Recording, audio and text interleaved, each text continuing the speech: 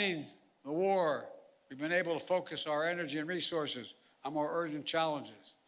There is nothing, I can tell you from my conversations with both Xi and Putin, nothing our adversaries and competitors like Russia and China would have liked more than seeing us to continue to be tied down in Afghanistan for another decade. For all those reasons, ending the war was the right thing to do, and I believe history will reflect that. And from the moment I entered office, I also worked to free as many Americans as possible being held hostage or wrongfully detained overseas. We brought home more than 75 Americans by last count. In some cases, it took months, even years of effort, like the prisoner swap with Russia over the past summer.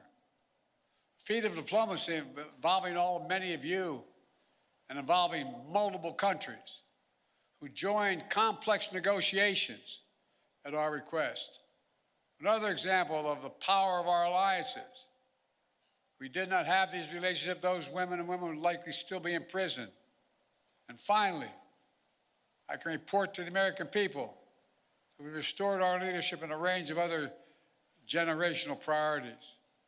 When I took office, we were no longer part of the International Climate Agreement. We announced on day one that we would join the Paris Accord, rejoin. And we've led by example. We've conserved hundreds of millions of acres of land and water, more than any president in American history, making investments in clean energy and convincing other nations to join us. Thanks to our efforts, the world has reached the goal of investing $100 billion every year in public and private funds to reduce greenhouse emissions, to drive down the cost of clean energy, to help developing nations adapt to climate change. Our administration has launched a transformative initiative to build high-impact infrastructure in developing nations. It's called PGI. You all know that better than anyone. This is our alternative to what China offers with its massive projects across Africa and beyond. But their approach features no workers' rights, no environmental protections, unmanageable debt, shoddy construction, all in exchange for military access to ports and other exploitative purposes. By contrast, we've leveraged $600 billion and unleashed the private sector to build an infrastructure in order to grow economies and combat climate change. As an example, I was recently in Angola to see a major project being built with the help of American public funding, which brought in even more private investment. We're building the first ever transcontinental railroad across Africa. It will significantly improve the economies of the region, will help farmers transport crops in new global markets, will transport critical minerals that are needed for electric vehicles and semiconductors. China used to control the supply chains and these materials, but not for long. Now, make no mistake, there are serious challenges the United States must continue to deal with in Ukraine, in the Middle East, in the Indo-Pacific. Must keep the pressure on the Houthis, who are attacking ships in the Red Sea, launching missiles at Israel, and firing at American forces. Must deter North Korea as they rattle their saber and draw closer to Russia. And new challenges will certainly emerge in the months and years ahead. But even so, it's clear my administration is leaving the next administration with a very strong hand to play. And we're leaving them and America with more friends and stronger alliances, whose adversaries are weaker and under pressure. And America that once again is leading, uniting countries, setting the agenda, bringing others together behind our plans and visions. In America, which is no longer at war, which has made historic investments in American workers, American energies, American factories, generating the strongest economy in the world, which is now in a much better position to win the future against any competitor. These wins are not partisan. They're American.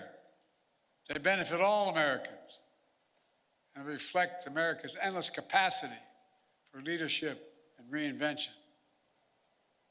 Look, folks, the United States should take full advantage of our diplomatic and geopolitical opportunities we've created to keep bringing countries together to deal with challenges posed by China, to make sure Putin's war ends in a just and lasting peace for Ukraine, and to capitalize on a new moment for a more stable, integrated Middle East. To do that, the next administration must make sure the fall of Assad does not lead to the resurgence of ISIS in Syria and across the region. It must carry forward the commitment that America will never, never allow Iran to acquire a nuclear weapon. And on the war between Israel and Hamas, we're on the brink of a proposal that I laid out in detail months ago, finally coming to fruition.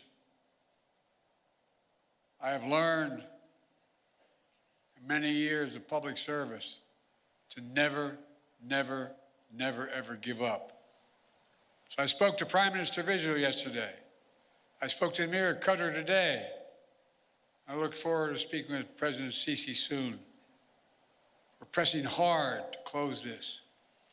The deal we have structured would free the hostages, halt the fighting, provide security to Israel, and allow us to significantly surge humanitarian assistance to the Palestinians who've suffered terribly in this war that Hamas started. They've been through hell. So many innocent people have been killed. So many communities have been destroyed. The Palestinian people deserve peace and the right to determine their own futures. Israel deserves peace and real security. And the hostages and their families deserve to be reunited. And so we're working urgently to close this deal. And as we deal with immediate challenges, in my view, we have to look to the future. I urge the next administration to carry forward two issues that have been central to my presidency and which shape the future, in my view. On artificial intelligence, we are in the lead, and we must stay in the lead. We must not offshore artificial intelligence, as we once did with computer chips and other critical technologies. AI has the power to reshape economies, governments, national security, entire societies. And it must be the United States and our closest allies that lead the way to ensure people's rights are respected, their safety is protected, and their data is secure. And likewise, clean energy transition will race ahead in years to come. I know some incoming administration, some in the incoming administration, are skeptical about the need for clean energy. They don't even believe climate change is real. I think they come from a different century. They're wrong. They are dead wrong. It's the single greatest existential threat to humanity. The clean energy transition is already happening. China is trying to dominate the clean energy, manufacturing, critical materials, supply chains. They want to capture the market of the future and create new dependencies. The United States must win that contest, and we will shape the global economy and the planet for decades to come. Let me close with this. Like many of you, I've dedicated a significant portion of my career to our nation's foreign policy. As chair of the Foreign Relations Committee as a senator, vice president for 8 years, and now president of the United States. I put together one of the most competent foreign policy teams, I would argue, in American history, sitting in this room and before my eyes. Throughout my career, the world has undergone tremendous change. But certain things have always held true. At our best, America leads not only by the example of our power, but the power of our example. In the past 4 years, we've used that power, not to go it alone, but instead to bring countries together, to increase shared security and prosperity, to stand up to aggression, and to solve problems through diplomacy wherever possible, and to relentlessly defend democracy, civil rights, and human rights. Because that's who we are. That's who we are. You've heard me say it many times before. We're the only country on earth founded on idea. Every other country is founded on geography, religion, ethnicity, or some other unifying factor. But America was built on an idea, literally, not figuratively. That idea was all women and men are created equal. The idea that has inspired the world for 250 years and counting. We're always reaching to do better, always looking to the future, not our best, always seeking progress for our people and for people everywhere. It's been the honor of my life to serve as your president. Today, I'm optimistic about our future, as optimistic as I've ever been. Just have to remember who in the hell we are. You've heard me say it many times. We're the United States of America, for God's sake. There is nothing beyond our capacity if we do it together and commit to it. Nothing. So thank you all for all you've done. I hope many of you are going to be staying in the next administration to keep this moving. May God bless you all, and may God protect our troops. Thank you, thank you, thank you. Thank you.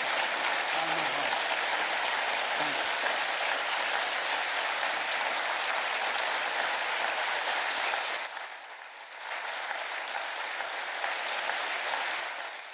You just heard there President Biden delivering his final speech on foreign policy in front of some notable figures, including Secretary of State Antony Blinken, who introduced the president just before this address commenced.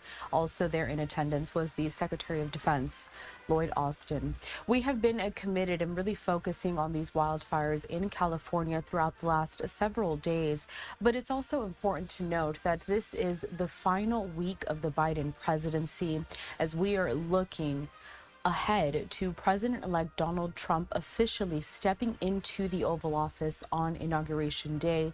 That is January 20th, so this upcoming Monday. We want to step away for a brief commercial break here at Live Now from Fox. We continue to tackle all of your day's top headlines, bringing you live looks and important updates when we come back.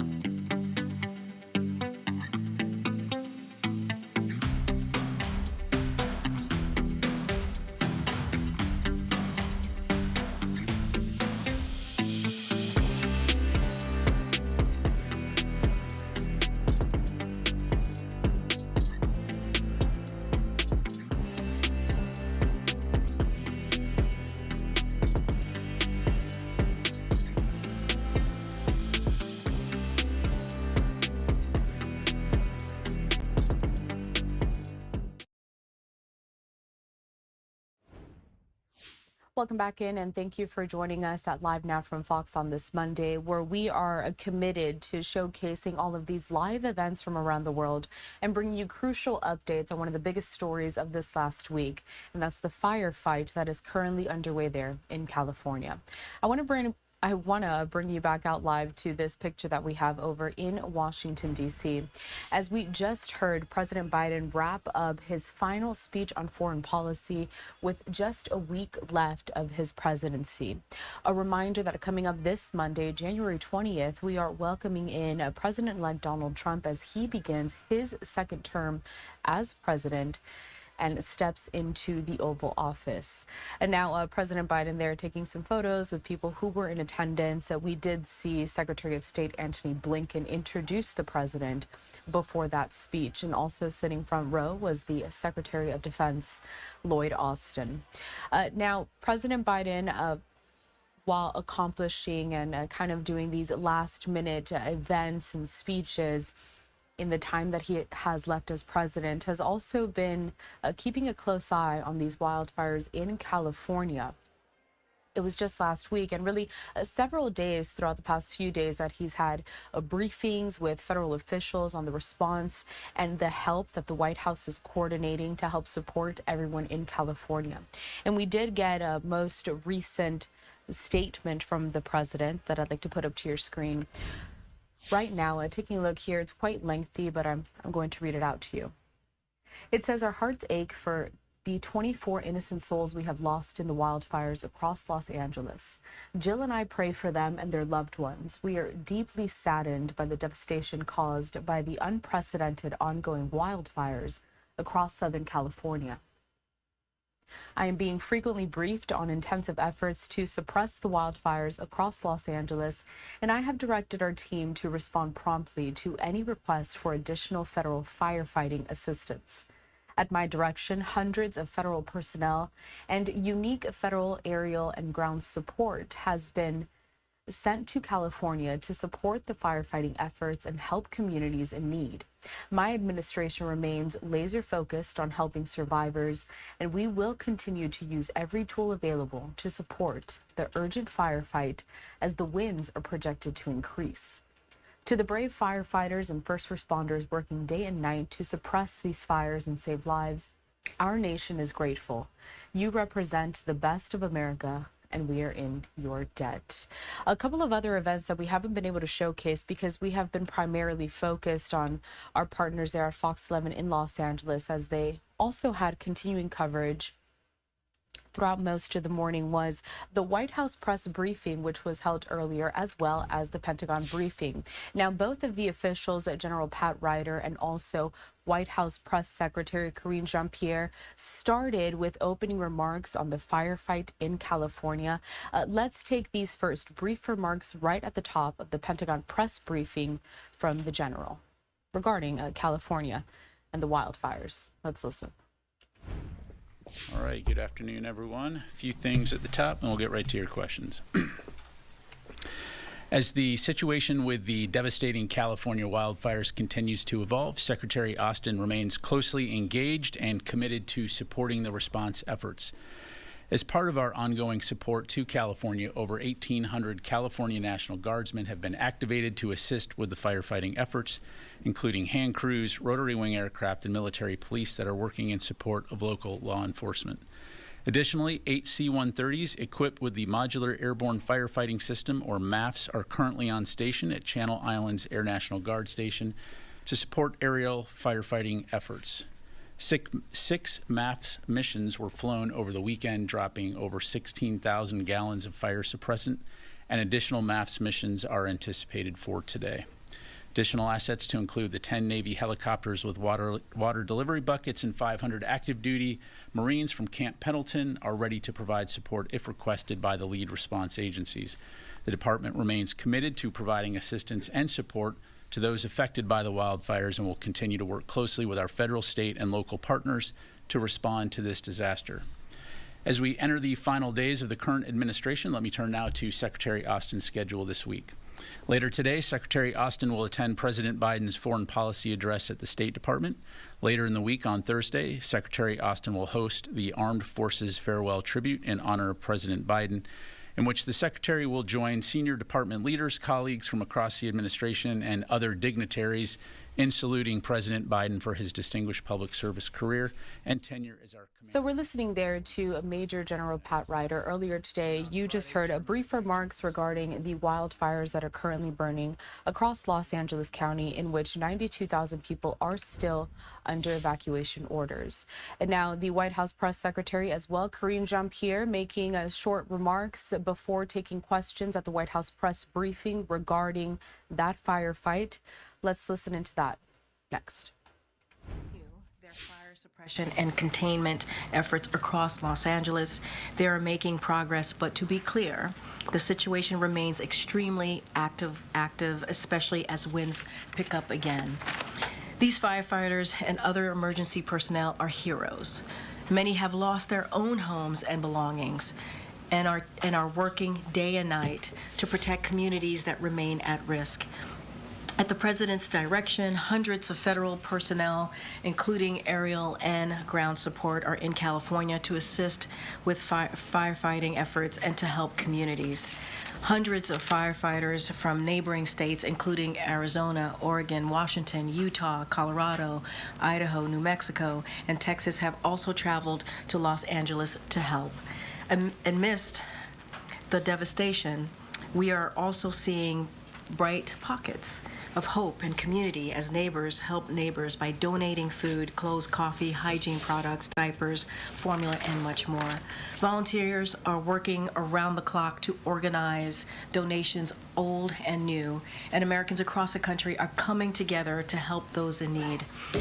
The best of America shines through, even in the darkest moments. Later this afternoon, the President and the Vice President will be briefed by key federal officials. Our administration remains laser-focused on helping those impacted, and we will continue to use every tool available to support the firefighting efforts. And finally, before I turn it over to our National Security Advisor, Jake Sullivan, I just want to acknowledge April Ryan, who has been covering the White House for 28 years as of today. Thank you for your service and congratulations on this milestone as one of the longest-serving Black White House correspondents. I always appreciate your... Okay, yes, ma'am. So listening there to White House Press Secretary Karine Jean-Pierre discussing a little bit on that federal response to helping to fight the wildfires continuing to burn in California. A live now look here at the White House over in Washington, D.C. As KJP just mentioned, the President Biden, is set to convene with senior White House and administration officials today for a briefing on that federal response for those wildfires that are across Los Angeles County. So at last check, we know that 92,000 people are still under mandatory evacuation orders. So this briefing featuring the president is supposed to get started at 5:15 Eastern time. Not exactly too sure what it's going to look like, if we're going to get a live feed, or we might get what we call a playback here, where they have that closed door meeting and then they feed out the feed. But no matter what, whether we get that picture or not, we will bring you all of the updates that come from that meeting later on today. But I do want to continue to talk about this federal response because it is top of mind for so many people that are not just evacuated and trying to stay safe, but also thinking about the future and what needs to be done, what kind of assistance they're going to have as they continue to rebuild their lives. Let's get to a report from Fox News correspondent Rebecca Castor on that.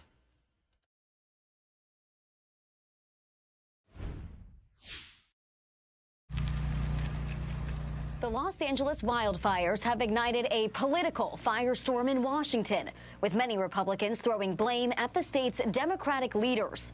Governor Gavin Newsom is under fire for the lack of available water to fight the flames. And LA Mayor Karen Bass is taking heat for making cuts to the fire department's budget. It's absolutely pathetic what has happened there, and I think we're going to have real accountability. Over the last several days, Donald Trump has also thrown numerous jabs at Newsom over his handling of the fires, even suggesting he resign.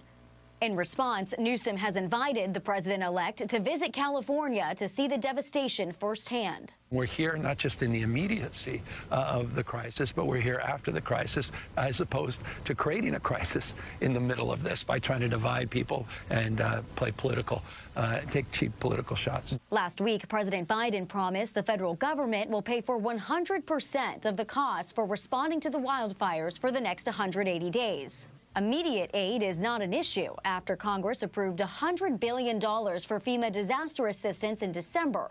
But some estimate the cost of this disaster alone will be over $150 billion. FEMA is committed to helping everybody, and we're very grateful for the bipartisan support of the supplemental, which gave us the funding we need to continue to support everybody that's been impacted.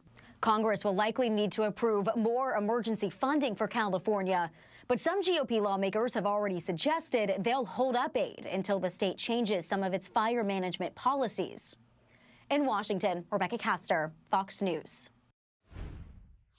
Thank you to Rebecca Castor for that report. Speaking on some of these policies and what California's Governor Gavin Newsom is trying to do to help all of the residents that have been impacted, I want to bring up the latest regarding his administration and how they're working to provide support. So California is now set to provide tax relief to businesses that have been impacted. Here, the governor says, quote, California is taking greater action to continue supporting businesses that have been devastated by the Southern California wildfires. We are strong because of the diversity of our businesses, and we stand by them, providing relief to aid them through this difficult time. So this will also continue to offer some relief and extensions to those impacted beyond Los Angeles County based upon request. In addition to extra time to file, the state can provide relief from interest and penalties and create flexible payment plans for businesses. So that is just the latest regarding all of these steps that California's governor is trying to take, as we know that this story is going to continue to have an impact. This entire situation will be impacting people for months and maybe even years to come. Let's head back out live to this picture that we have, some aerial footage, a Skyfox up there in the air as we continue to get a better sense day by day as to just the devastating impact that we have seen through so many of these neighborhoods. Now, the camera's zoomed out a bit here, but I can only presume that we are taking a look at some of the neighborhoods that were impacted the greatest by these wildfires that first broke out almost a week ago. It was last week on Tuesday that we got word that the Palisades fire first sparked there in Los Angeles County, causing much devastation to so many of these areas, many people having to flee their homes, leaving everything behind. And I do want to bring up some more of the numbers that we are getting here. Kind of a refresher. This is information courtesy from CAL FIRE. So what we do know so far is that 24 deaths have been confirmed, 34 arrests have been made near sites where these fires first broke out. About 12,300 more than that. Those structures have been destroyed. More than 40,000 acres burned, 92,000 people under evacuation orders. And here I can see that the camera has zoomed in closer to these communities where you can see maybe 1 or 2 homes standing at the most. We're stepping away for our first commercial break of this hour here at Live Now from Fox. We continue to track the latest when it comes to the wildfires in California, but also bring you all of your top stories when we come back.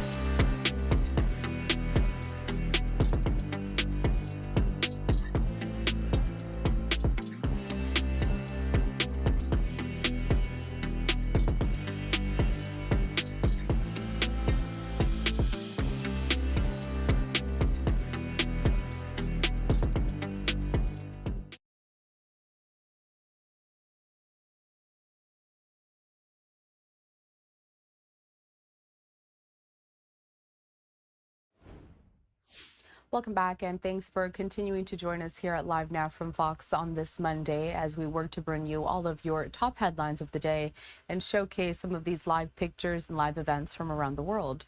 We did a little bit of a sidestep when we showcased President Biden delivering his final foreign policy speech in Washington, D.C. Important to note, once again, this is his final week as President of the United States. Coming up this Monday, January 20th, we will be welcoming in a new administration when President-elect Donald Trump steps into the Oval Office. But now I want to go back to the biggest story of the day because we have been promising you this continuing coverage of the wildfires that are currently burning across Los Angeles County and bring you back out to these really compelling images that we continue to get from a sky fox over there in LA. Just take a look at that. It's really an unbelievable picture to see that in just a short time, all of these neighborhoods have been completely reduced to rubble. And very concerning updates that we continue to get as we know that the LA County Sheriff, Robert Luna, is saying that they continue to find human remains in a lot of these structures that have been burned down. And that's why they have stopped all of these escorts for people that are trying to go back into their homes. They're trying to see if there's anything left. But really, the situation is concerning. And I believe he said, quote, very grim earlier today during the briefing we had in the early morning hours.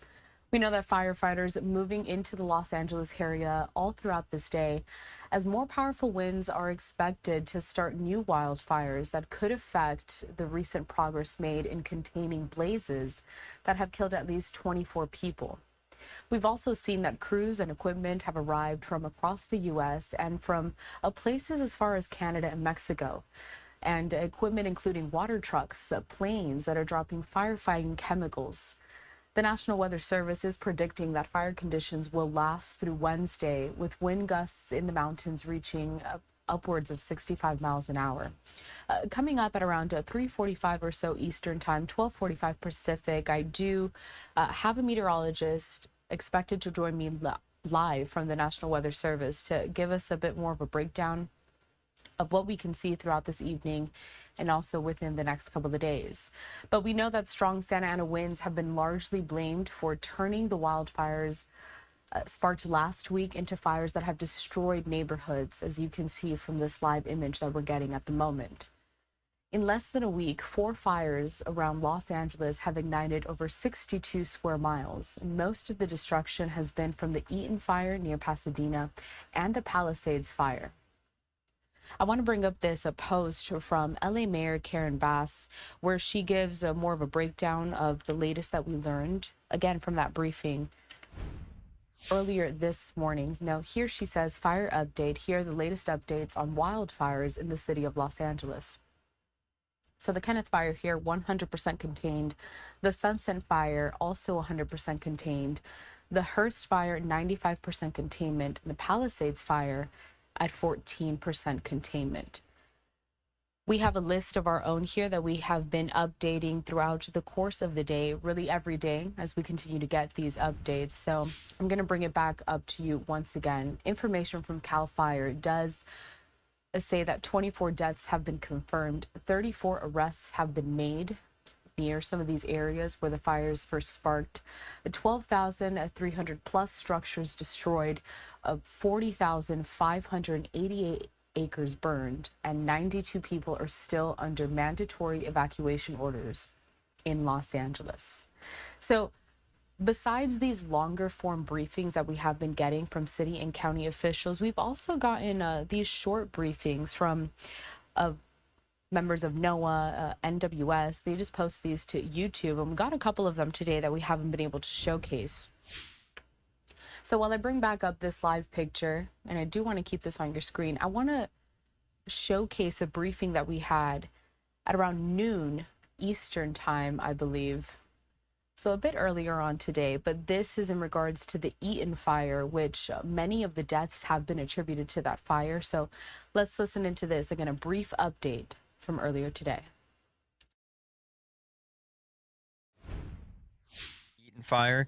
As an incident meteorologist, my job is to look at all the weather models, weather information, and to be able to create very localized weather forecasts to both ensure firefighter and public safety, but also to help with planning for any kind of operations on the incident. The reason I'm talking to you today is because you heard operations mention that they're preparing for some winds, and that's because we are in the midst of a Santa Ana wind pattern, and we're expecting the peak of that pattern to occur starting today through into early Tuesday. So, as part of that, what we're expecting to see is we've had gusty winds at high elevations, that being above 3,000 feet or so on the north side of the fire for the past several days. Those are mostly strongest at night. We see some gusts up there, 50 to 60 miles an hour or so. Those winds aren't going to get a whole lot stronger, but our main concern over the next 24 hours or so is that the conditions for those winds to move to lower elevations is increasing. And so right now, every once in a while, we get these little waves that come over the mountain. You get a little burst of gust of wind, and it's very short-lived. And that hasn't created very many problems for the fire so far. But there's potential over the next 24 hours that those winds become more consistent. So, we could start seeing some winds in the lower elevations here in the south end of the fire, maybe some of those more gusts 30 miles an hour. Unfortunately, there's not very much consistency in the weather models of when exactly those could occur, but the greatest risk is during the early afternoon today, and then again late tonight into early tomorrow morning. That's our main period of concern, is after midnight tonight and then early tomorrow morning. Those winds gusts will finally then probably continue a little bit through the morning and then slowly decrease tomorrow. But we remain in the Santa Ana wind pattern at least through early Wednesday in general, so the risk will be there. And you may have seen in the media or at large that the Weather Service in Oxnard has put out a red flag warning.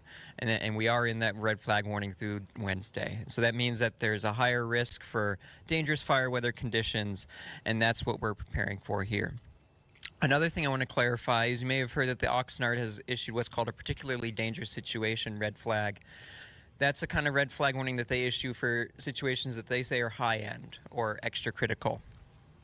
Now, this fire is not within that area, right? They delineated very specific areas where that is, and that is not where the fire is. We are not within that dangerous area, but it is nearby. The PDS area covers areas that are just to our north and west, and so that's an extra reason why caution is being taken with this event. The last thing I really want to mention is this event is nowhere near the magnitude of what happened on January 7th. The winds that were observed when this fire really started and expanded were incredibly unusual and very strong. Usually we don't get winds mixing down. For some perspective, there were gusts 80, 90 plus easily observed along all the mid-slopes of the fire. That is not expected at all with this event.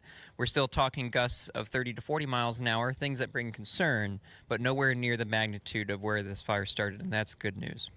The great news is after we move beyond these next couple days, we're going to get a break this weekend. There's high confidence of high RHs, calm winds. So make it through the next couple days, and there's a nice break in our future.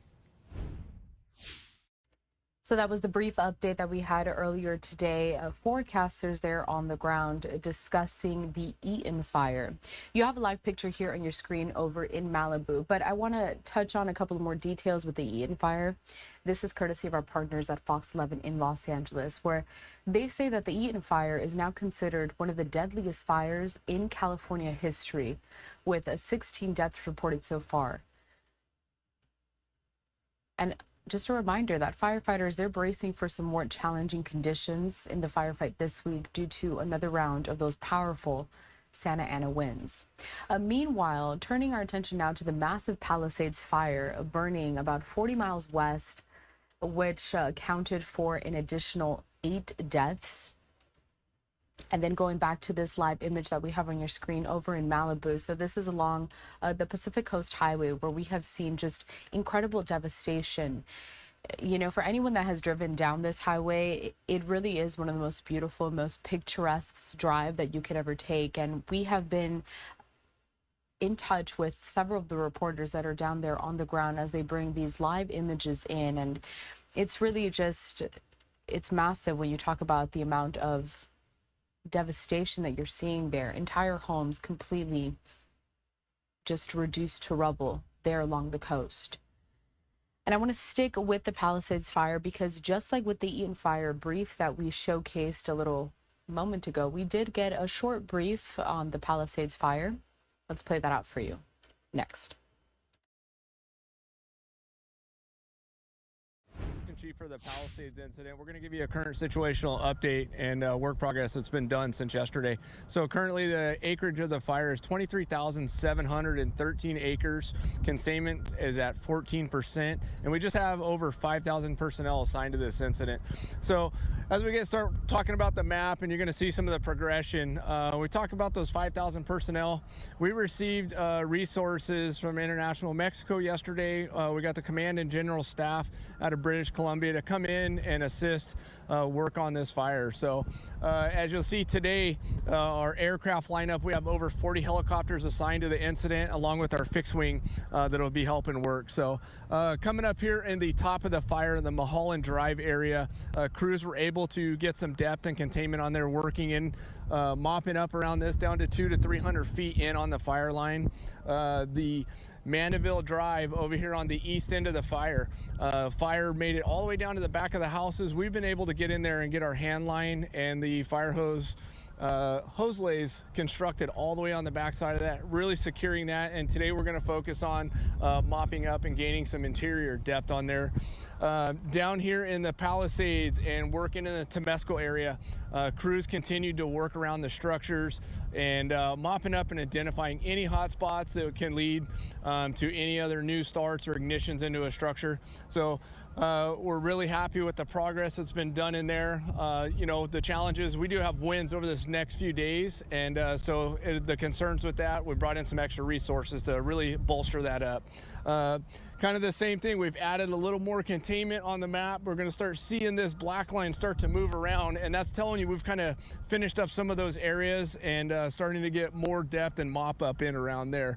A lot of the fire, we've had our utility crews out here really working and trying to get all the infrastructure back up. So as you've noticed, driving around some of these roads, the power poles have been cleaned up. They're working on the gas lines and really trying to make it safe when the residents are able to get back in. So our crews are working really hard out here, trying to make sure that we can eliminate all the threat and try to get the residents back into their homes. So one of the last little pieces that we got to finish up cutting some hand line is really working right up here in the division Yankee, and we'll continue that last little piece hopefully the next 2 days. Really rocky, rugged terrain for our crews to get in there. We utilized our aerial feed live footage IR last night and was pinpointing some of those hot spots for us. So we're looking for a really good work day today and should be successful. Thank you. That was just about 3 minutes of a briefing that we had around noon Eastern time today, so earlier on, like a few hours ago. But back out live to this image that we have over in Malibu, as I want to break down some more details from this Palisades fire, courtesy of our partners at Fox 11. And we know that the Los Angeles City Fire Chief Kristen Crowley is saying during this briefing that we had earlier today that they have made a significant number of engines dedicated to the Palisades fire. She said crews from up and down the California coast and from out of state were mopping up flare-ups and hotshots. Adding crews made significant progress in the Mandeville Canyon area. Fire officials say that just over 5,300 structures have been destroyed, a number that includes automobiles, and at least 426 homes have also been destroyed due to the Palisades fire. Authorities said that we heard earlier today is still about 92,000 people are under mandatory evacuation orders across Los Angeles County. And then also along with the Pacific Palisades, evacuation orders and warnings have been extended to Malibu, Calabasas, Santa Monica, and Brentwood. Let's get a full recap of everything that we know so far from several of these fires, because it's not just 2 of them that we're monitoring at this moment. But we'll have a report here coming up next from Fox News correspondent Connor Hansen. He has the latest. Nearly a week after several wildfires started to tear through the Los Angeles area, firefighters are seeing some progress, but officials are warning this fight is far from over. This is what's left. Everything is decimated. The town is decimated. People in the Pacific Palisades area returning to salvage whatever they can after flames leveled their neighborhood. Some say they barely had time to escape before the fire reached their homes. We didn't bring any clothes for ourselves. We're still just trying to pick up the pieces. After a long battle, officials say there's now minimal activity in the Palisades fire, but the danger is not over yet, with wind gusts as high as 70 miles per hour expected through Wednesday. Officials across Southern California are pre-deploying firefighters and engines to high-risk areas in case of potential flare-ups. 30-mile-an-hour winds with 50-mile-an-hour gusts are devastating. They're not 80-mile-an-hour winds and 100. That they're somewhat more manageable, but this is a concern for us. Meanwhile, utility crews are on the ground restoring power to tens of thousands of customers.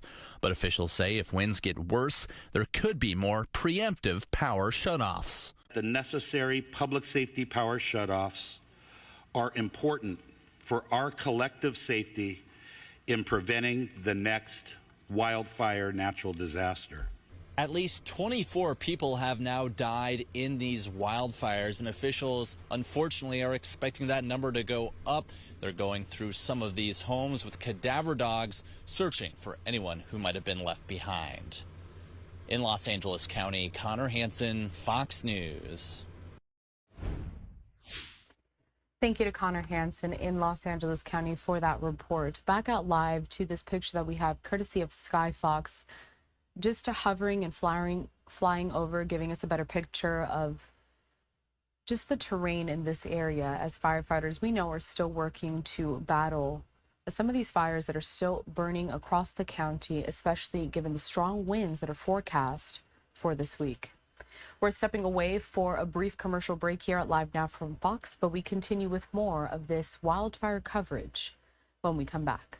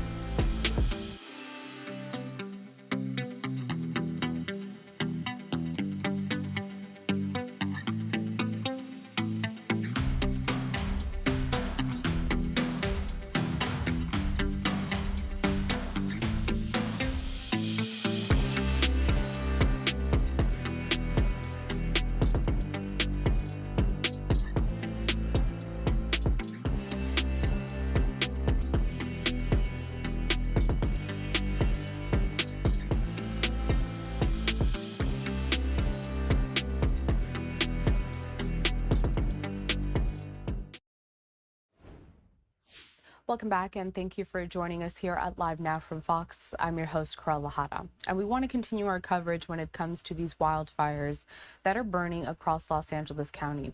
Take a look at this. You may have seen images similar to this the past few days as really impressive, just the different tactics that are being used to combat and really contain a lot of these flames. Joining us next on our program, we're going to have Jeff Emery. He is the president of Global Fire Safety at Perimeter Solutions. And Perimeter Solutions is the makers of Phos-Check fire retardant, which is being dropped day and night to protect communities from fires, similar to what you're seeing here on your screen. So Jeff, good to see you, and thanks for joining us. Thanks for having me, Carell. So I want you to break down the basics for us, right? Because I don't think anybody really, or maybe a lot of people don't know exactly what this chemical is. Can you tell us what it's made of exactly and how and why it's so effective when we're talking about fighting fires?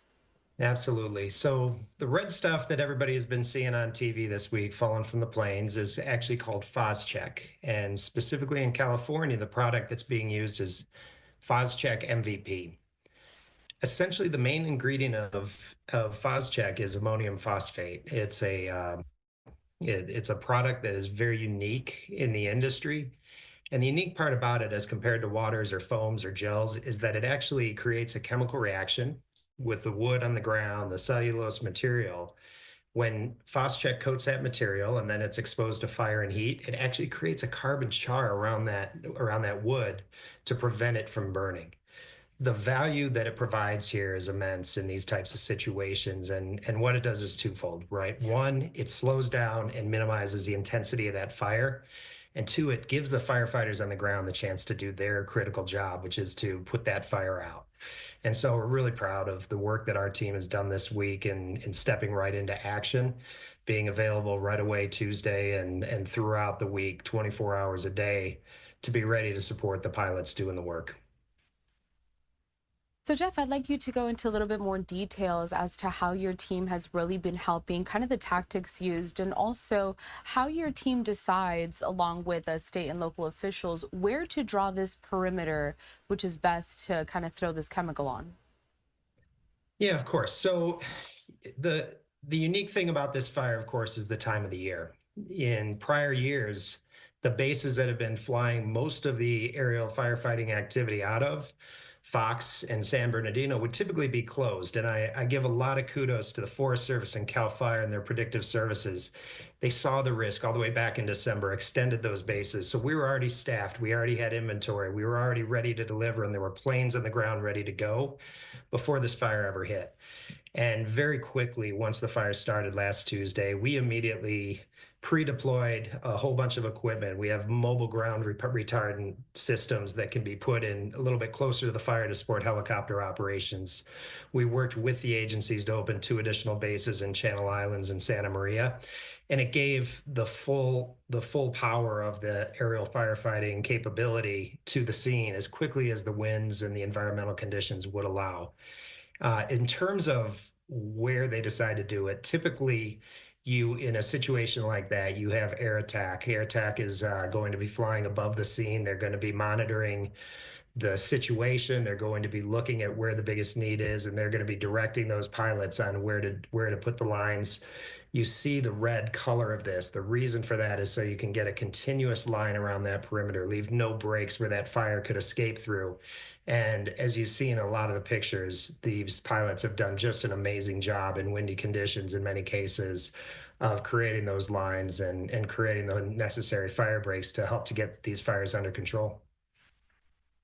Speaking on these windy conditions, it's just one of the challenges when you're working to kind of curb these fires, make sure people stay safe, and you can really draw that perimeter with this chemical. What other challenges have you seen your team face during this specific firefight? Yeah, it's a chaotic situation when you have multiple fires happening at the same time, the level of destruction and the high intensity of the winds. I think for our team, and I could probably speak for the pilots there, the biggest challenge they faced is this team, just like the firefighters on the ground, they want to make an impact. They want to save communities. They want to save lives every moment they have. And that first day or day and a half, they were being told they couldn't fly. And we had to sort of stand down and wait till the wind conditions were allowed by Wednesday. And there were pockets during the day, and every available pocket, they got those aircraft up in the air. And I think that was one of the bigger challenges for us. This is kind of what we do each season, and I think it's been on full display this week. In a normal season, we're going to be supporting over 60 air bases across the country, and any given day, you don't know when those will be active and when those big fires will break out. And so we're trained to do this. The pilots are trained to do this, and the agencies are trained. And I think the teams have done a fantastic job coordinating efforts, working as quickly as conditions would allow, not only during the day, but also throughout the night, in being able to manage those operations at the night and attack the fires, and with both direct attack and indirect, every opportunity we've had. So I'm glad you brought that point up because it segues me to my next question. We're taking a live image right now out of Skyfox over Los Angeles County, but this is during the day. Operations like this are critical at night as well. And I understand that it's a particularly unique situation to Southern California. Can you talk to me about some of those suppression efforts that occur overnight? Yeah, of course. And you're right, it is incredibly unique. In fact, the counties of Ventura County, Orange County, and LA County have a combined program called the Quick Reaction Force. It is the only program in the world where there are nighttime retardant dropping operations that are available, and it's enabled by a couple of Chinook helicopters with some really great technology that allows the pilots to operate safely in those night conditions. There's also a CAL FIRE program, and you've seen it in full display, to be able to drop water and do that direct attack at night. And all of those challenges of firefighting there during the day exist, but you have the added challenges of visibility. You're flying low around a lot of obstacles down near the ground, and it's only due to some really great technologies that's emerged in the past few years that's enabled this type of operation. And it's a lifesaver. It can keep a small fire from becoming a big fire, and we saw that throughout the 2024 fire season this year with a really active program, and with that QRF, that Quick Reaction Force program that was put into place. I want to go back to the actual chemical that's used during these operations. It's that red stuff that we're seeing being spewed from these planes. I'm going to put up the video up one more time here for our viewers, just to give them a sense of this. So I'm seeing that a lot of this is spread kind of away from homes. But is this ever spread like maybe close to neighborhoods? And what happens if this does land on your home? Is this toxic? How do you clean this up? How does that work? Yeah, it's actually a very benign product. It's very similar, as I mentioned earlier, to a fertilizer product, just in a very, very diluted form.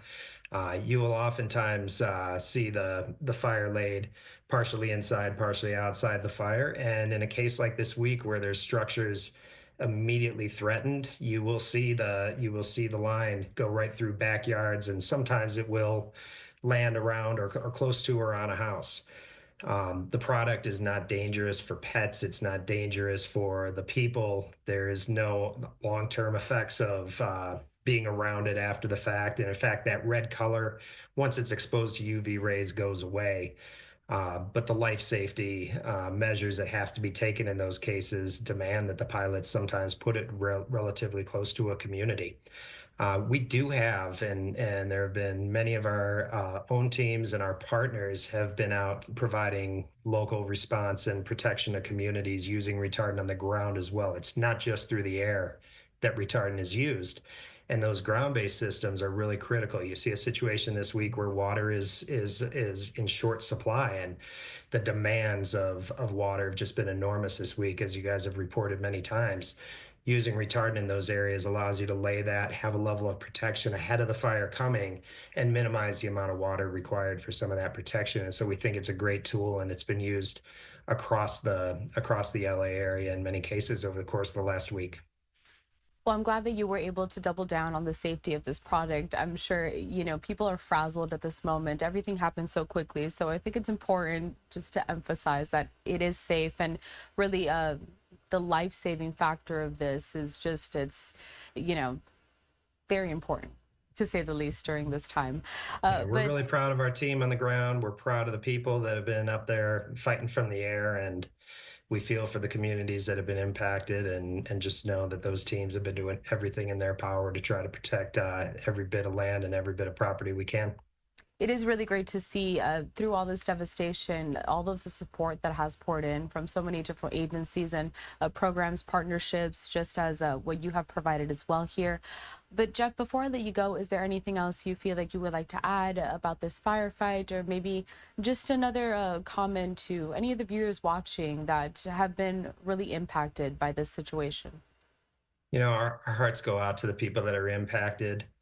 We're also standing side by side with the firefighters. You now have a tired group out there that's been fighting this just unprecedented fire for the course of the past week, working night and day, eliminating their breaks and jumping right back out on the line to make sure that they can do everything they can. And this is one of those events with the combination of winds and conditions on the ground that was virtually unstoppable in those early days. But we've seen so many examples of the heroic actions of the firefighters on the ground. And our mission as a company is really to protect those firefighters and allow them to do their job safely.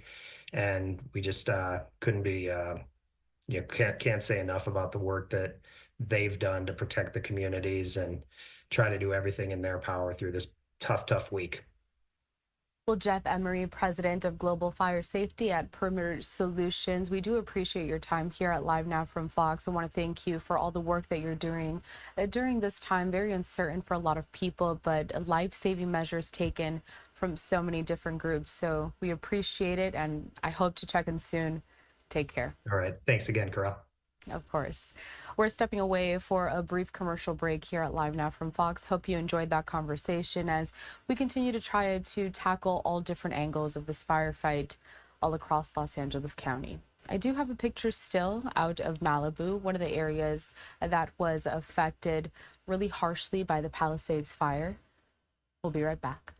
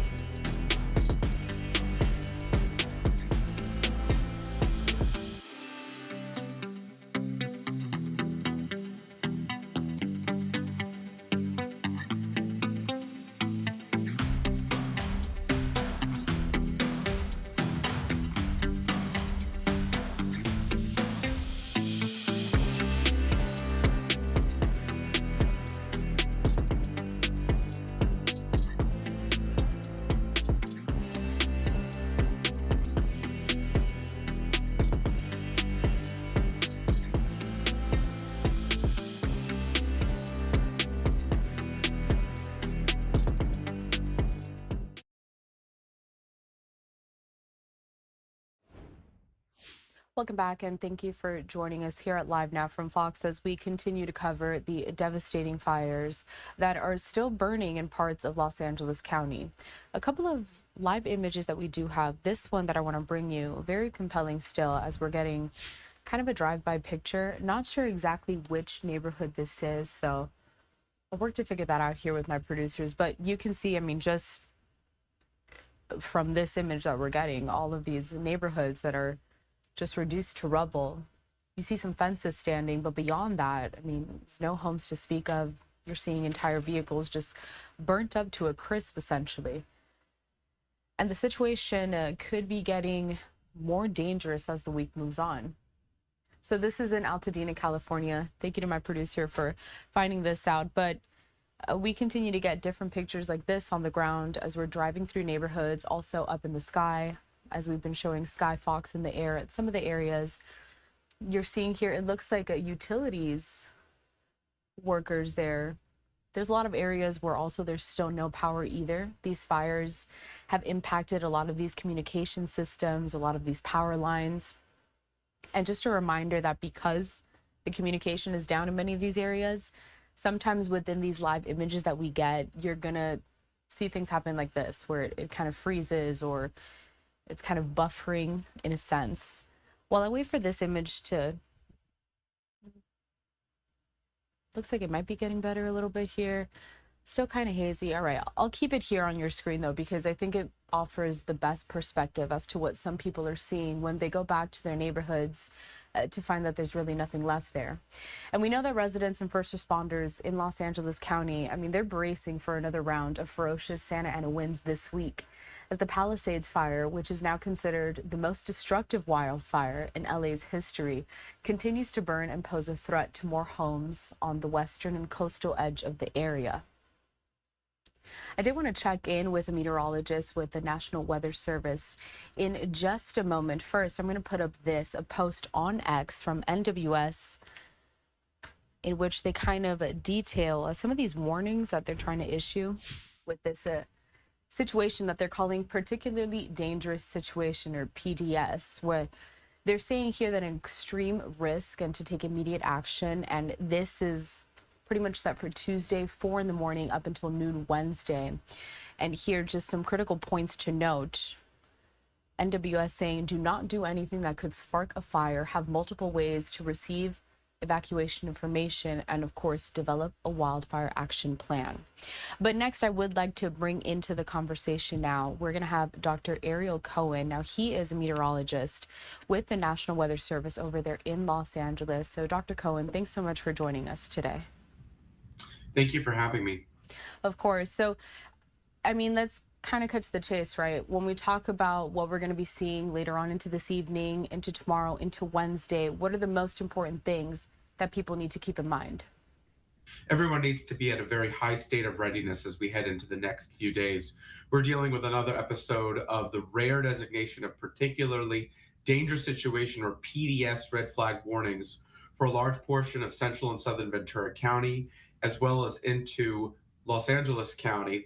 And what this means is that we're looking at the potential for damaging wind gusts to combine with very dry conditions for explosive fire growth and the development of very large fires. You know, it's been incredibly saddening to see all of the impacts. And on behalf of the National Weather Service, our hearts go out to everyone who's been impacted by the fires up to this point, you know, with the potential for additional explosive fire growth and any new fires to develop and become very large. Everyone needs to be at a high state of readiness, especially if you're in the PDS or particularly dangerous situation areas, as we could be looking at another episode of extremely critical conditions.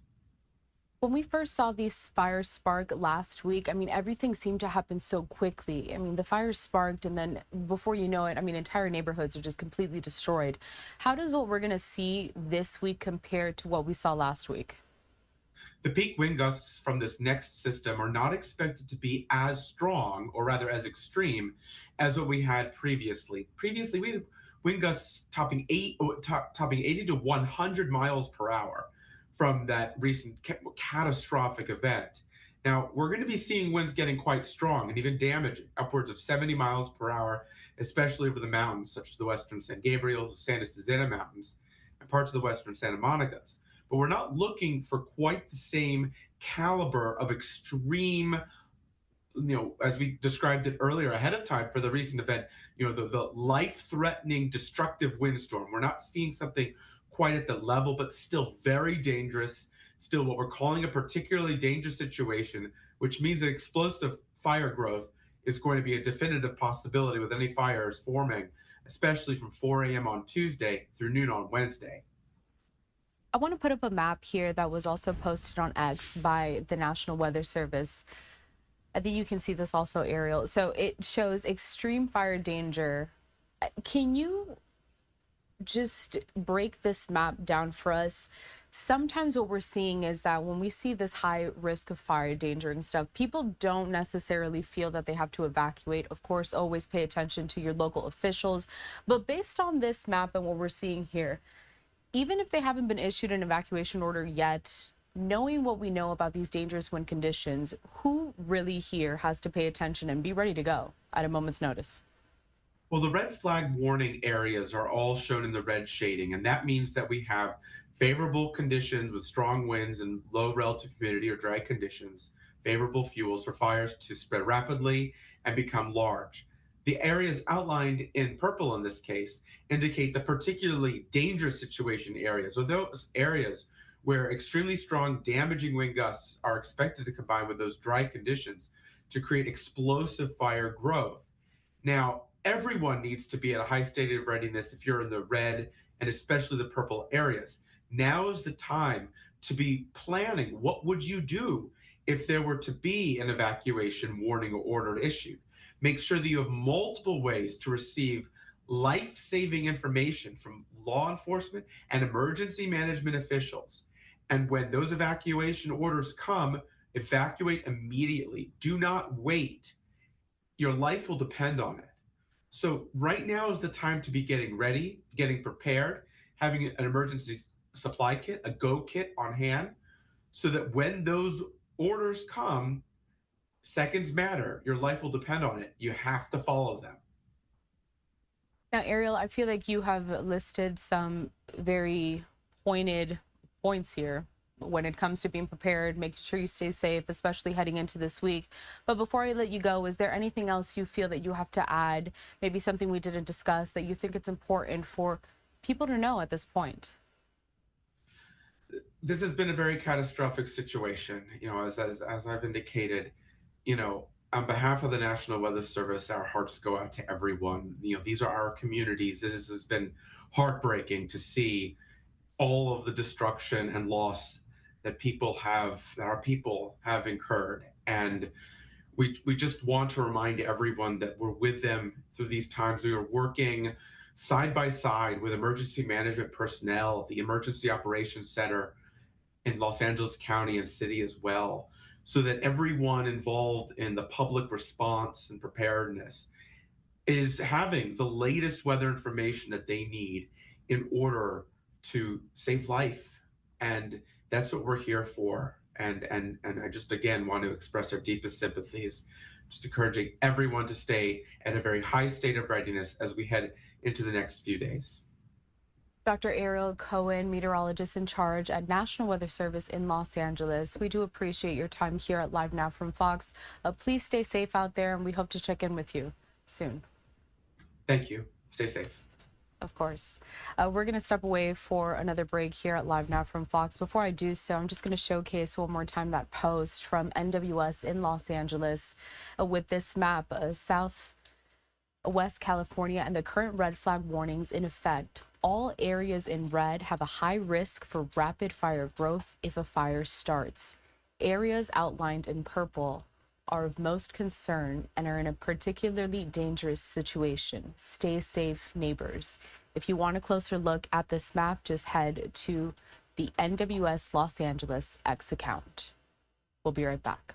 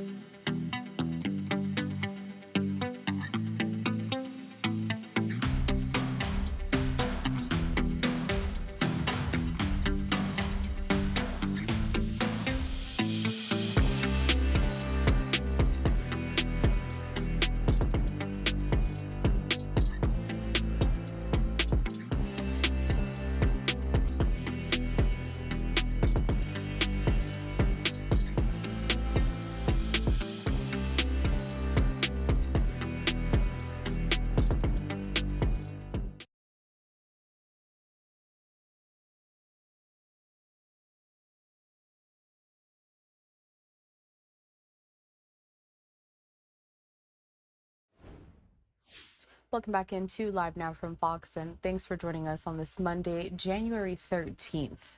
I'm your host, Carl Lahara. We are quickly approaching the top of the next hour, 3:56 in the afternoon here on the East Coast, 12:56 over on the West Coast. And we're sticking to the West Coast for a lot of our programming throughout the remainder of today. Back out live to this picture that we have over in Altadena, California, as we work to bring you the latest regarding the wildfires burning across Los Angeles County. So as you can see, once again, this picture is frozen, but we have a couple of live images that we'd like to circle through. So taking a look at this one, this is over in Malibu, one of the areas that was really devastated by the Palisades fire, still the largest wildfire burning in Los Angeles County. And then we also have a picture on top of Mount Wilson. Very different than what we saw last week. So kind of clear skies out there in the area, not too many large plumes of smoke, but we are still very concerned about these strong winds that are set to return early on Tuesday morning. A full breakdown of some of what we learned at a press conference from earlier today is detailed here on this post from LA Mayor Karen Bass, where she says, here are the latest updates on wildfires in the city of Los Angeles. So we have the Kenneth fire that is 100% contained, the Sunset fire also 100% contained. The Hearst fire sits at 95% containment, and then the Palisades fire is 14% contained at this moment. Bring you back out to this picture that we have. It seems that the image is clearing up a bit here. Again, this is driving through Altadena, California, where you can really get a sense of some of the devastation that people are experiencing, especially as they try to go back to their neighborhoods to see if they can recover anything. But from some of the aerial views that we've been getting throughout the last few days, we've seen that a lot of these neighborhoods have just been completely reduced to rubble and not much left. And it's not just these homes, but also cars that were left behind that have been completely charred because of some of these flames. We're also seeing a new statement here from House Speaker Mike Johnson regarding these California wildfires. So here on your screen, you can see Mike Johnson says this, quote, "It appears to us that state and local leaders were derelict in their duty in many respects." So that's something that has to be factored in. I think there should probably be conditions on that aid. That's my personal view. We'll see what the consensus is. All of this in regards to some of the federal aid, some of the response efforts coming from the current administration to try to offer that support for California. I want to go ahead and play out this breakdown of some of this federal support. Once again, heading out to this, a report from Fox News correspondent Rebecca Castor.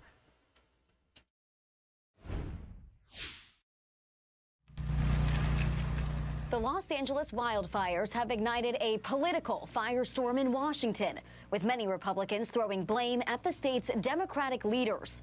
Governor Gavin Newsom is under fire for the lack of available water to fight the flames. And LA Mayor Karen Bass is taking heat for making cuts to the fire department's budget. It's absolutely pathetic what has happened there, and I think we're going to have real accountability. Over the last several days, Donald Trump has also thrown numerous jabs at Newsom over his handling of the fires, even suggesting he resign. In response, Newsom has invited the president-elect to visit California to see the devastation firsthand. We're here not just in the immediacy of the crisis, but we're here after the crisis, as opposed to creating a crisis in the middle of this by trying to divide people and play political, take cheap political shots. Last week, President Biden promised the federal government will pay for 100% of the costs for responding to the wildfires for the next 180 days. Immediate aid is not an issue after Congress approved $100 billion for FEMA disaster assistance in December. But some estimate the cost of this disaster alone will be over $150 billion.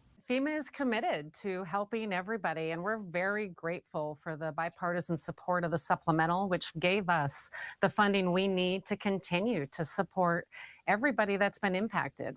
Congress will likely need to approve more emergency funding for California. But some GOP lawmakers have already suggested they'll hold up aid until the state changes some of its fire management policies. In Washington, Rebecca Castor, Fox News.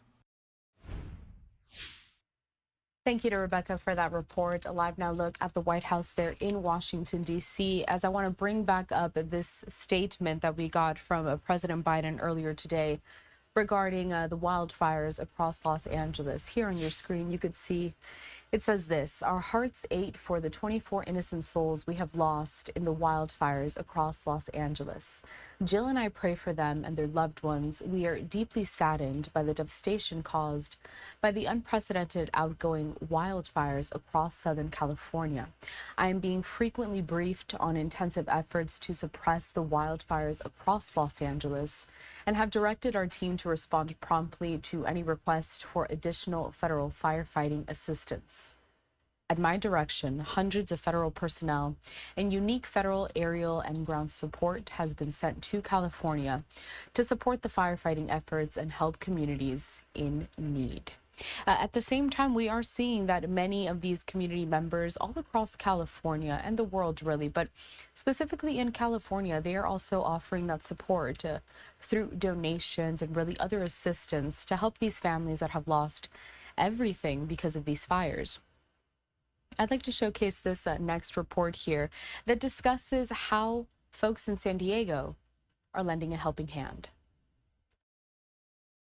Car after car. Thank you. One helping hand after another.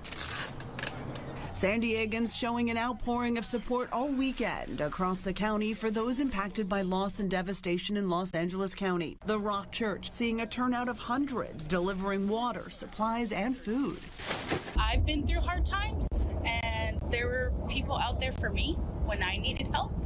So it's just me giving right back to the community at the same time, too. So it's just from the heart. The church planning to send truckloads of relief this upcoming week. We're going to be here as long as the people have need.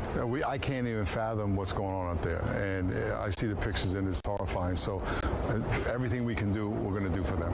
Meanwhile, in Oceanside, Jackie Malouf is receiving emotional and physical support after being forced to evacuate her home near Altadena and stay in a local hotel. We saw the Eaton fire start from our back window, and we were out of power for about 24 hours, and we came down here on Wednesday. This drop-off center, a collaboration between Main Street Oceanside and nonprofit King and Donna.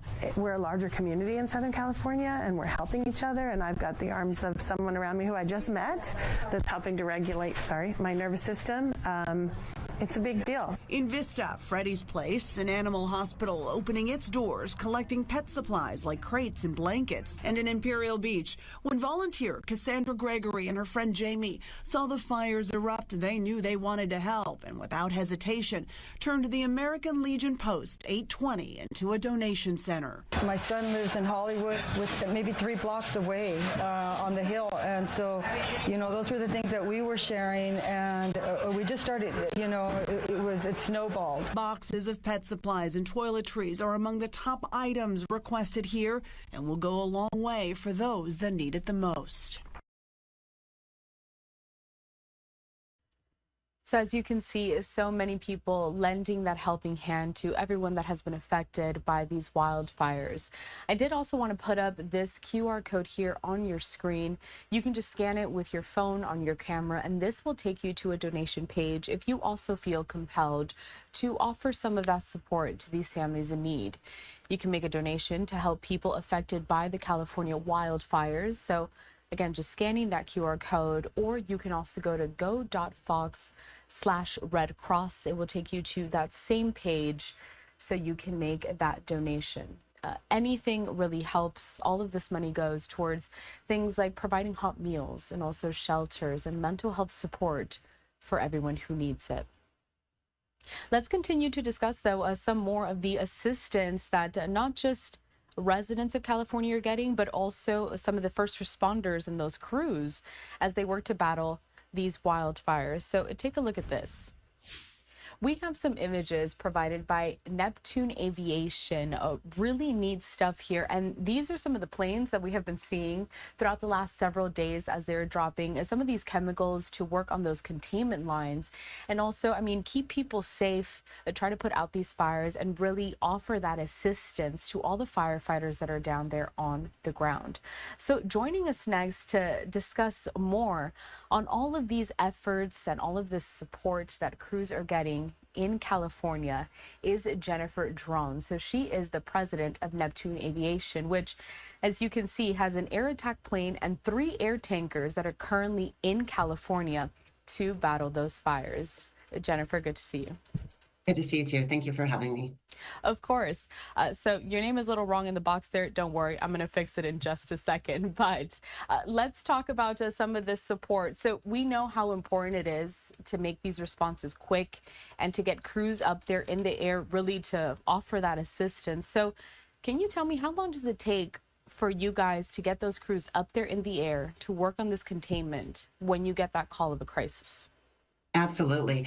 Yeah, rapid response and readiness in aerial firefighting means the difference between containment of a fire, lives and structures saved, and disasters that happen, like we can see when wildfires rage out of control, like what is happening down there.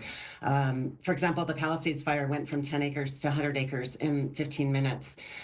For Neptune Aviation, if we're pre-positioned and we get the call, we can be ready to go and up in the air in less than 15 minutes for initial attack. I just want to bring up some more of this footage that, thank you so much, courtesy of you guys. Look at that, just really impressive pictures that we're getting. Very cool to see in real time. Jennifer, also tell us how these strategic coordination efforts between the air tanker operators, local, state, and federal agencies, how all of that maximizes the firefighting impact. And there you are in that photo there. Yes, coordination between agencies is essential for efficient and effective mobilization of air tankers quickly, like I said, to support initial attack and also extended attack. Ideally, if an air tanker can be pre-positioned, like I said, so when the call comes, they can be deployed immediately. You'll achieve the best outcome. We can slow the fire and allow the ground crews just to do their job and save lives and property. There's a minimal amount of aerial resources out there to cover the whole entire United States. So that coordination between the federal, state, and local agencies is critical to make sure the assets are available to protect lives and properties and get those ground fires to be able to do their jobs. They're the boots on the ground.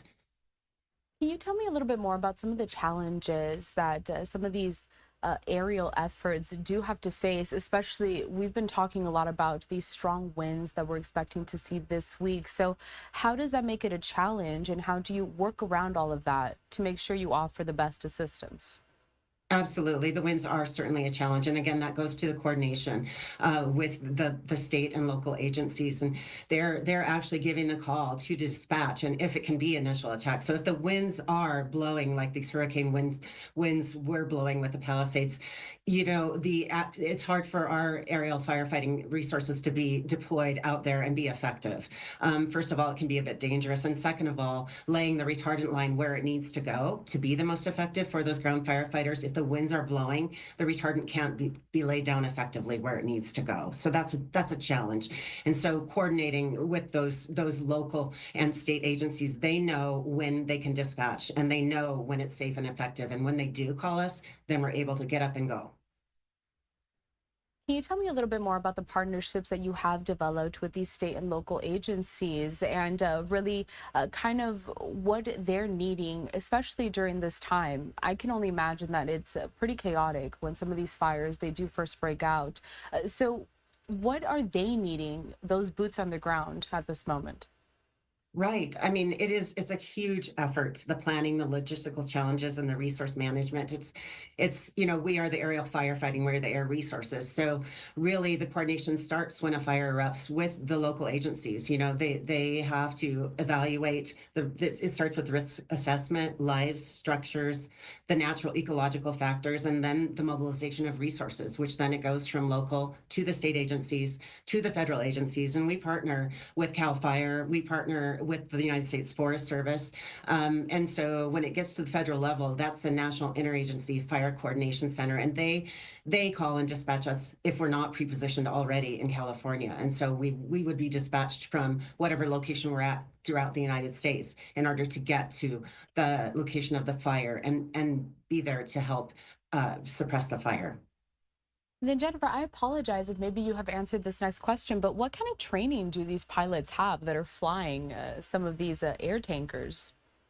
Yeah, that's a really good question. They have an enormous amount of training. It is a unique skill set that they have. They go through annual training, they go through simulator training, they go through actual in-air training, and low ground training. It's extensive, and it takes about 3 years to actually get the training necessary to be able to do the job that they do. And then Jennifer, in terms of the future when it comes to fighting fires in the air, what kind of innovation are we seeing on the horizon? Yeah, that's a really good question.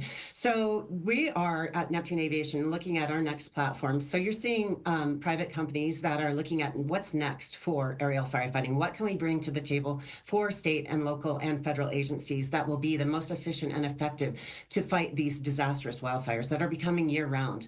Really, the model needs to be a year-round firefighting model. And what kind of assets can we bring that'll bring more retardant that will help those ground firefighters?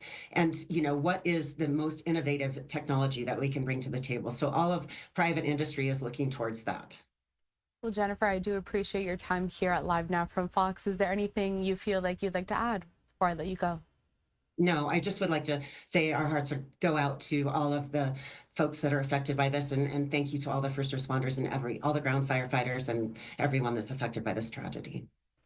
Of course, Jennifer Duran, president of Neptune Aviation. Like I said, we thank you for sitting down with us today and really discussing how you are also contributing to this firefight, as we've seen so many people really step in to help those in need. So you take care, and I hope we check in soon. Thank you. Of course. So we're going to segue to a quick commercial break here at Live Now from Fox. I'm trying to see some of these images that we have here, some of these live pictures. A couple of them are frozen, but I'll bring you the best one that we have on deck at this moment. And this is a live look out of Mount Wilson there in California. We'll be right back.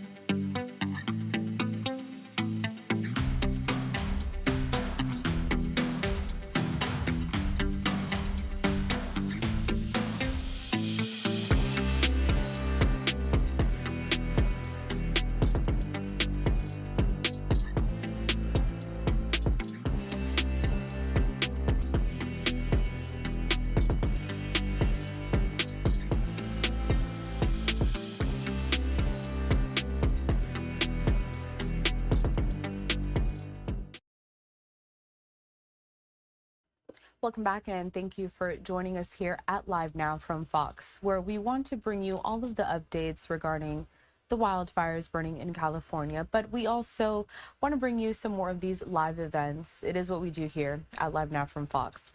Before we pivot, though, I'm going to bring you back to this live picture that we have of a driver, photojournalist there on the ground. This is in Altadena, California, as we continue to get a better look at some of the devastation that these neighborhoods have faced after those fires first broke out almost a week ago.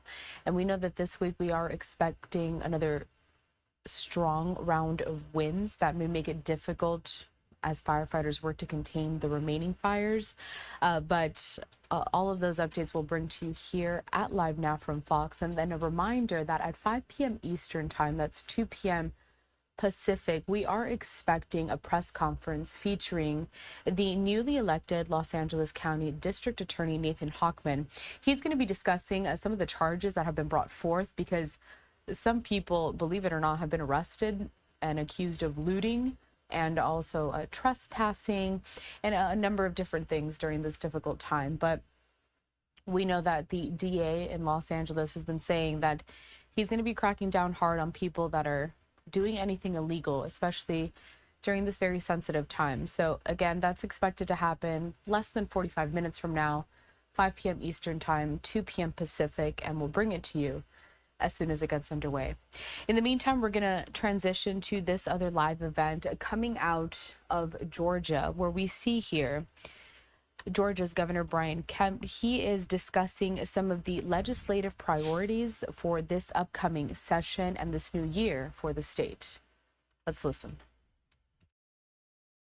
Rest assured that this is going to keep our kids and our teachers and our school system staff safe.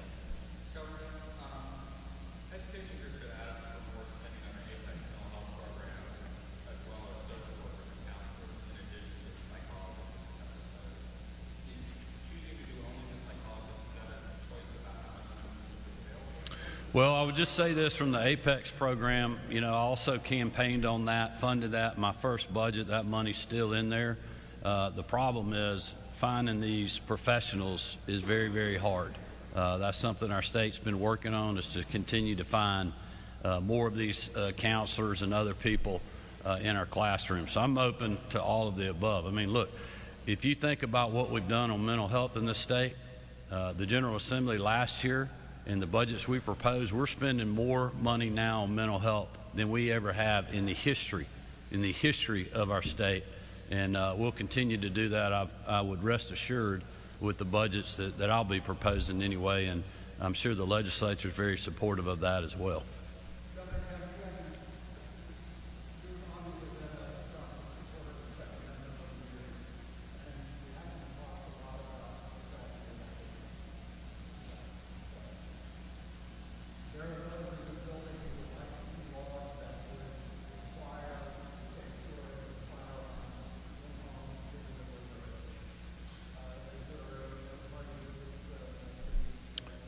Well, listen, we'll work with the General Assembly on any issues that they have. I mean, look, nobody's come to me pre-session and talked about those kind of issues, but we stand ready to work with people. But our main issue right here is making sure that we're helping our schools with this additional funding of $50 million added to what we have in the base budget last year, can keep their schools safe. And I think we saw how well the system that Appalachia had worked, even though that was a tragic day. It could have been more tragic.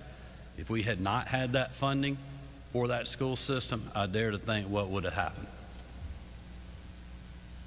All right, thank you all for being here. Looking forward to a great session.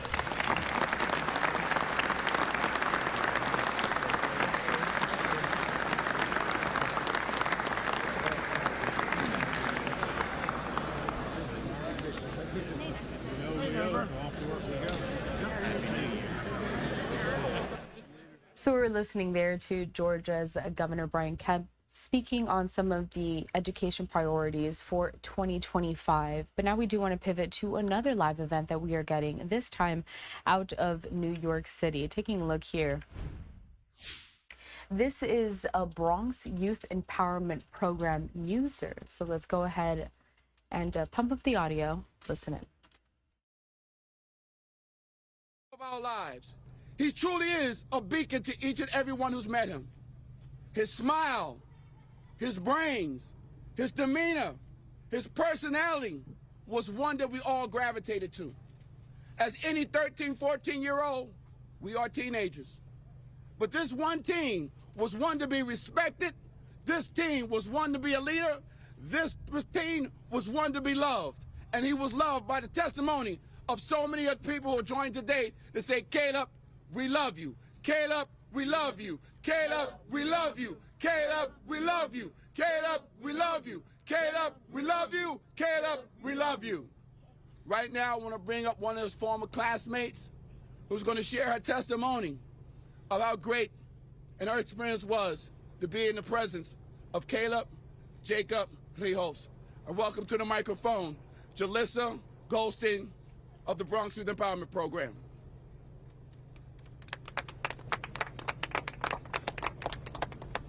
Caleb's death was heartbreaking and unfair. He was smart, kind, and full of potential. With so much ahead of him, he brought light and happiness to everyone around him. It was devastating that his life was cut short because the system let a dangerous person go free. His family and friends are left mourning not only of the amazing person he was, but also the bright future he would never have. This should never have happened. Caleb deserved to be protected and live out his dreams.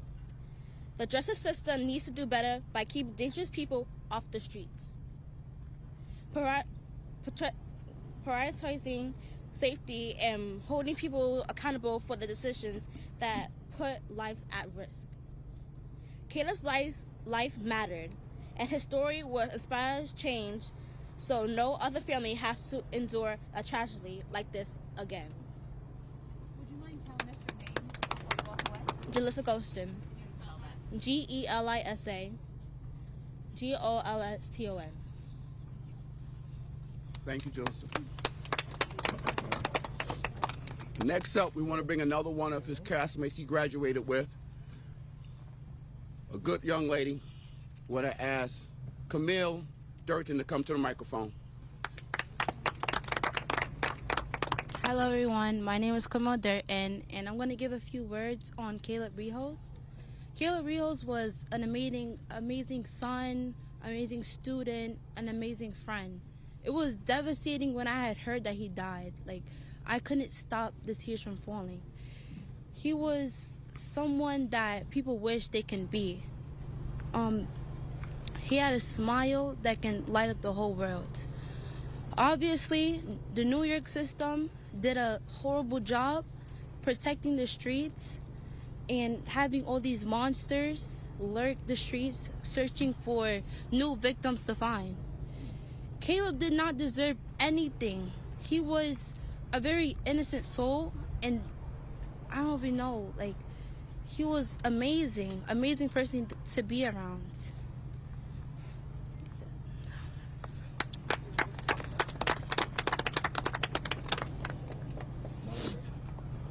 Thank you.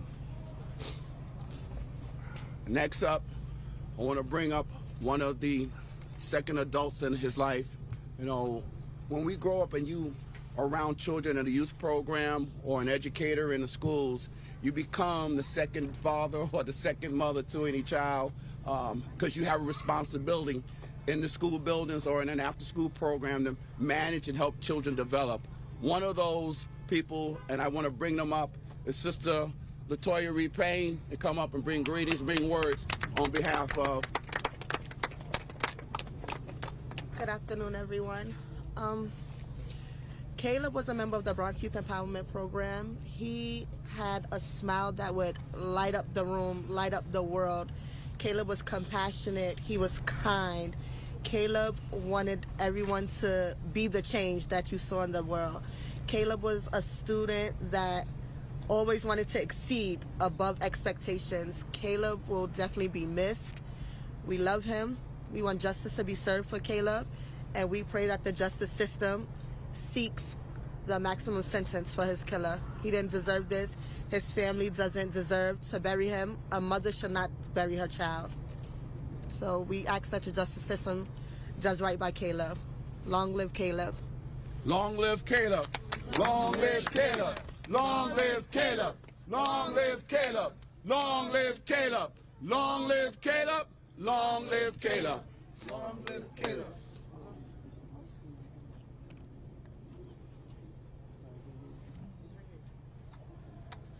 All right.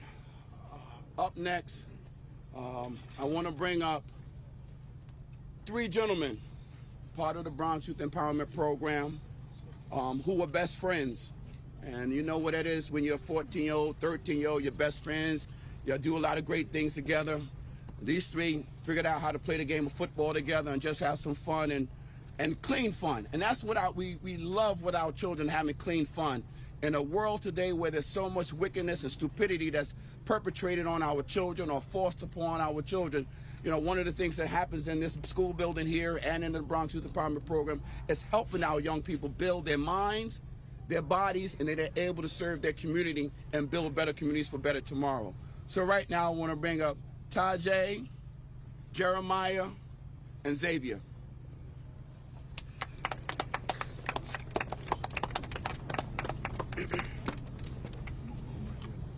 Closer, man. It's okay. Caleb was a very jolly individual. I remember days when we used to go to this park right here. We used to play football, all 4 of us.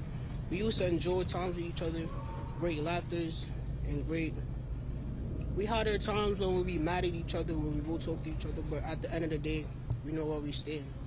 So I'd just like to say, R.I.P. Caleb, we miss you.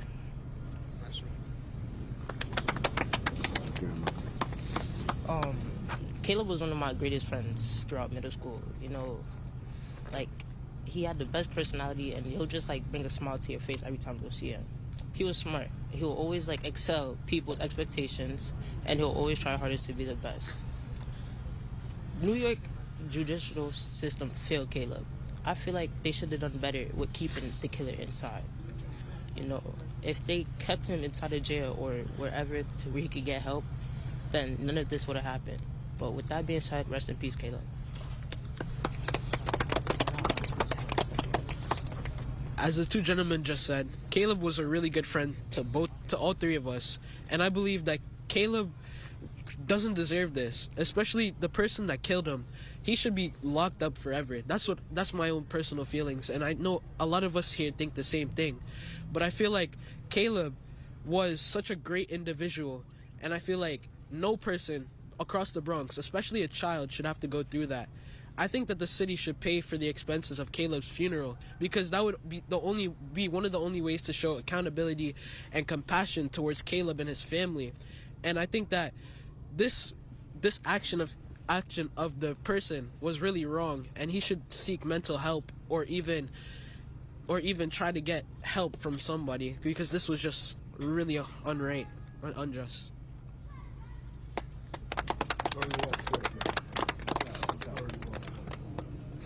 You heard from Caleb's best friends.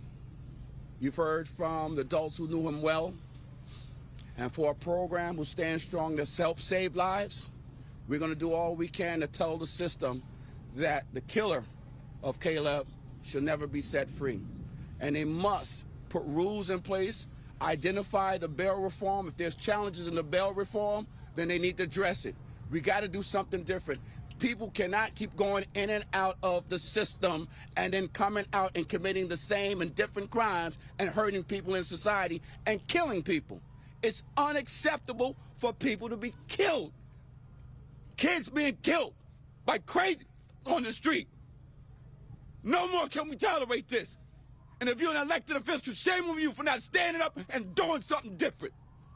We can no longer let our children die at the senseless act of idiots on the street. We're begging everybody to do the right thing and protect our children. It's unacceptable. With that being said, I want to bring up somebody who's going to talk about recidivism and what can be done. The former president of COVID, I'm bringing up Brother Norman Seabrook.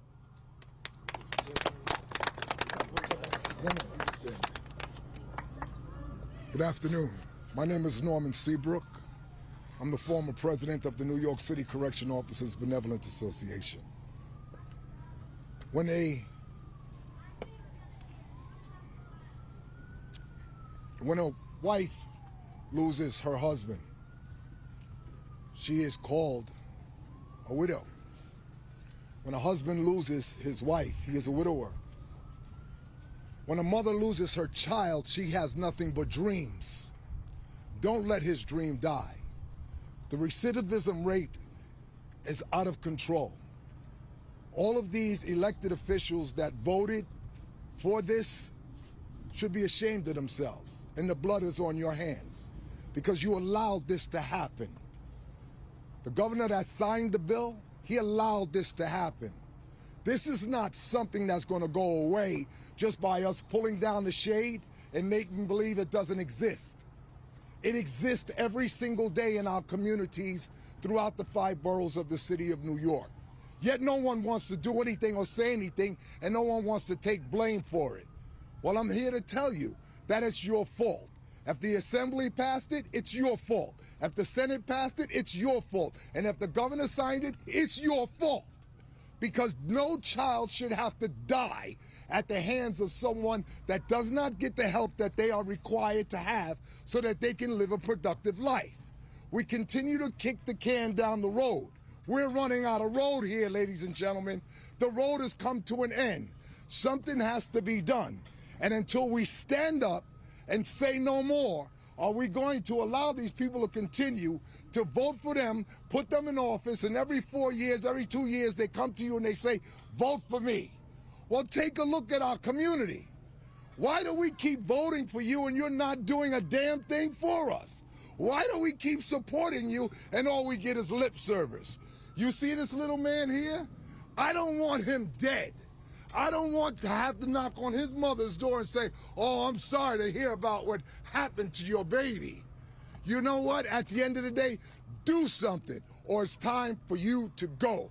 The jails, I understand jails, worked in jails, been in jail, but at the end of the day, something's got to give because they deserve to be treated like humans. Stop warehousing these individuals, give them the help that they need, give them the help that is required so that they can try to become productive members of society as opposed to just becoming a number. Thank you. God bless you. Long live his dream. Long live his dream. Long live his dream. So we're watching here a youth rally being held after a suspect was arrested, accused of killing a 14-year-old boy. I want to give some background to this entire story and showcase this post on X from Congressman Richie Torres, who does represent the Bronx in New York.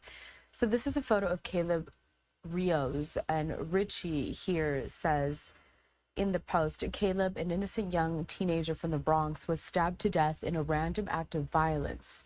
Rios was simply standing alone on the sidewalk when Waldo Mejia ambushed him and savagely stabbed him twice in the chest before fleeing the scene.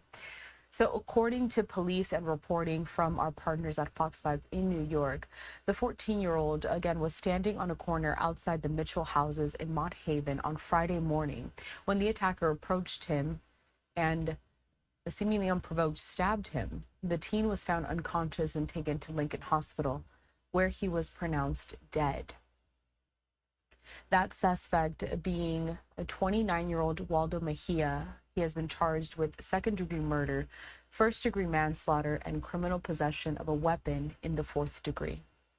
We do want to step away for another commercial break here at Live Now from Fox. So we're going to continue to show you more of these live press conferences and events being held across the country and around the world, while also continuing to bring you updates regarding the deadly wildfires that are burning in parts of Los Angeles County. We do have this live picture there in Altadena, California, as we can see all of the devastation left behind.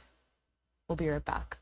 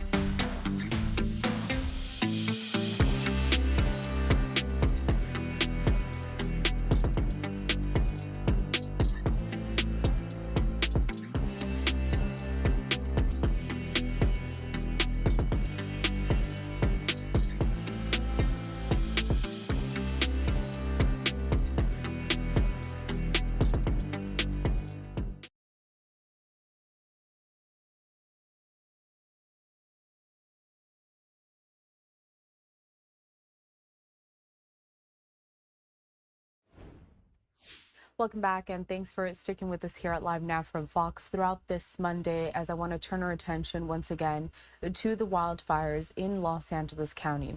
We are expecting some more strong winds to roll through the area starting tomorrow morning. That's Tuesday at 4 a.m., according to the National Weather Service in Los Angeles. We do have this live picture out of Altadena, California. As we know, 92,000 people still under mandatory evacuation orders at this time. But that number, again, it could change as we see how these weather conditions play out over the next several hours. I want to circle back to that briefing that we had earlier on today featuring LA County and city officials, including the sheriff of LA County, also the police chief of LAPD, and LA's Mayor Karen Bass, as they brought us the latest regarding this response to the fires and what we can expect over the next several days. Let's watch.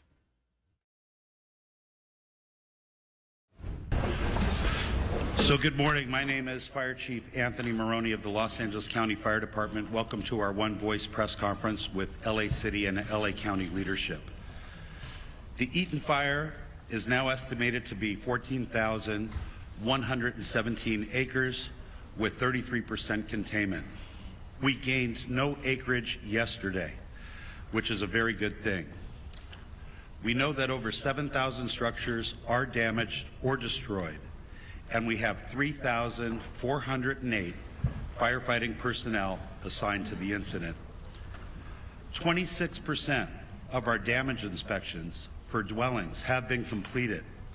Impacted residents may visit recovery.lacounty.gov to view preliminary maps showing damage assessments.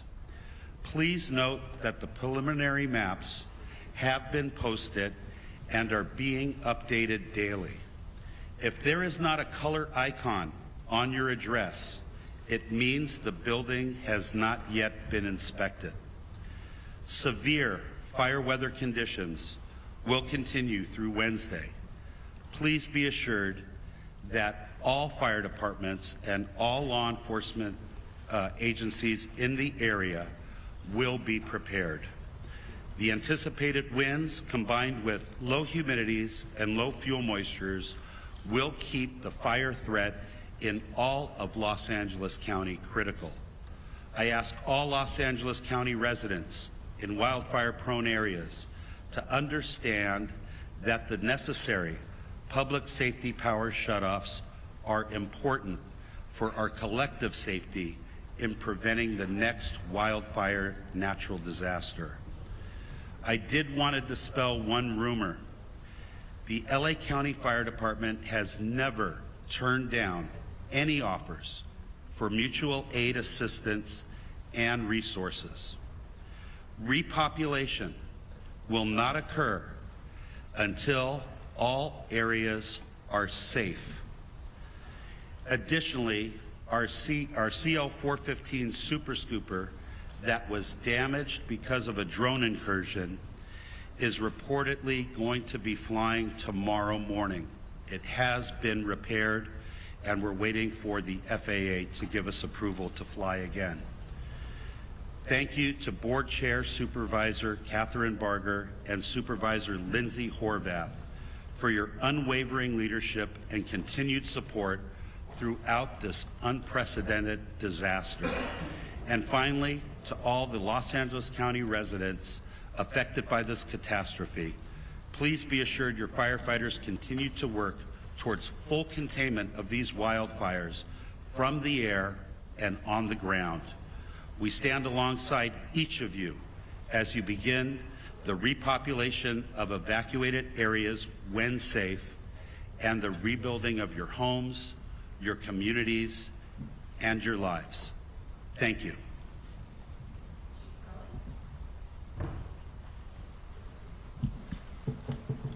Good morning, everyone. Kristen Crowley, Los Angeles City Fire Department Fire Chief. I'll just start off with just a moment to share with everybody out there that's been impacted by these wildland fires that the entire LAFD family, sworn and civilian, our city family, Mayor Bass, city leadership, everybody, our thoughts and hearts and prayers go out to you as we continue to push forward and mitigate this emergency. We understand the impacts, and we're working and will continue to work very, very, very hard for everyone. Another point I want to make is that also we are so very grateful for the firefighters and the first responders that have already arrived and continue to arrive in the Southern California region. We absolutely know that we cannot do this on our own, and we are tremendously appreciative of all of your continued support. As the increasing wind event is upon us as we speak, the Los Angeles City Fire Department has maximized our resource capabilities and response capabilities. All available LAFD resources have been staffed. I have strategically pre-positioned engine strike teams and task forces which are dedicated to rapid response for any new fire that breaks out in the city. In addition, I've directed the Fire Prevention Bureau to augment wildfire patrols in high hazard areas. The Palisades fire, your LAFD remains committed to this fire, and we have a significant number of engines that have been dedicated to this fire. The crews that are involved, we have crews from up and down the state, outside of the state, have made excellent work overnight, mopping up flare-ups and hotspots. Their primary focus last night was on the Mandeville Canyon area, and this fire is now at 23,713 acres with 14% containment, with 5,123 personnel assigned to the Palisades incident. Firefighters will continue to work diligently throughout the day to increase containment and prevent further fire spread. Again, I want to focus my comments on the amount of resources that are here in the Palisades, from the first responders all the way up to our incident command teams. Again, we're going to keep working really, really hard for you. Just a brief comment on the Hearst fire. It's been held to 799 acres with 95% containment. Again, thank you to the community members that are out there for remaining vigilant. We are not in the clear. I want to make sure of that. We are not in the clear as of yet, and we must not let our guard down. As we have right now extreme fire behavior, and we need to make sure that the community is staying updated with the most information, updated information as well. Follow all evacuation warnings and orders without delay. And please, please stay safe. I would now like to introduce our next speaker, and that is Sheriff Luna. Thank you. So we just heard there from LA County Fire Chief Kristen Crowley. Before we get to this next picture, we have to step away for a commercial break. And before we do that, I want to bring you to this, a live picture that we have courtesy of our partners down at Fox 11 in Los Angeles. So we are expecting in about 15 minutes or so for the Los Angeles County DA Nathan Hochman to announce some charges that he has brought forth against an alleged arsonist and also looters, all connected with this situation of the wildfires burning across Los Angeles County. So we'll be back after this commercial break. We have a lookout for all of these live events, and we'll continue with more updates next.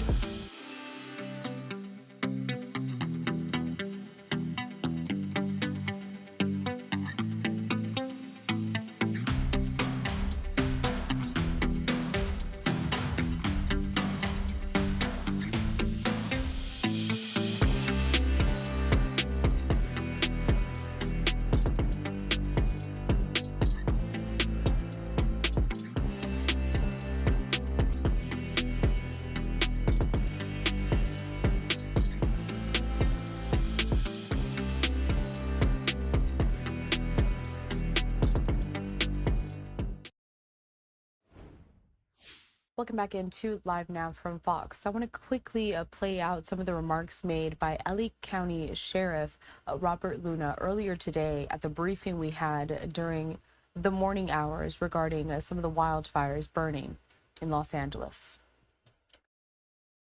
Robert Luna, Sheriff of Los Angeles County. Regarding our deployment, we still have well over 1,000 of our Los Angeles County deputies out there working on 12-hour shifts. We have 172 California Highway Patrol officers. I'd like to thank the commissioner who was with me yesterday, Sean DeRee, for all of his assistance. I also want to thank Major General Beavers. I was with him as well, and he has fortunately been able to increase the amount of National Guard assistance that he is giving us to up to 600. And he told me yesterday if we need more, we can ask for more, and we are strategically looking at that, analyzing it, and we'll ask as needed. Evacuations, we have approximately, and this is some good news because it's dropped, we have over 92,000 people who are under evacuation orders and approximately 89,000 people who are under evacuation warnings. I want our community to know this. And Chief Maroney did talk about this for a second. In every conversation we're having about evacuations, warnings, whether they're going to implement them or take them away, the conversation about repopulation is on all of our minds. I know that we are attending, staff's attending community meetings, whether they be out in the Palisades Fire area in Malibu for us at LA County Sheriff's, in the Altadena area. We are hearing our community loud and clear, and we want to get you in there as soon as possible. But I want to reiterate what is holding us up. This is very important. We are still, for the Altadena area, we are in the third day of grid searching. It is a very grim task, and we, unfortunately, every day we're doing this, we're running across the remains of individual community members. That is not easy work, very sad to report, and I believe that work is not only going to continue, but I believe will continue to find remains. So please be patient with us. People are saying, I just want to go look at my house and I want to see what's left. We know that, but we have people literally looking for the remains of your neighbors. Please be patient with us. There's a lot of hazards in the area still. The area has not been rendered safe. Please be patient with us. And then we have the potential of crime scenes. And I'm not saying that's what it is. I'm just saying we have to think ahead because we can't go back from that. So please be patient with us. The curfew is still in effect, 6 p.m. To 6 a.m. for specifically the mandatory evacuation areas in both the Palisades impacted area and the Eaton Fire impacted areas. Those are subject to change depending on need, one way or another. We understand, again, that people want to go back, but it is dangerous to do so, and we will not put anybody's safety at risk.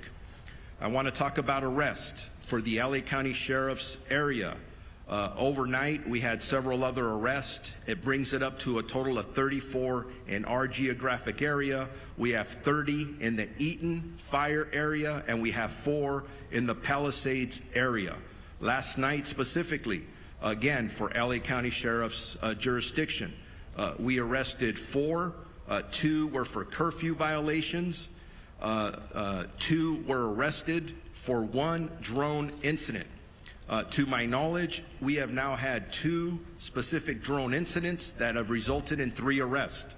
So as I talk to our community again, if you do not have business in the evacuation areas, do not go there. Please, you're infringing upon the work that our first responders need to attend to. And I do want to say, when I talk about these arrests, I want to clarify not all of them are for burglary or looting or for curfew violations. But it is very important when I say stay out, we are arresting people who are not supposed to be there, who do not live there, who are in possession of narcotics. We've arrested several with guns. And yeah, I'm going to tell you something. If our deputies being very proactive in these areas, stopping people in a constitutional manner as always, making sure that they're supposed to be there, and you have narcotics on you and you have a gun on you, in police work we call that a clue. Something's wrong there. So that's why we're arresting people.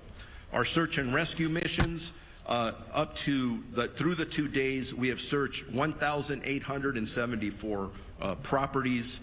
In regards to deaths, and again, I want to clarify, this is for the Los Angeles County area of responsibility. We have confirmed 21 deaths, 16 in the Eaton fire area, and 5 in the Palisades area. And sadly, yes, unfortunately, I anticipate the number to go up. Missing persons, we are actively have 23 active missing persons reported, 17 in the Eaton fire area, 6 in the Malibu area. All of them are adults. Thank God there's no juveniles. But if you believe you have somebody who's missing, make sure you report that to us as soon as possible. We're listening here to LA County Sheriff Robert Luna speak at the briefing that we had early today. This was given around 11 a.m. Eastern Time, 8 in the morning Pacific Time. Also on your screen, though, I do want to bring in this live image of a press conference set to get underway shortly here, featuring the Los Angeles County District Attorney Nathan Hochman. He is going to be discussing and announcing some charges that he's brought forth against an alleged arsonist and also alleged looters. And interesting, you did hear Sheriff Robert Luna discuss some of the arrests that have been made so far. 34 arrests made near the sites of these fires. We're stepping away for our final commercial break of this hour here at Live Now from Fox. We continue with more of these updates next.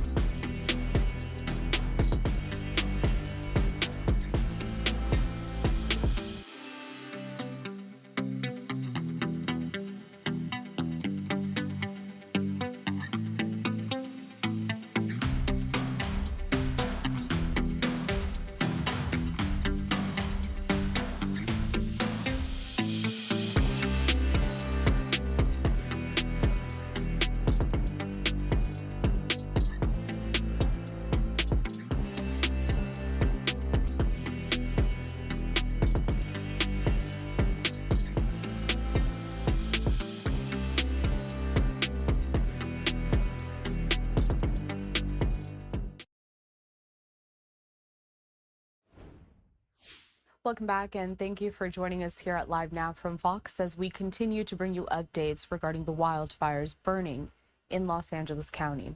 Taking you out to this live picture that I showcased just before the break, but the Los Angeles County District Attorney Nathan Hochman set to hold a press conference. Now, this is going to get started very soon here in about 3 minutes or so, as it was scheduled for 5 p.m. Eastern, 2 p.m. Pacific. While we wait for this to get started, I don't want to move away from this shot because I think it's going to get underway really soon. I'm going to bring you some of the background as to what you can expect to hear from this press conference. This is courtesy of some reporting from our partners at Fox 11 in LA, who we have been relying on extensively as we work to bring you all of these updates and just keep you informed on what you need to know heading into this week, in which we are expecting some strong winds to make it difficult for firefighters that are currently on the ground working to contain and put out the fires that are already burning. But in regards to this press conference, according to Fox 11, charges will soon be announced against a man accused of arson in Azusa and a, quote, group of people in connection with a looting incident in Pacific Palisades. That's according to something that was told to us by Los Angeles County District Attorney Nathan Hochman back on Sunday. And you see here that they're doing the final mic checks, so it should get started soon. So this press conference, as I had just mentioned, is set to be held today at 2 p.m. West Coast time. That's 5 p.m. Pacific time. In this, we're going to hear from LADA Nathan Hochman, also several law enforcement officials, including LA County Sheriff Robert Luna, who we just heard from in the replay that I showcased of the morning briefing from today. And we're also going to be hearing from the LAPD Police Chief Jim McDonnell. Officials with the FBI and the Bureau of Alcohol, Tobacco, Firearms, and Explosives will also be present. Further details on the exact charges had not been released just yet, but last week, we know that Hochman doubled down on the prosecution of anyone who violates the mandatory curfew orders or any other criminal activity relating to the fires, saying this, quote, these criminals need to hear an unmistakably clear message that if you want to loot, if you want to commit burglary, if you want to commit grand theft, you will be arrested. You will be prosecuted, and you will be punished to the full extent of the law. These acts are despicable. An overnight curfew order was also recently enacted, barring anyone without authorization from entering mandatory evacuation zones in the perimeters of the Palisades and Eaton fires. The curfew is in effect nightly from 6 p.m. to 6 a.m. This comes after news last week that 20 people were arrested for allegedly looting homes and businesses in the fire evacuation zones. The following day, 18 additional arrests were made for violations such as drug possession, burglary, and possession of burglary tools. I'm looking here at this live picture, seeing if I see any of the speakers slated, but nope, not yet. So I'll keep going with some more of this background information. Sheriff Robert Luna, who we are expecting to hear at this press conference, also saying during another press conference, quote, you cannot be in these affected areas, of course, concerning the curfew that has been enacted. If you are subject to arrest. That is important. We're not doing this to inconvenience anybody. We're doing this to protect the structures, houses people have left because we ordered them to leave. Now, hundreds of law enforcement personnel are patrolling fire areas. Additionally, members of the California National Guard were also deployed to crack down on crimes committed in fire zones. According to the governor's office, the Guard members will be stationed at traffic control points to ensure the safety of the surrounding community. In addition, their support helps build a capacity of local law enforcement to support their respective areas. And that was just a brief article that I read courtesy of Fox 11 in LA as they tried to preview this press conference that we're going to be seeing here, and we are seeing here on the screen, hosted and speaking there first should be the newly elected Los Angeles County District Attorney Nathan Hochman. So the charges that he's going to be announced, just to recap for everybody, is against an alleged arsonist and also looters that have been arrested in the area where these fires first sparked just last week. Tomorrow will make a week exactly since we've been reporting heavily on these fires. And we have been dipping in and out of the coverage courtesy of our partners at Fox 11 in Los Angeles, as they do have several reporters stationed across a lot of these devastated areas. They've also had exclusive one-on-one interviews with people such as the governor of California, Gavin Newsom. They also have had interviews with Sheriff Robert Luna, also the fire chief there, Kristen Crowley. And this all comes ahead of these strong winds that we're expecting to start tomorrow at 4 in the morning. You know, you may have missed it, but earlier today, I did have a meteorologist with the National Weather Service in Los Angeles, and he was really stressing the importance of people being aware of where in their area it's going to be most at risk for all of these fire dangers, and to be ready to evacuate if you need to. We have seen the devastation firsthand. Some of these neighborhoods completely reduced to rubble in several of these areas. And so the latest stats with these wildfires that we know that 24 deaths have been confirmed, 34 arrests have been made, just over 12,000 structures have been destroyed. That includes homes and also vehicles, if I'm not mistaken. And more than 40,000 acres have burned. And at last check, 92,000 people are still under evacuation orders.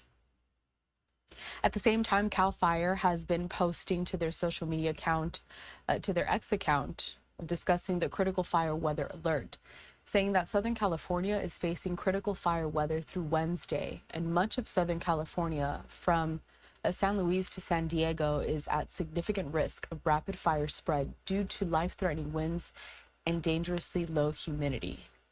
And that was just featured on the last post, again from CAL FIRE.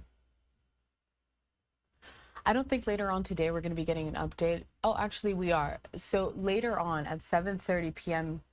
West Coast time, we will have an update on the Palisades fire. But here on your screen, you see Los Angeles County District Attorney Nathan Hochman stepping up to the podium. So let's listen in to what he has to say regarding these charges he's bringing forward.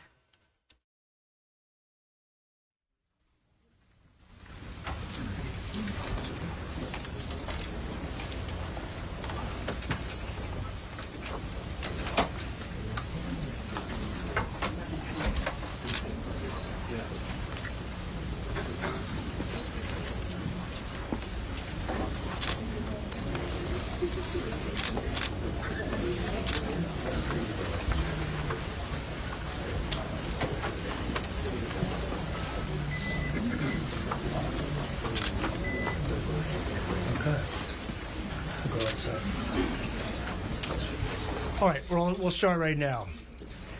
So, as we've said before, with the firefighters literally putting their lives on the line to save people's lives, their homes and their properties and their businesses, with law enforcement working 24 hours to keep us safe and secure during these tragic times, with over 200,000 Angelenos cooperating with evacuation orders in order to make sure that they get out of harm's way, but allow firefighters and first responders and law enforcement to do their business. There have been certain people that we have given a warning to because we anticipated that this was going to happen, and these are the criminals. These are the people who are seeking to exploit this tragedy for their own benefit. These are people who have engaged in looting, arson. We've also investigated price gouging. We'll be investigating internet scams and the like. Today we're here to announce that the promise that we made when we started this, that these criminals would be arrested, they would be prosecuted, and they will be maximally punished, is a promise we are keeping. As we announced today, the charges being filed on 10 different individuals, 9 of them for looting in both the Palisades and the Eden fires, and 1 for arson. And arson, by the way, not connected with the origination of the major fires, but an arson that occurred in Azusa. These felony charges are the result of a multi-agency collaboration that has been nothing short of incredibly impressive to be able to bring these charges this quickly. This collaboration includes the Los Angeles County Sheriff's Department, the Los Angeles Police Department, the Los Angeles County Fire Arson Unit, the U.S. Attorney's Office, the Federal Bureau of Investigation, the Bureau of Alcohol, Tobacco, Firearms, and Explosives, the ATF, the Los Angeles City Attorney's Office, and all our related cities that you'll hear about. that have done incredible work under enormously stressful times in order to bring these culprits to justice. I'll go through the various charges that have been filed to date. The first set of charges are against three individuals, Martrell Peoples, Damari Bell, and Travin Coleman. What two of these individuals did is on the night of both January 8th and the early morning hours of January 9th, they went ahead and committed first-degree residential burglary and looting during an emergency and evacuation situation in a house in Mandeville Canyon. They have been charged with first-degree residential burglary.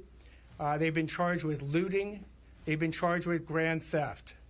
They stole over $200,000 as been alleged by the charging documents.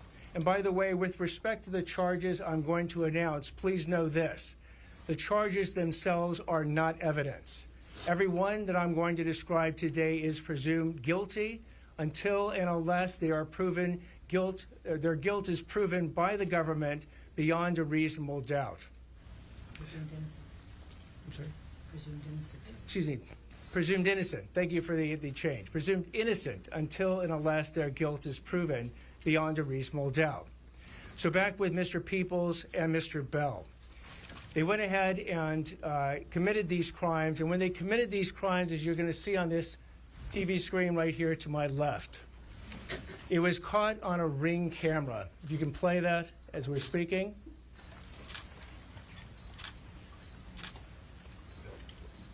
And the LAPD, through, again, such impressive investigation, worked with various leads and tracked Mr. Peoples and Mr. Bell to an apartment in Koreatown.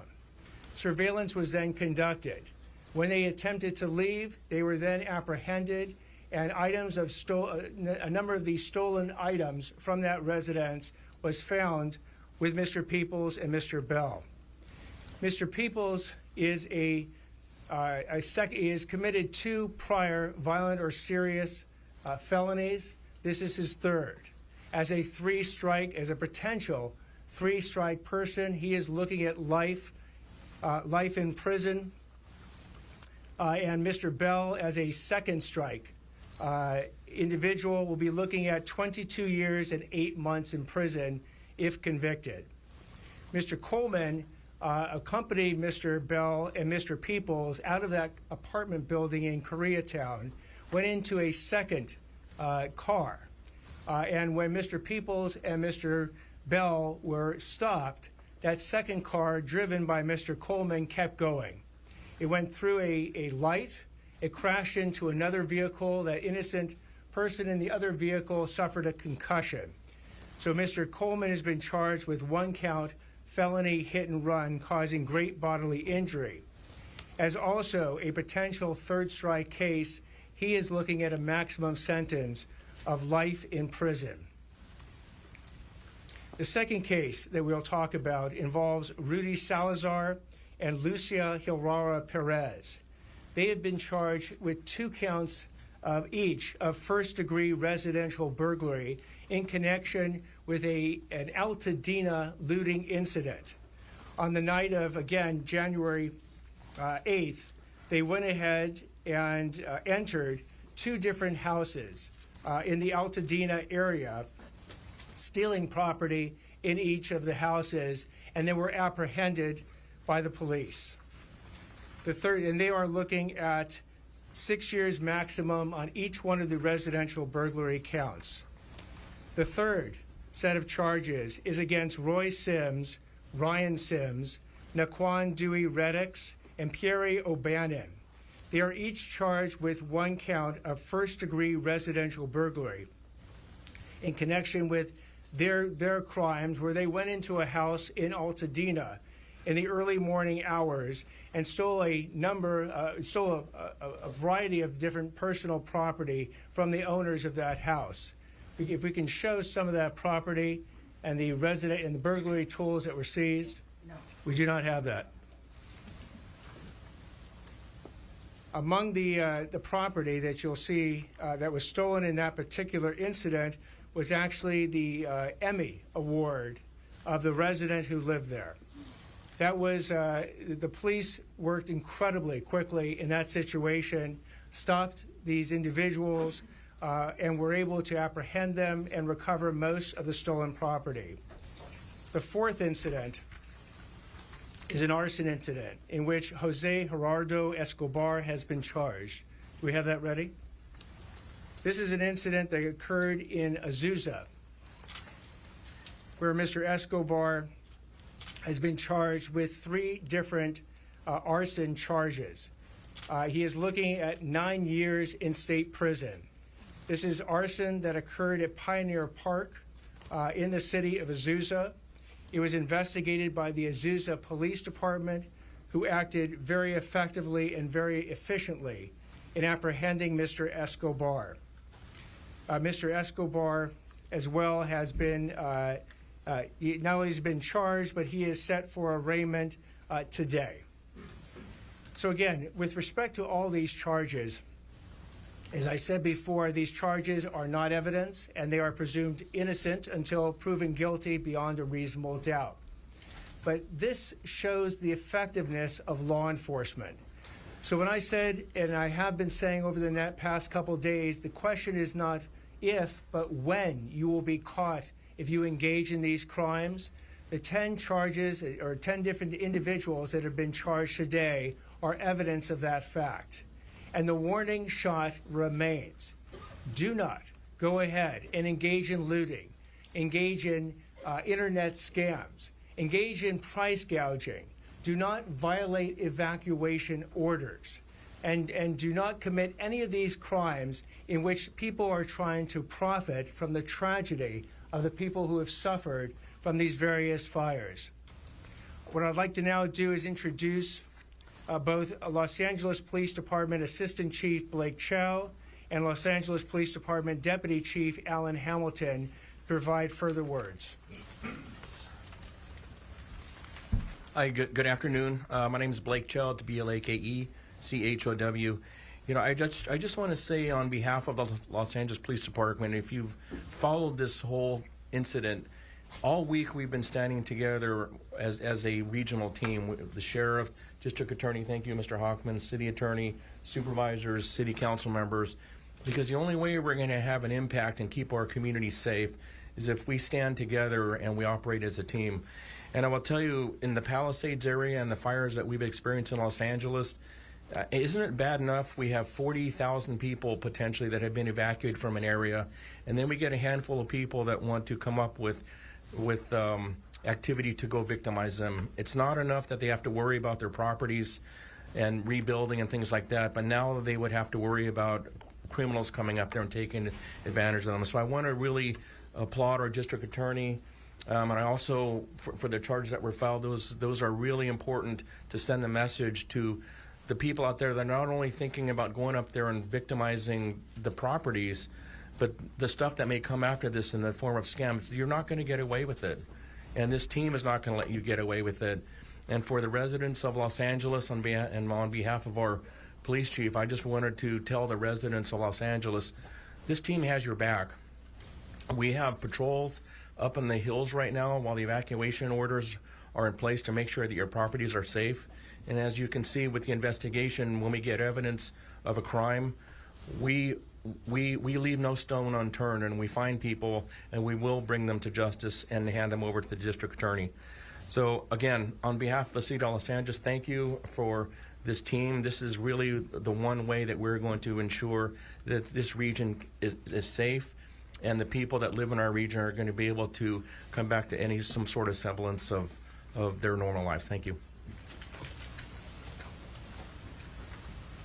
Good afternoon, everyone.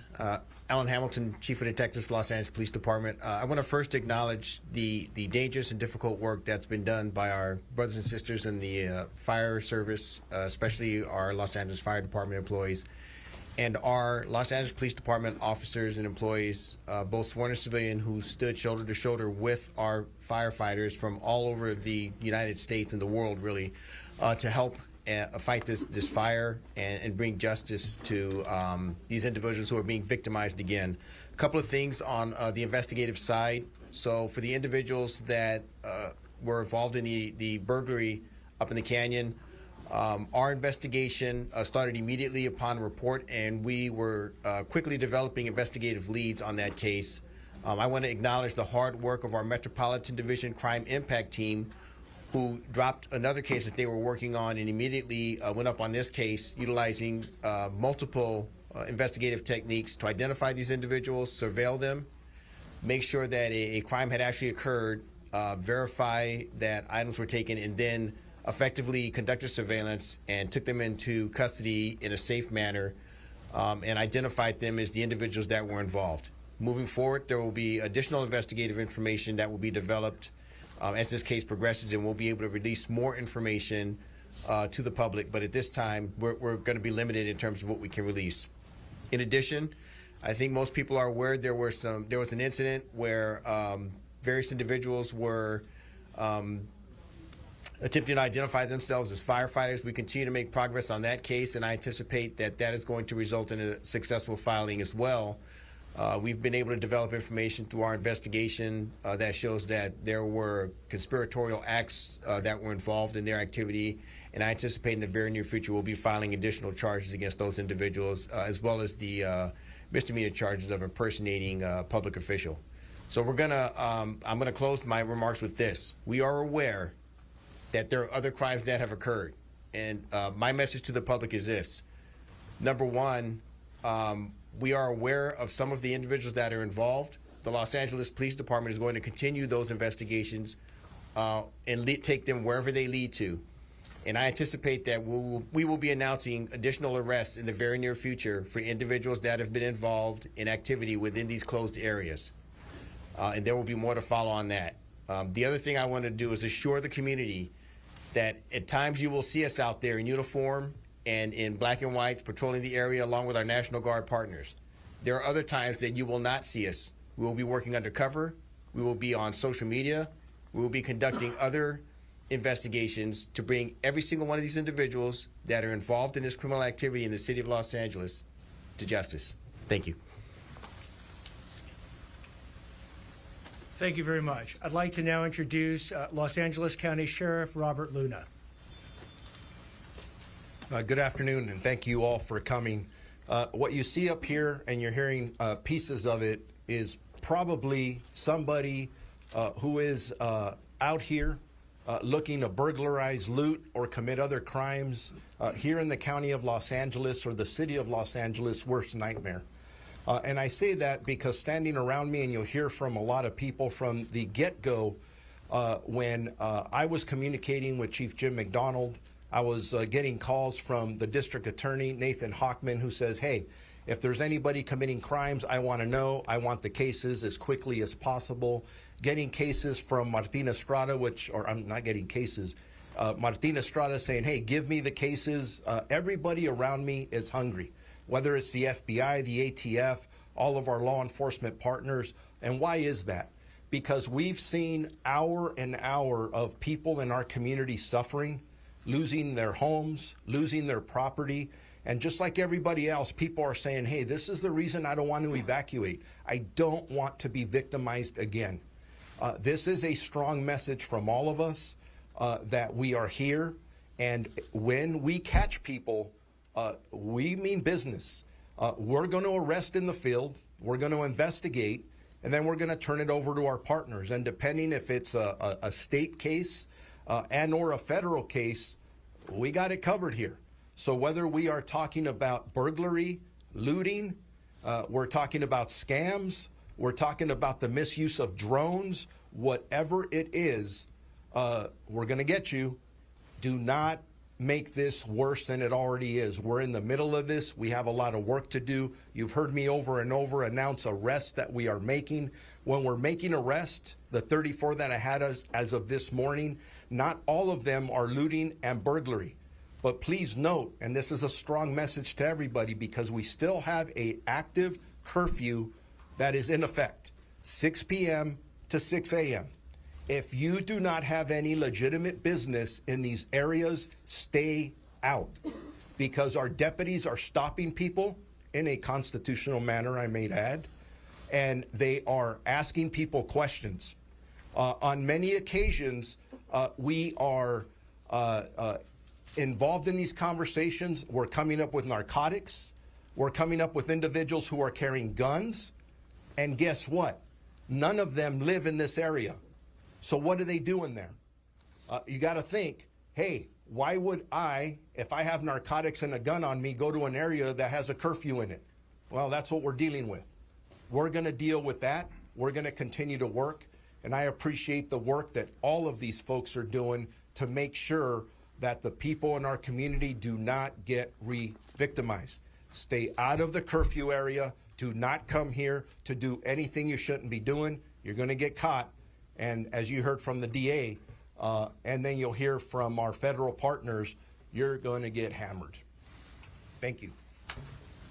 And by the way, on behalf of all of our community and the deputies that I'm talking to who are working their butts off out there away from their family on 12-hour shifts plus, thank you guys for the work that you've done and the work you're going to do, because our police officers and deputies want to know when they stop and arrest somebody that somebody's going to get prosecuted and there's going to be consequences. So thank you. I'd like to now introduce Azusa Police Department Chief Rocky Wenwick. Good afternoon, everyone. First, I'd just like to say, on behalf of the city and our department, pass along our prayers and thoughts and condolences to all those who have lost a loved one or lost property. To add to the previous speakers, for us, we're outside that fire zone, immediate fire zone area. What I'd like to commend is our community for paying attention, being observant, and seeing something and saying something.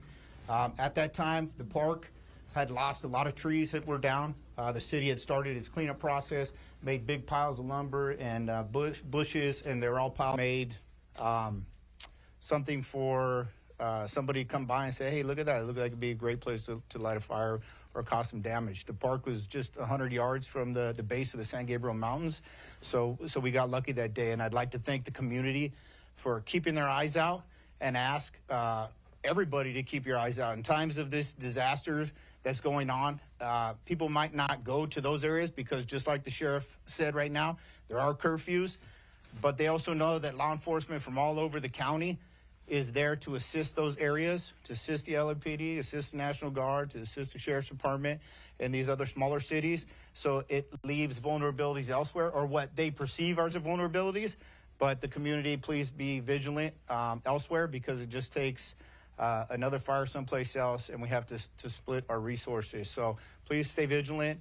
And again, thank you to everybody from the federal, LAPD, and I'd like to thank the district attorney for his aggressive support of law enforcement and letting people know that there is accountability when you make a decision that is not the right one. Thank you. I'd like to now introduce Los Angeles County Board of Supervisors Chair Catherine Barger. Thank you, Hockman. I'm going to be short. I want to thank our incredible DA for focusing on an critically important issue. I've met hundreds of residents whose greatest fear, beyond the fact that they've lost their home, is that people are going to go in and steal whatever they have left. And for those that left their home and it's still standing, their greatest fear is they're going to go back and it's going to be looted. The fact that you are prosecuting and recognizing that there are victims beyond what anyone even realizes is refreshing. And I want to thank you. And I want to thank you on behalf of the men and women, Sheriff's Department, but law enforcement as a whole, who are out there each and every day arresting. And when I find out that some of the arrests that were made, there were no charges filed on the exact same thing done, it's time for us to let the public know that accountability is alive and well in Los Angeles County. And as a supervisor whose communities are suffering right now, I want you to know we are going to work hand in hand with the district attorney, with the sheriff's department, with LAPD to make sure that not only is your property protected, but anybody that tries to take advantage of this situation will be prosecuted to the fullest extent of the law. So I just really want to thank you, Sheriff Luna, to LAPD, to Chief McDonald, to you, District Attorney Hochman. Thank you for working together to recognize that we have to protect our communities. Thank you. I'd like to now introduce Supervisor Hilda Solis. Thank you so much for having me, District Attorney Hochman, and also for inviting all of us here today, and especially want to thank our Azusa PD Chief Rocky Wenrick and his staff, and also all our public safety officers, as well as our elected officials. I'm proud to represent the 1st District, but on this day, it saddens me to hear that we had 2 individuals, one that you just heard about in Azusa, which is in the 1st District, that was caught in conducting an arson. The second was also reported to me from the city of Irwindale. So what I want to say is that we don't have to necessarily be inside the sphere of where the fire is, but there are criminal activities that are going on throughout the county, and we have to be vigilant. And just as our PD chief from Azusa said, if you see something, por favor, say something and let us know what is happening.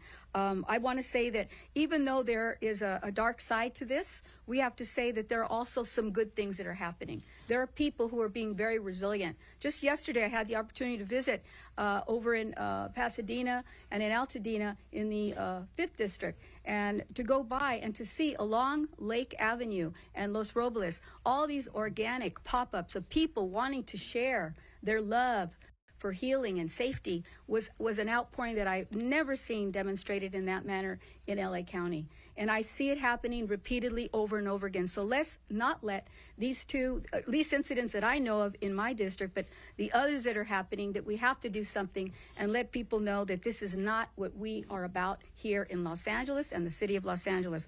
I also want to thank our sheriffs, but I especially want to thank the National Guard, because I do think that the Biden and Harris administration took note that we need additional boots on the ground. And boots on the ground make a difference. They may not be arresting anyone, but their presence certainly sends a message. And I'm happy that they are now housed over in Azusa, the National Guard Armory, and that we can also utilize their services to assist us and bring calm to the public that right now is so very nervous and also very upset. Brevemente en español, solamente quiero decir que en este reporte hoy día, 2 cosas que pasaron eran en el distrito número 1, en Irwindale y Azusa. Y gracias a las personas que nos están defendiendo, la policía, los sheriffs, que están haciendo lo más posible para proteger a toda la comunidad. Quiero decir que les doy las gracias. Listening in there as they are turning into Spanish a little bit to provide an update to that audience as well, but they're really announcing these charges against an alleged arsonist and also looters in Los Angeles. Sheriff Robert Luna, DA Nathan Hochman there answering questions. Let's listen back in. Good afternoon. Thank you to District Attorney Hochman, Sheriff Luna, and our law enforcement partners. Many of our communities, neighbors, friends, and loved ones are enduring the most horrific experiences of their lives. Multiple reports of people taking advantage in mandatory evacuation areas. This behavior is unacceptable. In the Palisades, someone allegedly impersonating a firefighter, wearing a fire jacket and a helmet to attempt burglary. This behavior is despicable. We cannot tolerate it. And as we continue to help people heal through this suffering, we cannot allow people to prey on the devastation that has already happened, and we will have plenty of time to work to rebuild. No one should take advantage of residents who have been forced to flee for their safety. Taking advantage of this disaster and the suffering that our fellow Angelenos are feeling will not be tolerated. And I want to be clear, that goes not only for individuals who are preying on these locations, but also for the corporations and the businesses and the price gouging and the ways that they're taking advantage of people in this very difficult moment. And if you see this kind of behavior, you can call 800-593-8222. We want to hold businesses accountable as well. We cannot be taking advantage of people who are suffering in these moments. It is critical that everyone follows mandatory evacuation orders and allows our first responders to do their job. The most up-to-date information can be found at emergency.lacounty.gov, and I appreciate the accountability that is happening while we work to rebuild. I'd now like to introduce Los Angeles City Attorney Heidi Feldstein-Soto. Hello, everyone. Good afternoon. I have a dual role in our city. I'm both a civil lawyer for the city, and I am the chief prosecutor for the city of Los Angeles, and I'm here in that capacity. As chief prosecutor, I'm responsible for misdemeanors committed by adults within the city limits. Let me start with everyone who's been affected by the fires that have devastated so many lives. I've spoken to many of you on the phone. I spent a lot of time on the phone with particularly the Pacific Palisades and Mandeville communities. I commit that my office, along with the district attorney, the U.S. attorney, our law enforcement partners, and our county and city elected officials will be here working with you with all of the tools that we have. Today's press conference is about public safety and about the criminal side of what I do. I want to take 1 second to also assure you that we are laser focused in our civil side on legislation, on investigation, on disaster relief, on mortgage tax and insurance expenses, on cutting through red tape and bringing every single legislative, executive, civil, and law enforcement resource we have available to help all of you and all of us get through this disaster, recover, heal, and rebuild. That is what we as Angelenos have done for as long as I've lived in this city. I am really honored to join DA Hochman and this multi-agency coalition to talk about the steps that we are taking collectively at a city level, at a county level, at a state level, and with U.S. Attorney Martina Estrada at a federal level to ensure the safety and well-being of all of our communities in the wake of the fires and to hold accountable every single solitary criminal who seeks to prey upon people who've lost so much already. Whether it is looting, which usually falls to the district attorney, price gouging, which I think all of us have jurisdiction over, fraud, scam artists, trespass, which usually falls to me, or any other effort to take advantage of those who've been evacuated or otherwise affected by this crisis, let me add my voice to the chorus. My office will lean in to ensure that no individual gets away with illegal or predatory conduct.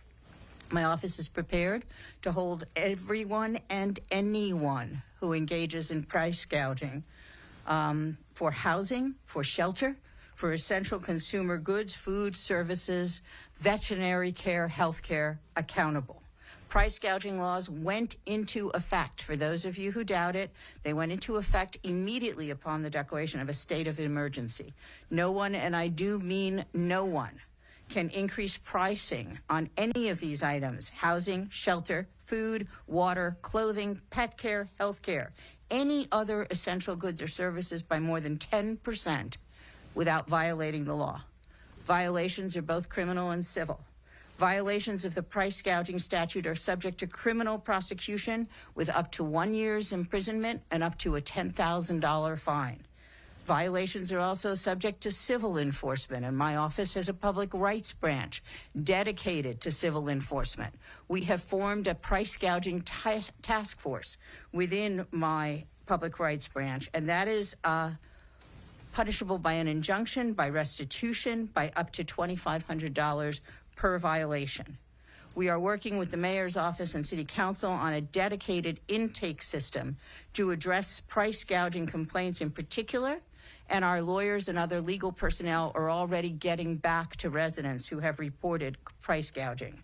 If you are a victim of price gouging or aware that it is happening, if you see it happening because all of a sudden an apartment that was for rent for one amount doubles in price, please email my office to a dedicated email to this that is ATT, which stands for attorney, price gouging task force at lacity.org, att.pricegougingtaskforce at lacity.org, or call us at our dedicated price gouging line, 213-679-5035. As a result of this unprecedented emergency, so many of us face uncertainty about our futures, and it is the responsibility of everybody up here to ensure that those futures are bright, or as bright as they can be under the circumstances. I'm really deeply grateful to and humbled by the actions and the bravery of our city, our county, and our neighbors. To our firefighters, to our law enforcement, to our first responders and volunteers, my deepest gratitude for your heroism, strength, and unceasing commitment to saving lives and property across a vast area of our city and our county, an area much bigger than any of us thought possible. I thank our neighbors in California, in other states, and from across our northern and southern borders. I thank our federal government and our state for providing the National Guard and providing the resources, expertise, personnel, and equipment that they have. And I thank each of you, the press and the public, for helping us get out the message, for staying vigilant, for notifying us when something goes awry, for letting us know when you suspect arson, and for your resilience and commitment to our city, and your many, many acts of kindness and compassion in helping all of the families, friends, and neighbors in need. I am so proud to stand with our district attorney and our law enforcement partners. Thank you. I'd now like to introduce United States Attorney Martin Estrada.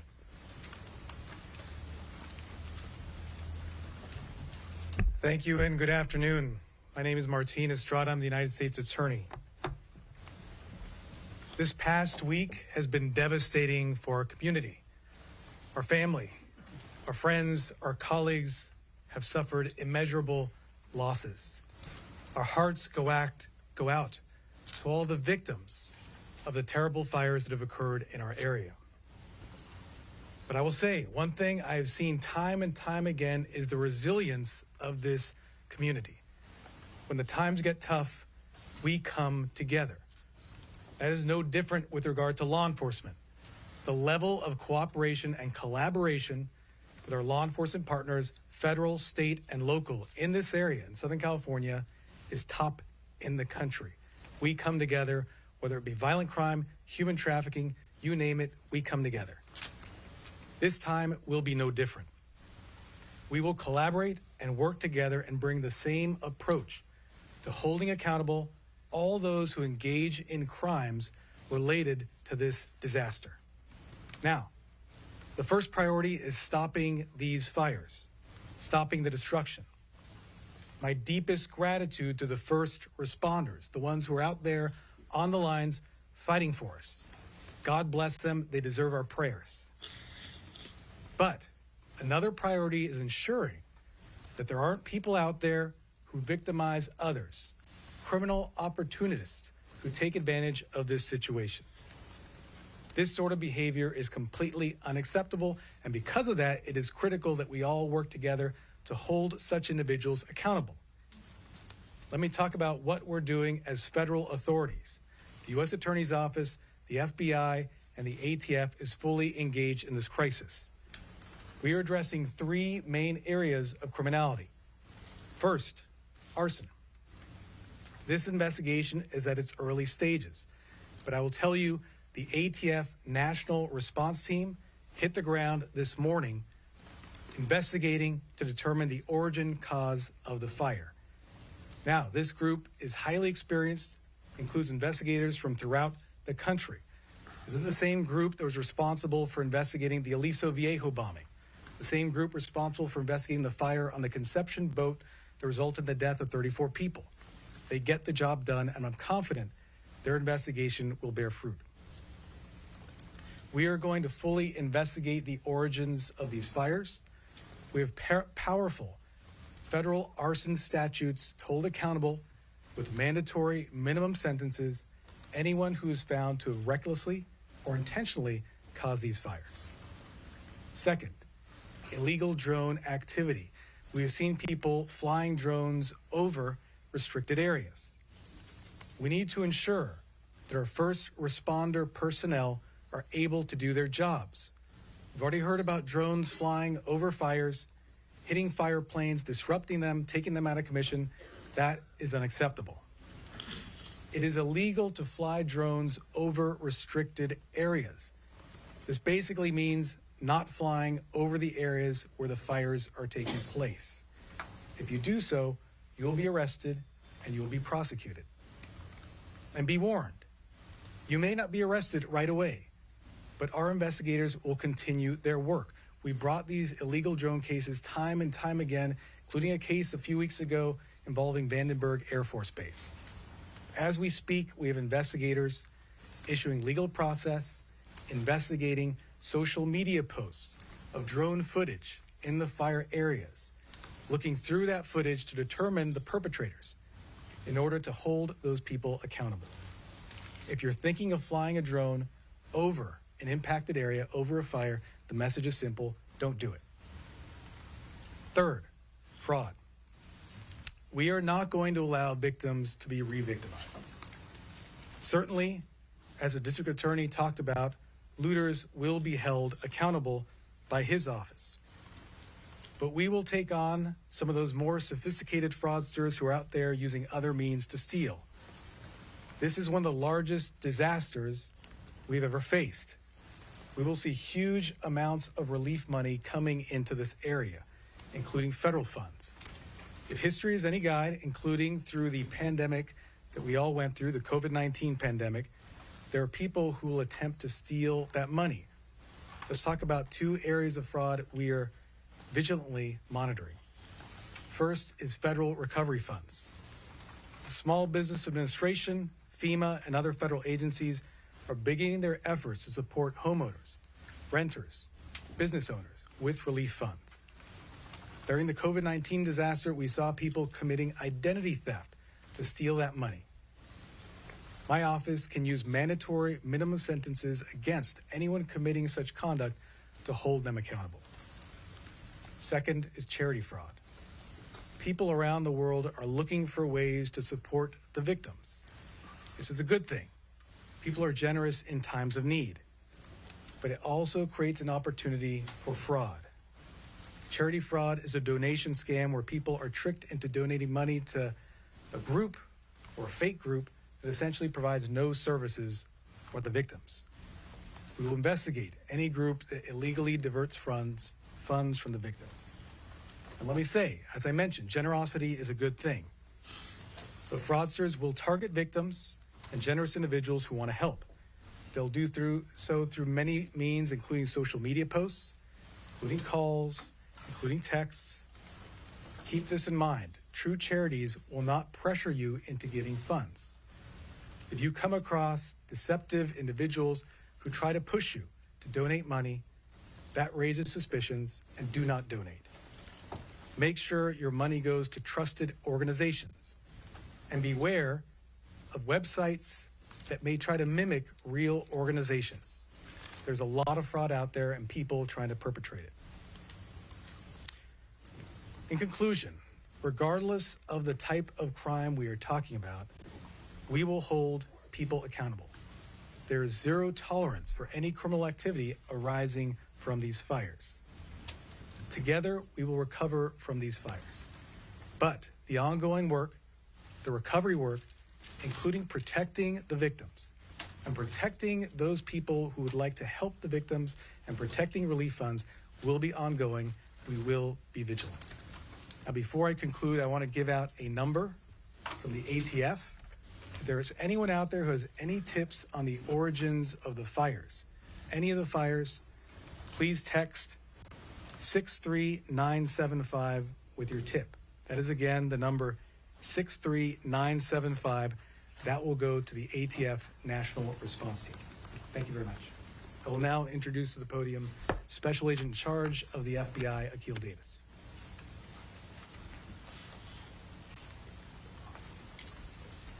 Good afternoon. My name is Akil Davis. I'm the Assistant Director in charge of the FBI's Los Angeles Field Office. I want to state my condolences for those who have lost loved ones, property, and are currently suffering. We at the FBI also have employees that have lost everything that they own. It's a traumatic event for all of us, all Los Angelinos everywhere. I'd like to highlight just 2 lines of effort that your local FBI office is involved in. U.S. Attorney Estrada highlighted our drone efforts. FBI Los Angeles has created the nation's first counter-UAS task force. This task force has been deployed to the Rose Bowl, it's deployed to the Golden Globes, and it is deployed to all of these fires. We're out there every single day looking for drone pilots, looking for operators that are disrupting our most critical effort to contain these fires, and that is the airdrops. I'd like to foot stomp what our brothers and sisters at CAL FIRE said. If you fly, we can't. Meaning if you fly these drones, we're not able to use our most sophisticated technique to contain these fires and save lives. The second line of effort for the FBI, as U.S. Attorney Estrada stated, is significant fraud. As we have seen from COVID fraud, Hurricane Katrina fraud, we've seen earthquake fraud, all those monies that are pouring into our communities, fraudsters are sitting right now trying to figure out ways to steal that money. You heard Sheriff Luna reference the term being hungry. Our investigators, our task force officers, our deputies, our police officers, our investigators, we're hungry too. We're hungry to try to find the fraudsters that are stealing this money and preventing it from getting in the hands of the people that need it most. There are 2 ways you can reach the FBI. Please call 1-800-CALL-FBI if you have any tips or you've been the victim of any of these frauds, or tips.fbi.gov. Thank you for your time today. I'll turn it over to DA Hochman.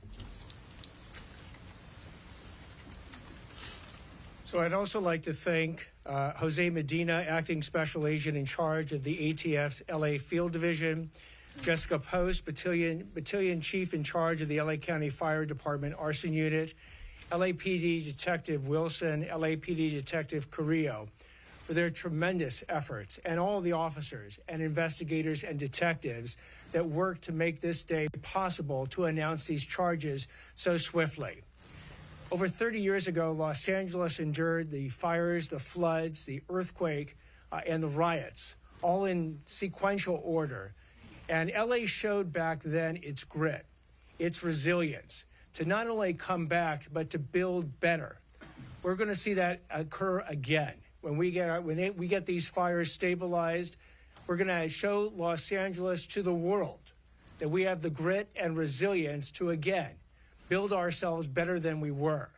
And to the extent that these criminals want to get in our way, please let today be one example of the united front that they are going to face. Between the District Attorney's Office, the City Attorney's Office, and the U.S. Attorney's Office, we have well over 1,000 prosecutors ready to do justice on behalf of the residents of Los Angeles County.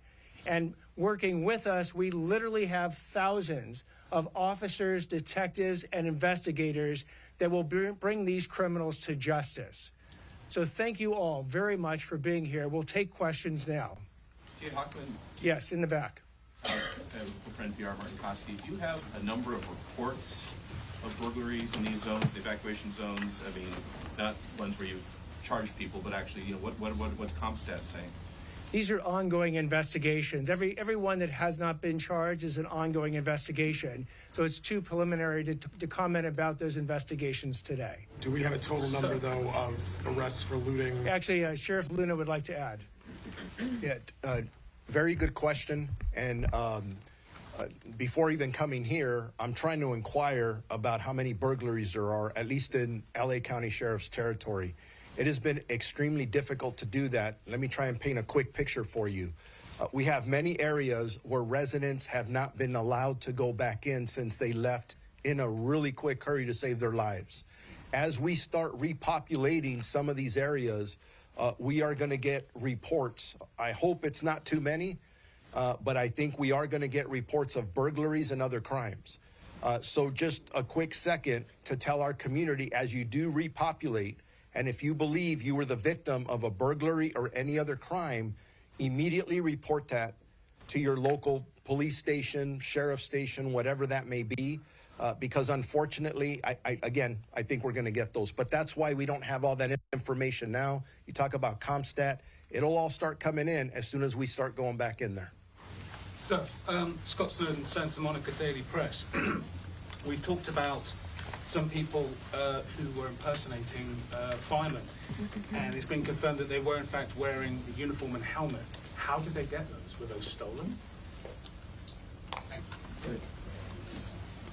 I can address that. So that's part of the investigation that feeds into some of the information. So we're not going to disclose those parts of the investigation at this time. As the prosecution moves forward, at whatever level it moves forward to, we will be releasing additional information, especially after we confirm which charges are going to be filed.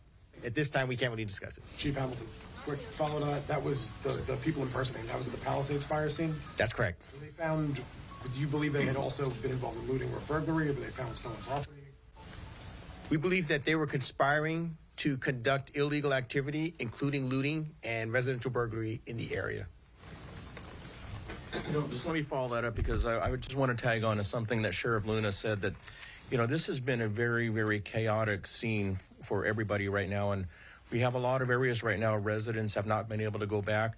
I know that LAPD has reported 14 arrests for fire-related things, many of which you have seen here.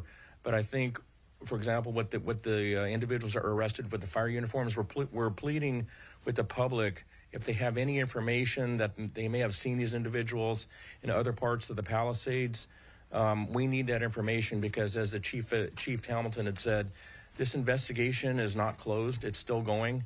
And as residents begin to repopulate and we get more information, ring videos and things like that, those are the things that we're going to need to really get a picture as to how many crimes may have occurred in that area. Cheryl? Yes, sir, right here. Natasha Chen with CNN. I know that the investigations into the origins of the fires for Palisades and Eaton are still ongoing. As far as that task force activity is concerned, though, is there any indication that there's investigation into possible human involvement in the Palisades fire, whether that be accidental or intentional, and for the Eaton fire, a potential electrical transmission tower? So we're not going to address at this point that part of the investigation. That'll be conducted by the Bureau of Alcohol, Tobacco, Firearms, and Explosives. More information will be forthcoming from that investigation in the future. Will ATF have a news conference? Anyone? So we are speaking on behalf of ATF. We are coordinating with ATF on the investigation and any potential prosecution. We are at the initial stages at this time, so we ask for patience as we go through this investigation. Everything is on the table in terms of the investigation and potential statutes that are in play. I gave you the number. I'll repeat it. If anyone has any tips, I encourage them to text the following number, 63975. But given that the investigation is at its early stages, we cannot provide further information. How many of the cases qualify for federal charges, and what will be the maximum sentence if somebody is accused of arson? Anyone who intentionally or recklessly causes a fire can be prosecuted federally for arson, carries a 5-year mandatory minimum sentence, and from there, depending on the facts, the sentence can be much longer, including decades in prison. Mr. Estrada, can you just, clarify, is this arson investigation just normal matter of course given the devastation, or are you acting off information that there may have been an intentional fire set, Palisades, Eaton, otherwise? I can't get into details of the investigation. I will say this is by no means the normal course. We're dealing with the largest disasters in our area ever. It's for that reason we asked the ATF National Response Team to get involved. Highly experienced group has done this throughout the country, including in our area before, with success. How many cases are on your hands? The investigation is at early stages. Don't you have any number of investigations? We are investigating all the fires for potential arson. We are looking at all the fires. We're focused on the Palisades fire and the Eaton fire this time. Sheriff Luna, given the level of frustration and misery for so many people who are out of their homes, there's been some reports of vigilantism. Are you concerned about this, and how do you mitigate it if indeed it is happening?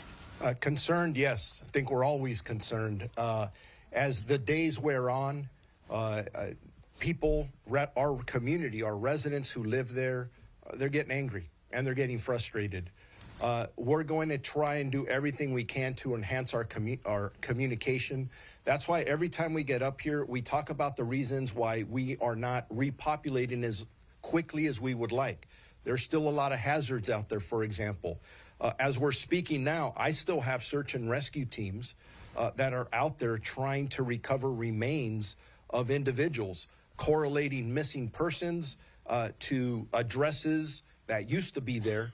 There's a lot of work there. So again, I plead with our communities, be as patient as possible. There is no conversation that we're having as a county family with our city partners that doesn't include evacuation orders and warnings without, okay, when are we going to repopulate? Because we're hearing our community loud and clear. All of us, I know our supervisors are going out personally and listening to our community and their frustrations. We know it. We're staying on top of it. None of us have been off one day. All of us are working 16, 18-hour days, and we're doing this because we want to get back to normal as quickly as possible. But I do remind everybody, I mean, I just read the weather report before coming in here. We're gonna experience some significant winds. I'm very concerned about the dangers that we still face, concerns that our community still faces. So we're still in the middle of this. But please communicate with us, and we'll continue to work on putting out as much public information as we possibly can. We don't want our community to go that direction. Now, if the vigilantes you're talking about are people who live somewhere else and are going to come and cause problems, this team I have around me, we're ready to deal with that. I see the show of support here today, and it's massive and impressive. But to someone who feels desperate, how can you reassure them? Somebody who lost their home, we will do everything we can to make sure that you are aware that we're here, we care, we're going to respond, we're going to investigate. And the reason we're here today united is because we are communicating. We have been communicating from the beginning. We're going to be something that the rest of this country looks at and says, how did you guys do this? That's where we're at. That's the assurance I want to give our entire community. We are here. We are here for you. The FBI. All right, we have time for one more question. A question for the FBI. Right here. You have pieces of that drone that hit the Super Scooper. Have you made any progress in that investigation? Do you have any persons of interest that you're looking at or speaking with? So that investigation is ongoing, and yes, you're right. We have collected pieces of that, and we're putting that together as we would through a normal course of investigation. There's lots of avenues to investigate regarding that. So that's all I'm going to say is as far as that goes. And have you had any more incidents with drones and firefighting like that? So we are coming across probably 20 incursions a day. Now, our numbers vary a little different than what the fire department puts out, and that's just because of the focus on the area that the FBI is looking at. Our focus is a little bit more narrow than what the fire department's looking at. So, you know, the numbers we're putting out are probably between 20 and 30, and the fire department's is about double that. But the fire department is correct. There are that many drones in the air at any given time. And that's why we continue to stress to the public, stop flying your drones over these fires. Let us do our job. Let us save lives. Let the firefighters do what they do best, and that's put these fires out. But no Can you persons of confirm interest at that this 2 point? arrests Not at this point. have been made regarding the drone incident? I'm sorry, sir. Can you say that again? Can you confirm that 2 arrests have been made regarding the drone incident? I'm going to leave that up to my state and local counterparts behind me. Thank you very much. I can tell you from the Los Angeles County Sheriff's Department, we've arrested 3 individuals for 2 drone usages. All right, thank you all for coming today. If you want one-on-one interviews, you can do that at this point. I very much appreciate it, and stay safe out there. All right, you're just listening in there as they were providing an update. The DA from Los Angeles, the district attorney, the new district attorney, Nathan Hochman, providing an update. So lots of new information coming from those 40-plus arrests being made for those burglaries, arson, looters. They're asking people to also help them, and they're cracking down in a significant way. So we're following it very closely. I do want to put up just some posts here on Live Now from Fox of some of the information that we are continuing to follow, including one of those major components of this. This is from Alexandria Hernandez, Fox News producer. Photos of at least one person arrested for impersonating a firefighter in the Palisades fire yesterday. I'm told the person there was accompanied by another individual. Also, you heard at that press conference the U.S. Attorney Martin Estrada representing and speaking for the ATF from Bill Mallusion, saying the ATF announces elite national response arrived in L.A. to investigate the cause of this catastrophic Palisades fire. Two prongs. One team will analyze the scene like a crime scene, including damage, burn patterns, while another will gather surveillance video, digital evidence, and also I want to show this from Matt Finn saying a lawsuit has been filed against SoCal Edison over the historic Eaton fire near Pasadena. It left 16 people dead right now, 7,000 plus structures burned to the ground. The death toll has been rising. Out of last check, 24 people tragically losing their lives. So many different components to this. The fire, the high winds expected this week, the arrests made after more of these kind of looters going into restricted area. I also want to put up this talking about Gavin Newsom expanding the scope of the California legislators' special session, which is focused on allocating money to fight legal battles with the Trump administration to ask for at least $2.5 billion to fund the LA firestorm response and recovery. We're following this very closely here on Live Now from Fox, a live look there over Pacific Palisades, and you can just see some of the devastation. We're expecting to hear an update from some officials on the ground. There's a lot of information that we got yesterday on Sunday evening. This is supposed to start at 3 o'clock local time. Looks like they're about to do a mic check. But until then, let's dive back into our Fox 11 team as they're talking about the Santa Ana winds returning today, and they are cause for a serious concern. Let's listen into our coverage from our Fox LA team here on Live Now from Fox.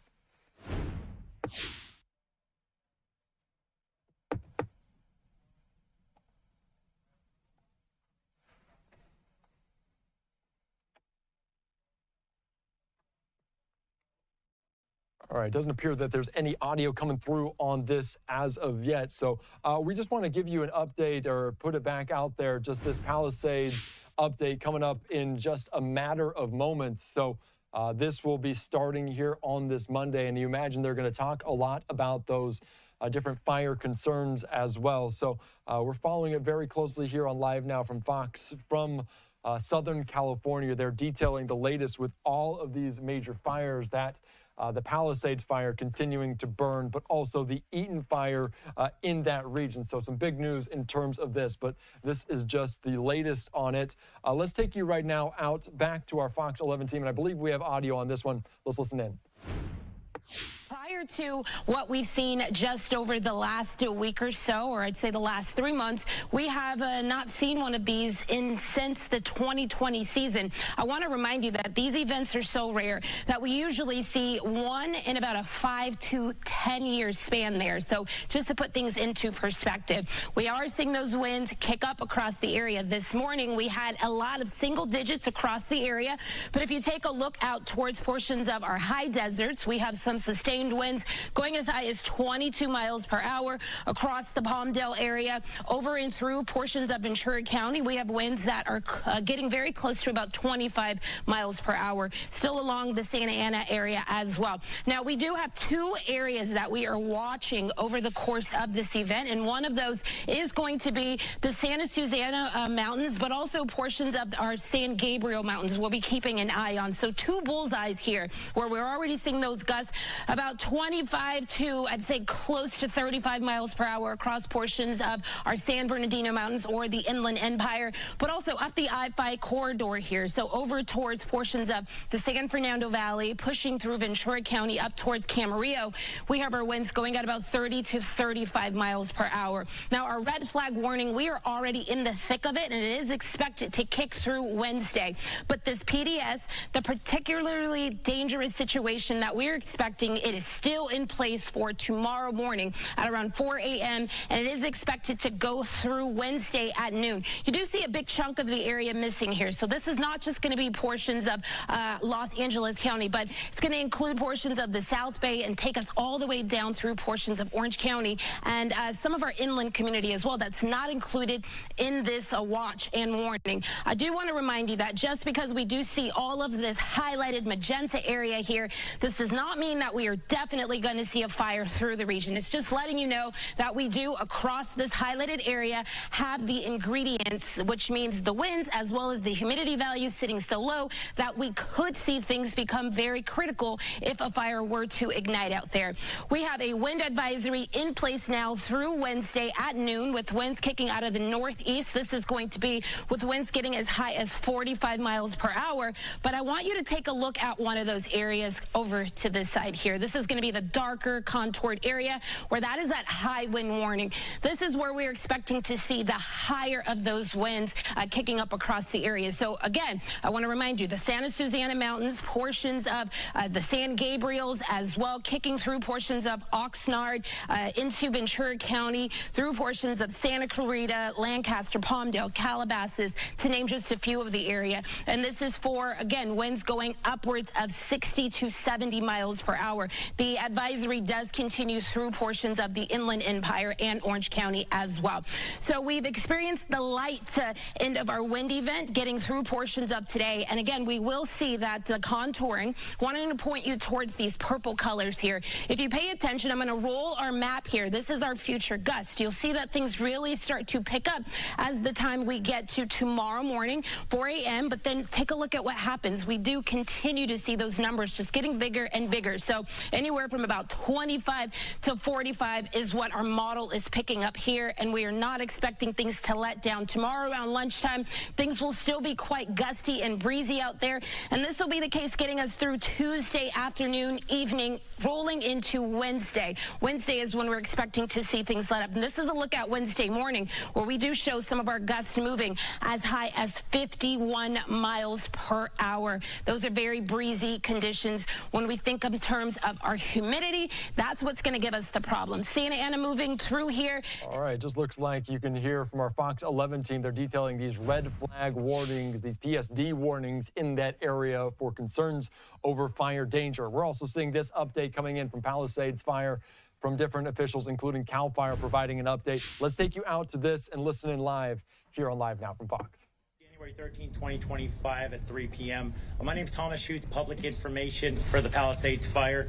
I want to give some quick facts on this incident. We're at 23,713 acres. This fire is 14% contained. And as of today, we have over 5,000 personnel out here, 5,123 personnel working this incident. We're going to kick it off with an operational update.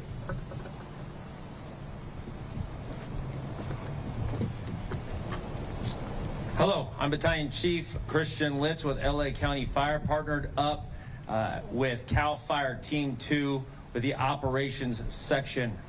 We're going to start over here on the top left part of the map where you see Montecito there. This is more of the brush side on the top half of the map.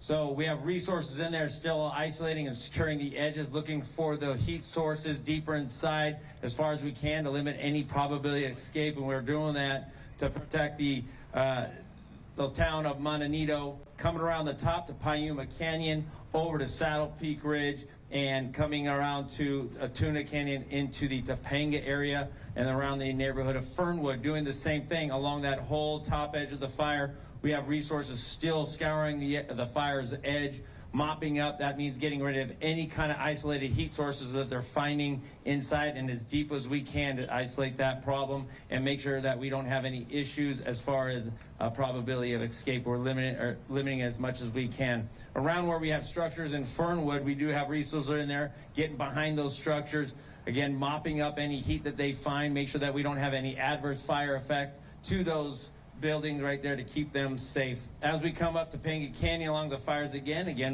we're securing that edge, putting in that hand line and getting deeper in the mop up. Everything's looking a lot less heat in this area as far as everywhere else as well. Topanga, we're looking at Topanga Oaks, Sylvia Park's up there, so we're going around the edge. We still got a lot of work to do in this area right here as far as constructing direct control line. Going direct means we're going right along that fire's edge, securing the edge, mopping it up, getting deeper as we go along that to secure it.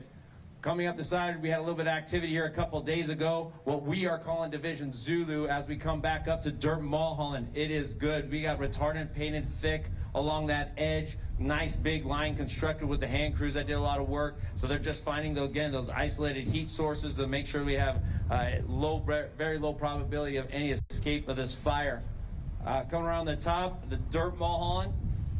Coming around to the corner and coming back down into Mandeville Canyon, same story. Resources are still scouring that edge that's to secure it and getting behind those structures in Mandeville Canyon, make sure there's nothing that can roll out or do any damage that we don't want done to any structures. And they're working really hard to get as depth as they can in there. Overall, that's the more brush area of the fire, is the top half of the fire. Find very little activity in there. We do still have helicopters up there dropping on those heat sources to help the ground crews out. Now coming down to the Riviera area, West Ridge Riviera, bordering Santa Monica and the Pacific Palisades, all along the bottom half of the fire that we see here, going into Topanga Canyon, Temescal Canyon, Las Flores area, and also coming back over to Malibu, same story. Resources are lined up and going all along the PCH, interior to all the structures, up the different roads, all around those structures. They're really concentrating on the structures that are still standing, getting ready any heat sources around it, anything that can cause any damage or get inside those structures and have any unwanted damage that we're thinking about. And then coming around, finishing up back to where you see the black line, that's where the fire butted up against the Franklin fire here on the far left of the map. And it's looking really good. We still have eyes on it. We still have resources in the area.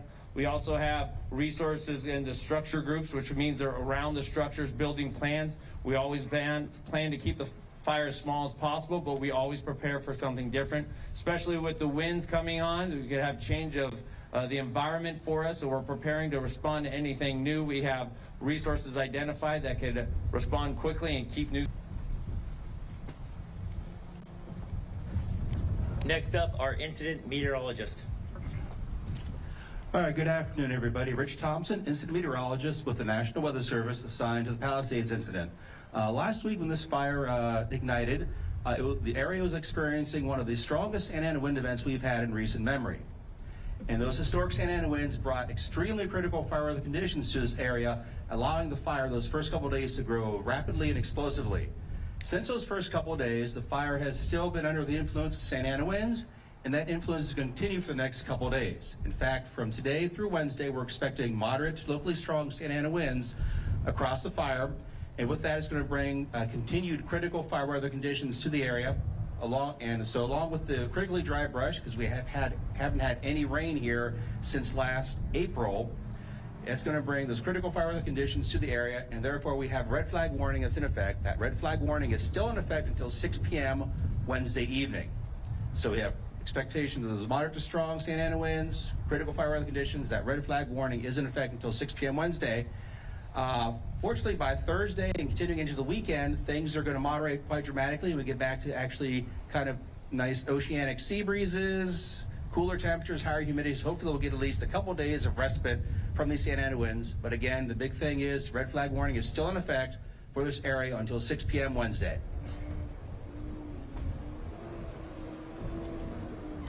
Thank you. Now I'd like to invite all of our speakers and guests up to the stage, please.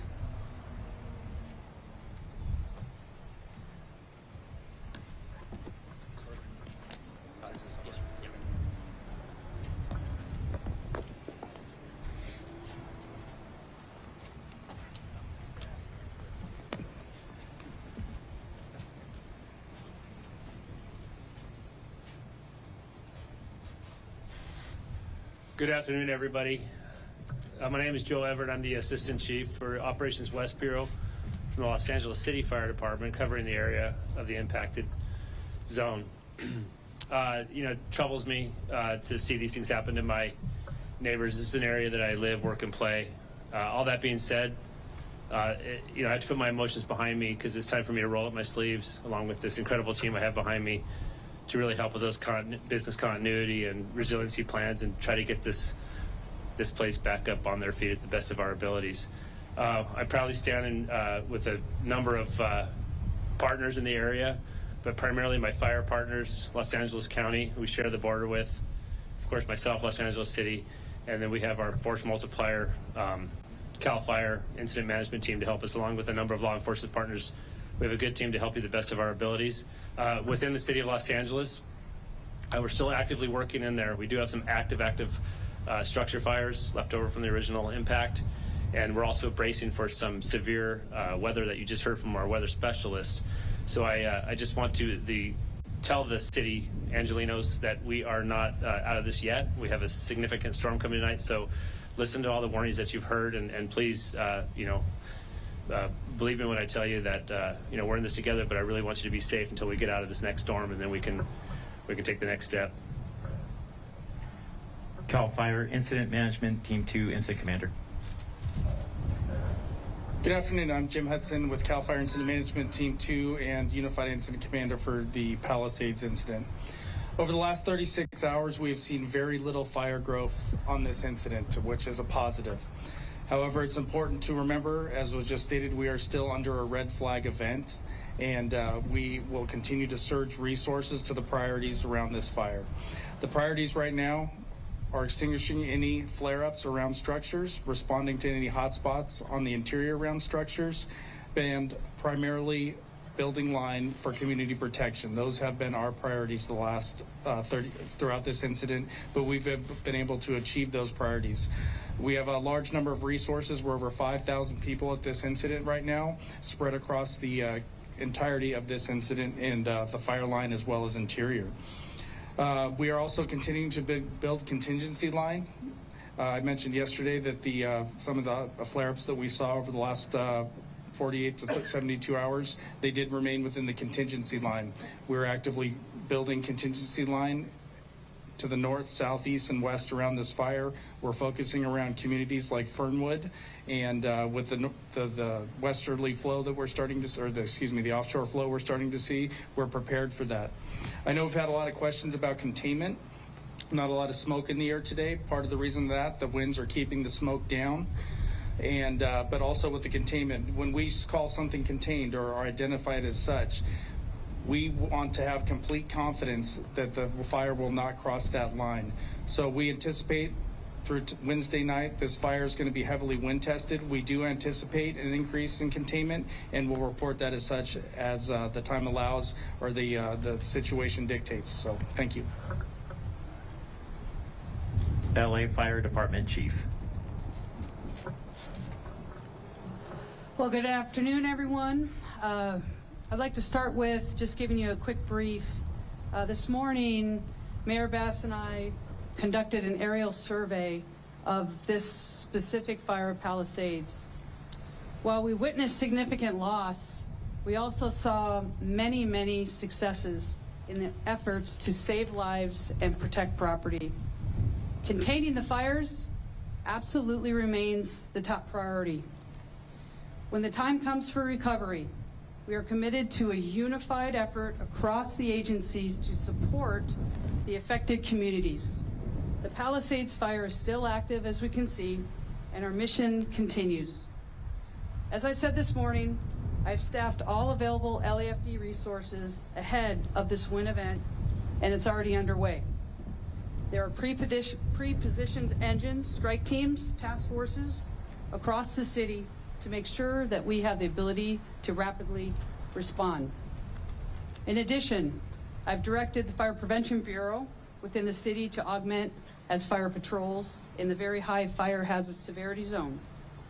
I tell you, as I take a step back, I'm so very grateful as I look around and I see all of our firefighters and first responders from all over California and our neighboring states. You think about that from the western region to Canada to even Mexico. We know absolutely we cannot fight this alone, and we are so very appreciative of our partners. Just a brief on the Palisades fire. You've heard a couple of the numbers, but the LAFD remains committed to this fire, and we have a significant number of engines that are assigned. The fire is 23,713 acres with 14% containment, 5,123 personnel that are assigned. As you can see, the firefighters are up and down. They're completely and diligently working through the night to increase the containment and prevent further spread. As this wind event that we just heard about continues, we urge the public to stay diligent, to stay ready, as the danger has absolutely not passed. Please adhere to any evacuation warning and orders immediately, and prioritize your safety. Thank you, everyone. LA County Sheriff Commander. Good afternoon, everyone. My name is Commander Christine Coles. I'm with the Los Angeles County Sheriff's Department. I'm serving as the Unified Incident Commander from the Sheriff's Department Incident Management Team for the Palisades Fire Response. I'd like to provide you just a few updates on the status of our operation. We currently have over 100 Sheriff Department personnel assisting with our operations, along with National Guard personnel. Currently, no new evacuations are being performed. We've made 5 arrests related to the Palisades fire, involving charges such as unauthorized entry into an emergency area and additional charges for weapons and narcotics possession. A curfew has been established for all mandatory evacuation zones affected by the Palisades fire and will be in effect from 6 p.m. to 6 a.m. and until further notice.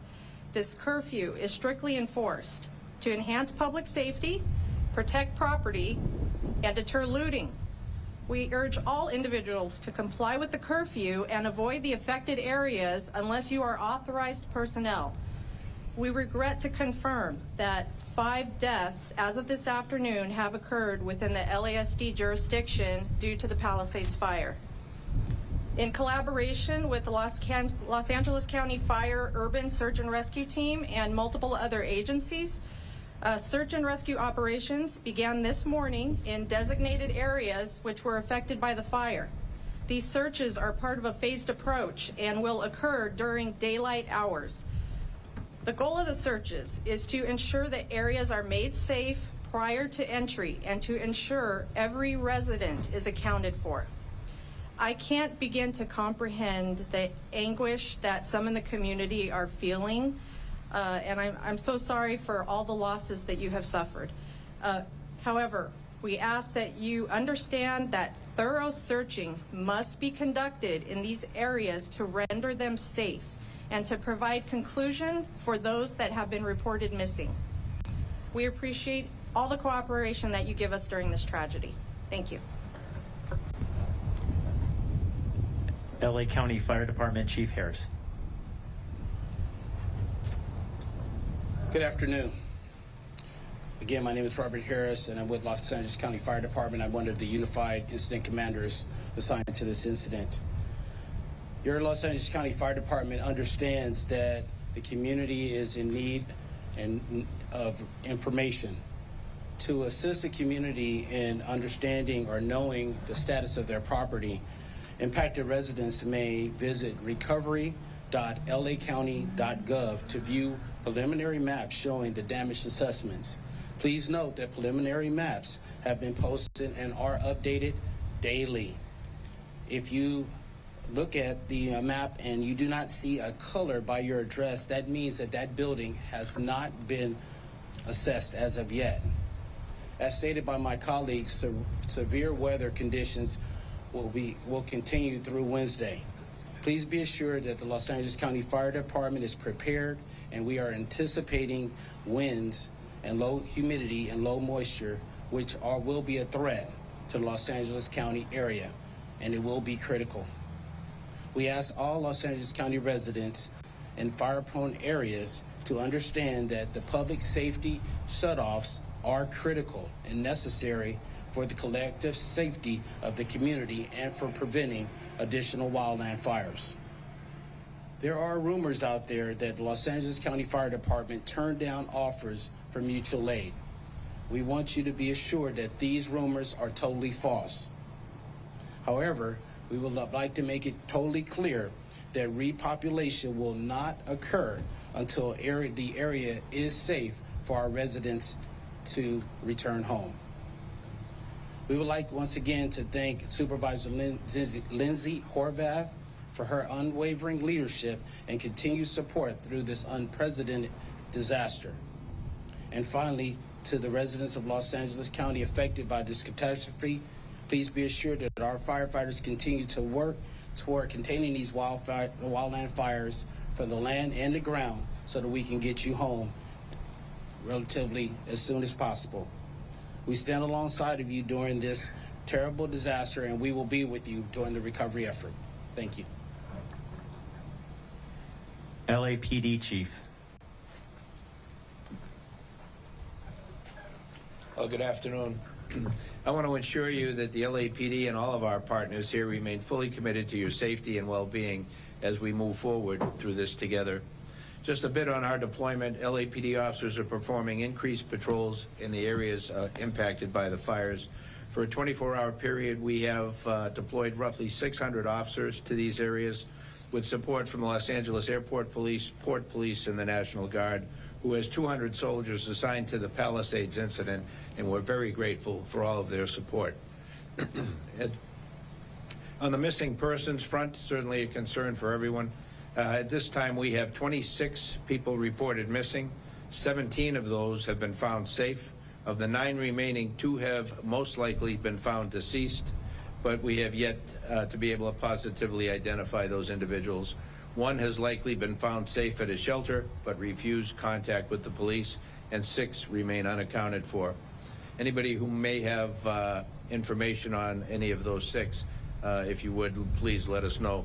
In total, 3 fatalities were fire-related. 1 fatality died at a hospital, but had not been previously reported missing. On the arrest front, we've made a total of 14 arrests. 3 of those were for failure to obey curfew. Impersonating an officer, 1, impersonating a firefighter, 1, unauthorized entry to a closed emergency area, 2 people, 1 for driving under the influence, 1 for vandalism, 1 for possession of ammo and burglary tools, 2 for burglary, and 2 for conspiracy to commit burglary.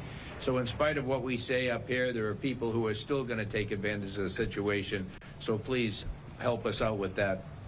Animal services, on that front, we're sensitive to the fact that in the rush to evacuate, many residents were forced to leave their pets behind. In order to help residents gain access to the pets that were left behind, Animal Services is accepting calls and creating a list for CAL FIRE to assist with facilitating reunification with their pets.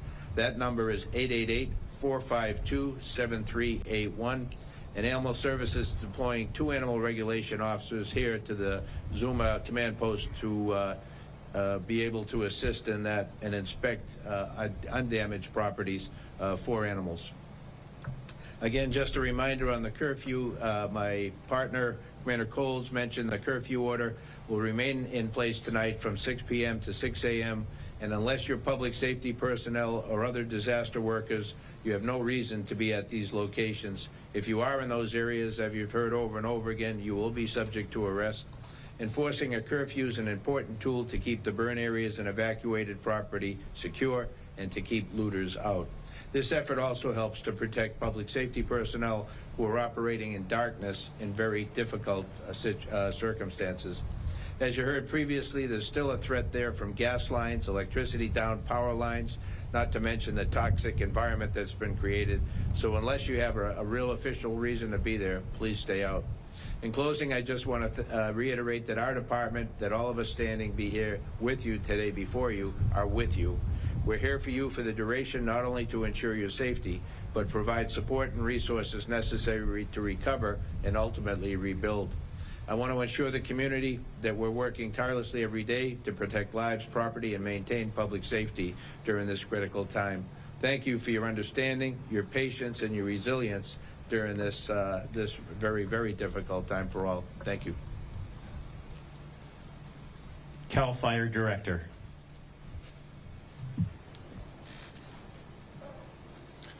Good afternoon. My name is Joe Tyler. I'm the Director and Fire Chief at CAL FIRE. Again, as I said yesterday, my heartfelt thoughts and prayers are with the community and our citizens who are affected by this devastation. And I have the utmost appreciation for our firefighters and our first responders, our law enforcement and military organizations who have come together to support the community. Over 15,000 responders are across Southern California right now, brought in from all over the state of California, the Western, Midwest, and Central United States, as well as our international partners from places like Canada and Mexico. It takes coming together with our local, state, federal, nonprofit, tribal, and international partners to make this all possible. And as we continue to mitigate the hazards that are occurring here at Palisades and mitigating the hazards that are occurring at the Eaton Fire, while we're continuing to do damage assessment with multiple damage assessment teams, being able to publish that information as you heard earlier, we recognize that these conditions will change and being able to look ahead. So the other portion of CAL FIRE is our natural resource protection responsibilities. And working together with the Department of Conservation's California Geological Survey and CAL FIRE with our foresters and hydrologists are working together to look at the burned soil severity, looking at the risk factors, and providing a plan that will be supported with our local and county leaders on how we are going to continue to recover and mitigate the next steps of this community. We continue to pre-position resources for this event that we've heard about going through Wednesday night. Throughout the Los Angeles County, greater Los Angeles area, San Bernardino, Riverside, Orange County, San Diego, there are pre-positioned resources across the area. We have moved aircraft to various Southern California airports while we continue to support the Palisades and the Eaton, making sure that they are out of the wind-prone area and are able to get off the ground when needed. We set up a mobilization center. It's sitting in Beaumont, California at Noble Creek Park. For resources to be filled in that mobilization center is a staging area to be able to move them north, south, east, or west.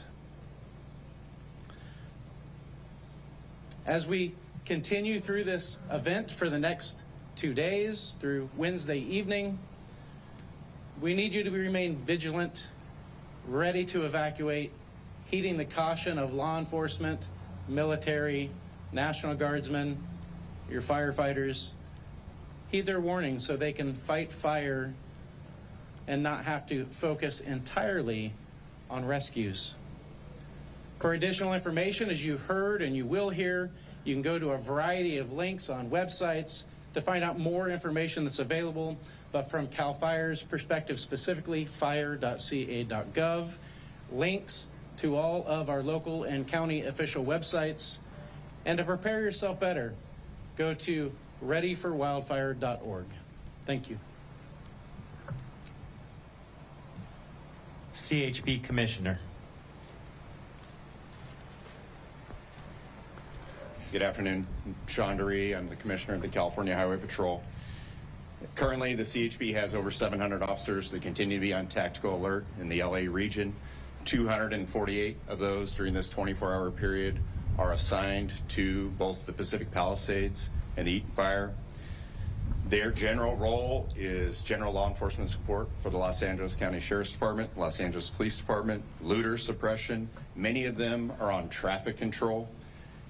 Just a message, I would ask you to have patience with the officers that are on traffic control. They are not the ones making the decision to deny entry, to not allow people to reoccupy. We're interacting with a lot of members of the community. Emotions are high, and that's being taken out on the officers.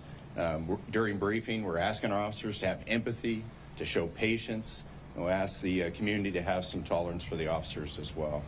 The CHP is in this for the long haul, along with all our other state partners, as we mitigate this tragedy. Thank you. Next up, California State Senator Ben Allen. Well, good afternoon, everyone. Ben Allen, representing the wonderful communities of Malibu, Palisades, Hollywood, that have been so impacted by this terrible fire. I just want to thank the incredible first responders who've come from all over the state, indeed, all over the West and several of our neighbor countries, heeding the call and are working so hard. And it's because of them that we've made so much progress on defeating this fire. We've been able to roll back evacuation orders in Santa Monica and make incredible progress in Mandeville Canyon and up on the northern portions of the fire. And that's very much due to the selfless and tireless work that they've been engaged in. I've taken several trips into the fire zone. It's devastating. I understand why people are concerned about letting folks back in, given the amount of wires on the ground, asbestos risk, water, gas, a lot of utility work currently underway in the area where they're shutting off all the potential risks. It's going to be a long and arduous process. I brought one of the ranking member of the committee that oversees FEMA in the U.S. Congress there today. We talked about resources for the area, and I certainly hope and expect that our fellow Americans from around the country will step up and help us through federal assistance, just like we do every single time in other parts of the country as they've had storms and challenges with hurricanes and issues on the Gulf. Senator McGuire came, the leadership of the state Senate. We talked extensively about ways that the state is going to help. We talked also extensively about the rebuilding efforts in some other cities in the state, such as Santa Rosa, which burned down 6 years ago, and it's now been rebuilt. And I think that's a story of inspiration for us as we think about a path moving forward. We were also so happy that the president came to visit some of the fire site and offered a 100% reimbursement rate for the firefighting and first responder efforts. And the governor's now stepping up with a major infusion, $2.5 billion just proposed just now to assist with fire recovery efforts here in Los Angeles. He obviously came out with a big announcement on permitting reform yesterday. Our Attorney General and District Attorney are working hard on both looting issues but also price gouging and making sure that people don't take advantage of folks who are vulnerable.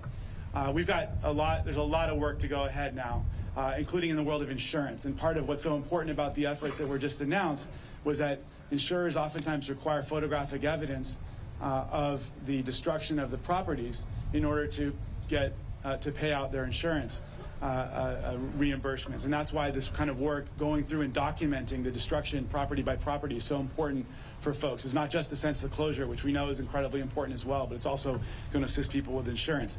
The insurance commissioner is actually bringing 2 weekends full of workshops.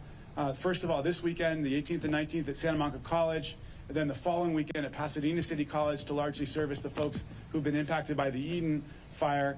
So we're hosting that workshop at SMC this coming weekend, and there are going to be people from private sector insurers, the FAIR Plan. It's going to be a one-stop shop for you to get all of your insurance questions answered in person, so you don't have to be stuck on hold on a line. You can make appointments. Walk-ins are accepted, but we're certainly encouraging people to make appointments. 800-927-4357. That's 800-927-4357. Again, this has been a devastating few days for our community. I've lost so many of my friends have lost their homes. I was at my synagogue, which is based in the Palisades, on Friday night as we had a service of healing, and over a third of the congregants there have lost their homes, including both of the rabbis. It's just a very difficult moment for us, and we certainly appreciate all of the people who stepped up to help the victims, both through offering places to stay, the incredible outpouring of donations of all kinds in those recovery centers and in the shelters. It's really been a moment of what made me proud to be an Angelino. I'm proud to be an American. So I just want to, again, send out my hope and expectation that our fellow Americans will help us in our time of need through FEMA assistance and other recovery assistance. I can't believe it will be anything other. And I want to just close by saying God bless our firefighters and our first responders who have been working so hard, who have thrown everything they have at this fire, and they're a big part of the reason why we're now on such a track toward success in ending this fire. Thank you, and God bless our firefighters. Next up, United States Senator Adam Schiff. Just want to start off by referring to the remarks of the incident commander, Jim Hudson, who I think said we have seen very little forward progress on the fires in the last 36 hours. That is some very good news that we have all been desperate to hear. If we can say the same about the next 36 hours, we will be indeed fortunate and maybe begin to move into a different phase of this. But the only reason we've made that progress in the last 36 hours is because of the folks that are standing behind me on the stage and literally thousands and thousands of others that are deployed throughout these fire areas. This command center right here, we have 5,000 people operating out of it. It's like a fire army operating from here. So I'm grateful for what the governor and his staff have done to help organize this response. I'm very grateful to CAL FIRE for your leadership in this, to my colleague Alex Padilla, to LA City Fire, LA County Fire, to the police department, the sheriff's office, to the weather service, to FEMA, to SBA, to everybody who's coming together. In the public sector, in the private sector, it's been an extraordinary effort. I was at one of the shelters earlier today, seeing what Red Cross volunteers are doing and Salvation Army volunteers are doing. Many of these shelters are being inundated with offers of help from the community, which is just so heartwarming. And talking to some that have lost their homes and lost everything but their lives, it is inspiring to see how strong and resilient they are, how determined they are to rebuild and to bounce back from this. And so there's a lot to be inspired by in this time of trial. There's also a lot to be infuriated by, and I would just say to those of you out there who are looting, adding injury to injury for these people who have lost their homes, there is a special place in hell for you. And if the folks behind me have anything to say about it, there'll be a special place in jail for you too. And I would also add, for anyone, as we've seen in prior disasters, who are looking on this as an opportunity to defraud taxpayers and try to steal money meant for the relief effort, there's a special place in hell for you too, and we are going to go after you. But I'm so grateful for what everyone around here is doing. I want to urge any who are watching in the insurance industry to move with urgency when people are coming to you with their claims, because many can't proceed very far with FEMA until they determine what's covered or not covered. And so we need you to treat all of those affected like the members of your family. Some indeed are members of your family, but we need the insurance industry to move on this with urgency. And I also want to tell people who have applied to FEMA, you may have gotten a quick response that looks like you're not going to get any help from FEMA because you have insurance. You may not qualify for most of FEMA if you have insurance. You may not qualify for everything, but there may be funds nevertheless that you do qualify for. So read carefully what response you get from FEMA. There are also, in addition to grants that FEMA has, there are low-interest loans that the SBA has to help you rebuild homes and businesses. So there are resources out there. We're going to be trying to bring more resources back. This is going to be an intensive recovery effort. Our first priority right now is to put down the flames, make sure people are safe. And then we need to move with speed to clean up the debris, which, as Senator Allen was pointing out, there are still fires in some of these residential burn areas. There are wires, there are poles down. There is just a huge amount of ash and debris that is unhealthful to be around and breathe for sustained periods. We're going to need to clean all that up. Obviously, we want people to be able to access their personal possessions that still remain. But we need to, when the time comes, we need to move up that cleanup effort and really get to it. As well, the process of rebuilding, I'm glad to hear the governor talk about streamlining the permit process. We can't have this drag out for 10 years. We need to get this done urgently. Let's make this a model on how you can quickly rebuild after a major disaster. Finally, to so many of you who are struggling with what you've lost, the whole state, the whole country is thinking of you, is sending their prayers to you, wants to be helpful to you. We're going to get through this. We are in California nothing if not resilient. We are going to rebuild. These neighborhoods will be rebuilt. Communities that you love will be rebuilt. We want you to come back. Neighbor wants to see neighbor again. So we're going to be working on this. We can't lose sight of this.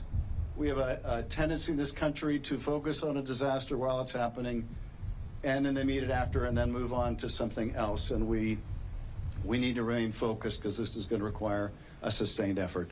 Once again, thank you, and I think they're going to open up to questions.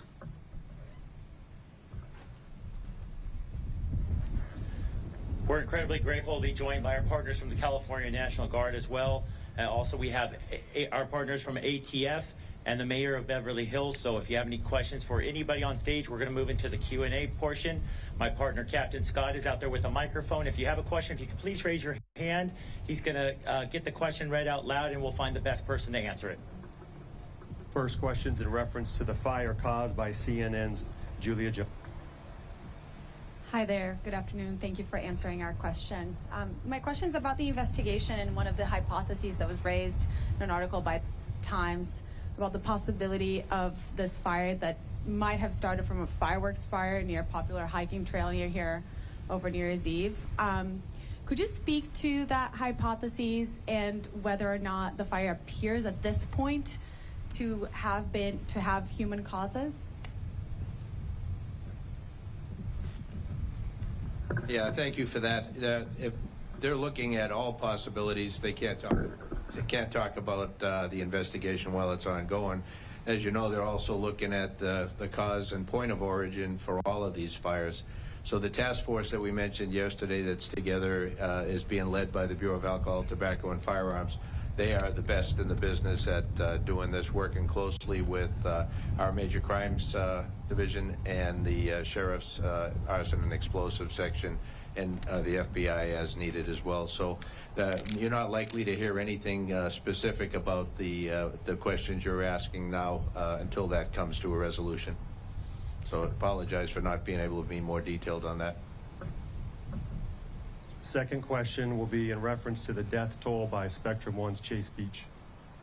Hi there. Just hoping to get a bit of clarification, maybe from the Sheriff's Department. From my count, it sounds like it's 29 now is the death toll. And also, if you are able to share, it sounded like you said 5 more from the Palisades fire. If you know the rough location of that would be helpful. Thank you. So the amount of deaths that I reported, which was 5, is only from the Sheriff's Department's area of responsibility.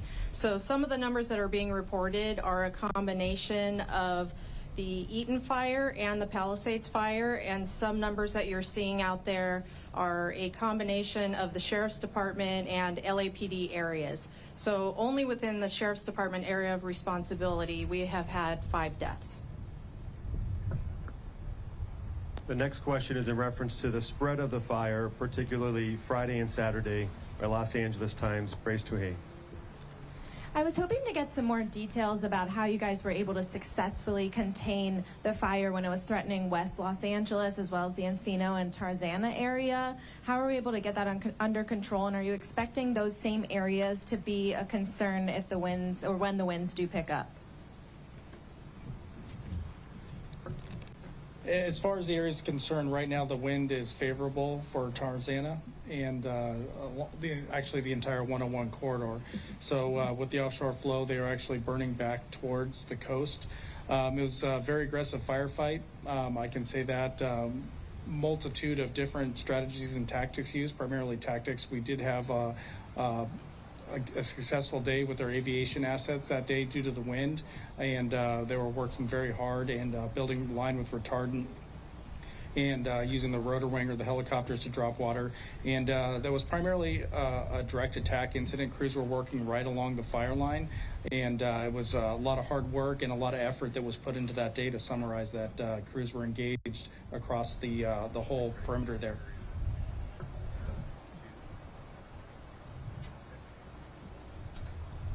Next, we have a question from Ross with KCAL, 3 parts, and he'll go through all 3 of them. Thank you, Chief. All right, just listening in there to many questions being asked of these different individuals at this Palisades fire update. I do want to shift gears just a little bit as we're now hearing a response from President Biden as he is briefed on the LA wildfires. Let's take you out to some of his remarks there from Washington, D.C. here on Live Now from Fox. It's okay. She's a real tough guy right there. All right? Okay. Can you guys hear us? Yes, we can hear you. All right. Well, look, we're headed into the second week of wildfires out in California. These wildfires are the worst in California history. And Vice President Harris and I are about to meet with Secretary Mayorkas, who is here, FEMA Administrator, FEMA Regional Administrator, and the Chief of the U.S. Forest Service. And first, I want to share an update on where things stand now, as we know. One, over the past few weeks, state and local and federal firefighters are able to prevent the largest fires from moving into new areas. In other words, they're able to contain the fires. 14% containment in the Pacific Palisades that's how much has been contained. 33% in the fire in Pasadena. 95% in Sylmar, and the fire in Ventura has been 100% contained, and that's progress. That said, it was a heartbreaking weekend for a lot of people in Los Angeles. Ash was raining down like snow, homes burned to the ground, thousands of those homes are gone, and we learned we lost more of our fellow Americans. So let's say again to the people of Los Angeles, we're with you, we're with you. And, although the federal government is going to cover 100% of the cost for the next 180 days for things like firefighter overtime pay, debris removal, temporary shelters, it's going to cost tens of billions of dollars to get Los Angeles back to where it was. So we're going to need Congress to step up to provide funding to get this done. And we're going to get that done, God willing. Over the next few days, we're expecting strong wind gusts that could move, more fires, more fuel for fires. And I'm continuing to direct the federal government to do everything possibly can to help California. I've sent equipment to Los Angeles, including helicopters, tanker planes, and fire engines. And our allies in Canada and Mexico have sent 130 firefighters and emergency responders, as the team knows. I've asked Bob Fenton of FEMA to help Hawaii after the Maui fires to take the lead in coordinating the federal support and debris recovery and removal in Los Angeles. And the first step of that is coordinating between FEMA, EPA, and the Army Corps of Engineers to remove the hazardous debris before you can get in and remove it all. And that hazardous debris includes things like propane tanks, electric vehicles, battery walls. Then the monumental task of removing the rest of that debris can begin, but it's a monumental task. And I've activated 500 Marines from the base in Pendleton to stand by to help in search and rescue, airlift support, and food and water distribution. And I want to be clear, we're not waiting until those fires are over to start helping the victims. We're getting them help right now, as you all know. People impacted by these fires are going to receive one-time payment of $770, one-time payment, so they can quickly purchase things like water, baby formula, and prescriptions. So far, nearly 6,000 survivors have registered to do just that, and $5.1 million has gone out. And I encourage everyone who has been impacted to get assistance. Go to disasterassistance.gov or call 1-800-621-3362. Let me repeat that number. 1-800-621-3362. Before I turn this over to Vice President Harris, let me say again to all the incredible firefighters and first responders, thank you, thank you, thank you. Los Angeles is a city of angels, and you're now the angels, all of you. You're the angels literally saving people's lives, and we owe you. We owe your families who are also in harm's way, and you're still going out and doing your job. So the people of Los Angeles, thank you for sticking together, for helping one another through an unimaginable loss. And I want you to know, and I mean this, I want you to know we have no higher priority than the safety of you folks in Los Angeles. We're going to keep doing everything possible to help you get through this. And Vice President Harris, I now turn it over to you. Thank you, Mr. President. So what is happening in Los Angeles is truly heartbreaking, and there's an extraordinary amount of trauma that so many people are experiencing through loss of life, loss of their homes, loss of normalcy.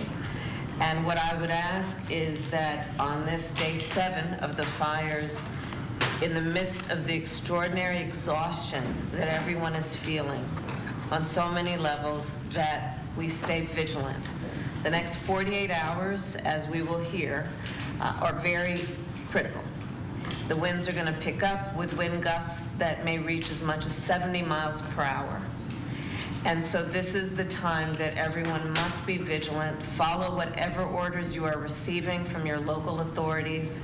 If you are in any area where you may be called to evacuate, collect your belongings that you would want to take in the tragic event that you have to evacuate, and please be ready and prepared in that event. Lots of people who still have a home, who are under evacuation order, I know you want to get back home, but this is a time to be patient. There is still so much work that firefighters, police officers, FEMA, and others are doing that is about search and rescue. The work that still needs to be done to ensure the safety around utility lines. This work is still very much in progress, and so it's critically important that to the extent you can find anything that gives you an ability to be patient in this extremely dangerous and unprecedented crisis, that you do. But I'd echo what the President said. We have seen acts of courage, heroism, building of community, people looking out for strangers, and we applaud and are in awe of the generosity of spirit that we are seeing throughout the region. And so let us just always again thank our firefighters, our police officers, our first responders for what they are doing to personally sacrifice so much for the sake of others. Thank you. Thank you, Madam Vice President. We'll now go to the U.S. Forest Service Chief Randy Moore, who's out in Los Angeles. Chief Moore, over to you. Thank you, Mr. President, Madam Vice President. The situation remains very dynamic with immediate threats to life and safety. One important thing to name is that unlike what we normally would think of as wildland fires, where they're often on the landscape for weeks, these incidents are urban conflagrations, whereas once the winds are over and if containment continues to increase, we would expect these incidents to move rapidly from fire suppression to recovery. Now, in terms of the weather, we're expecting a period of elevated to critical fire weather risk through Wednesday, as the Vice President had indicated, and we're expected to have red flag warnings in effect for strong gust of winds, low humidity, and very dry vegetation for much of Los Angeles, Ventura, and neighboring counties. We're also expecting to have moderate Santa Ana winds, which begins today, later today, through Wednesday. And as the Vice President had indicated, we're looking at frequent winds of about 20 to 30 miles per hour, but gusts in anywhere from 50 to 70 miles per hour are very likely. Right now, our biggest concern is new starts. And with this wind event or new growth on the Palisades or Eaton fires, these are high possibilities. So our personnel are working really hard to strengthen the existing containment lines. And also from Monday through Wednesday, we're looking to have minimum relative humidities, which is expected to remain in the upper single digits, somewhere around 20%. So what that's basically saying is that the vegetation will continue to stay dry. And by Friday, we expect several degrees of cooling and a large increase in humidity Friday into Saturday. So this is the good news on the back end of that wind. In terms of fire activity, so the Forest Service remains in unified command on the Eaton fire. The Lydia fire is no longer active, and the Hearst fire is no longer in unified command, as threats are minimal on those two fires. Now, regarding the Edens fire, it's holding at about 14,000 acres. Containment has grown yesterday at 27% to 33% today, and there's no new growth, which is the good news. However, firefighters are reinforcing that perimeter, and we'll have to hold that under these challenging conditions through Wednesday. We're looking at nearly 40,000 structures remain threatened, and earlier remote sensing is reporting a number of structures have been destroyed. And we are in the process of doing damage assessments by ground truthing to see what we think that we're seeing from the air. There's 8 confirmed civilian fatalities as a result of this fire, and as of yesterday, there were 50 crews, 375 engines, 16 helicopters, and over 3,400 personnel that was assigned to this fire. The Hearst fire is 95% contained, spread is minimal, and it has calmed down, and the repopulation started yesterday. We still have about 100 firefighters out there doing what we call mop-up duties. That's where they see smoke to put the fire completely out. So we'll continue to patrol the area and do mop-up activities. We continue to support the Palisades fire. We're having moderate fire behavior that persists. We currently have about 23,700 acres that have burned, and the fire is about 18% contained as we speak. There's also 2 confirmed civilian fatalities on that fire as well. We currently have about 115 crews, 540 engines, 44 helicopters, and 5,123 personnel that are assigned to this fire. To date, we're successfully filling resource requests for both initial tag and incident support. And as of this morning, there's about 9,000 firefighters that are assigned to these large fires that we're talking about here. Now, this does not include the many who's assigned to their home units or pre-positioned to their different units to provide initial attack on new starts. And we continue to have firefighters coming from all across the country, relieving some of the firefighters who has been pressing really, really hard. And we'll continue to mobilize personnel as well as equipment. Now, aviation resources that is operational as of this morning.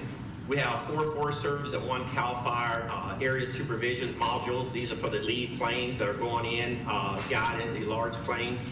We have 12 air tankers. We have 18 water dropping helicopters. We have 3 water scoopers. And all 8 of the Department of Defense modular area fighting firefighter systems tankers are at South Ops or down in this area. 7 of them are in service, and we're still working on 1 that has some mechanical problems on the tail of the plane. That's expected to be fixed and operational later this evening, so for activity or for duty tomorrow. So tomorrow we're looking to have all 8 that are in operations, and as I said earlier, we have 7 that are operating now. A request for assistance has been sent, as I mentioned earlier, to our Canadian partners, looking at mobilizing 2 of the CL-415 water scoopers. They are expected to clear customs on Wednesday, and they'll be available after they clear federal inspections and check rides. You know, it's important to, when we talk about aviation, it's really important to emphasize that aviation resources cannot fly safely when the winds are high, like what we're talking about. So this is a situation that needs to be continually monitored. And I can't emphasize enough how important it is to closely coordinate among all partners in managing aircraft in this limited airspace. Our National Airspace Coordinator is heavily engaged with all of the people that are concerned, looking at safe operation of our aircraft in this area. And, you know, we're working with CAL FIRE to evaluate the offers that we're getting from our international partners, and this thing is dynamic and is rapidly changing. But given where we are in a year, we have very little competition for firefighting resources nationwide, and so we can still draw upon untapped federal, state, and local firefighting resources. Our initial tag rate continues to be really high. You know, we're staffing firefighters 24/7. To give you an idea, we have right at about 2,000 federal firefighters that are in station for what we call quick response emergent fires. That's the new starts. To give you an idea of how successful this group of people are, this group of firefighters are, since January 6th, we've had 235 new fire starts. and we have kept many of those, just about all of it, down to 5 acres or less. And I say that because that's pretty significant considering just the 4 large fires that we've had and the damages it's causing. This team of firefighters, both state, local, federal, and others tribes, have kicked back 235 new starts of fires. So we're looking at moving into post-fire recovery at some point, so the efforts are already underway. We've already provided post-fire imagery maps to the state's watershed emergency response teams, as well as the federal response team for both the Eaton fire and the Palisades fire. And we're in the process of also doing the same thing for the Hearst fire. Now, these post-fire images that we are providing, they're basically soil burn severity, which a team uses to produce a soil burn severity map. So we can look at the type of reclamation activity that need to take place after the fire.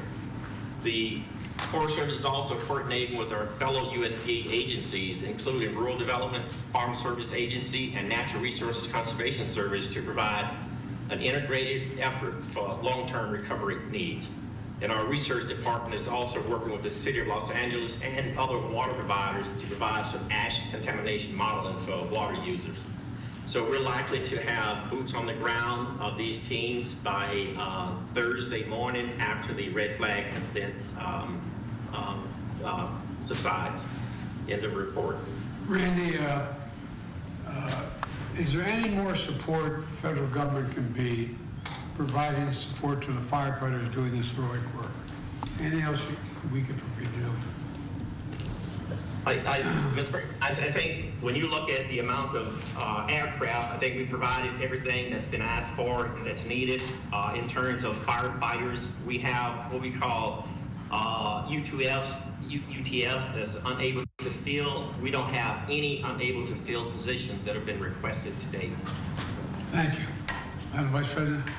Randy, if, God forbid, the fires go beyond Los Angeles County, given the surge of resources into Los Angeles, what is your level of confidence that we'll be able to get the resources to any neighboring county in time? I'm confident that we'll be able to get the resources. We have access right now to about 15,000 firefighters that are not currently being used, that's not needed. So if things got out of hand, and let's just say that the wind conditions blew the fires back out into the wildland, we do have firefighters pre-positioned in a lot of different areas to look at that initial attack. And I mentioned the 235 fires now that these same groups of people have been able to bat down to about 5 or 6 major fires. Can I ask one more question, Randy? Are you hearing any misinformation that's going out? False assertions that are being made about the state of the effort to fight the fire? Well, I mean, there's always rumors with large fires like this, Mr. President, and one of the things that everybody wants to know is how these fires start. And until the team of investigators conclude their investigations, we don't really know. And so there's a lot of speculation out there about how these fires start, but there's no proof to validate a lot of these rumors that we're hearing. Thank you. Thank you, Randy. Now to Administrator Criswell from FEMA. All right, thank you, Liz. Mr. President, Madam Vice President, you know, at your direction, I was on the ground there on Thursday and Friday. I had an opportunity to meet with incident commanders at both the Palisades fire as well as the Eaton fire. And again, I think you see the images on television, but it just doesn't compare to what you see in person, right? And you see the devastation. When you talk to the family members and you talk to the community members, and they talk so much about how proud they are of their community. And I think one of the things we've talked about a lot is that they say the community is gone, but the community is there. The community spirit will continue to exist. And we had that long conversation with the Pasadena mayor when I was there, and it was, you know, really telling on how proud they are of these communities. And so that's why, as Randy and his teams are continuing to try to put out these fires, FEMA's programs are in place to help support all of these families that have been impacted. I think right now we have about 8 shelters that are still open. The shelter numbers have been remaining at about 700 to 800, day over day, which means there's a lot of people that are staying with family and friends, or they're staying in hotel rooms. And so that's one of the things we can cover. It's one of the programs through the Major Disaster Declaration is we can reimburse these families for the hotel costs that they're experiencing now, in addition to giving them that serious needs assistance of $770 for clothes. They just need to buy clothes. They're left with nothing. So those are the first kinds of not information, but resources that we're going to be able to provide to so many families. And in addition to the just over 6,000 that you mentioned, Mr. President, that have already gotten the serious needs assistance, we've got almost 33,000 that have registered for assistance. And this number goes up a little bit every day, but we think it's going to continue to rise as we can get into the communities. We have our disaster survivor assistance team members that are going out into the community. They normally walk door to door. In this case, the fires are still burning, so they can't. And so we have them in the shelters, but we've also put them in the public libraries, where we know people are probably going to help register to get information. And then we'll continue to work with the mayor and the governor on other places where we can send our folks so we can reach the people that haven't gotten into the system yet. And so we'll continue to work with them to make sure that we can support them as they register for assistance. And some of them are already getting notices and letters, that the information has been received, but it's not final yet. There's a lot of confusion about that right now, and we recognize that. Explain that a little more. So when somebody registers for assistance and they have not submitted all of their documentation, like what their insurance company is going to cover or not cover, they'll get a letter from us saying you're not approved yet. They get a letter, they have no home. How do they get a letter? It's through email. So they get an email notification. Yeah, they get an email notification to check their case and that it's been updated. But we want them to know that it just means we need the rest of that documentation. So I've directed my team to start calling every one of these families that have already gotten this type of a notification so we can make sure that they know that, hey, we just need more documentation. We want to work with you and help you through this because it's traumatizing, right? And then to have this bureaucracy, limit that. I'm trying to take away the bureaucracy at your direction. That's how much can I get rid of? This is one of the things we're going to do is add that personal touch and call all of these families that have already received this notice so we can get them the assistance that they're eligible for and help them upload the documentation that they might need. You hear reported by the press that there's misinformation being put out there from some sources, or even people identifying themselves and going on the air saying such and such. Are you seeing much of that, and does it have an impact on the public? We are seeing some of that, similar to what we saw in North Carolina after Hurricanes Helene, Hurricane Milton. We even saw somebody put out a way to spread a message through phones that said FEMA's going to provide 3 years of coverage for hotel rooms, which was completely false and not sent by us. And so our external affairs team works hard to put out the right information. We work with the community to try to get the trusted voices within the community to help get the right message out and know who they need to go to in order to get this process started. Unfortunately, there's a lot of people that try to take advantage of these families that have lost everything, try to apply for assistance on their behalf, try to get them to apply in a false website. Those are the things that we see in almost every disaster. It just continues to get worse and worse. It seems like disaster after disaster. Given that the winds may pick up tonight and the evacuation geography may change, how are individuals and families going to be alerted if they are now required to evacuate, especially if it happens during the night? Yeah, that's something that the state and the county have a system to do a wireless emergency alert. It'll go right to their cell phone if there's an evacuation order for their area. And even if somebody drives into the area, it will let them know that they are in an evacuation zone. When I was there, my phone would go off when I would drive into the different areas. When I would drive into Pasadena saying, this is an evacuation zone, we need to leave. And so that alert alert system goes out, and they have their own provider that sends those out. And it's all directed at the county level. And then do you know whether the requests that have been made of the federal government, local, state, are they all being met, or are there any that have yet to be met? So all of the firefighting requests that are going through Randy and all of his folks are all being met. We are starting this planning process for the recovery, and we're pre-positioning some resources like food and water closer to the area if they need it. California's resource, they got a lot of resources, and so they have plenty that they're drawing from their own stockpiles right now and don't need ours, but we want to make sure if they do, we have ours ready to go. And so anything that the state has asked for outside of the fires that FEMA would provide, we've been able to meet all of those requests. Liz, do you have anything to add? Thank you very much. All good. Thanks, So guys. that- Mr. President, what is your view, sir?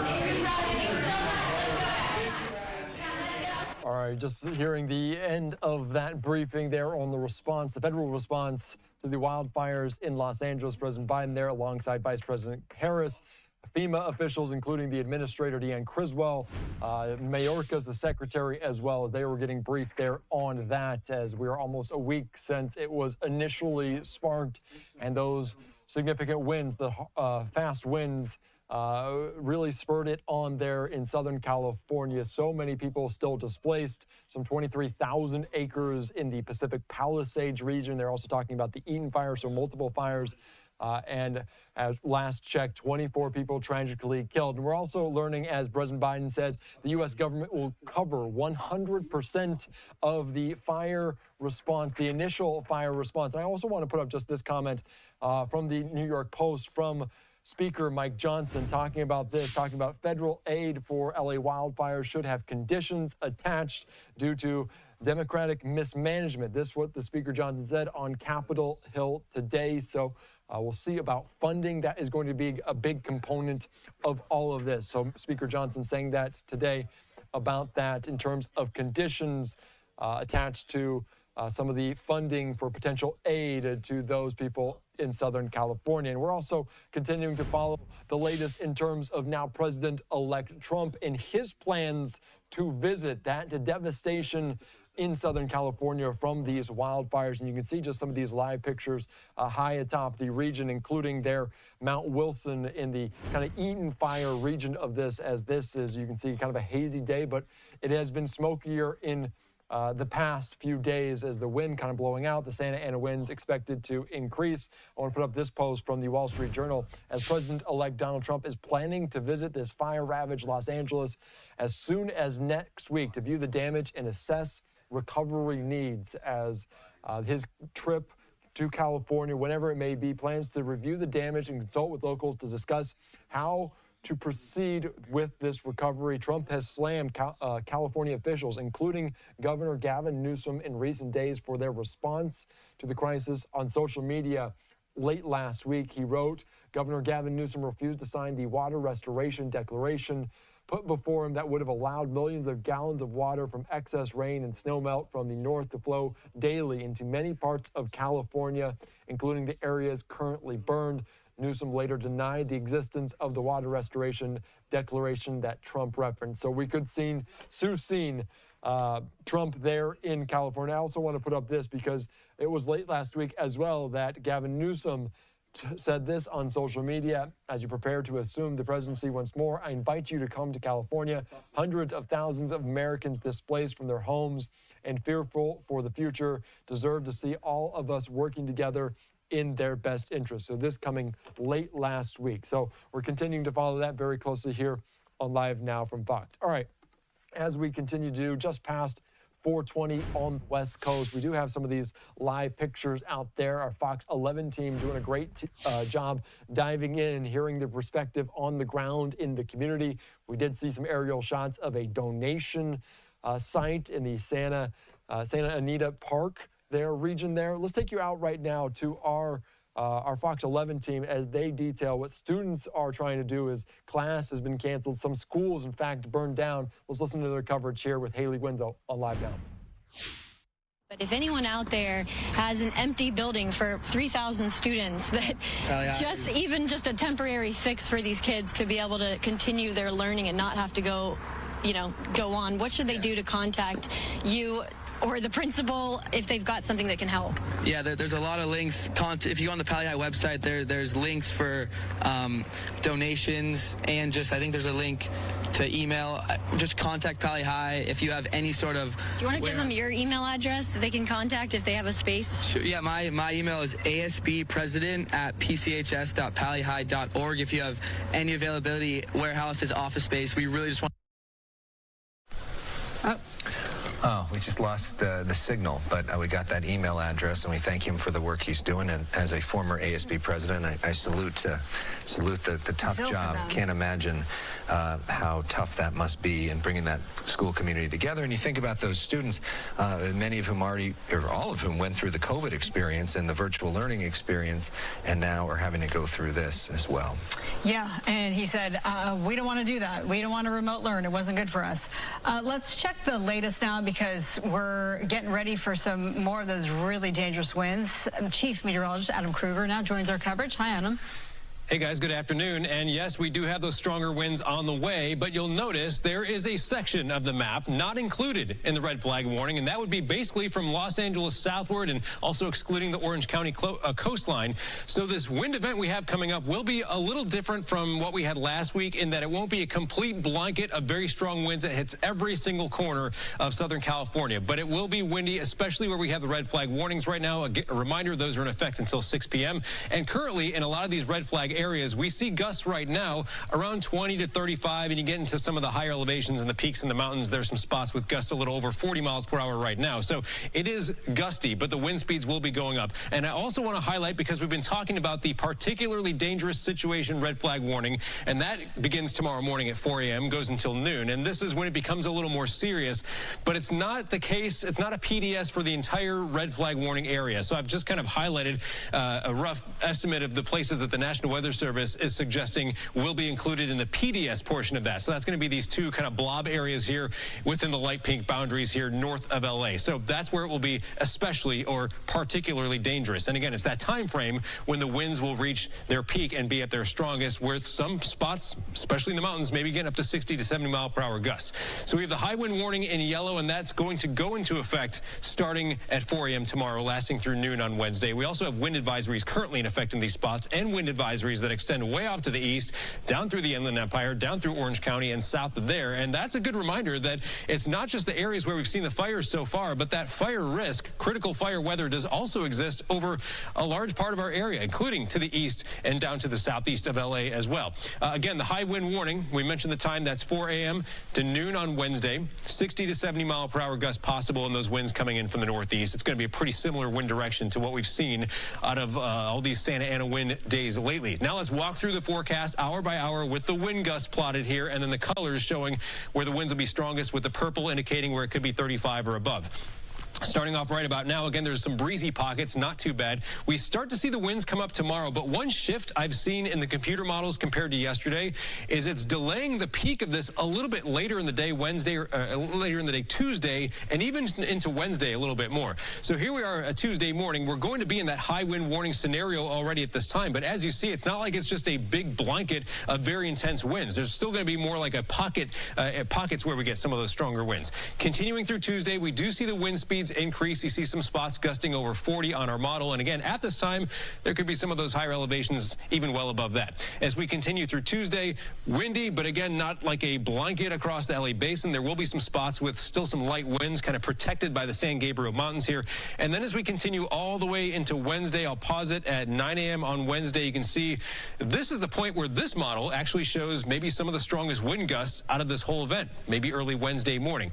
Bottom line, though, no matter when that peak comes, we know just in general Tuesday and into the first half of Wednesday is when we need to be especially on guard. That's going to be the last good blast of these Santa Ana winds. Wind speeds start coming down late day Wednesday. We get into Thursday and beyond, and we actually start to see a little more of an onshore flow, a cooler pattern, humidity going up at the end of this week. So Tuesday, Wednesday is when we for sure need to be on watch, guys.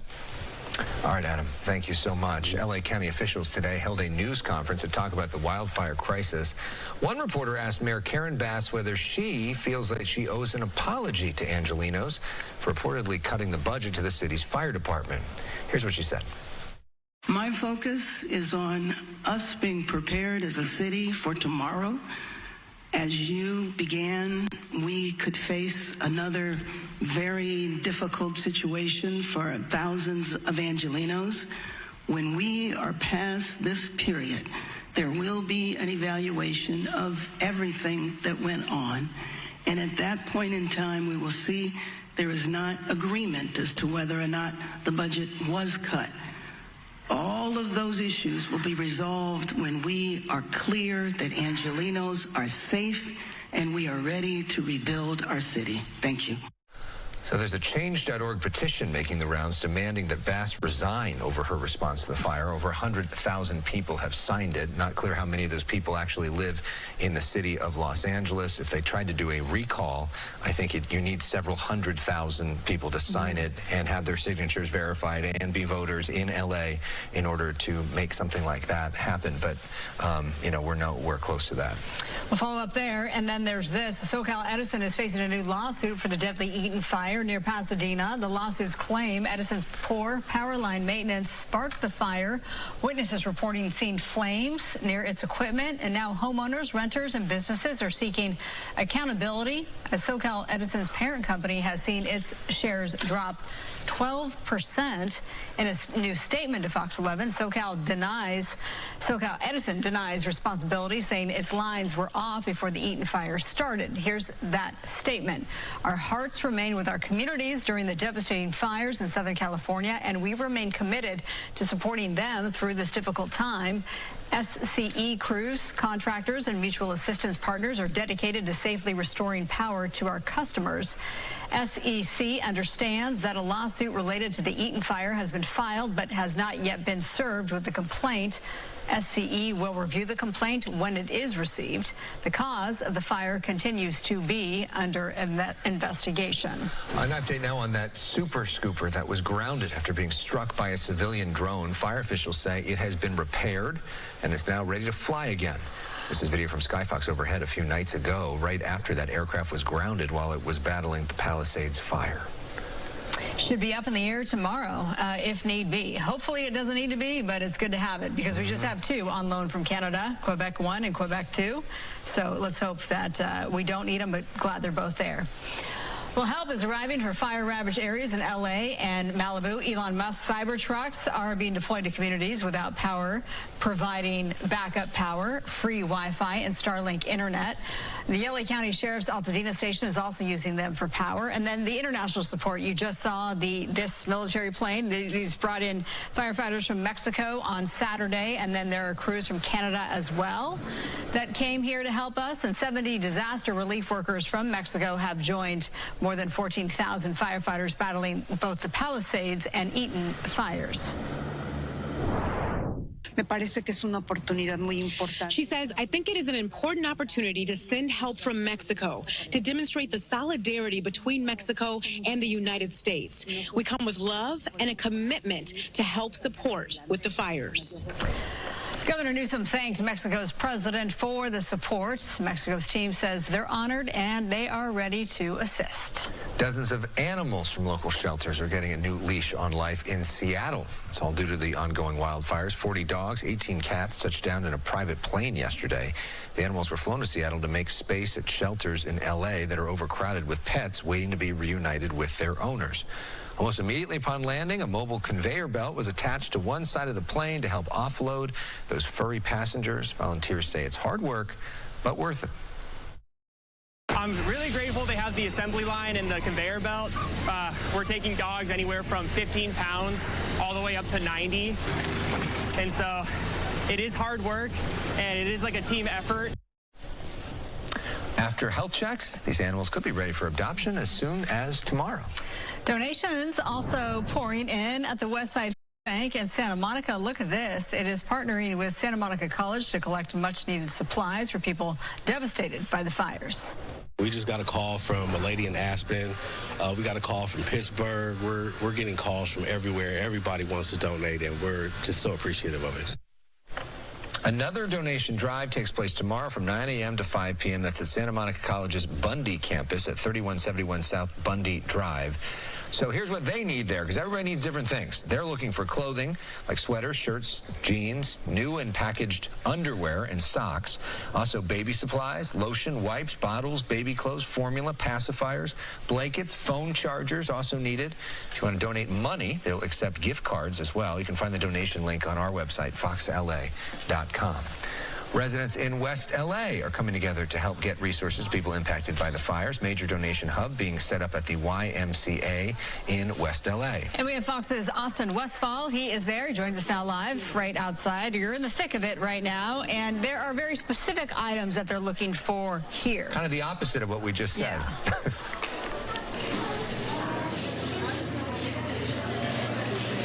Austin may not be able to hear us right now, so hopefully we can get... We're having a little bit of earpiece trouble here. It's a little tough to hear you. But, yeah, we're out here in West L.A., and I'll keep showing you around because we're seeing, like, lots of people around here. We've been talking about the fact that this is stressing so many people out. We've been talking about the mental health angle to all this. Our video journalist, Frank, if you will, pan over. They've even got a massage area set up out here. We've seen that being put to use a couple times throughout the afternoon. We've got a dog here standing by, so some folks are getting some pets in.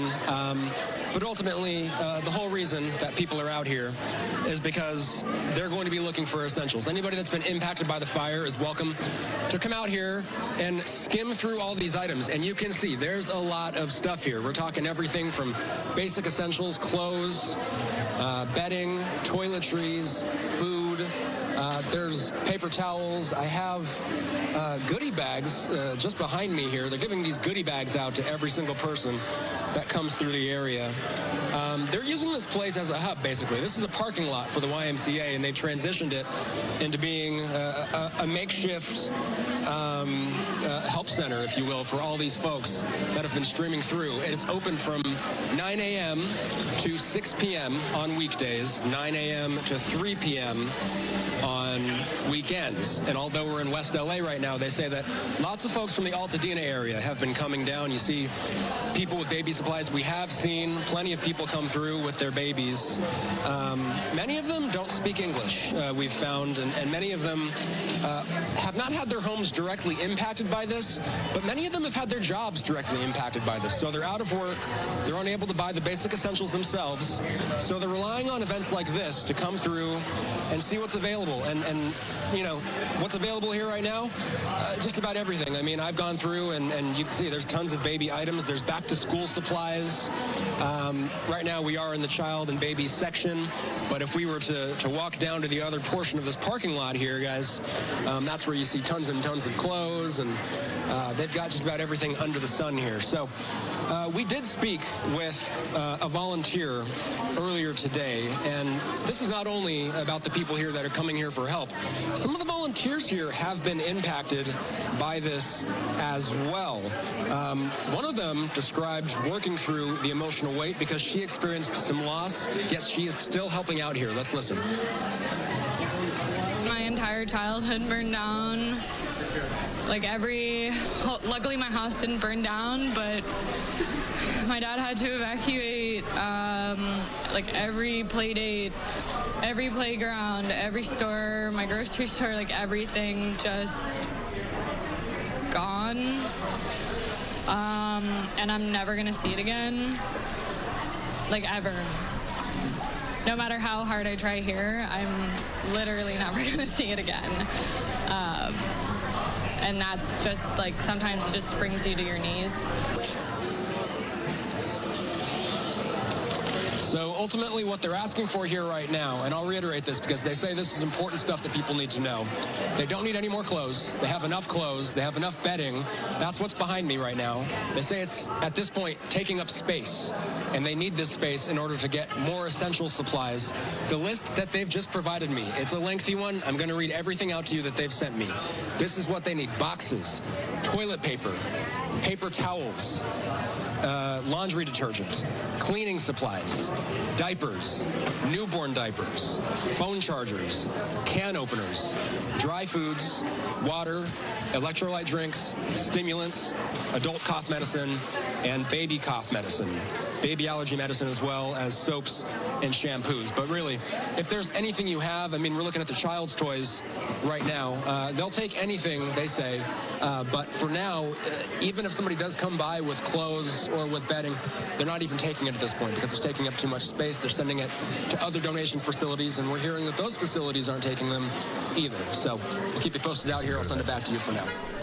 Austin Westfall, thanks so much for joining us. And we're encouraging you to join Fox's support of the American Red Cross. We've given $1 million already. You can go to go.fox/Red Cross to support the efforts. You can also scan the QR code on your screen.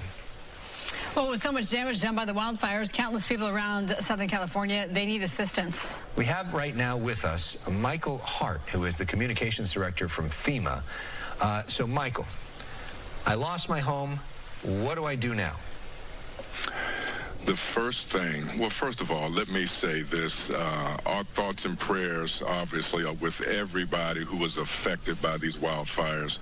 Just watching your story, even leading into our conversation, the young lady who says she's never going to see many of her childhood haunts, things that are part of her life. We know so many people are affected, so I just had to start this conversation out with that. But to get back to your question, the first thing that we need, anyone who was affected by these wildfires, who had damage to their home, who had any type of loss, is to contact their insurance company first, and then their next call should be to FEMA. And you can contact us in 3 different ways. You can call 1-800-621-3362. They can visit disasterassistance.gov, or they can use the FEMA app. And then also, we do have teams who are out in the communities where it's safe to do so, where there are public gatherings, working to sign people up and get them registered as well. So, Michael, we've heard from homeowners who have contacted you and who have already been denied FEMA assistance. And this has to do with because they already have insurance. So in that situation, what can they expect from FEMA? What's your advice to them? Right, so FEMA is unable to duplicate any benefit or assistance that any resident is going to get from their insurance company. We are here to supplement that. But again, this is not just a FEMA response. As you saw there, your reporter was out in the field at the YMCA. It's FEMA, it's nonprofit organizations and volunteer agencies. Sure. It's us working closely with the state and local authorities here, working also with many of our federal partners to help this community, begin the recovery phase and, get back to some normalcy in their lives. Let me ask you this, because to that point, yes, there are other agencies to help, but we just heard from Senator Adam Schiff, and he was talking about this very issue, and he said, although you may have insurance, there are other ways that FEMA may be able to supplement and help you out. So can you speak to that? Sure. We can help residents provide funding for serious needs, immediate needs, money they may need for if their house has just received damage, for repairs to their home. We can provide money for any lodging that they may have had to pay for while they were evacuated. We can provide assistance for food, clothing. Perhaps they need to purchase medication for themselves, things of that nature as well. So if somebody's in a mandatory evacuation zone and they've been out for a few days, their house is okay, but they've got this hotel bill that's running up now that they weren't expecting. Is that something that FEMA helps with? Yes, it is. They should keep those receipts and use those when they contact FEMA to begin their registration process. You gave us a 1-800 number. You gave us the website as well, which we will, again, repeat for our viewers and have that on our website. But we also learned today from local officials, if Michael's still with us, I'm still going to ask. There you are. I am back, but I missed part of your question there. Okay. Well, we also learned today that there are 2 FEMA disaster resource centers locally that will be in operation, I believe, as of tomorrow, one at UCLA campus and then one at the Pasadena Community College campus. Do you have any intel on that?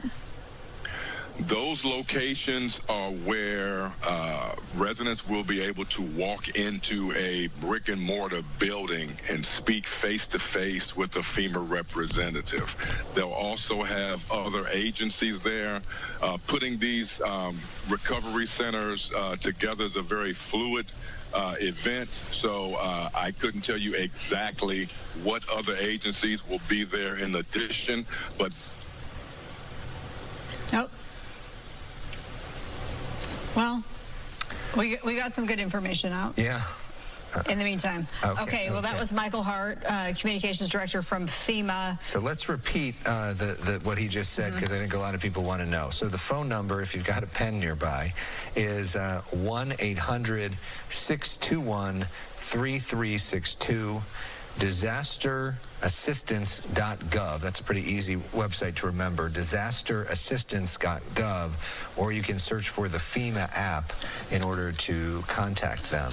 And then locally, Supervisor Catherine Barger, the chair of the LA County Board of Supervisors, she announced today what I was just mentioning to him about those actual resource centers run by FEMA that are now going to be in play as of tomorrow. Again, one at the Pasadena Community College, the other at UCLA.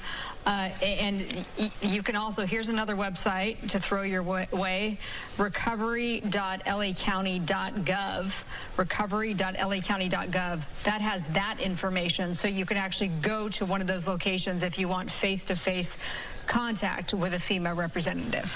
Yeah, and the price tag for all this is going to be very, very, very high. And so I can only imagine what it's going to be for FEMA. And funding this is going to be a big question mark. Will soon-to-be President Trump, approve all the funding for this? Will Speaker Mike Johnson, remember, all bills have to come out of the House to fund, will he approve this? Will there be strings attached, as some folks have suggested in the Republican side going forward? We are just hearing this because we know that Governor Newsom has invited President-elect Trump to come. We know Catherine Barger has invited him to come, and now President-elect Trump is apparently going to come as soon as next week to see the fire damage and assess recovery needs. The Wall Street Journal is reporting his team is planning carefully to try to avoid disrupting recovery efforts. The fires could become the costliest disaster in the history of the country.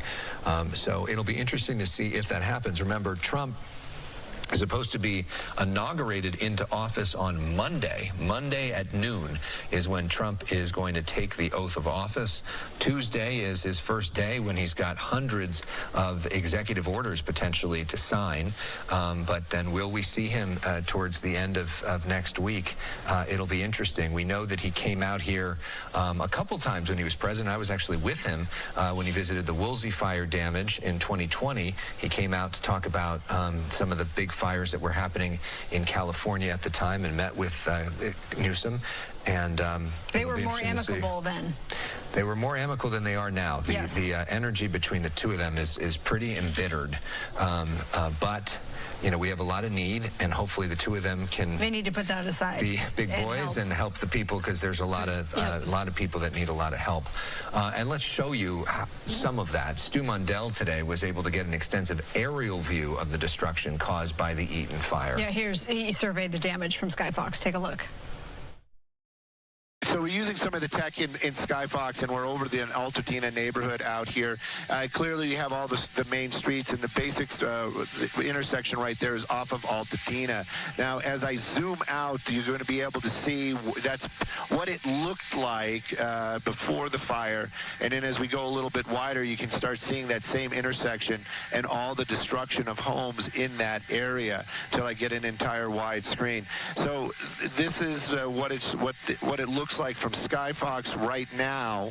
And then as you push back in, you can see what a Google Maps looks like from before. You can see all those homes that are in the area. We have to remember we're at 10,000 feet, so there's a little bit of distortion in both the photos, but it gives you an idea at least that these were neighborhoods, and they have been completely decimated by the fire out here in the Pasadena area. Going to go back to a live shot right now. You can see in the Pasadena, out here in the Altadena, Pasadena area from the Eden fire, the biggest difference that I'm seeing overall, besides the devastation, is that they are having a lot of infrastructure being repaired right now. Pretty much almost every street that you can push in on, there's going to be some white trucks out there. That's going to be some sort of utilities. You go up into the neighborhoods, you can see them actually cutting down trees that have fallen across the roadways. We've been watching DWP crews working out here, power line people, everybody that works on anything that would be related to the infrastructure, making sure that the gas has been shut off, making sure that when they return the power to those neighborhoods, there aren't live wires laying on the ground. They're doing all of that. That's happening right now. Again, the area that we're showing you is going to be the Eaton fire, and these are just one of the many neighborhoods out here that were devastated by the fire. We talked about it a little bit earlier on. I'm really curious about the number of structures that have been damaged or destroyed in either of these two fires. It seems like almost the Eaton fire is going to be the one that has more homes that have been leveled by the flames. This is, again, one area of the fire, but these are complete neighborhoods that are leveled. As I'm kind of panning across here now, you're starting to see areas where there's still some homes left standing. But for the most part, I feel like the Eden Canyon fire, the Altadena neighborhoods, there's actually going to be more numbers. Not that it's any kind of competition or to say anything like that. But right now, though, you can see everything in the shot down there as we're kind of making this looking straight down a shot from Skyfox. Everything in that picture is gray because those are homes that have been flattened. I'm Stu up in Skyfox. Back to you all in the studio. When you see it from up above, it literally looks like hell on earth. Yeah, I mean, it does not look real, but it gives you a perspective of everything that happened and everything we have to deal with going forward. But Chief Meteorologist Adam Kruger, the real wish at this point is that we don't have more of that, and we are in danger of having potentially a new city having to deal with that. Yeah, I mean, if another fire were to start, it could get out of control very quickly, especially into tomorrow and Wednesday. That's when our winds begin to ramp back up once again.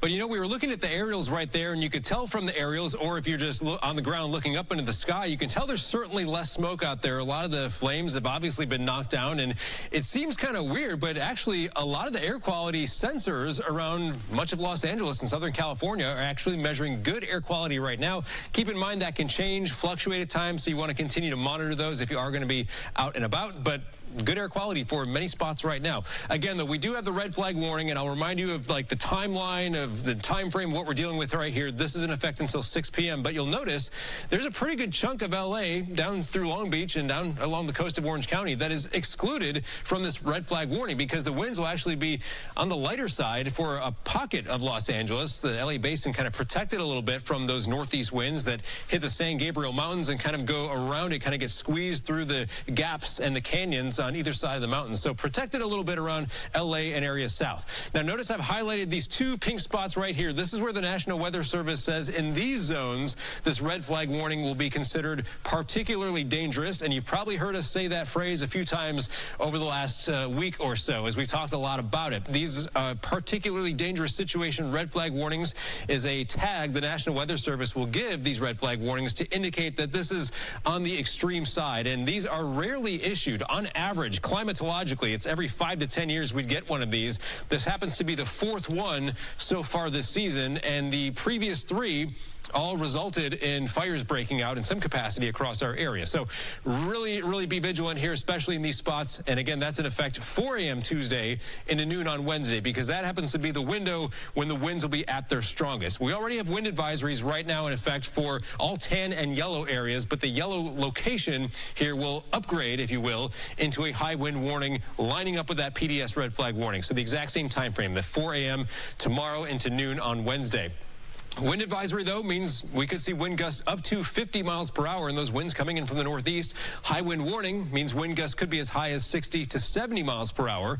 As high as that is and as strong as that is, it won't be as strong as the peak of the last event last week, when we were getting winds anywhere from 70 to even near 100 up in some of the higher elevations, about as extreme as it gets. So not to that level, but it is considered strong to extreme, and that's why that high wind warning is in effect. And again, there is your time frame. We're really watching out Tuesday into Wednesday. The winds will get a little extra surge compared to what we're seeing right now. Now, at the moment, I think a lot of people are probably in or around Los Angeles thinking winds are calm. What's going on? It doesn't seem that bad. Well, like we often see when we get these northeast winds, and like I mentioned earlier, it kind of hits the mountains and goes on either side. So we see an area up to the north, and then we see an area east and south through parts of Orange County where the winds are most gusty right now. A lot of these spots where you see these purple areas have wind gusts 20 to 30 right now. Some of the higher elevations have gusts as high as 40 to 45 currently, and those wind speeds should continue to increase going into Tuesday. Now, here we are Tuesday morning, and by this time, we will already be in this high wind warning and already into this PDS red flag warning, but you'll see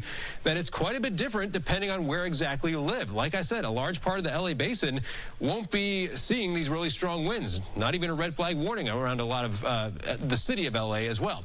But there will be other areas, and you see it just highlighted pretty clear with the purple colors where those winds are going to be strong. So this is Tuesday, and we're going to see those winds get that extra boost tomorrow, and that's going to be the case pretty much all day long and into the first half of Wednesday. That's where we'll end the forecast right here, pausing at 10 a.m. Wednesday, and you can see how the model shows some gusts 40, 50 miles per hour. And again, on the high side, and this will mostly be higher elevations, there could be some gusts that reach as high as 60 to 70 miles per hour. And finally, if you're wondering, when are we finally done with this? It's been such a prolonged kind of Santa Ana wind event that's been off and on at times, going all the way back to early last week.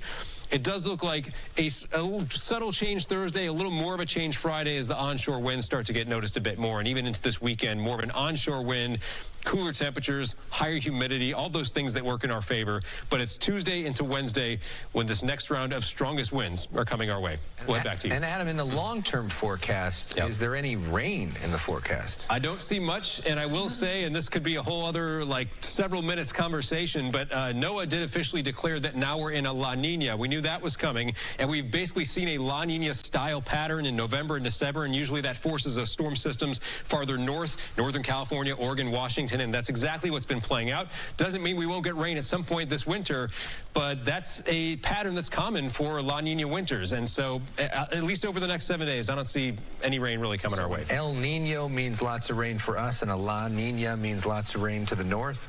Pretty much, yeah. It affects those global weather patterns, and yes, La Nina winters typically push that storm track farther north, and the term El Nino, La Nina has to do with the water temperature of the ocean, the Pacific Ocean near the equator, but that affects global weather patterns, and yes, so now this La Nina in the winter typically forces that storm track and those storm systems from basically Northern California northward. And again, it's not like there wouldn't be an exception at some point, but the general theme, and we've seen it play out over the last couple of months, is those storm systems head farther north. Which right now, imminently, is good for us, because the risk of mudslides, if there was a major downpouring right now, would be very high. Yeah, it'd be a whole other problem. But, if we could just draw it up any way we wanted, right? Just give us a little gentle rain, kind of wet things down. Sword, right? I mean, you want it, but you don't want too much of it. Yeah. Light drizzle over a few days would be nice. Yeah, never wanted it so bad. Yeah. All right, Adam, thank you so much. All right, so to better support the community, Metro leaders are continuing to make rides on its trains and their buses free. Metro had previously announced fare suspension only lasts through the weekend, but now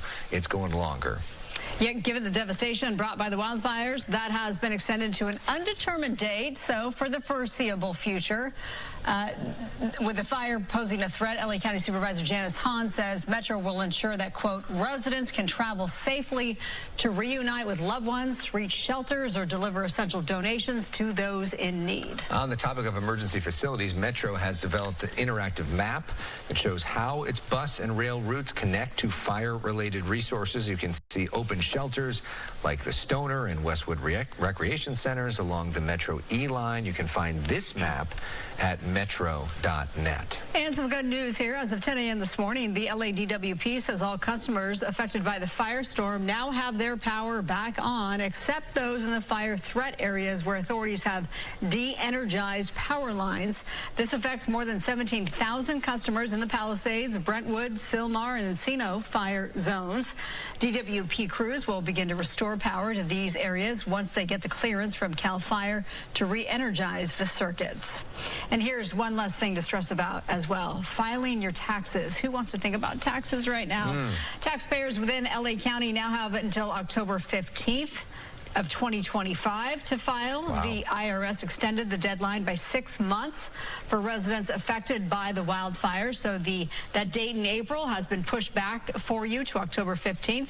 This, of course, is for individual and businesses. Bottom line, affected individuals and businesses will now have until October 15th, 2025 to file returns and pay any taxes that were originally due starting January 7th. There's free admission to the Natural History Museum of LA County and La Brea Tar Pits extended through Friday. Museum officials hope it can be a place for people to find peace amid the wildfires, give them something to do inside where the air is good. The museum is also working with LA County Parks to bring mobile museums to the community and provide emergency youth camps. Let's go up to Skyfox right now and take a look at where we're cruising along. So it is what a difference several days makes, because you don't see any massive plumes of smoke, which during our coverage, Alex, we have seen a whole lot of. Right. And now it's hazy in Southern California, but yes. And don't be fooled by the air quality. If in your neighborhood it may be, clear and you see the blue skies, it doesn't mean that it's just not bad air quality, because we know it is. It's all about those fine particulate, all the fine particulate matter out there that can really wreak havoc on your breathing, your system and your lungs. So be aware of that. And of course, if you're prone to asthma and things like that, it's really detrimental for you. Although a lot better than it was a few days ago. And let's hope we don't have fires in the next couple days, and then we can clear this stuff out of the system.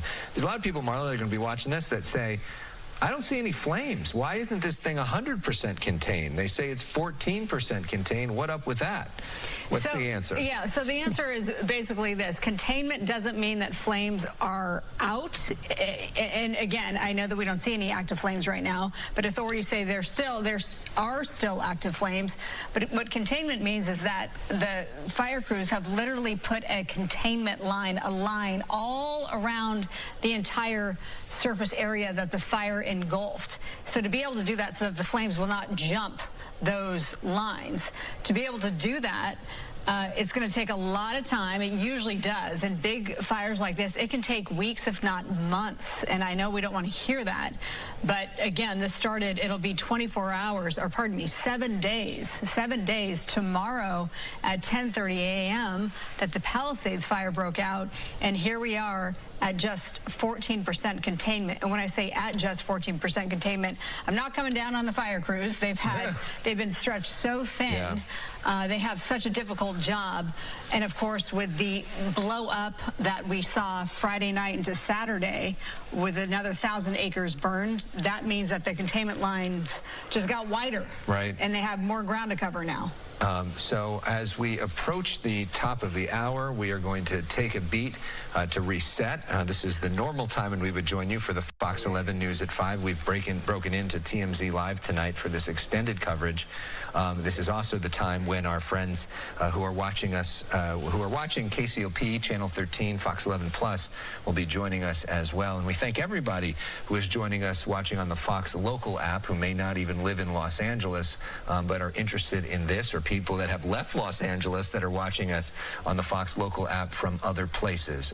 So here we go with our reset and the official beginning of the Fox 11 News at 5. Now at 5, another round of dangerous Santa Ana winds heading towards Southern California. While this fire weather event isn't expected to be as powerful as last week, we could experience close to Category 1 hurricane-force winds, especially dangerous fire conditions in certain communities. You are watching now the Fox 11 News at 5, simulcast on Fox 11 and Fox 11 Plus. I'm Alex Michelson. And thanks so much for being with us. I'm Marla Tejas. I'm here for Christine Devine. These incoming winds will only add insult to injury for firefighters on those front lines working tirelessly to contain the current fires. So here is a closer look at what's called a rare PDS red flag warning going into effect. That stands for particularly dangerous warning, which officially goes into place Tuesday at 4 a.m. And you see the circle, that's the areas that they're most concerned about. So red flag warning is already high fire danger, but the sort of blobs that you see highlighted there are what's especially concerning. Our chief meteorologist, Adam Kruger, starts us off with a look. Adam. Yeah, so we've got these red flag warnings in effect now for a large part of the area, but it's exactly as you said, these sort of these pink blob areas where it will be especially or particularly dangerous. That's where we expect the most extreme winds. So this is just a good chunk of land north of LA, essentially, that we're going to see the strongest winds and the driest air and the highest concern for very rapid fire spread. Although if a fire were to start anywhere in these red flag warning zones, even off towards the east as well, that could be a big problem as well. Let me back this up actually 2 slides just to show you how broad this red flag warning is. Again, the PDS part of that is mostly north of LA. And another thing you'll notice here is there is a section of Los Angeles down south through Long Beach and then a lot of the beaches in LA County and then down through the Orange County coastline where there is no red flag warning at all. As a large part of the population not under a red flag warning and not under a wind advisory, not under a high wind warning, but it's those valleys and mountains, especially up to the north of LA where we see the highest concern for some of these strongest winds here.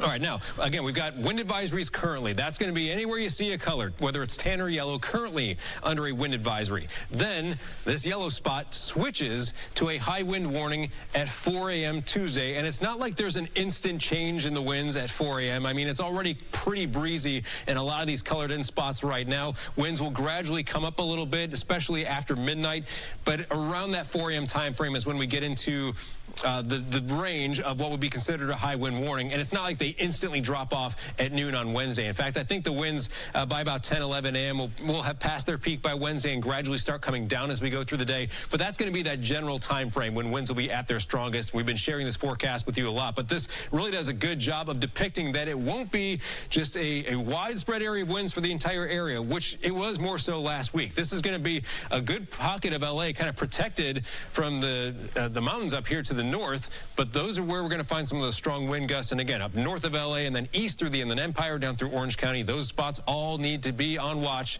through the day Wednesday, and then we'll see conditions improve after that. We'll head back to you.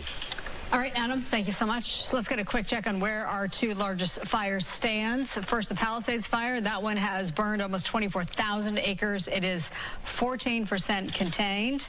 Next, the Eaton fire. It has burned a little more than 14,000 acres. This one is 33% contained. We have reporters on the ground across the impacted fire zone. Our team coverage begins with Fox 11's Haley Winslow talking about the Pacific Palisades fire. Haley. Hey there, Alex and Marla. Yes, we are at Barrington Rec Center, which is about as close as you can really get to try to get into the Palisades right now if you're the general public. And we're in this parking lot because we're interviewing a bunch of students at Pali High who lost their school, and most of them lost their homes as well. So these were freshmen all the way up to seniors who should be thinking about prom and applying for college, of course. And some of the students were on remote learning during COVID, as we saw. We're showing you some video, too, of not only aerial footage of their demolished school, but also some ground footage that one of the students got. So the front part of the school is still intact. It was made of brick, but obviously it's inoperable. The rest of the school is completely demolished, and they're trying to avoid online remote learning, which is what, of course, they had to do during COVID. These are their critical years, and they're, of course, trying to find some kind of space where they can still be able to learn and continue school while they're also trying to find a place to live. So here's what some of the parents and students had to say just a moment ago. Everyone in the Palisades feels lucky because we lived between the Santa Monica Mountains, which are beautiful, and the Pacific Ocean, which is equally beautiful. And we lived in a self-contained little town that had its own village and was one of the safest places for children to grow up and one of the healthiest places to live. And all the people in general respected each other. Most people knew each other. We had Little League Baseball. We had a 4th of July parade. Everyone seemed to understand how lucky they were to live there. And LA, being such a great city, having such a tiny little town like this is an anomaly. And now we're fearful that that town will never be rebuilt to the way it was. Right now, the community, although we're so far apart physically, I've never felt tighter with my friends and family and neighbors. We're all reaching out there for each other. We're running errands for each other, whatever people need. Everyone's just so selfless right now because everyone's in the same boat. And I'm so fortunate to be the president at this time because it's so hard, but students are reaching out. We're all there for each other. And at this moment, all we're really looking for is a place for students to be back together. So this is a picture of Pali High that, like much of the Palisades, has now turned to rubble. They're looking for any kind of empty space, like a warehouse or a building where they can still operate. Now, I literally, I've connected them with a friend of mine named Bob Ruth, who is a retail developer, and they're on the phone right now seeing if they can make this work. But right now, of course, it's a maybe. There's a lot of hoops to go through. So if you have a place that you can offer, here's another email address and website that would help them out. I know we gave you Charlie's email just a few minutes ago. That was the student body president you just heard from. But if you have any kind of empty space that could help, you can email pchsrecovery@palihigh.org. That should be on the bottom of your screen, hopefully. And if you want to make a donation, you can go to go.palihigh.org/giving. We'll put those on our website, foxla.com. I know it's a lot to try to keep up with during this time. But through this, a lot of people in the community have really stepped up to the plate to try to help in any way they can. I'm reporting live here from Brentwood. Haley Winslow, I'll send it back to you. Haley, thank you. There's been a lot of back and forth about whether President-elect Donald Trump is going to come to Los Angeles, and tonight reporting that that visit could come as soon as next week. The Wall Street Journal is reporting that his team is working through planning to carefully avoid disrupting the recovery efforts. We know that Mayor Bass said yesterday that she was in touch with members of his team to try to figure out a date. So some confirmation from Wall Street Journal that the trip is going to happen. We just don't know exactly when it's going to happen. We know he has been personally invited by Governor Newsom to come, as well as the chair of the Board of Supervisors for LA County, Catherine Barger. SoCal Edison is now facing a new lawsuit for the deadly Eaton fire near Pasadena. The lawsuit claim it says that Edison's poor power line maintenance sparked the fire. Witnesses reported seeing the flames near its equipment. Now homeowners, renters, and businesses are seeking accountability as SoCal Edison's parent company has seen its shares drop 12%. In a new statement to Fox 11, SoCal Edison denies responsibility, saying its lines were off before the Eaton fire started. Here's their statement. Our hearts remain with our communities during the devastating fires in Southern California, and we remain committed to supporting them through this difficult time. SCE crews, contractors, and mutual assistance partners are dedicated to safely restoring power to our customers. SCE understands that a lawsuit related to the Eaton fire has been filed but has not yet been served the complaint. So that is a portion of their statement. Again, they say that the cause of the fire continues to be under investigation, and they say, you know, we've heard that, but cannot blame us. And I don't think the graphic was supposed to go up there, but we'll say it because we can't say it too many times. We hope you will support the American Red Cross. We are working with them, and we hope you consider a donation. There it is right there.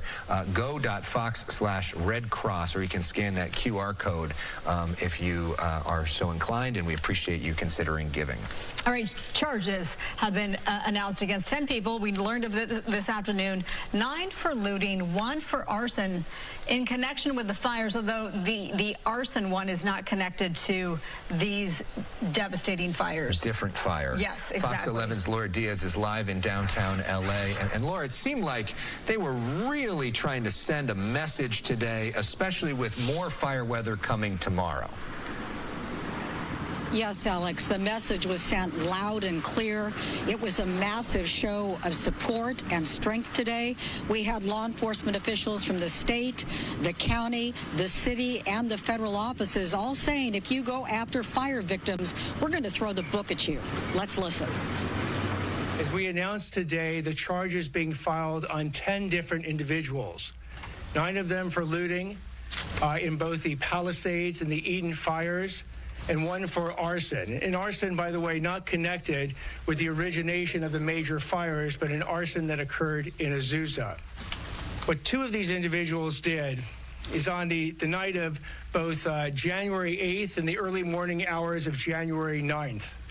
They went ahead and committed first-degree residential burglary and looting during an emergency and evacuation situation in a house in Mandeville Canyon. They have been charged with first-degree residential burglary. They've been charged with looting. They've been charged with grand theft. That Ring camera video, quite powerful. The DA went on to say that those suspects had stolen over $200,000 in valuables from that home. But as you pointed out when you came out to me, of course, we were getting ready for another powerful Santa Ana condition and potentially very threatening and dangerous fires to burn here in Southern California today. So that's why I think that it was so important that all of those officials showed their strength today. In fact, they spoke for over an hour. And when I come back at 6 o'clock, I'll talk about the question that I was able to pose to the DA and to the sheriff as well about this report that we've been receiving that private citizens have been taking matters into their own hands, vigilantes, if you will, to try to protect their own property. And these are the circumstances that we find ourselves in this very harrowing time in January. I'm Laura Diaz reporting live from downtown LA, sending it back to the studio. Marla and Alex. It was a really interesting moment when you did ask about the vigilantism, Laura, so we look forward to that a little bit later. Thank you so much.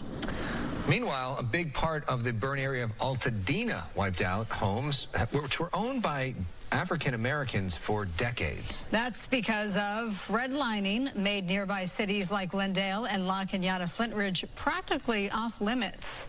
Fox 11's Susan Harrisuna, she joins us now live in Altadena, where you've spent a lot of time of late. You have more? That is so true, indeed. Yeah, by some accounts, there is 80% black home ownership in this tiny area of Altadena. That's more than twice, or about twice, what the national average is. Now, it isn't by accident that this enclave was developed here over the last few decades, and part of it was because, as you said, redlining. Also because LBJ President Lyndon Baines Johnson passed the Fair Housing Act that opened up more loans to African Americans. Now, we met today 81-year-old Willie Jackson. He's lived up here since the 70s. He raised his family here, and now he has no home to go back to. But he is remaining resilient. Meantime, I want you to listen to him describe why it is that redlining affected his decision on where to buy a home. Oh.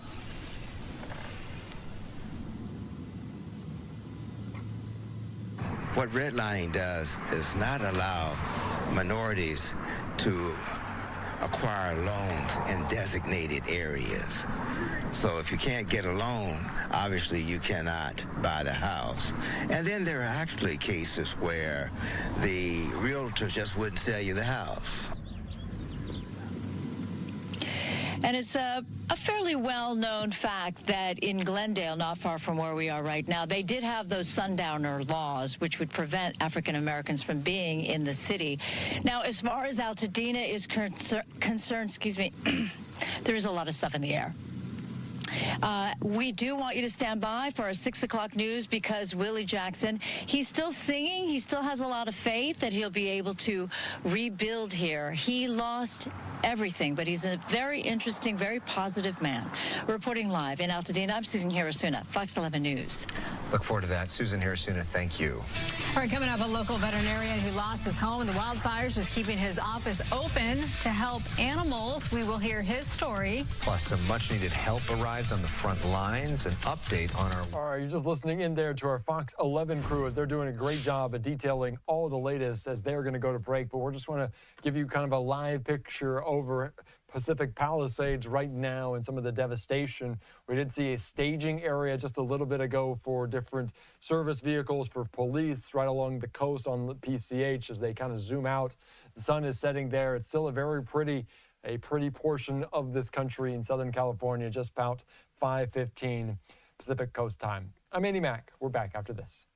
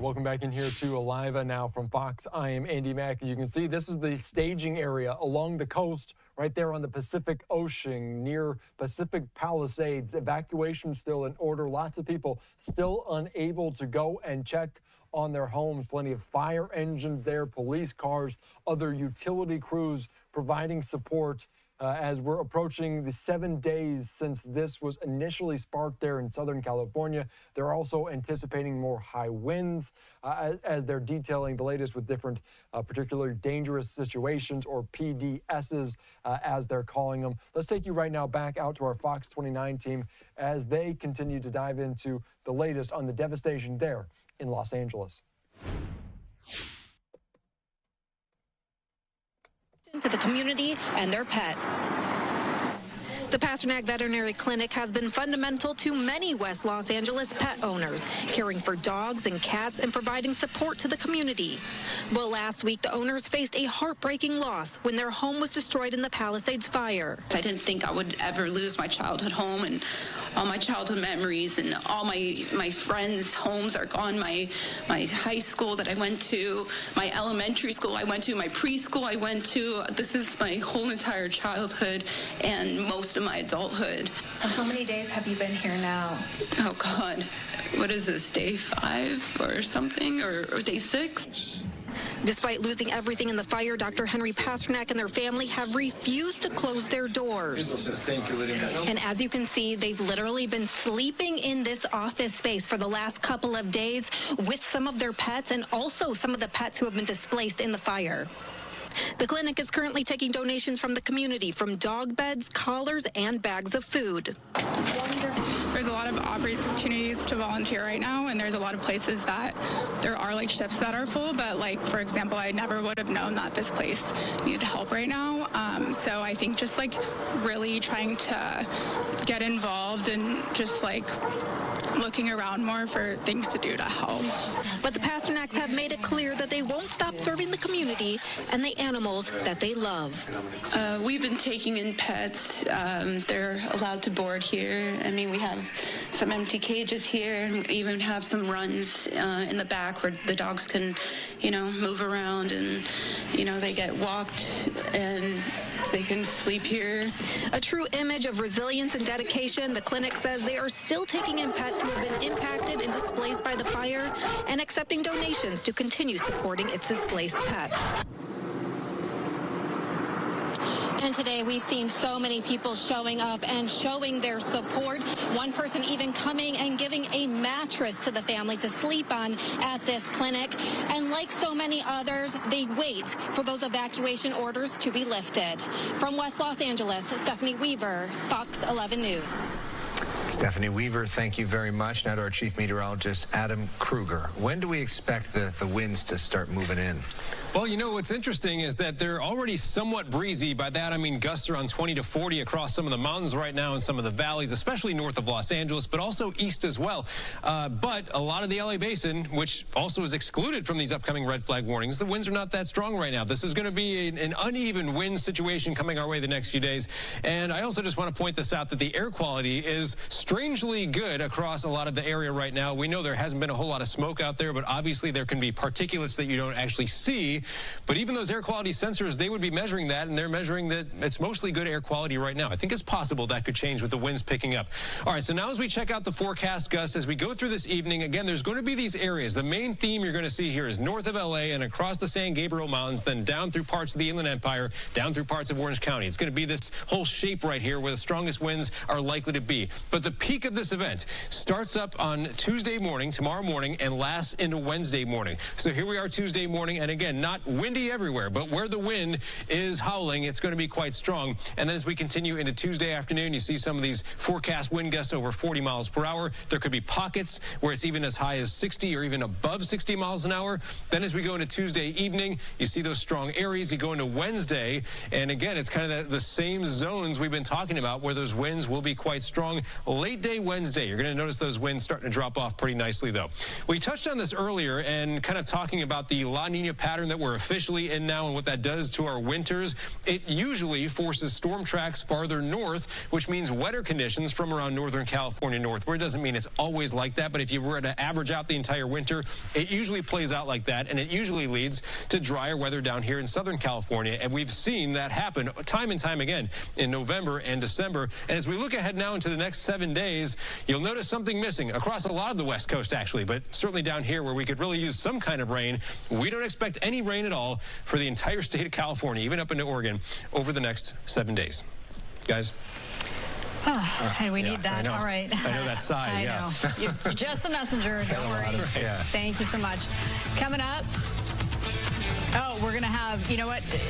Officials were asking, reporters were asking Mayor Karen Bass about does she owe an apology because she was out of town when this all started? We'll hear more about that. And then also housing.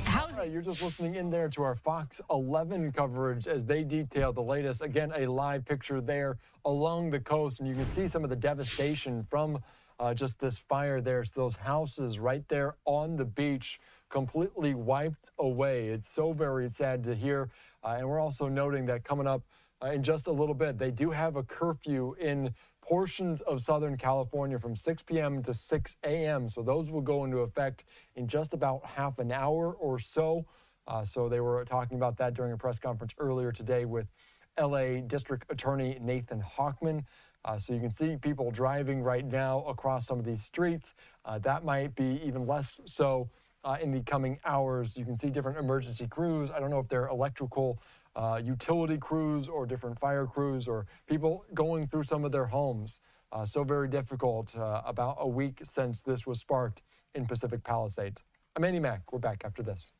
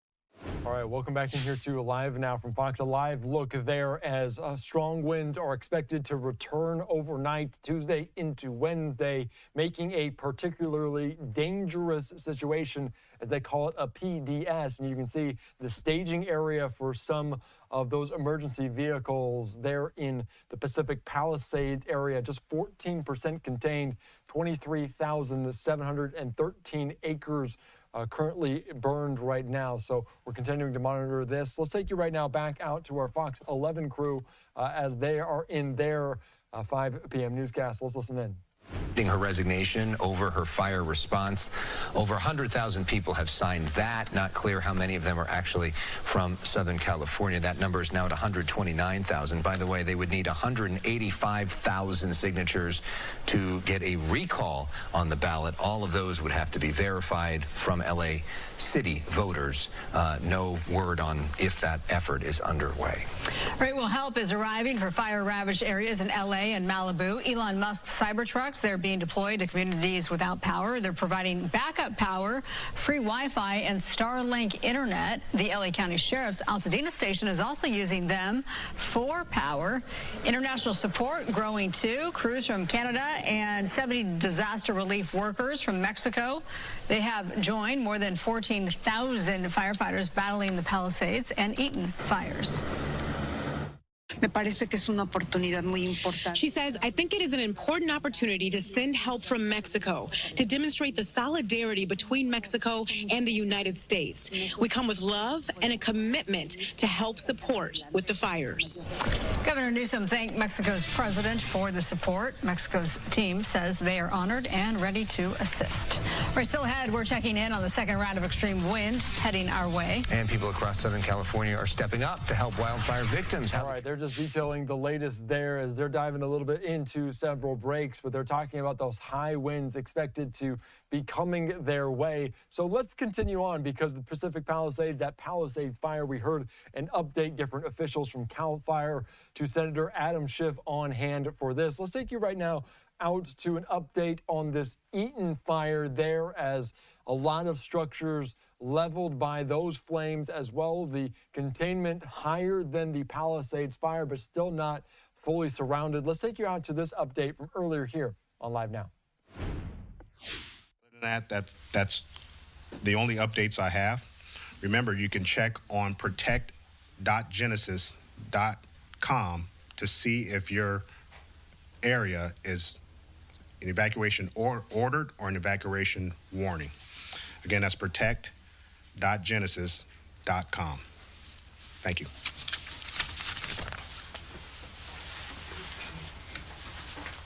Thank you for that information. The next from the LA County Joint Information Center to give us some recovery steps is Kevin Chavez.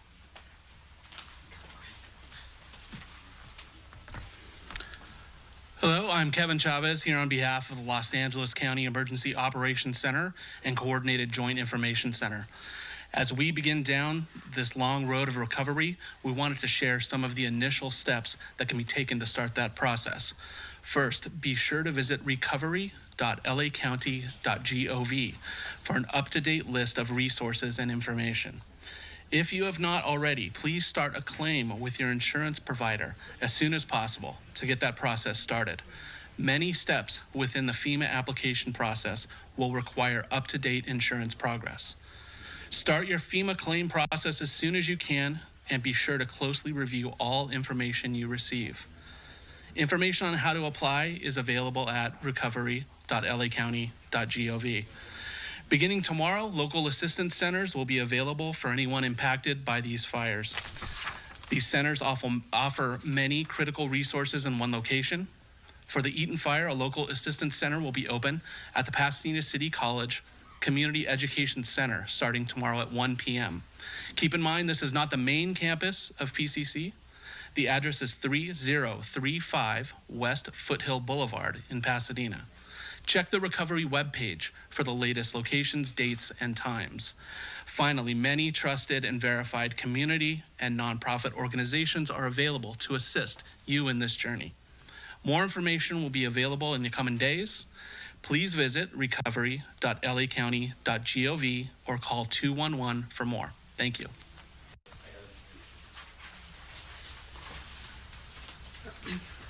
Thank you, Kevin, for that information. Next up, from the Los Angeles County Public Works, Director Mark Patria.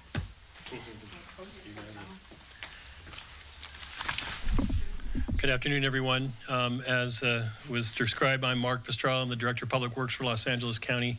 Our department serves the communities of Altadena and the cities that are included in the Eaton Fire area with lots of different services, including water to some extent, flood control, road services, solid waste, and other public works services throughout the community. Again, as I start out today, I just want to reiterate my deepest sympathies to all the families who lost their homes. I have personal experience in this as well. So it's kind of personal at home, but also in my work life. And it's my pleasure to have the opportunity to gain your trust as your Public Works Director. I'm here to bring optimism and hope by talking to you today about what we know so far and what we're going to do to resolve the issues and what it's going to take to get you back into your homes. Let's start out, first of all, by, again, acknowledging the first responders who came in here, into our community, both from our local resources, but also from far away, to extinguish this fire and to get us back on our feet. Of course, firefighting requires a lot of water. It can put a strain on the water system. And in fact, in this case, the water systems in your area were also impacted physically by the flames that occurred on your houses. The same thing happened on the municipal services that serve particularly the Altadena area. Those systems have been, again, pushed to the extreme limit, and currently they are all under a direct don't use order, meaning that it is not advisable and actually prohibited to use the water in the Altadena area.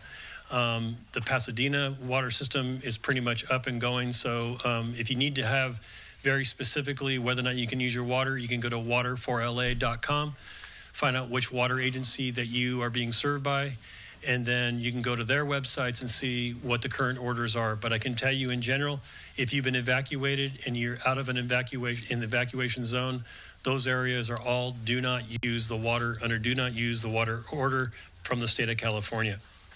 Water customers in those burned area communities, again, do not drink the water. This also applies to your pets and domestic animals. Important to know. Okay. We have been out. What have we been doing? Oh, let me talk one more thing about water. There is a bottled water distribution site currently ongoing, supported by LA County Public Works and Pasadena Water and Power and the water agencies that serve you. You can get water at Altadena Pasadena joint effort. Look at the following location: 450 Lake Avenue in Pasadena, or 4524 Hampton Road in La Cañada, Flint Ridge. We'll be continuing to distribute water in the community ongoing. We'll move that water around as needed, so you can count on us if you need bottled water to visit these locations. So what we've been doing as your public work chain. They're just talking about some of those donation centers there in this Eaton fire area there, a little bit more inland, Altadena, the area. Let's take you right now back out to our Fox 11 crew, including our own Austin Westfall, as he's detailing some of the latest YMCA. And YMCA. Yeah, so many people overwhelming this effort. People have been streaming in and out of this place. We've been here all afternoon. They're basically using this place as a hub for people to come and donate all essential items. And then anybody that's in need, they can come through and they can look. I mean, look over my shoulder.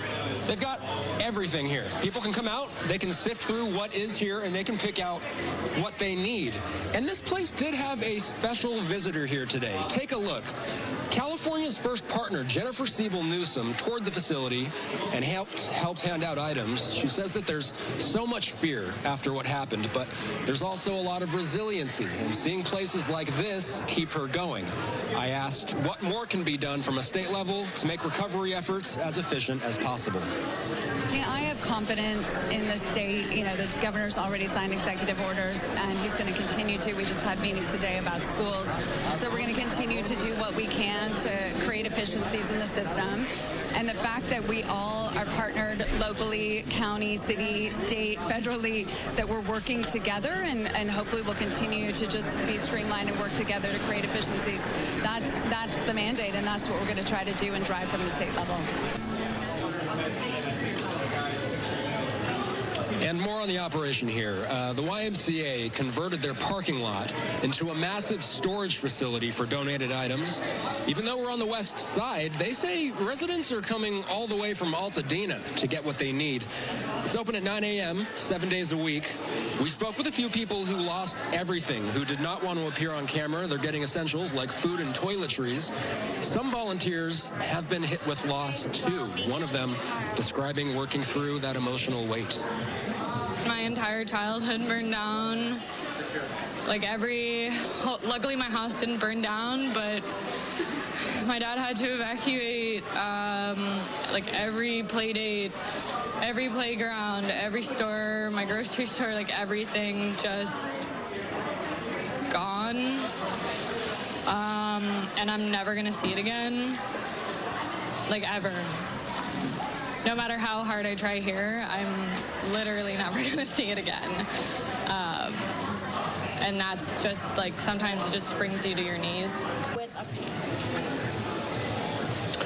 For now, Danielle says that volunteering is how she's coping with grief. We did want to bring you a lengthy list because she's the lead volunteer here, and she said these are all the items that they need right now. Boxes, toilet paper, paper towels, laundry detergent, cleaning supplies, diapers, newborn diapers, phone chargers, can openers, dry foods, water, electrolyte drinks, stimulants, adult cough medicine, baby allergy medicine, and soaps and shampoos. They did want to share one important message with everybody. And this is something, apparently, guys, that a lot of donation centers have been dealing with in the area. They say there's too much clothes coming in, there's too much bedding supplies coming in. Over my shoulder, that's what we're seeing. It's taking up too much real estate, they say. It's taking up too much space. And so some of the essentials, like the foods and the toilet papers, they're running out of space. So what they're doing is they're actually rejecting donations for clothes and for bedding supplies at this time. They say that a lot of the areas around here are doing the very same thing. We'll send it back to you. Yeah, they've seen a lot of that. They've had to his point, no more clothes, no more shoes, but there are those who do need it, but not in that location in particular. Yeah, so before you go somewhere, maybe find out what you need from there. Speaking of going places, you can ride Metro for free still. So to better support the community, Metro leaders will continue making rides on its trains and buses free. Metro had previously announced fare suspensions would only last through the weekend, but now, given all the devastation, they're going to keep that going for an undetermined time. So LA County Supervisor Janice Hahn saying that basically residents can travel safely for this period of great need. And on the topic of emergency routes and facilities, Metro has developed an interactive map that shows how its bus and rail routes connect to fire-related resources. You can find that at metro.net. All right, sports, of course, can be a way for a lot of us to decompress. And tonight, you're just listening in there to all of their coverage, and you can see just some of the areas there as nightfall has descended upon Southern California. You can see some of the emergency crews as the curfew in some portions of Southern California goes into effect at 6 o'clock. So we're going to continue to follow that very closely here on Live and Now from Fox. As tomorrow marks 7 days since this Palisades fire was initially sparked. It is only at 14% contained, over 23,000, almost 24,000 acres currently burned. And at last check, the death toll was still at 24 people tragically losing their lives. At least 23 are missing from the fires. And of course, in all, those fires in the area have consumed more than 62 square miles, an area larger than San Francisco. As of Monday morning, the Palisades fire, 11% contained. That did jump up to 14. The Eaton fire moved from 27% to 33% at last check. And those two blazes alone accounted for 59 square miles. The National Weather Service also issued red flag warnings for severe fire conditions through Wednesday, with sustained winds of 50 miles an hour and gusts in the mountains reaching 70 miles an hour. The most dangerous day will be on Tuesday, according to fire analysts. Of course, We're continuing to follow it as more than 5,000 firefighters are batting the Palisades fire, more than 3,000 working on the Eaton fire. The state has also set up a mobilization area where resources are staged. You might be looking at it right now, high atop there, right next to the Pacific Ocean. We're also following what's being made from and said from Los Angeles County District Attorney Nathan Hochman as they are talking about arrests being made, charges being filed in looting and also arson. 9 people, I believe, charged there with looting.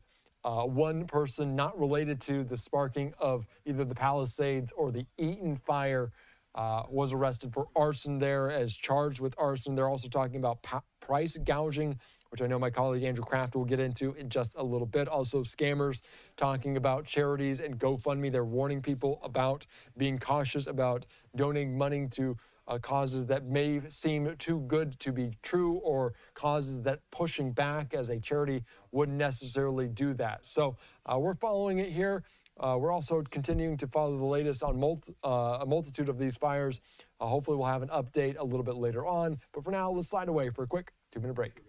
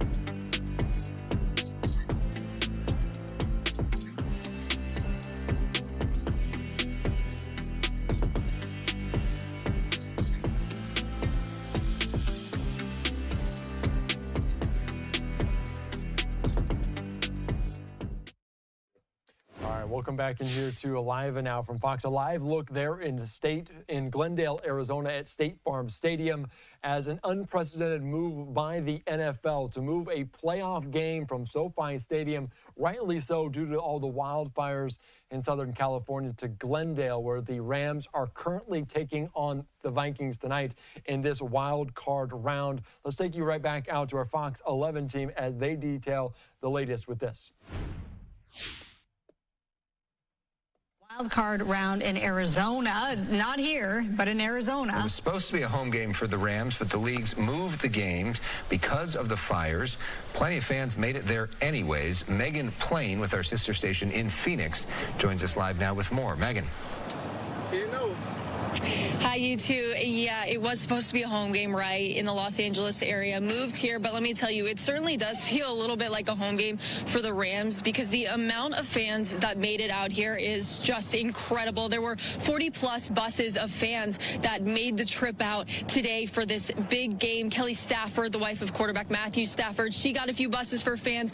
The team, they stepped up as well and got tons of buses for fans. So these fans were all over the place out here tailgating today. And check out this this video that we have of the field being done, right? It's not a home game unless your field is decked out in your team colors, right? So the staff here with the Cardinals, they made sure to make sure the field had Rams logos on it, and it looked as if it was a home game for the Rams. But today, ahead of this one, I did have a chance to talk with lots of fans as well, and here's what they have to say about making the trip out here. A couple of thousand people here easily. That's what I heard. And we want to thank the staffers' wives, the one that supplied that in the Rams organization. I know the first responders from LA, other people that are suffering. We want to shout out to them, the other people that are suffering out there. And, feel bad for them. Really sad because, my husband's friend is actually trying to save the house.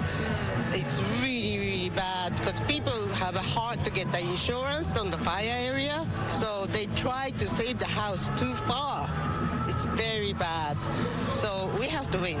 It's the big elephant in the room, but we're going to take all that energy, take it in that building, and we're going to destroy the Vikings. That's just it. Bring it home to LA. Whose house? Whose house? Whose house?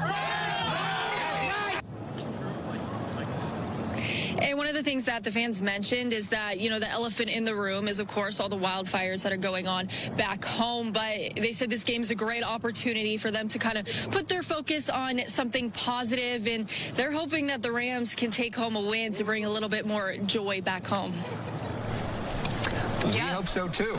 Yeah, especially after the Chargers. Yeah, all right. We'll have highlights of that game tonight on Fox 7 News. All right, great reporting there, as always, as a live look at State Farm Stadium. A Rams lead early on, 10-0 over the Minnesota Vikings. So this is a big game, and the Cardinals playing host and welcoming this game in a big way there in Glendale, Arizona. As the Cardinals, they did miss the postseason. And they're trying to make it as familiar as possible. These Rams are, as they're in the visiting locker room of this NFC West foe. They also have the field painted in blue and yellow to match their colors.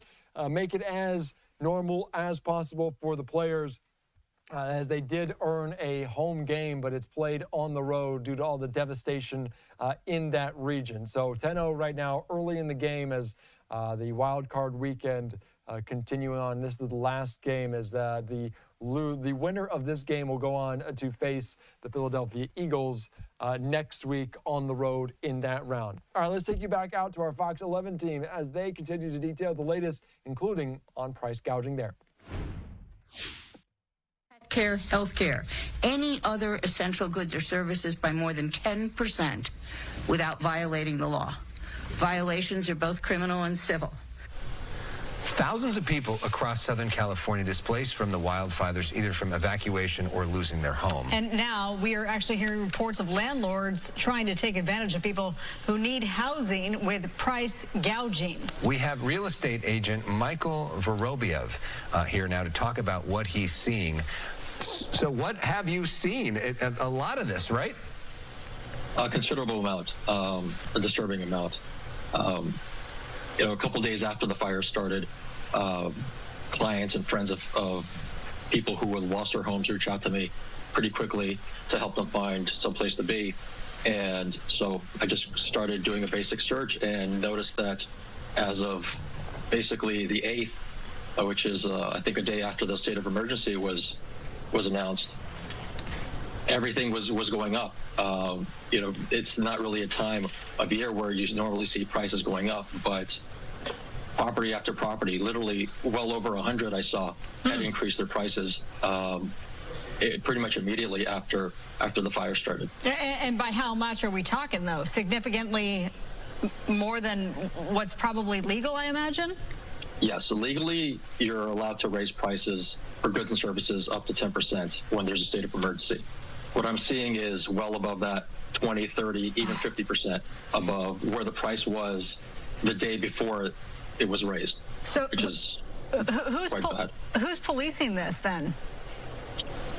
Well, it's kind of the job of the Attorney General's office. When I saw all these prices go up, I sent the list to the Attorney General's office, and anyone could submit findings to the Attorney General's office. However, it's the state, and they're probably going to be pretty busy, and they're not really going to respond to any of this anytime soon. So it's really up to the general public to police everyone else. If you see price gouging, whether it's real estate or otherwise, say something if you can. Submit it to the Attorney General's office or try to speak with those people directly. Yeah, the Attorney General's office reached out to me earlier today that he's going to be in town later this week and wants to come on and talk about this because it's such a problem. I know for you personally, you have lost, or your friends have lost their homes. What would be your advice to them in terms of where to go from here? Well, the first thing they should do is immediately, if they haven't done so yet, contact their insurance and file a claim. But try to find a place to live as quickly as you can, and that's really hard right now. Los Angeles is obviously notoriously difficult to find affordable housing, and when you have tens of thousands of additional people into the market in such a short period of time, it's going to be very difficult. So if you can, at least in the short term, friends, family, but try to find someplace, that you can lease as quickly as possible because prices are just going to keep going up. It doesn't seem like the homes I'm seeing that are on the market that are price gouging are bringing prices down. I checked before we spoke, and even the last couple of days, even today, I see more homes and rentals of all kinds still increasing their prices. It's pretty maddening, I'm sure, to be monitoring the prices go up and up and up and up, 20, 30%. That's infuriating. Okay, well, we thank you for bringing this to our attention, and it's great that the Attorney General reached out to you. We can talk about that with him a little bit later this week. Michael Vorobiev. I'm sorry, Michael. Standard spelling. Yes. Yes. I'm sorry. My name's Alex with an E. I feel the pain, man. No, I have it, and I have it phonetically, and I do better when it's not phonetic, Yeah, and me so too. my brain couldn't wrap my Yeah. you know what I mean. So No problem. Thank you very It's a lifelong much. struggle. Yeah, we appreciate your Thank perspective. All right, thank you so much for our Fox 11 coverage as they're going to go to another break, but they're talking about price gouging, and Los Angeles County District Attorney Nathan Hochman and other officials there in Southern California detailed that at an extended press conference today. Let's take you, though, out to some comments he made to our Fox 11 team about this, about the curfew, about the charges being made for people looting, and a arson arrest also in that area. Let's listen into this just briefly. Guilty, how severe are the sentences? Several people are looking at life in prison. People are looking at decades in prison, and the probably the lowest level people that we charge today are looking at somewhere between 6 to 9 years in prison. And are you seeing a pattern at all of the people who are trying to take advantage of this terrible tragedy? I mean, certainly people with criminal backgrounds, we have seen that as part of the pattern.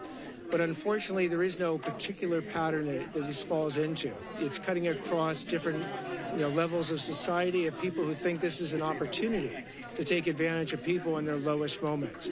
We just want to make sure they understand that the cost of that opportunity is going to be enormously severe. On behalf of friends who believe they lost their homes, they're not even 100% sure, they haven't been allowed back. They say, given the dire situation, why not allow them back in to check their homes out and, if need be, protect their homes? So I've been in these areas, in the Palisades area in particular. The devastation is off the charts. There's no power there. There's no electricity. Electric poles are literally swinging in the streets. The amount of toxicity that exists in every one of these properties, because if you think about it, a single or two-story house no longer exists. Everything that could burn did burn. You probably only have steel and stone left in your house. And every other chemical that was in the walls of your house, the furniture or appliances or anything, is literally been burnt and now sits on your property. You don't want to get near that stuff until it's proper to go there. And also, if everyone were to return to these areas, it's a fire danger, because when I was there as recently as 2 days ago, there were still small little fires with gas mains and gas pipes that had burst and that have not been closed. It's an incredibly dangerous environment to be to. So I, too, am someone who's been evacuated since last Tuesday. My sister lost her house in the Pacific Palisades. I understand the frustration. I understand the anger that people have. And when they hear that there could also be looters out there that are trying to take advantage of the situation, that's why we had the press conference today, to say, look, we're going to work as swiftly as possible, take these cases from law enforcement, bring the charges, and bring these people to justice. Thank you.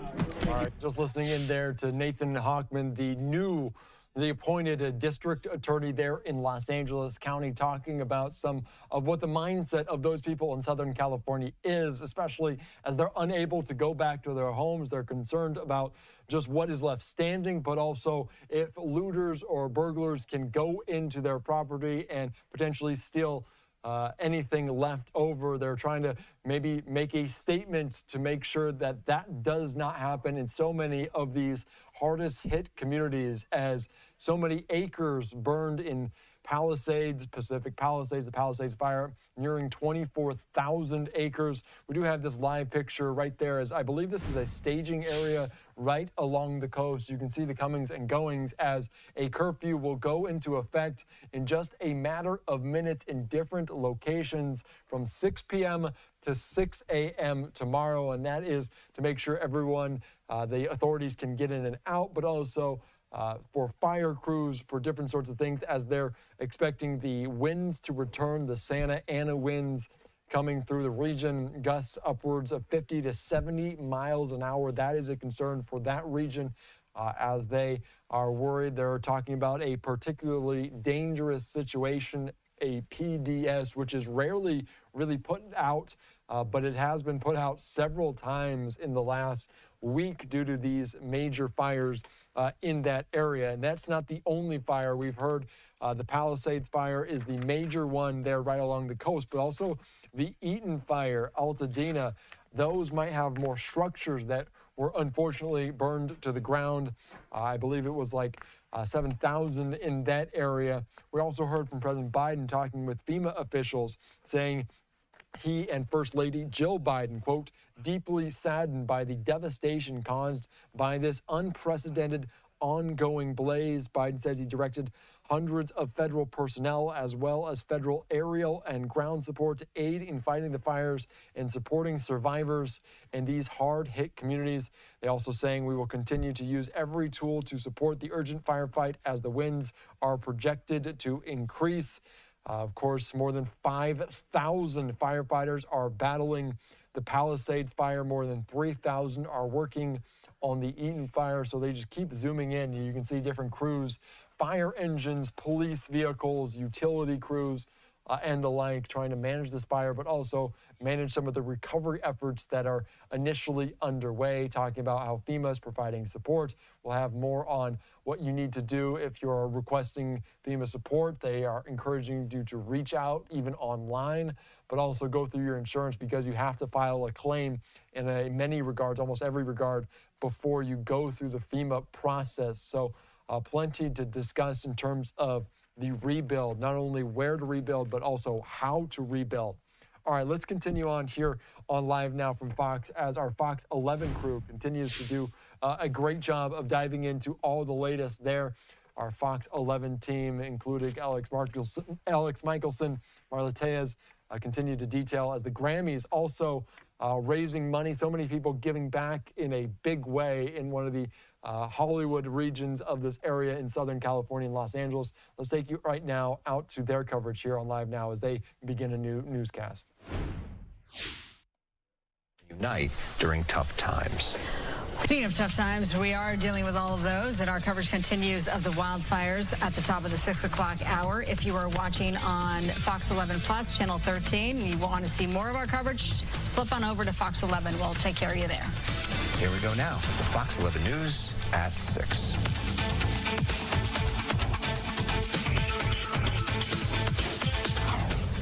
Welcome, everyone, to the Fox 11 News at 6 o'clock. We thank you for being with us on this Monday. I'm Marla Tejas. And I'm Alex Michelson. Thousands of firefighters are in L.A. County battling flames that are still burning. Clear progress has been made. The Palisades fire currently contained at 14%, 23,000 acres burned. Eaton fire holding steady with 14,000 acres burned. It stands at 33% containment. Now, the death toll in these fires currently stands at 24, 16 deaths in the Eaton fire, 8 in the Palisades fire. It is unclear how many people people are still missing. We all know that the situation can change on a dime, and with high winds expected within hours, there is a whole lot of concern. Let's go to Chief Meteorologist Adam Kruger. Well, you know what? Let's take you live upstairs. As we're just saying that, we're going upstairs to Chopper, and you saw the flames there. This is in the Jurupa Valley and in Riverside County, and we have only been talking about LA County, but we know that those winds are picking up in Riverside County and Orange County, Inland Empire. And so here we are now over, and if you look at the extreme nav, it says Bradford Street, and I think it said Rutledge. Yeah, so this is the Santa Ana Valley River bottom. This was just upgraded to a third alarm. We have seen that the area that we've been talking about, that is the area that's a particularly dangerous situation for the next day, was focused on LA and Ventura counties. We saw red flag concerns for Riverside and San Bernardino County, not the area of particularly dangerous situation. This right here, pretty big flames. Thankfully, right now, not immediately burning any homes or anything. You can see some of the crews that are out there with their flashlights trying to get out there and trying to put this thing out before it grows bigger. Don't know in terms of getting air resources on top of this thing, how quickly they might arrive and how many of them may be, in LA County dealing with all of the fires here. But that's some significant flames. Adam Kruger, can you talk to us about the weather right now and the winds potentially in Jurupa Valley? Yeah, sure can. We just got word of that, just as we showed it here live on air. So I was just looking at the Jurupa Valley area. We've got wind gusts around 20 to 25 miles per hour right now. Yes, that's breezy, certainly not extreme, although this is one of the areas where the winds will be ramping up as we get into tomorrow and into Wednesday as well. And wow, just kind of impressive to see some of the groundwork right there as they clear some of that brush. A lot of people on hand for that. Yeah, I wonder if any of those are the inmate crews that are out there working as well, based off of the way that they're dressed there. We've seen some of those doing some really heroic work, cutting lines and making it easier for firefighters out there. Yeah, I mean, they're really right up to this fire. It's good to see the hand crews getting a handle on this. I'm seeing a report that most of the fire has been knocked down already. I hope to get that confirmed because, again, we just got over it, and I'm trying to figure out when it actually started. But I'd like to see that report like that if we could work to get that confirmed. And those hand crews, doing incredible work out there. And just kind of analyzing what we're seeing right here. I mean, it's not that real steep terrain like we've seen with some of the other fires, and you don't see embers just soaring across the screen. It's not like we have a super high wind event yet in this area. So it does seem like, and it's easy for me to say from here, but it seems like something that they can maybe and hopefully get under control a little bit. Certainly not an extreme scenario weather-wise compared to what we've seen at times over the last week or so. No, and Adam, maybe as we look at these pictures, you can talk about some of that wind and fire concerns that we're talking about specifically in LA and Ventura counties where it's real danger potentially predicted. Yeah, sure. And so like we've been saying, we've got the red flag warning. It's in effect now for a large part of the area, continues through Wednesday, which should give you some concern. We've got a multi-day Santa Ana wind event still in the works here. Like I mentioned earlier, in this specific spot, we've got some gusts around 20 to 25 right now. We do expect winds to increase there and in other areas. And the strongest winds out of this next peak that starts up tomorrow is generally going to be more so north of LA, the mountains, San Fernando Valley, those kind of general areas. But like we often see when we get these Santa Ana wind events, we kind of get the San Gabriel Mountains helping to divert the winds a little bit around the mountains. So we get usually a couple of pretty good swaths of wind. One would be up north of LA, up through the San Gabriel Mountains, and then the other swath is really essentially what we're looking at here, coming down through the Inland Empire and heading down towards Orange County and the Santa Ana Mountains in Orange County, which is part of why we call it the Santa Anas. And I don't want to get too far away from this compelling video here, but I can highlight that for you on a map if you'd like to go to weather graphics at some point. You guys can let me know. But but it will be the same forecast for a lot of the area is the fact that as we go into tomorrow, that's when these wind speeds begin to increase even more. So we'll get back to that video soon, I would imagine. Let me show you some of the current wind gusts right now, though, because there is this situation here, and this will be the case the next day or two, where some areas will be protected from seeing strong winds, but others will get strong winds. And right now, again, it is pretty breezy. So as we look out near Riverside and around the Harupa Valley, where we see this happening live right now, there are wind gusts there over 20 miles per hour, certainly not extreme. And then we get into some of the higher elevations. For example, in the Santa Ana Mountains, we see a spot with wind gusts a little bit over 40 miles per hour as well. And then you see across north and northwest of LA, we've got some gusts now 20, 30, even near 40 miles per hour. Again, there's your red flag warning zone. It excludes a portion of Los Angeles down through Long Beach and down into the coastal areas of Orange County, because that's where the winds won't be as strong as what we see in these other spots. And the last thing I'll say is, again, it's that north of LA area highlighted in pink where we have the particularly dangerous red flag warning goes into effect tomorrow morning into noon on Wednesday. All right, Adam, thank you so much. We will keep an eye on what's happening in the Harupa Valley. You see that in the box there, but we also want to talk about some of the efforts to help victims of last week's fire. There's a big push right now happening at the YMCA in West LA. Reporter Austin Westfall is there live right now. Austin. Hey there, Alex. So we've been here all night, and we've been showing you a lot of what's been necessary for the humans, but there are plenty of pets items here as well.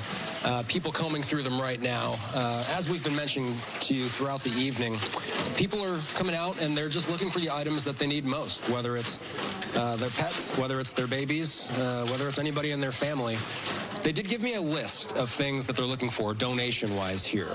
That list includes food, diapers, boxes, toilet paper, and paper towels. They'll take a lot of things, but those are the most essential ones. They tell me. What they don't need, by the way, bedding and clothes. They have enough of those. This is the West LA YMCA. It's open from 9 to 6 on weekdays, 9 to 3 on weekends for now.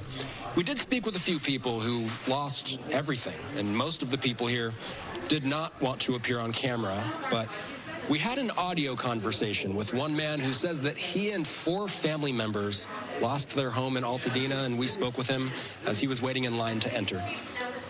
I'm looking to get some athletic shoes and maybe some more athletic clothes. I'm trying to, kind of get back onto the path of a normal life.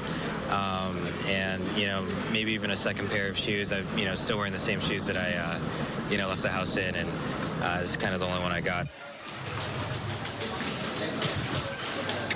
And what can't be replaced, he says, are things like photos, trophies. He says not only his home is gone, but all of his neighbors' homes are gone as well. So he says that it makes him angry that that sense of community will no longer be there, guys. Back to you.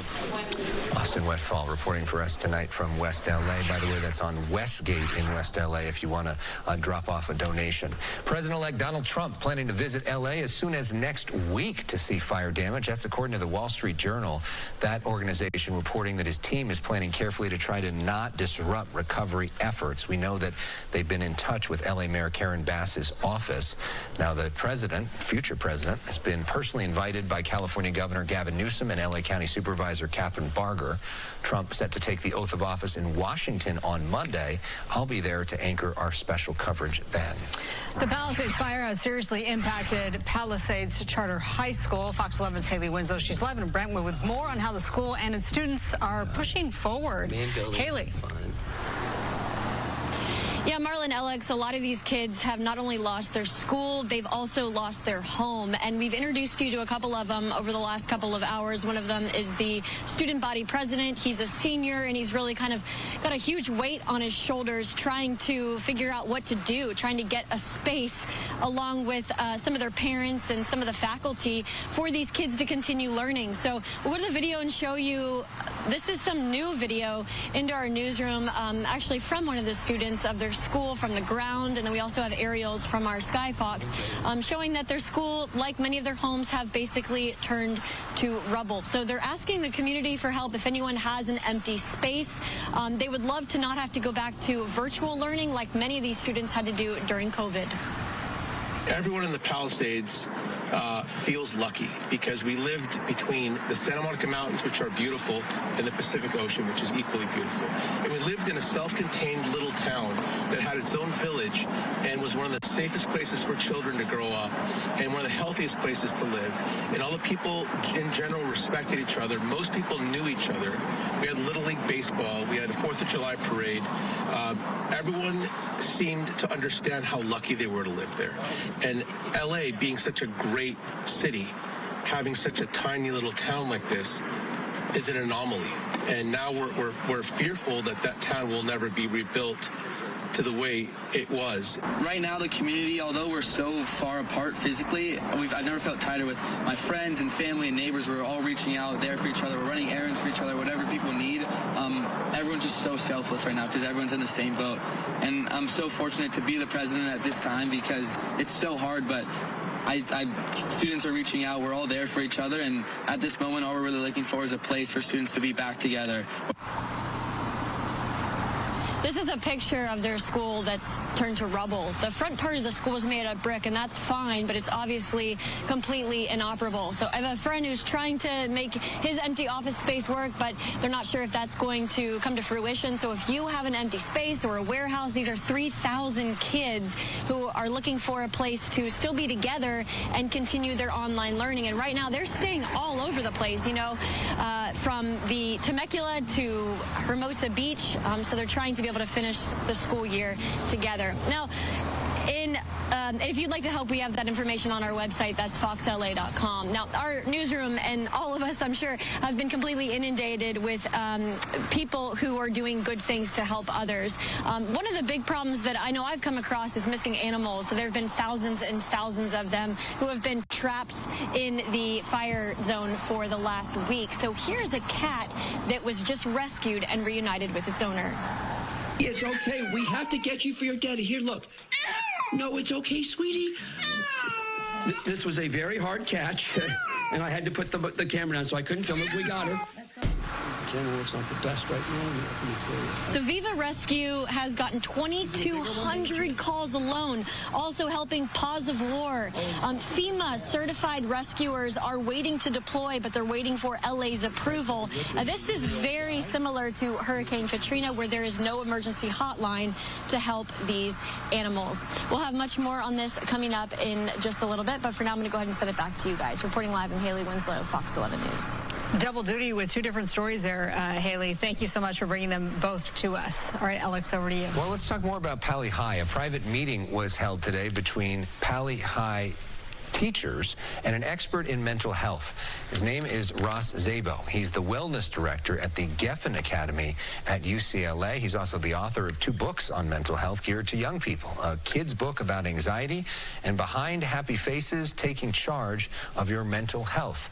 Ross, thanks so much for coming in. Yeah, thank you so much for having me. I know you talked with the teachers, and one of the first things you talked about was the importance of them taking care of their mental health, right? This trauma and this amount of devastation is hard on teachers because we have to manage so many different things. We have so many different responsibilities, and a lot of times when teachers hear, hey, you also have to talk about mental health, we immediately think like, oh, not another thing. But we run a mental health education institute at Geffen Academy at UCLA, so we put out these resources that are basically like, hey, you, much like the oxygen mask on a plane, have to take care of yourself so that you can be present in the classroom, because every teacher near this area has people affected by it, and we're going to have to manage students' mental health in a big way. Meaning that the oxygen mask, you got to put your own mask on before you're able to help anybody else. Yeah. And the same thing with teachers. So you teach teachers how to talk about this. Yes. And what is some of the language of mental health that you recommend? That's a really great point. So most schools don't have a common language for mental health. You know, when I say physical health, you know what that means. You know that it's exercise, family history, eating right, taking care of your body. So one thing that's important is having a clear definition of mental health. Mental health isn't having a problem, it's how you address challenges in your life. It's also important to understand the difference between typical emotions and mental health disorders. The response to this kind of trauma and loss is going to be varied. kids are going to be sad, upset, angry, hurt, frightened. Other kids are going to have no emotions at all.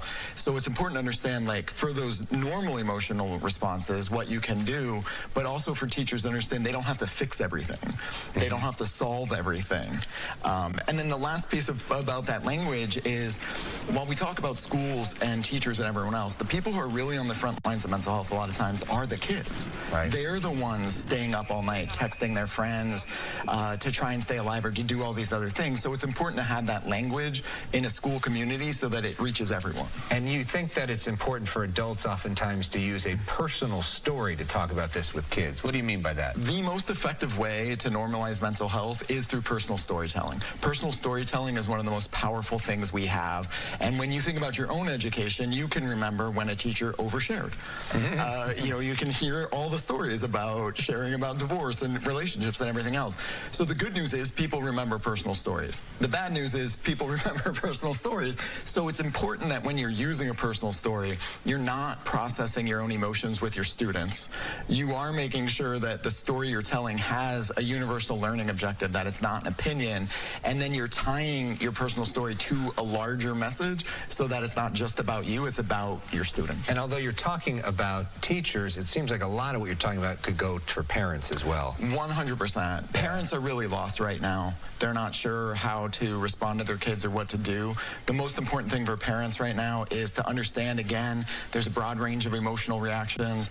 You don't need to fix it. Listening is often enough. Try to create some routines again to get kids back into some things that they like to do.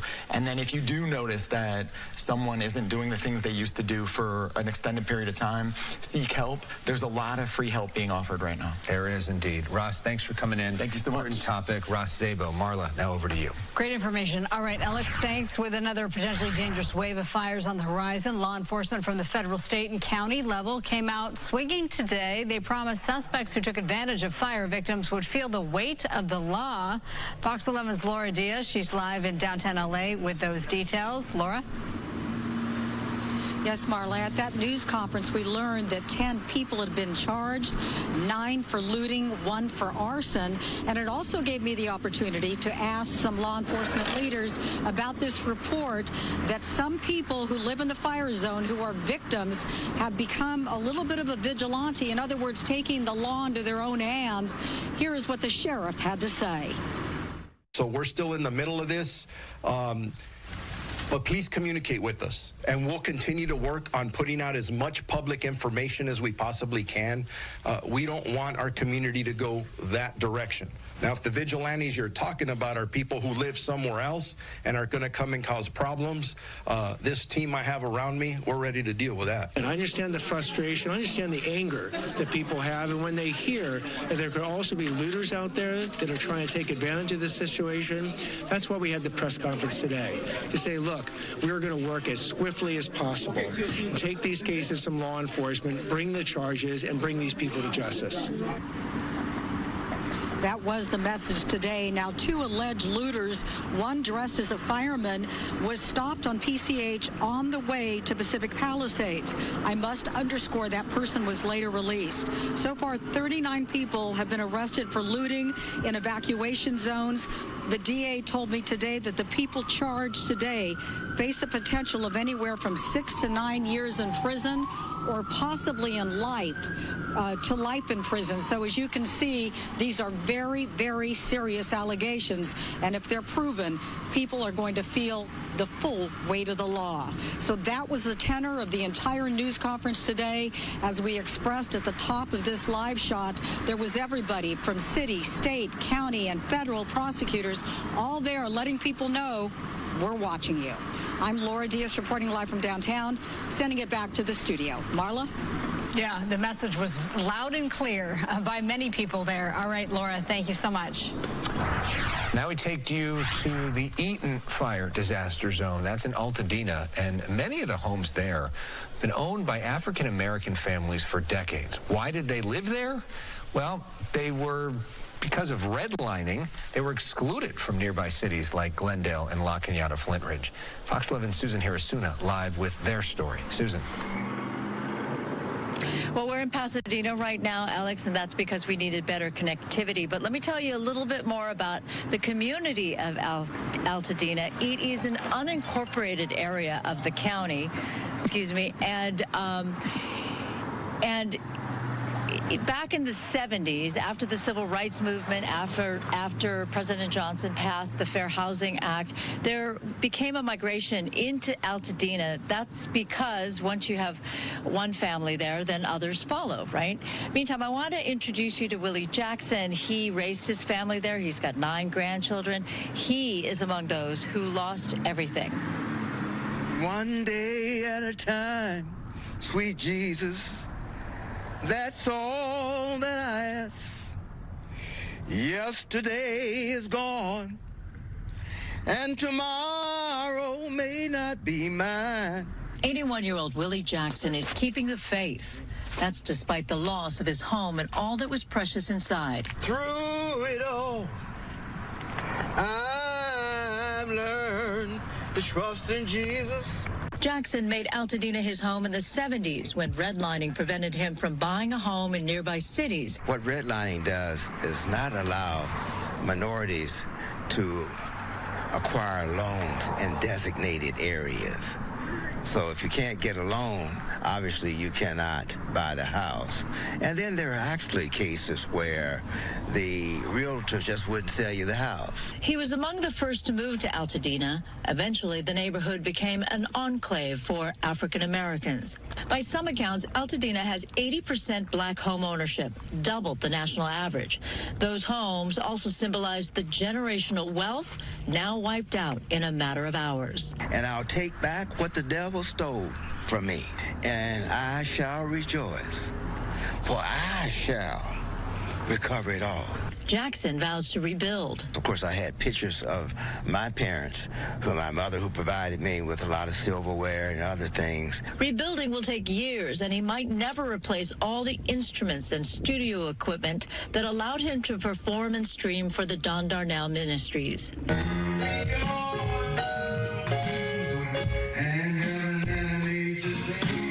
He's hoping that at the very least he can replace his pro-level Yamaha 88-key synthesizer so he can play again for the congregants. I had a B3 organ there. I had the big baby grand piano. Then I had all the digital keyboards, and then they were all stacked there.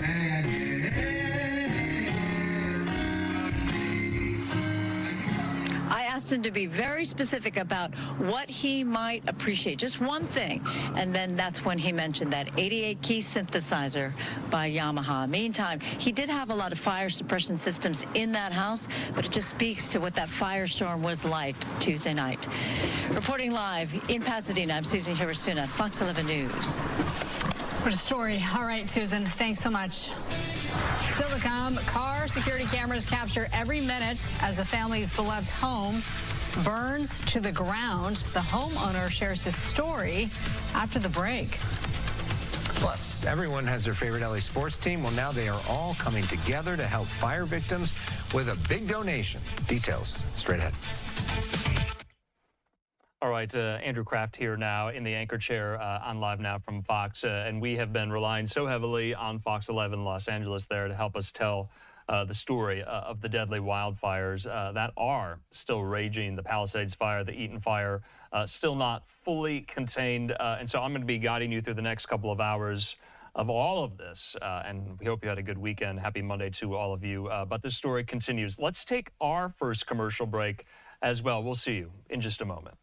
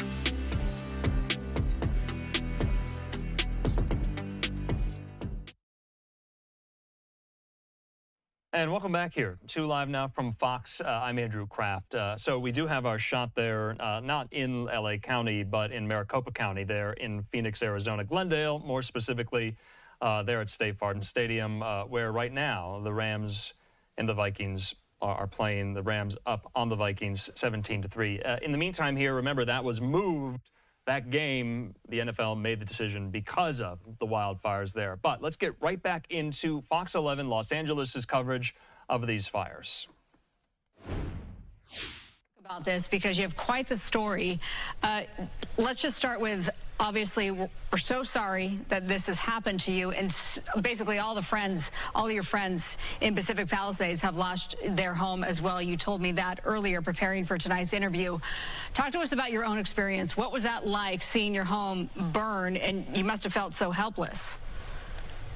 Yeah, well, thank you for having me on here. And yeah, I mean, it was surreal. It was, you know, the entire day was just a really hard to explain day. It started, you know, at 10:30. My wife had called me and seen smoke, and she went ahead and called the schools, got our kids out of school. I was at a conference in Las Vegas.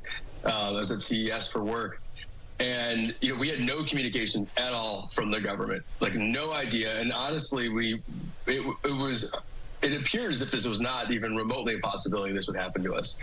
And then throughout the day, it just got more serious and serious. And it was all through friends on text and WhatsApp. No communication was given to us. And then finally, I left the conference. I went to the airport to try to get a flight home.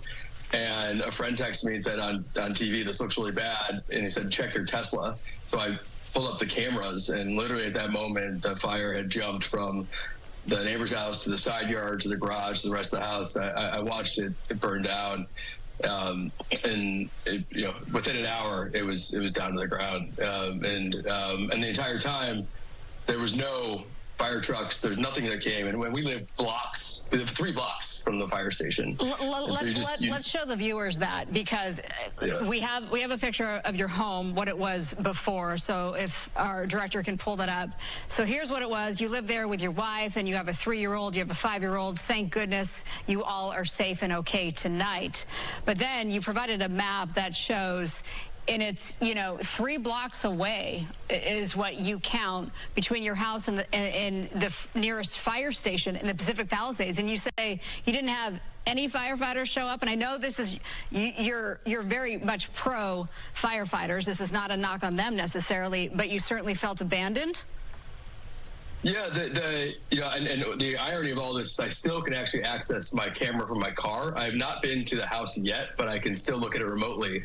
And there was no emergency response there for, you know, 24 hours. So it was just a total failure, kind of in every kind of step of the way that I can at least see. And unfortunately, I had to see it with my own eyes.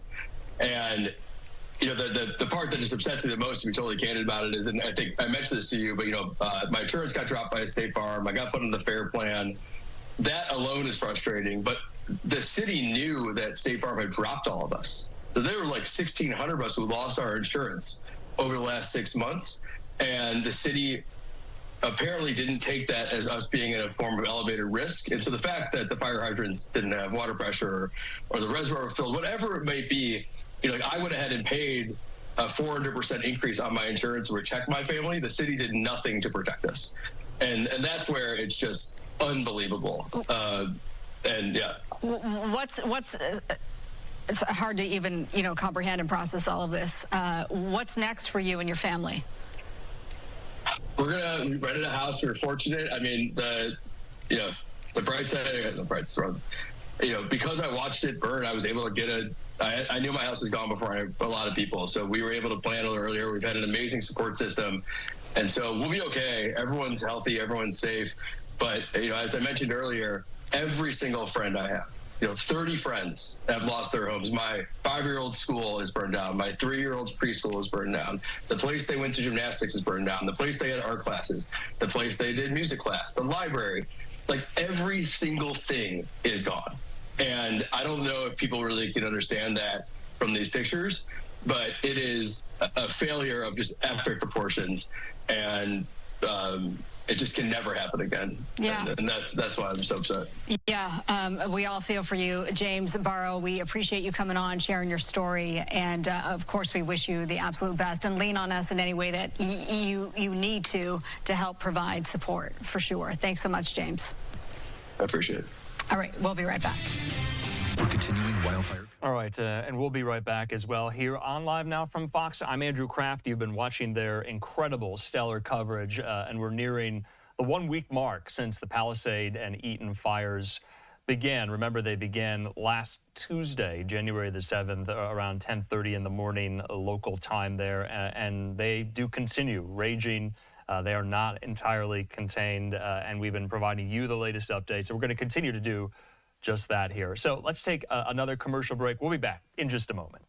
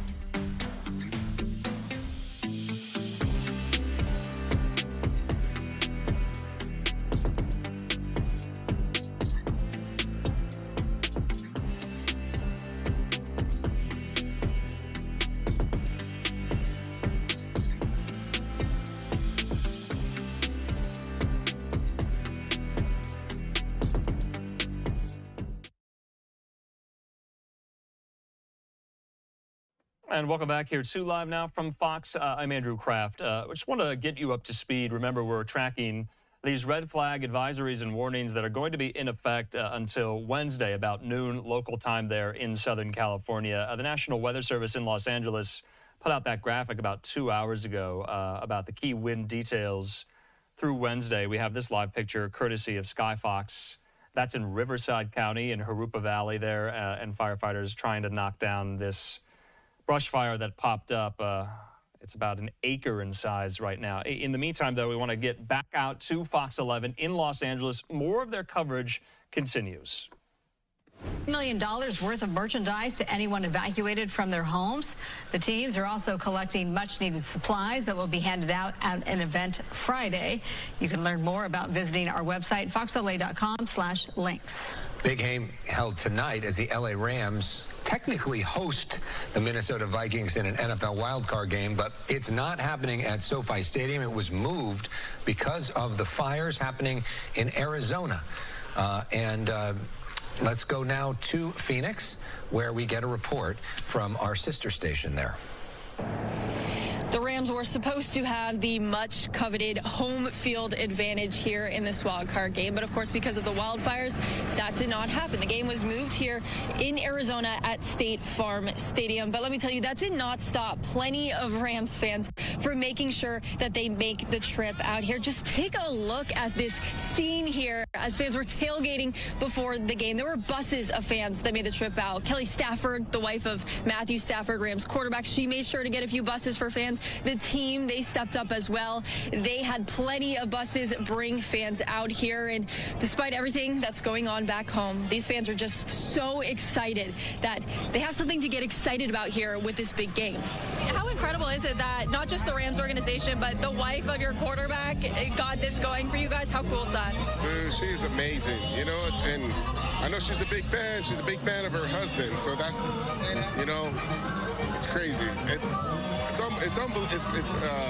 It's crazy how she could like spend her own money to bring all these buses, you know. But it's a good move for NFL. It's a good move for the Rams organization to move it over here, and we want to say thank you for, you know, to the Arizona Cardinals to allow us to have such a great time here today. And you saw right there that thank you Arizona Cardinals sign. That's something that Rams fans out here continue to reiterate. They're so thankful that their team has somewhere to go to play this big game. Of course, the Cardinals gave up their team planes to bring the team out here, gave up their facility so the Rams could continue practicing out here, and of course the stadium here for their big matchup on game day. From State Farm Stadium, Megan Plain, Fox 11 Sports. Megan, thank you. Even if you don't live in a fire zone, you are likely feeling the impact of the smoky air that's being spread across Southern California. How can you stay safe when there's dirty air around? Dr. Ravi Kavaservi is the Chief Medical Officer for Blue Shield of California, and he joins me now. Thanks so much for being with me tonight. It's very important, of course, we have our Chief Meteorologist who tells us about air quality here, but, you know, most people, they can watch us, of course. But if you want to check air quality, which is so important these days, what's the best way to do this? Yeah, Marla, I'll share first. This is right now, it's an unprecedented health event for us. And as a doctor that sees patients regularly, I can tell you this is impacting all of your viewers right now.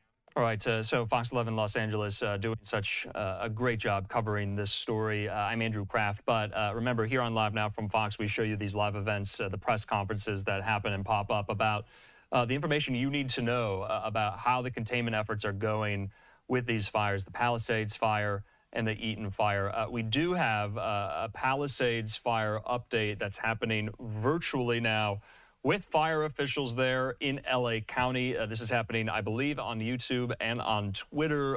So we want to take that live. Let's keep listening.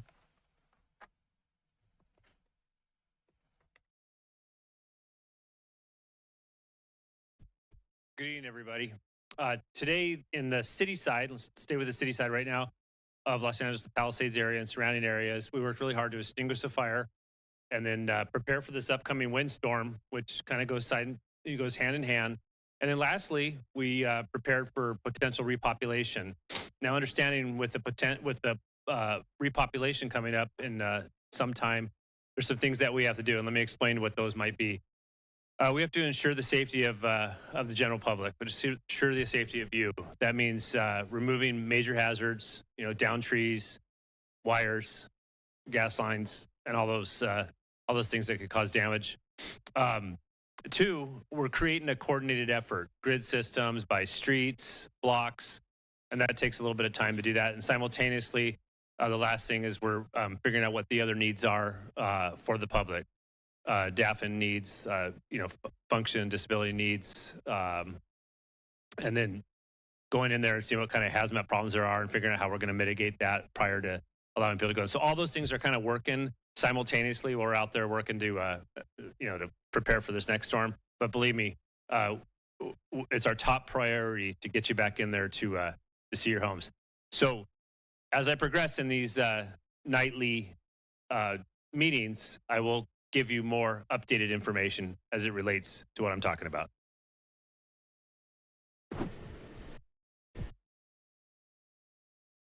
Next up, LAPD.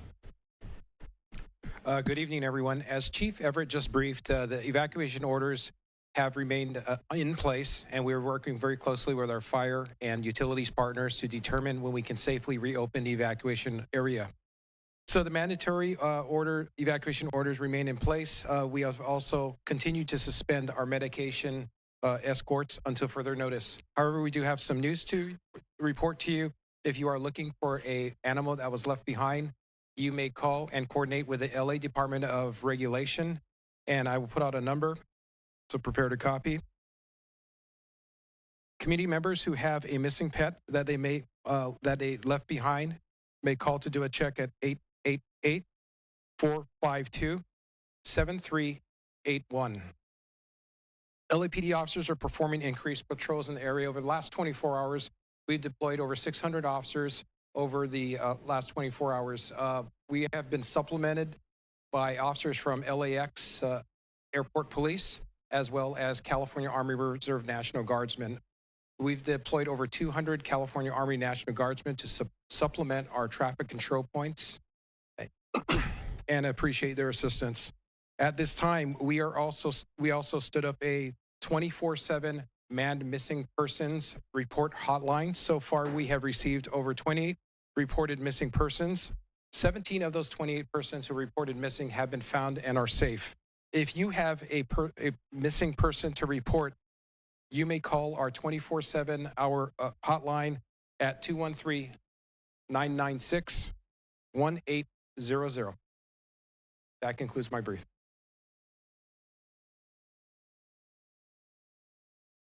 Next up, Los Angeles County Sheriffs.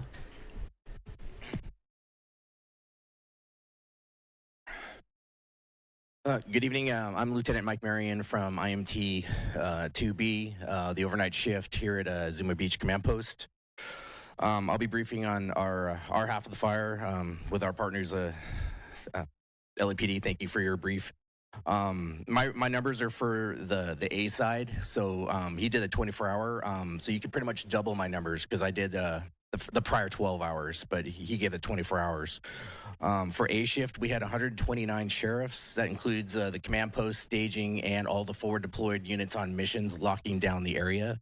CHP has an additional 12 officers, and we're also augmented by 9 National Guard soldiers and their vehicles. Sheriff is manning 10 closure locations. CHP has an additional 2 closure locations, and the National Guard is on 4 posts. We have no changes in our lockdown hard closures. It's the same as yesterday. We have increased our looting patrols, looting suppression, and flock safety has also donated some ALPR cameras. We've augmented our cameras to one of our contract city areas, and there's a lot of other augments going on. Search and rescue, we are the sheriff is standing up squads to aid search and rescue in a phased approach as briefed by LA City Fire. And again, the safety is the primary concern on that. Other than that, that's all we have for LA County Sheriff. Pending questions.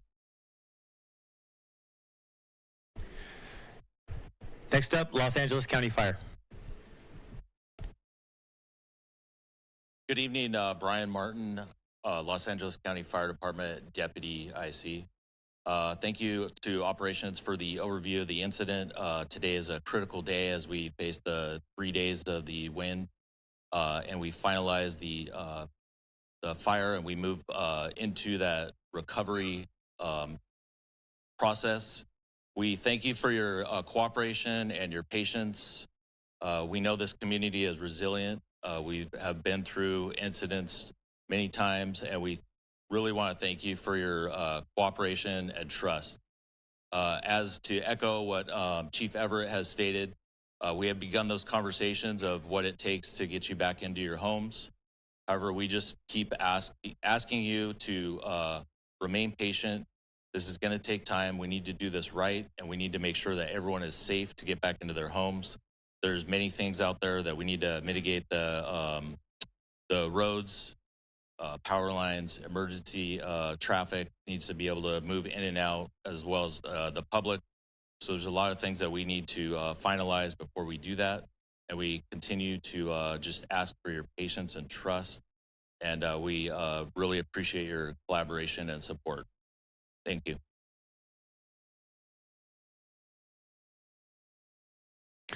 Okay, that concludes the formal presentation portion. Now we'll move into the question and answer portion. So we've been writing down questions in-house, passing it to the most appropriate person to answer it. And again, we're going to do our best to answer as many as possible. If we don't get to your question, though, please know that we're going to work hard to get you that answer either through social media or through tomorrow night's meeting.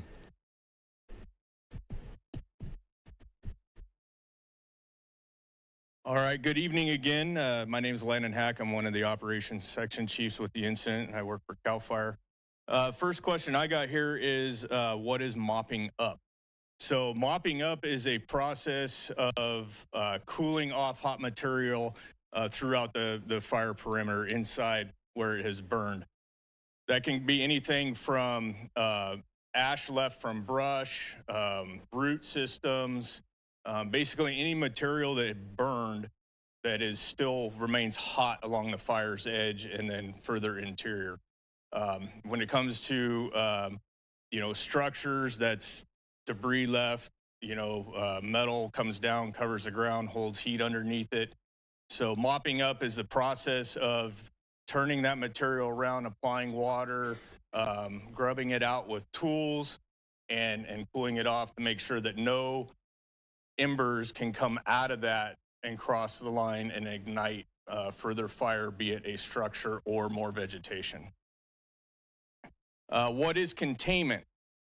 So containment for us, we put on here, we utilize the black line to represent that on the map. And that is area that we have very, very, very high confidence that all the mop-up has been done, and there is extremely to no potential for the fire to come out of that area again. And then it's usually represented in a percentage when it's talked about. Another one is, what is handline construction? So handline construction is, we use hand crews for that, for the most part. Engine companies also do handline construction when need be, but they're the ones that are carrying the hose and the water, so that's typically the work that they do. But handline construction is a process utilizing hand tools. Some tools cut, some tools grub, and some tools basically rake in conjunction with chainsaws that cut the brush and materials of trees and that kind of stuff. And it's a process of taking the unburned material down to bare dirt on the fire's edge so that the fire has no material to burn anymore. So it stops the fire. Fire cannot progress without the material to burn. Next one is anyone sifting through our rubble? Sifting in a sense of looking for belongings or material? No. What we do is that process that I just explained in and around structures to remove the heat. So as we get further down the road in this, you will probably hear us refer to making things safe, make safe.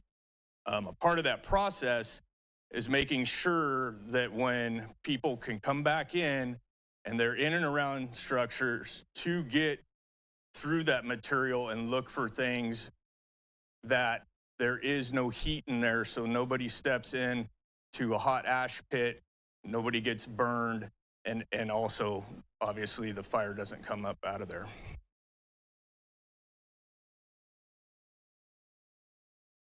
The next question I got is, what role do inmates have on this fire? So we go back to the handline question. Predominantly, that is what inmates are used for on the fire. That we use them as hand crews to put that handline in and construct that handline. And the last one that I have is, do the inmates have access to homes? No, they don't have access to the homes as far as like going into homes that are unburned. They will construct line in and around homes to protect them under the supervision of the fire captain very, very directly. And then some of the crews, they have secondary supervision on the line with them. and then their correctional officers are typically just outside of the fire area, so that if there's any concerns there, those guys are close. Okay, thank you. So these group of questions all asking the same thing. What is the threat to these communities and what is being done in the communities of Encino Hill, Mountain Gate, Brentwood, and Sawtell? So just looking at where those areas are. So around Encino, you see it's up here, and then we're going to Brentwood, Mountain Gate's about here, and then Sawtell's down on the bottom.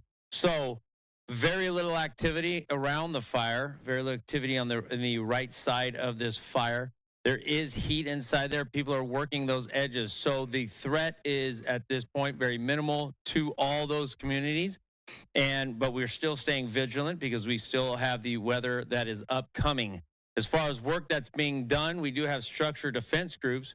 What that is a group of resources that prepare for the just in case. As I always say, we plan to keep the fire as small as possible, but we prepare for adverse events to happen. So they have resources in all those areas, all from Encino all the way down into Brentwood, and they're just driving around and pre-planning so that they're prepared if anything has to be done. They don't have to stop and think. They already have a plan they can engage readily.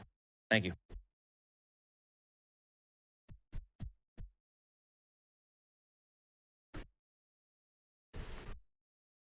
Okay, that concludes our question and answer portion. Thank you so much for joining us. And remember, these are a nightly occurrence. So please join us again tomorrow night at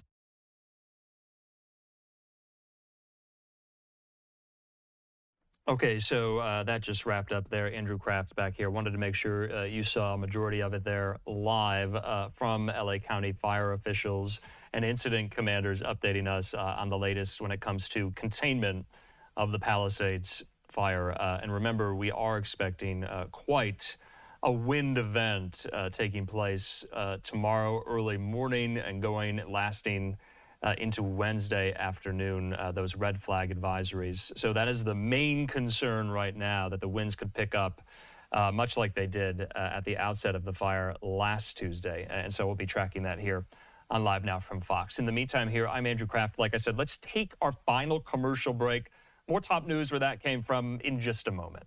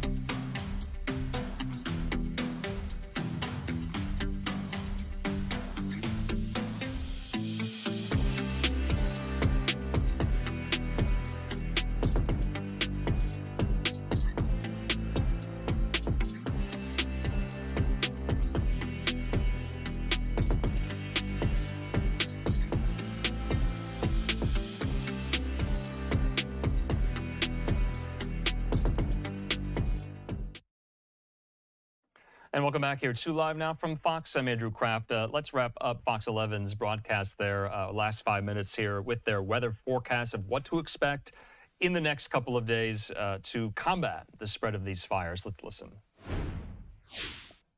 as well, because in those locations, the winds won't meet the criteria for a red flag warning. Winds will be a little bit lower there.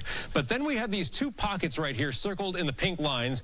That's where the red flag warning will switch to what we call a particularly dangerous situation, which is just a designation for the most extreme red flag warning events. That goes into effect for these areas at 4 a.m. tomorrow, last through noon on Wednesday. So that gives us a pretty good idea of when the strongest winds are likely to be, and a lot of that is looking to be north of L.A. That's where the high wind warning is in effect for those same time frames, 4 a.m. tomorrow to noon on Wednesday. That area in yellow is where gusts could get up to 60 to 70 miles per hour, which would not be as intense as the extremely strong winds we had when all this started last week. But still, this would be considered an extreme Santa Ana wind event on the way for Tuesday and into early Wednesday.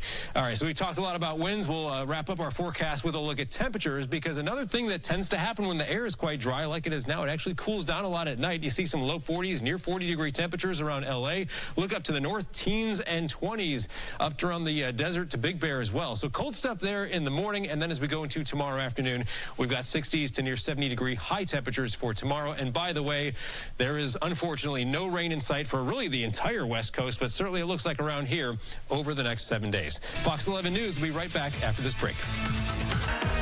All right, and we thank Adam there for that forecast. He's been doing such a great job updating us on what these wind conditions are going to be looking like in the next couple of days here. I'm Andrew Kraft. We want to thank Fox 11 there in Los Angeles. We've been relying so heavily on them here on Live Now to help tell this really tough story to tell there. But in the meantime, like I said, we are nearing the top of the hour here. We're going to continue, though, with our wildfire coverage and some of the responses, especially from the federal government and the Biden-Harris administration. So we're going to get into that. We did hear from Biden and some of his emergency management response team there, members of his cabinet. So we'll get into that. They had a briefing today at the White House here. But let's just get the lowdown. Let's kind of reset here. Our colleague, Fox News correspondent Matt Finn, filed this report on where we are in this fire story. Let's listen. Los Angeles County bracing for a second round of intense winds, 1 week after historic gusts fueled the catastrophic LA fires. Winds of 50 miles an hour and near hurricane-force gusts of 70 miles are forecasted for Tuesday. We're absolutely better prepared. Some 14,000 crews from California, 9 other states, as well as Mexico and Canada are staging on the ground and in the air. Lines of anxious people trying to get back to their homes have been forming at police barriers. But the Los Angeles County Sheriff says they're discovering human remains every day. We have people literally looking for the remains of your neighbors. Law enforcement also says some 36 people have been arrested for looting and other crimes, including this man who police say was dressed like a firefighter. An Altadena man says he's become neighborhood watch. We go out and film the car, and they can see us with a license plate, and then they disappear really quickly. In the small city of Azusa, neighbors and police teamed up to stop a suspected 39-year-old transient arsonist who admitted to starting a small fire that firefighters quickly put out. LA County says it's investigating all possibilities of how the fire started, not ruling out arson or power transformers. So far, the Palisades and Eaton fires have burned an area larger than the city of San Francisco, destroying more than 12,000 structures. This was my bedroom. Marika Anderson is sorting through the rubble of her Altadena home. I looked at our backyard and the fire, and I was like, okay, my house is burning down tonight. She says love and support is pushing her through. To be honest, I'm in shock. Thursday afternoon, it was confirmed human remains were found in a Malibu home as a result of the Palisades fire. And unfortunately, the LA County Sheriff thinks the death toll will rise. In Altadena, California, Matt Finn, Fox News. Matt, thanks so much. So in the meantime, at this hour, it's 8 o'clock here, Mountain Time, 7 o'clock there, Pacific Time on the West Coast. We are tracking this small brush fire there. This is a live picture in the Jurupa Valley in Riverside County. So firefighters there in Riverside County try to knock this down. We're told that they have knocked down most of it. But you can see some of these flames still burning, not as high as the flames that we have seen over the course of the last week. In the meantime here, I'm Andrew Kraft. Like I said, it's a new hour. We're going to stay with this coverage. We're going to be asking some of the questions, some of the guests this hour that you have been asking about what may have caused this, and what happens next with some of these weather advisories, red flag events, warnings, and the like on the books for the next couple of days here. I want to put this up, though. We're going to hear from President Biden in just a moment on replay. President Biden put out this tweet today saying, "Our hearts ache for the 24 innocent souls we have lost in the wildfires across Los Angeles. Jill and I pray for them and their loved ones. We're deeply saddened by the devastation caused by the unprecedented ongoing wildfires across Southern California." He says, "I'm being frequently briefed on intensive efforts to suppress the wildfires across Los Angeles and have directed our team to respond promptly to any request for additional federal firefighting assistance. At my direction, hundreds of federal personnel and unique federal aerial and ground support has been sent to California to support the firefighting efforts and help communities in need. My administration remains laser focused on helping survivors, and we will continue to use every tool available to support the urgent firefight as the winds are projected to increase.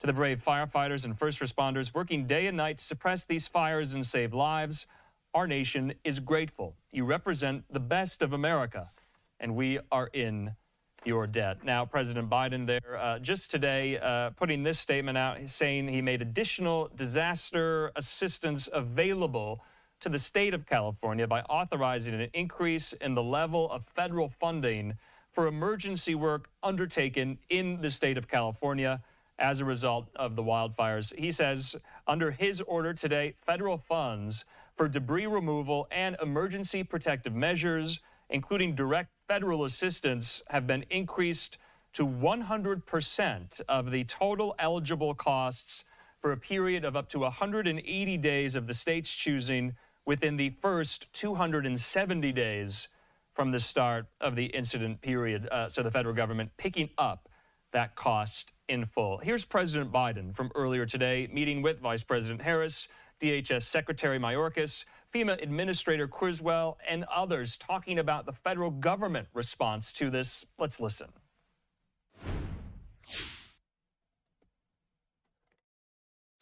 All right. Okay. Can you guys hear us? Yes, we can hear you. All right. Well, look, we're headed into the second week of wildfires out in California. These wildfires are the worst in California history. And Vice President Harris and I are about to meet with Secretary Mayorkas, who is here, FEMA Administrator, FEMA Regional Administrator, and the Chief of the U.S. Forest Service. And first, I want to share an update on where things stand now, as we know. One, over the past few weeks, state and local and federal firefighters are able to prevent the largest fires from moving into new areas. In other words, they're able to contain the fires. 14% containment in the Pacific Palisades that's how much has been contained. 33% in the fire in Pasadena, 95% in Sylmar, and the fire in Ventura has been 100% contained, and that's progress. That said, it was a heartbreaking weekend for a lot of people in Los Angeles. Ash was raining down like snow, homes burned to the ground, thousands of those homes are gone, and we learned we lost more of our fellow Americans. So let's say again to the people of Los Angeles, we're with you, we're with you. And, although the federal government is going to cover 100% of the cost for the next 180 days for things like firefighter overtime pay, debris removal, temporary shelters, it's going to cost tens of billions of dollars to get Los Angeles back to where it was. So we're going to need Congress to step up to provide funding to get this done. And we're going to get that done, God willing. Over the next few days, we're expecting strong wind gusts that could move, more fires, more fuel for fires. And I'm continuing to direct the federal government to do everything possibly can to help California. I've sent equipment to Los Angeles, including helicopters, tanker planes, and fire engines. And our allies in Canada and Mexico have sent 130 firefighters and emergency responders, as the team knows. I've asked Bob Fenton of FEMA to help Hawaii after the Maui fires to take the lead in coordinating the federal support and debris recovery and removal in Los Angeles. And the first step of that is coordinating between FEMA, EPA, and the Army Corps of Engineers to remove the hazardous debris before you can get in and remove it all. And that hazardous debris includes things like propane tanks, electric vehicles, battery walls. Then the monumental task of removing the rest of that debris can begin, but it's a monumental task.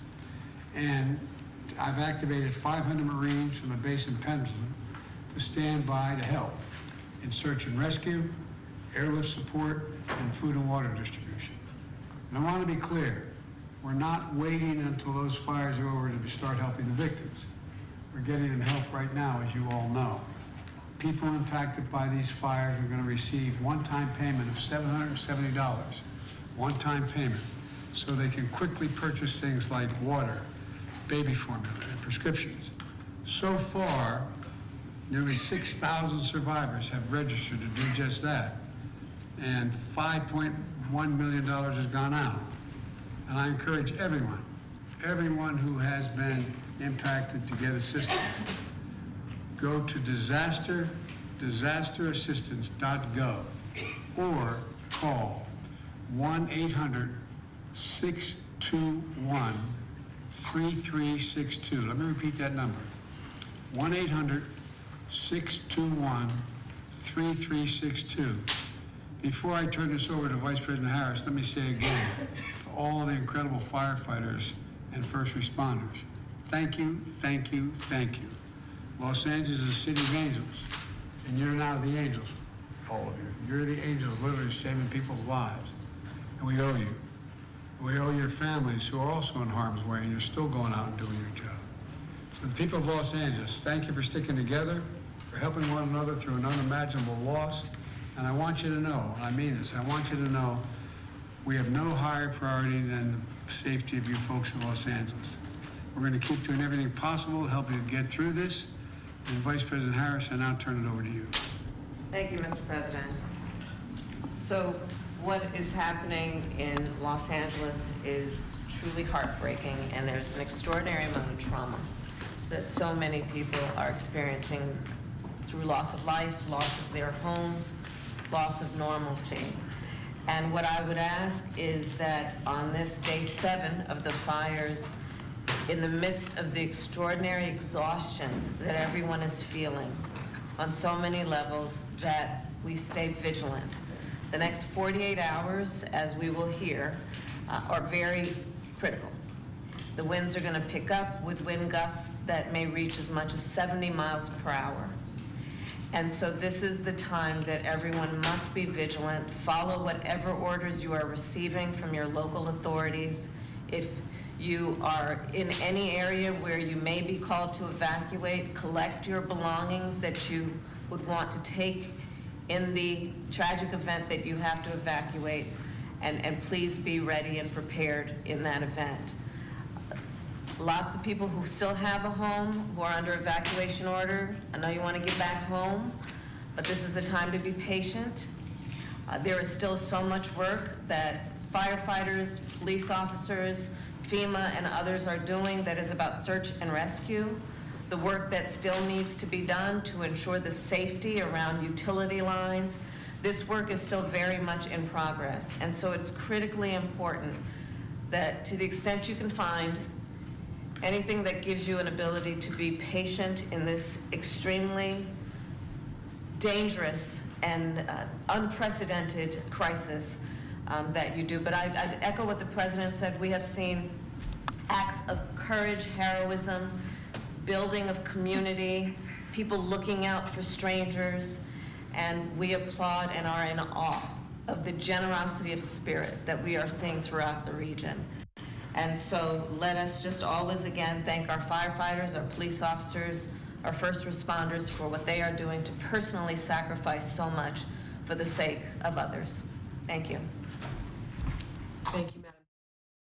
All right, so you just heard there from the President and the Vice President. You see there Secretary Mayorkas, FEMA Administrator Deanna Criswell and others, Elizabeth Sherwood Randall there with the National Security Council. So we're going to step away from this. We just wanted to show you a little bit of that from Biden and Harris's remarks as well. But as you know, this is somewhat unrelated to our fire coverage here, but we do want just to let you know, this is a kind of programming alert, programming preview. Come Wednesday night, we here on Live Now from Fox will be airing live coverage of President Biden's farewell address starting at 8 p.m. Eastern. My colleague, Andy Mack, and myself will be guiding you through before and after President Biden's address, his farewell address. It will be from the Oval Office in the White House.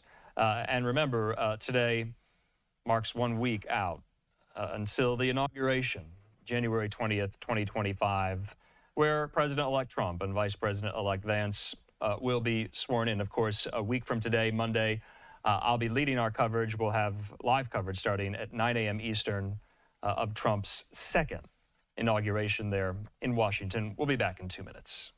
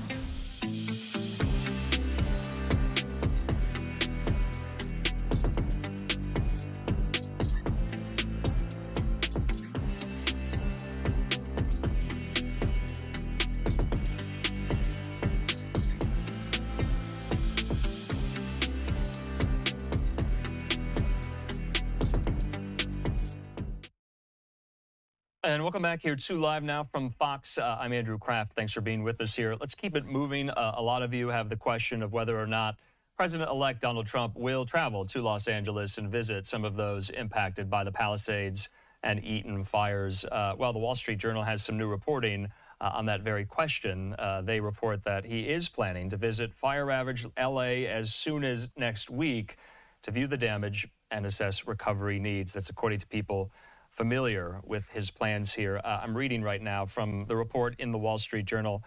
They say the exact timing of the visit remains in flux, but Trump's advisors are tentatively considering a trip to the city late next week following the inauguration. Remember, the inauguration is on Monday.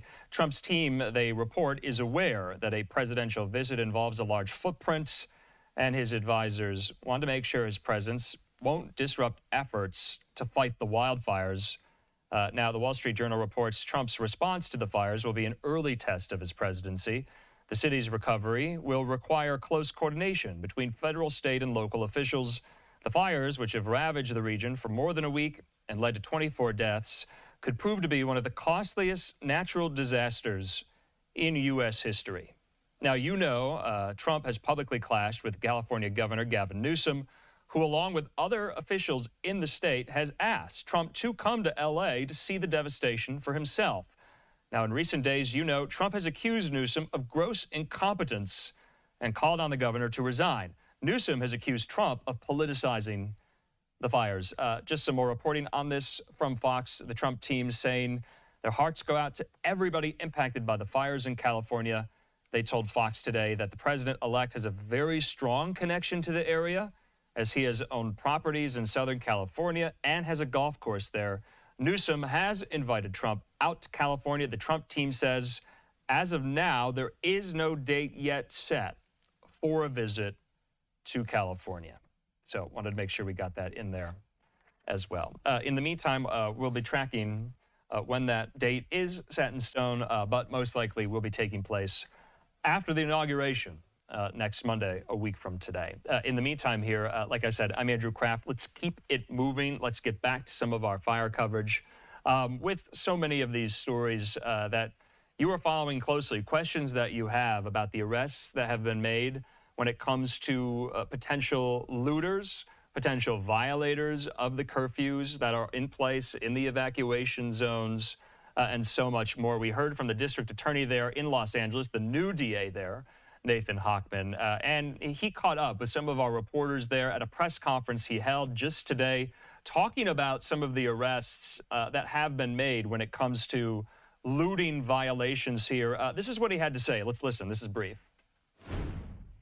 Found guilty, how severe are the sentences? Several people are looking at life in prison. People are looking at decades in prison. And probably the lowest level people that we charge today are looking at somewhere between 6 to 9 years in prison. And are you seeing a pattern at all of the people who are trying to take advantage of this terrible tragedy? I mean, certainly people with criminal backgrounds, we have seen that as part of the pattern. But unfortunately, there is no particular pattern that this falls into. It's cutting across different levels of society, of people who think this is an opportunity to take advantage of people in their lowest moments. We just want to make sure they understand that the cost of that opportunity is going to be enormously severe.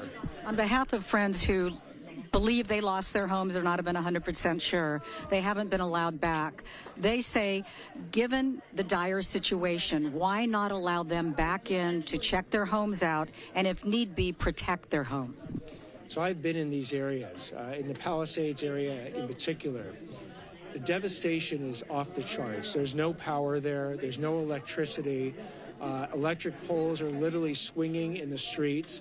The amount of toxicity that exists in every one of these properties, because if you think about it, a single or two-story house no longer exists. Everything that could burn did burn.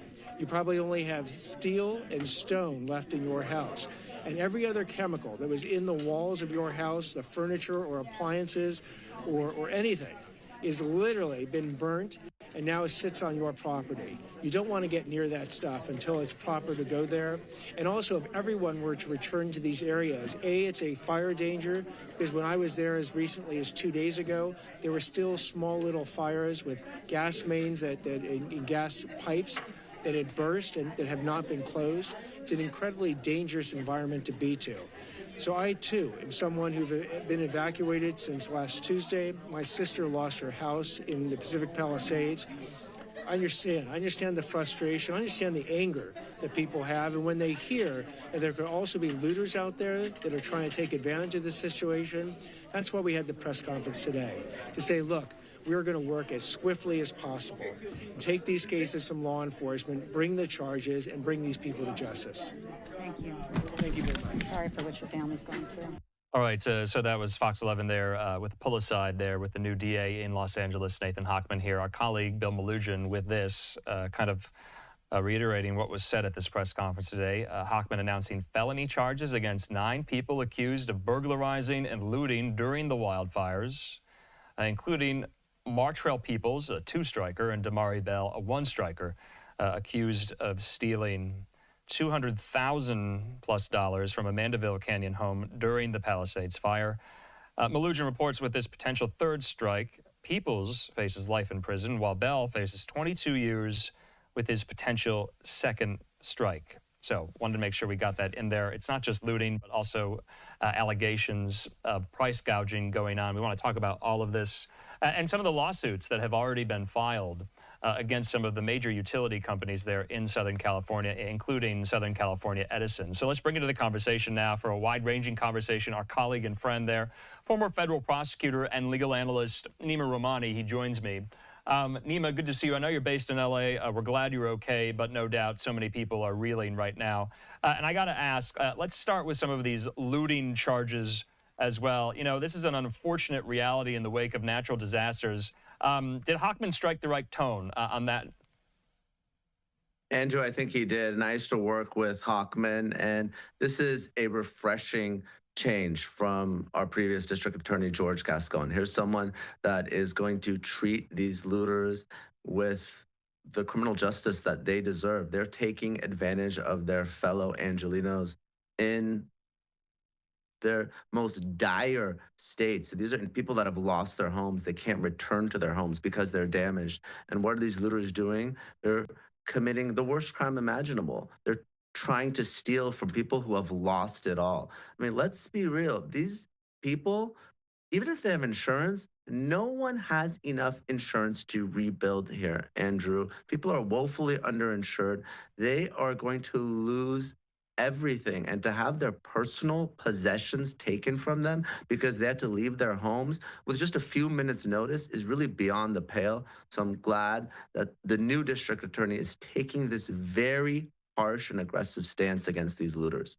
And just today, at the latest update on the Palisades fire, new California Senator, the Democrat Adam Schiff, said there's a special place in hell for those who loot while these natural disaster responses are ongoing. Nima, let's focus on price gouging as well and some of the allegations that have been bandied about in the LA County area. You tweeted this today. I want to read it.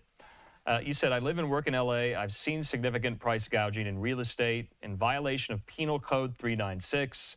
California law prohibits owners and landlords from increasing prices and rents by more than 10% during a state of emergency. And you also go on to say, you can compare the listings before January 7th to see if they've increased by more than 10%. If a property was not on the market before the fires, the price cannot be more than 160% of the fair market value as determined by Housing and Urban Development, the federal agency there. You say hopefully the AG, DA, and city attorney investigate and prosecute these cases here. So what is the law on the books there in California when it comes to price gouging? You say you've seen instances of it. Where?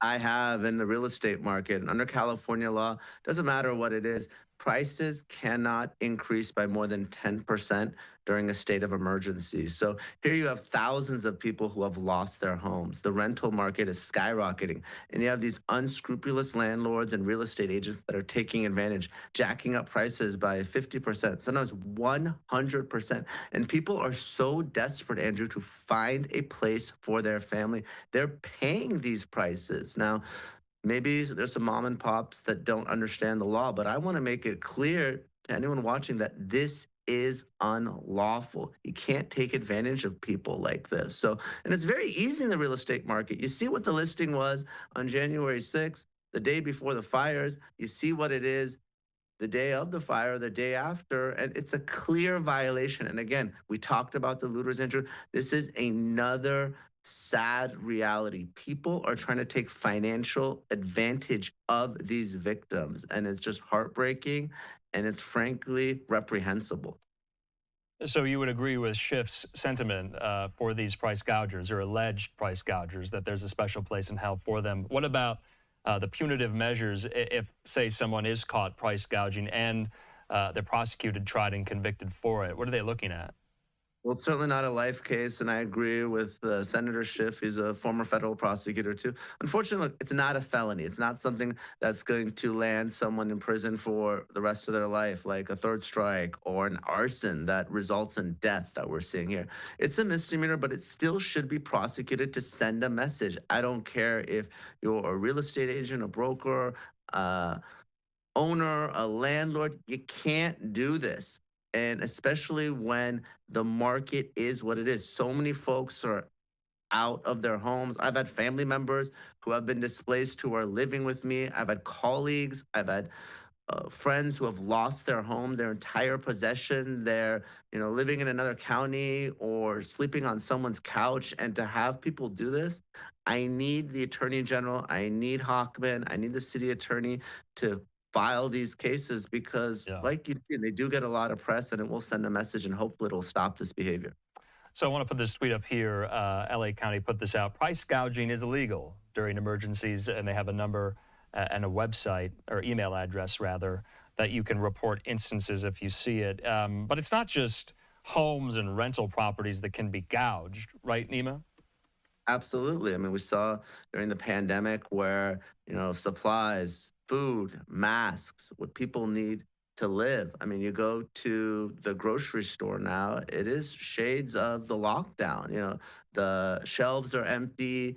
There's been a run on basic supplies like water. It's getting better over the past couple of days, but it really shows, how fragile everything is and how it can be taken away in just a moment's notice. I mean, I was on live now talking about other cases, President Trump's sentencing, the TikTok ban just last week. And now look at these images of Los Angeles. It looks like a war zone, like someone dropped a bomb here. So things are really in dire straits here. The National Guard has come in. That's certainly helped. And things are getting back to normal. I just hope that the winds don't pick up later this week and we have more fires. That would be a big problem. Yes, it would. I want to ask, though, is it kind of a 50-50 split when it comes to the effort with law enforcement? Do they look for the instances of gouging themselves, or do they rely mostly on the public to report it? Or is it a joint effort in tandem? It's really something that the public needs to report. Now, Bonta, the Attorney General, has come out. He had a press conference putting together a task force, but this is something that we really need folks who are watching. If you see someone doing this, and it's very easy just to compare the prices before and after, especially now that everything's online. If you see this, report this so the individuals who are trying to take financial advantage of these victims are prosecuted and brought to justice. It really needs a public effort here. Nima, while we have you, I know we're moving around from kind of topic to topic here, but one of the main questions out there still is what caused the Palisades fire? What caused the Eaton fire? And we're getting a little bit of reporting, and that's getting fleshed out in the days since January 7th when this broke out. But still, it's not definitive just yet. We wait for more reporting on those very questions of what led to the cause of these fires, though we can get a sense of where some of the blame is being directed and or shifted by some of the lawsuits that have been filed against some of the utility companies in Southern California here. Our colleague Matt Finn reports that a lawsuit was filed against SoCal Edison over the historic Eaton fire near Pasadena. And I want to read from the report in Reuters as well. Nima, Reuters reporting Southern California Edison was hit by multiple lawsuits today, claiming its electrical equipment started one of the major wildfires currently raging in the LA area. That's according to court filings. According to Reuters, they say this, that the legal actions appear to be the first of hundreds or even thousands of claims that may arise from the wildfires that have engulfed parts of Southern California in the past week. So, Nima, walk us through some of these lawsuits. Who can file them? What claims do they have to present to file them? And how does a utility company as large as SoCal Edison defend themselves? Well, we're going to see a lot of lawsuits, Andrew, and I'm representing some of these victims, and there's going to be thousands of them. Let's start with the Eaton fire. It does appear, based on the pictures and the videos, and we've all seen them on social media, that a SoCal Edison line sparked the fire. There was overgrown vegetation. There was a warning we all got the day before, but instead of de-energizing and shutting down those lines, notwithstanding knowing that the Palisades fire was burning for hours, Edison didn't do so, and they're likely the cause of that fire that burned so many acres and destroyed so many homes and displaced so many people. Palisades, it's a little bit less clear. It does appear to maybe be a rekindling of an earlier fire, maybe caused by Mother Nature. Now, there are folks who are filing lawsuits against the city and the state, and we've seen the social media posts about the lack of water in the St. Inez Reservoir and the lack of water in the hydrants, those types of claims are going to be much more challenging because the government tends to have broad immunity in these types of cases and discretionary immunity. So I expect the city and DWP and the state to file motions to dismiss. And I wouldn't be surprised if those lawsuits are indeed dismissed because the legal hurdle is a lot higher for the folks who are in Malibu, who are in Pasadena. They may be relying entirely on insurance coverage, which, like I said, is a big problem because folks are underinsured. Now, in Eaton Canyon, there may be that recovery from a utility company down the road to supplement what people do get from their insurance company. So if you're SoCal Edison, though, do you have immunity? I mean, we've kind of been through this before on somewhat of a smaller scale, several years ago with Pacific Gas and Electric, the main utility in Northern California after some of these fires broke out. And we know what happened to PG&E, and their reputation was really, really tarnished in the wake of those fires. Is that what SoCal Edison is looking like or looking to expect in the wake of this? I know we're not even a week removed from the start of the fires here, but do they have a battle ahead of them if you're the utility company? They absolutely have a battle ahead of them. We're talking about billions of dollars in damage here, and there's a lot of evidence that they're on the hook. And we talked about PG&E, and Edison may be forced into bankruptcy, or frankly, may not have the funds to pay for one of the worst fires in American history. If you're just looking at the damage in terms of the homes lost and the billions of dollars in fire payments that will have to be paid out. So no question. And, SoCal Edison has come out. They've had some filings. They're a public company, and they've been very careful about what they've said. And the reason they've been careful, certainly they don't want to admit liability, but they have shareholders as well. And the shareholders are probably very much concerned about this huge liability. And we saw a few lawsuits filed today, Andrew, but we're going to see hundreds or thousands because, again, there does seem to be evidence that they were directly responsible for this fire and they could have prevented it. So, unless they happen to win this case and prove to a judge and jury that they were not responsible or liable, this is the type of litigation that can break a company. And of course, this is all going to be adjudicated and litigated over the course of the next, 5, 7, 10 years. But to your point, you're saying SoCal Edison has a fight ahead of them. Oh, no question they have a fight ahead of them because people are not going to be made whole, Andrew. Okay. Everyone in California, they're going to get less than their home was worth because of the insurance. And that's why, there's lawyers, lots of lawyers here in Los Angeles, they're handling these insurance claims, like myself, pro bono for free because we know that Angelenos need this money desperately today. And like you said, the litigation against the utility company, that's not going to be resolved for years at the earliest. That money is not coming to victims in 2025 or 2026. That's something that may come years down the road once these cases get pushed to trial or the brink of trial. So the folks that need money for rent, for a place to live today, they have to file those insurance claims. They have to get that FEMA assistance to get back on their feet. And that's something that needs to happen very, very soon while these lawsuits against Edison play out over the course of the next few years. All right, Nima Rahmani, we can't thank you enough. We know you're local to LA, and we're going to continue following these fires there. Nima, thanks. Talk soon. Thanks, Andrew. Talk to you soon. All right, in the meantime here, remember, we've been tracking some of these questions you have and some of the reporting out there to suggest where are the investigations going about what led to the causes of these fires here. I want to put this up from our colleague Bill Malugian, saying that ATF has announced its elite national response team has arrived in LA to investigate the cause of the catastrophic Palisades fire. 2 prongs. One team will analyze the scene, including damage and burn patterns, while another will gather surveillance video, digital evidence, etc. there. So I wanted to make sure we got that in as well. There's a lot in store, a lot more angles to cover, entertainment angles, sports angles, and the economic costs that will be rendered and inflicted on this part of the country, this part of California in the wake of this. The losses keep mounting, and they're staggering. All right, in the meantime, let's take a quick commercial break. When we come back, though, we have to move on to some of these other top headlines today. Don't worry, the fires are front and center for our coverage, but as you know, and if you've been with Live Now from Fox, if you've been viewing for quite some time, we have covered every single development in the Israel-Hamas war since October 7th of 2023.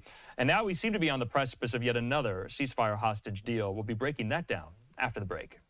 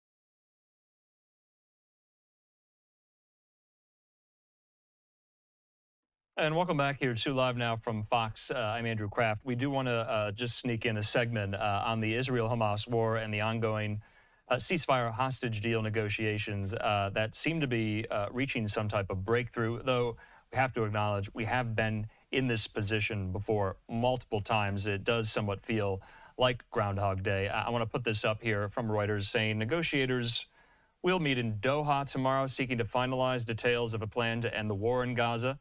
After President Biden said a ceasefire and hostage deal he has championed was on the brink of coming to fruition. Of course, we've been relying so heavily on Fox's Trey Yingst, who's been in the region throughout the course of this war. He filed this report today. Let's listen.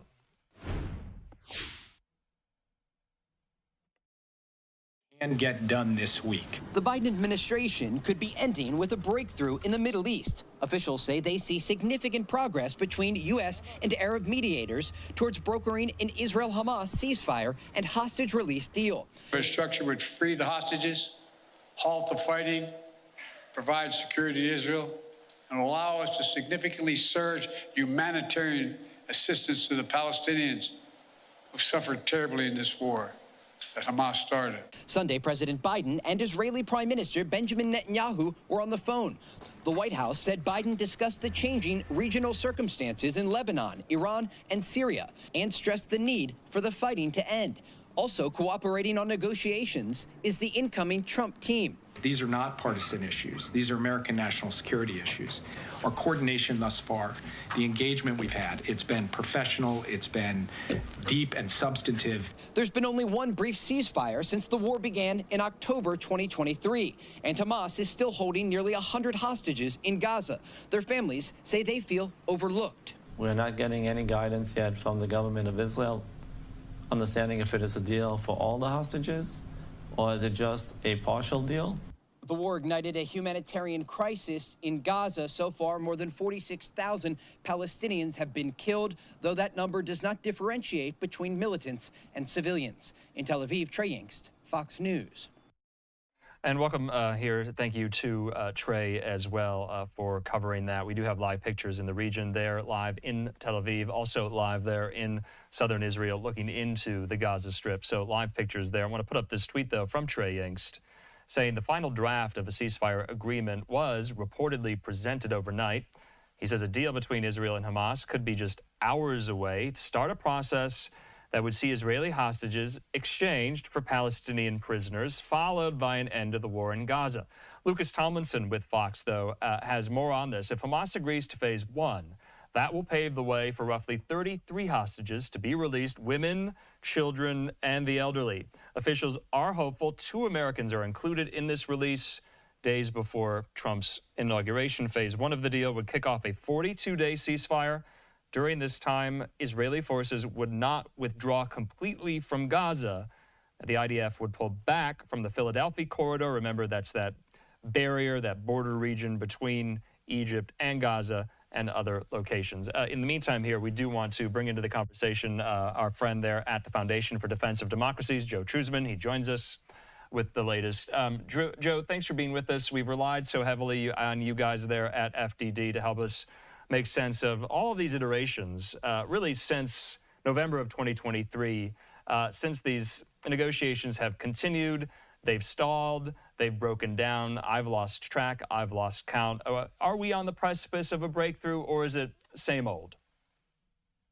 Always happy to be here with you folks. And you kind of alluded to it earlier. I'm feeling a little bit of deja vu as well about these negotiations.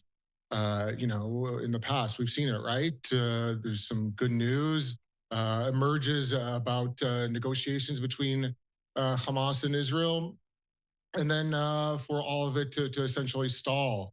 So nevertheless, we're here now and we're hearing similar news. I have observed some different, some interesting movement, all right, which is positive news. Hamas is conferring with its allies. So are the Israelis, and of course they're conferring with the mediators involved, whether it's Qatar or Egypt, of course the United States, and other partners. And also we have Trump's warning looming over these negotiations. So that's an added factor, I think, that's important here. So I am hopeful, but of course cautious. And I'll tell you, you know, as an analyst, the devil is in the details, right? Yeah. And we don't know a lot about the details. As you mentioned, there's 2 phases here that's involved, but there's a lot more that we need to know that we just haven't found out yet. So, Joe, we have a readout in front of us. President Biden had a phone call with the Qatari emir today. He spoke on the phone with Israeli Prime Minister Netanyahu yesterday. The readout from Qatar today saying Biden spoke today with him. The 2 leaders discussed the negotiations in Doha for a ceasefire and hostage release deal based on the May 27th, 2024 arrangement described by the president last year and endorsed unanimously by the UN Security Council.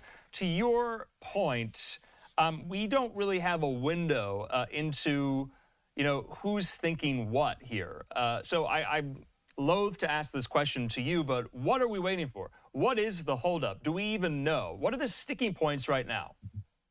Right. So I think the sticky points, more than anything, is what Hamas has wanted this whole time, and that's essentially to survive the war. That's what they want, more than anything. It's not the safety of Palestinian civilians, all right? It's definitely not the safety of Israelis. They want to ensure that they're going to survive the war. They want guarantees. That even if they don't trust the Israelis, they'll trust the guarantors, whether it's Egypt or Qatar or the United States, for example, that Hamas will be able to govern the Gaza Strip after this war is over. You have to remember that Prime Minister Benjamin Netanyahu said at least one of his goals was to eliminate Hamas's ability to govern the Gaza Strip. And I think this is what why Hamas has been holding things up so much. They want to continue their rule there. So that's why as I was mentioning earlier, the devil's in the details. That's what I want to know. What is going to happen to Hamas after this, or rather when this ceasefire is signed, and if there's permanent, if hostilities cease permanently. They're not just going to go away. There are still battalions of Hamas fighters in the Gaza Strip that are active at this moment. So there's a lot of unknowns here, and that's the problem. All right, so breaking right now, I just want to put this up here. President-elect Donald Trump just wrapped up an interview on another outlet talking about this.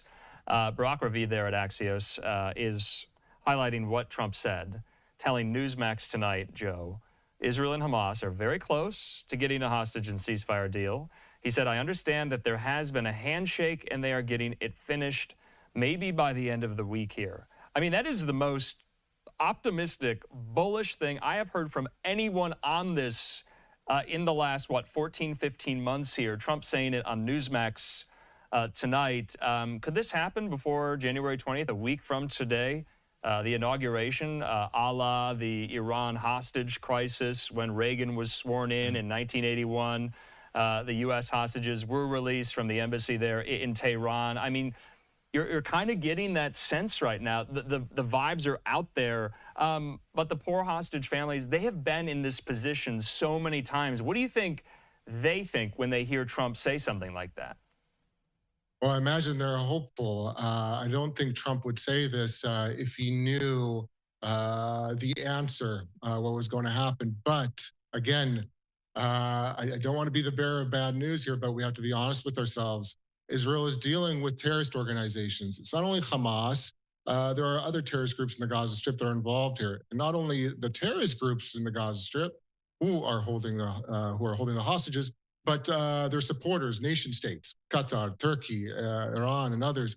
So there are a lot of moving parts and a lot of actors involved here. So it's hopeful. And what President Trump said is good news. So it seems that something is going to happen here. But again, we're dealing with terrorist organizations. We've got to be careful. So honestly, with me, until I see hostages being handed over by Hamas to the Israelis, I honestly won't believe it. Okay, because, I mean, obviously we've heard President-elect Trump say there will be hell to pay if the hostages, all of them, aren't released before Inauguration Day. We're a week out, so time is running out on that somewhat, assertion and claim by Trump there. Let's talk about some of the nitty-gritty details of the phases here. Some might argue that there is an imbalance in what Israel has put forth and is requesting and has agreed to, and what Hamas is expecting in the exchange with hostages. In the first phase, 33 of them. We're told that there's possibly about 100 still there, either living or dead. And then what Hamas is asking for, the release of Palestinian prisoners, there seemed to be an imbalance. It's almost 2-to-1 in favor of Hamas. Now, is that the right way to look at it or not? Israel has done this before, too. Correct. Yes, they've done this. It's certainly an imbalance, absolutely. And you could say it's not fair for the Israelis. We have to remember Gilad Shalit in 2012, when he was released. He was an IDF soldier. Over 1,000 Palestinian prisoners were released for one IDF soldier. And one of those Palestinian prisoners was Yahya Sinwar, the former chief of Hamas. So nevertheless, it's absolutely an imbalance, but this is the way it's been. Not only with Hamas, with other terrorist groups as well, when it comes to prisoner swaps or hostage swaps with Israel. Unfortunately, this is the way it's been. It's a cycle that, unfortunately, the Israelis haven't been able to break. We saw it in December as well, 2023, when the Israelis released several, I believe it was several hundred terrorists for a handful of hostages. So it's absolutely unfair, but I think we're going to see this again. Now, the details here is who are the Israelis going to release? And I think there's going to be some tough questions, or rather the Israelis are going to have to answer some tough questions, because Hamas is going to go after those what are often called heavy hitters, the bomb makers of Hamas, the leaders like the PFLP leader, Ahmed Saadat, who has been in an Israeli prison for years now. I imagine Hamas wants him out too. So we're going to see the list sooner or later, and we'll find out who it is. Yeah, the Associated Press has it that the two sides have exchanged lists of names with Israel demanding more information about which hostages are alive and which are dead to make sure the alive hostages obviously come out first. Hamas says it needs at least a brief truce to determine the status of the hostages. And we were talking with experts throughout the last couple of weeks, and I had asked some of them, how does Hamas even know who's alive and who's dead? The administrative capacity of a group like Hamas seems to have been curtailed quite greatly. Joe, I also wanted to ask, too, the release of Palestinian prisoners. I was reading whoever is released, and they've been convicted for various crimes, low to high in degree, that they won't go back into Gaza or the West Bank. They'll be sent elsewhere in the region. Have you seen that? Yes, as I mentioned, Gilad Shalit in 2012. Some of the terrorists that were released by the Israelis were deported, I believe, to Turkey.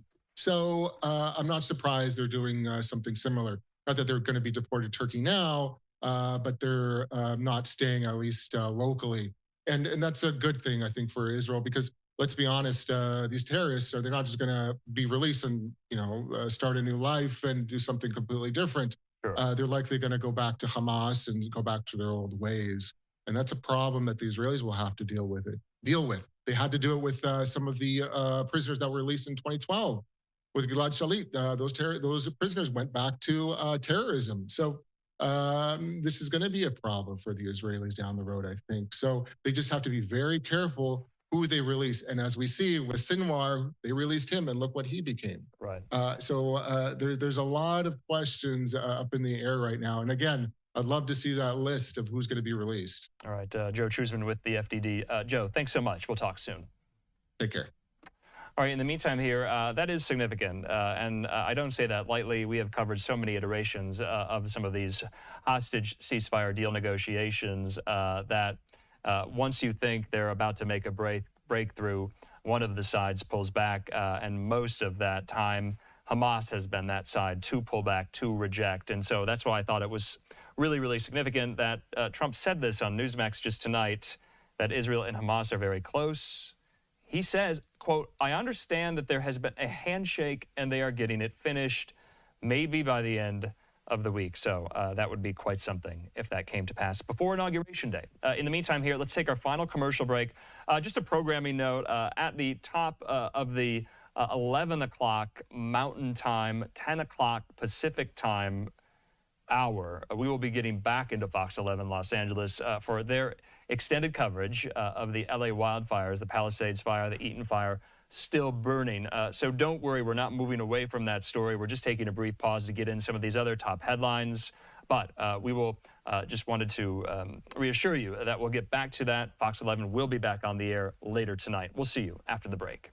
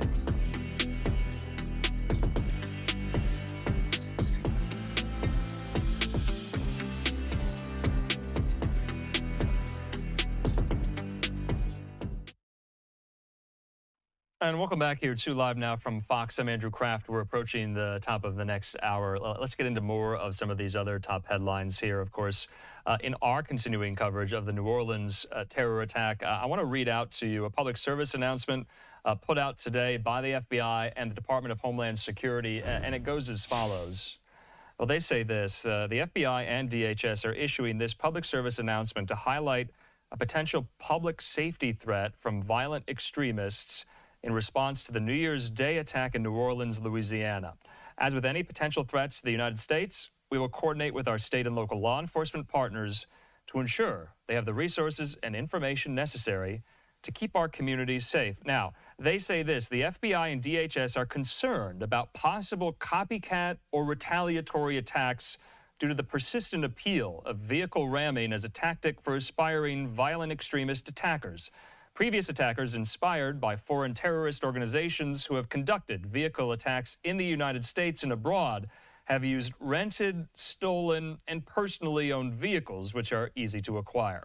They say some have used additional weapons, such as firearms and knives, to attack individuals after the vehicle has stopped. Additionally, attackers may attempt to conceal and preposition improvised explosive devices to supplement a vehicle attack. Targets have included pedestrians, law enforcement, or military members, and crowded public venues, including festivals and commercial centers, which generally are accessible from roadways.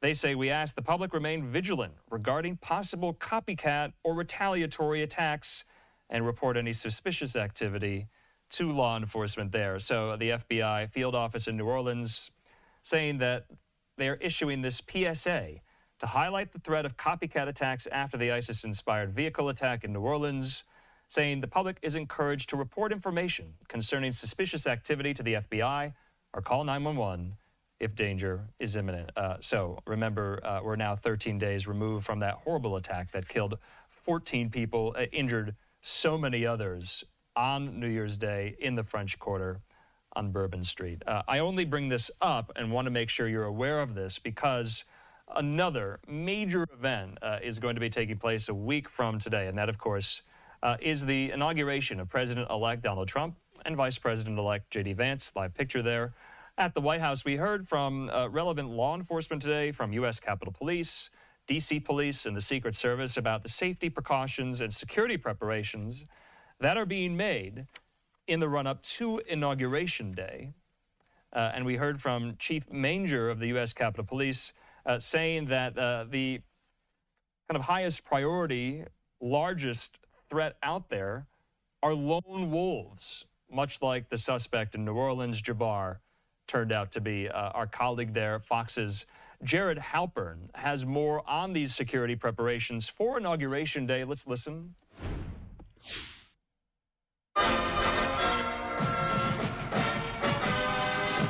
The stage is set for the inauguration of President-elect Donald Trump next week. And while the pomp and circumstance seems ready to go, recent attempts on Trump's life have security top of mind. The biggest threat, I think, for all of us remains the lone actor. The Secret Service has authorized a security plan that coordinates with local law enforcement, military personnel, and federal partners like the FBI. Officials estimate there will be approximately 25,000 law enforcement and military personnel on site to secure the event. We are in a higher threat environment. Areas around the National Mall and the United States Capitol will see additional fencing and concrete barriers added for the event. More than 30 miles of anti-scale fence will be used for the inauguration, more than any other NSSE ever before. Officials are expecting nearly 250,000 ticketed guests. We expect much larger crowds. In addition to that, there will be folks that are showing up to participate in a number of demonstrations. Officials say they are ready. We are not currently tracking any specific or credible threats to the inaugural ceremony or to the Capitol complex. We will continue to work closely with our partners. Meanwhile, the Trump-Vance Inaugural Committee has announced its schedule of events. Highlights include several receptions, rallies, ceremonies, and balls. Plus, Fox News Digital has learned American Idol winner Carrie Underwood will sing America the Beautiful during the swearing-in ceremony. At the White House, Jared Halpern, Fox News.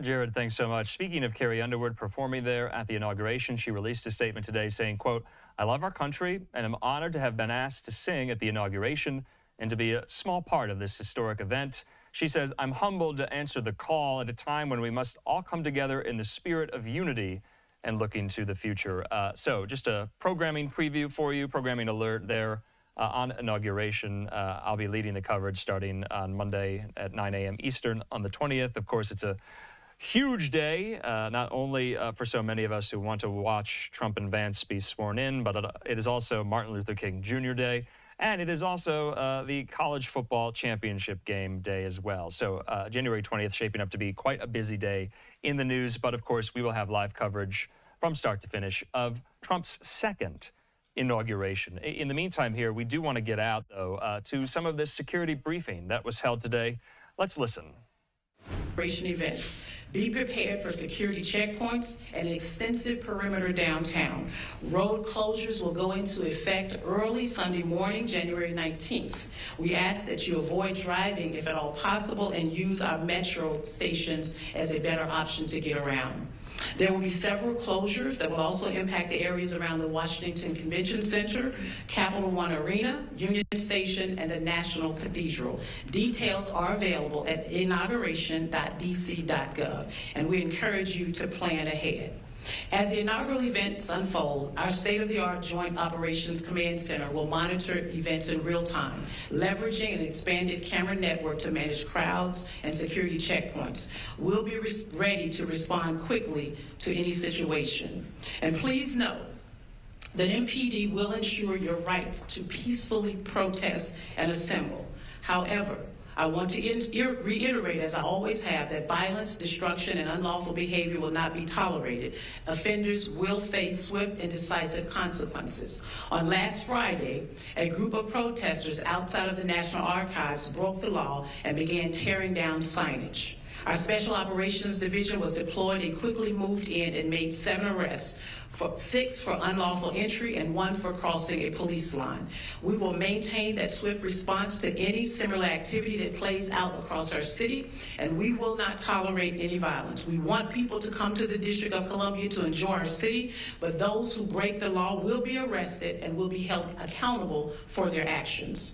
We also ask for your help in making sure that everyone stays safe by being an extra pair of eyes and ears. If you see something, say something. Report suspicious activity to 911 or submit tips to 202-727-9099 via text to 50411 or online at iwatchdc.org.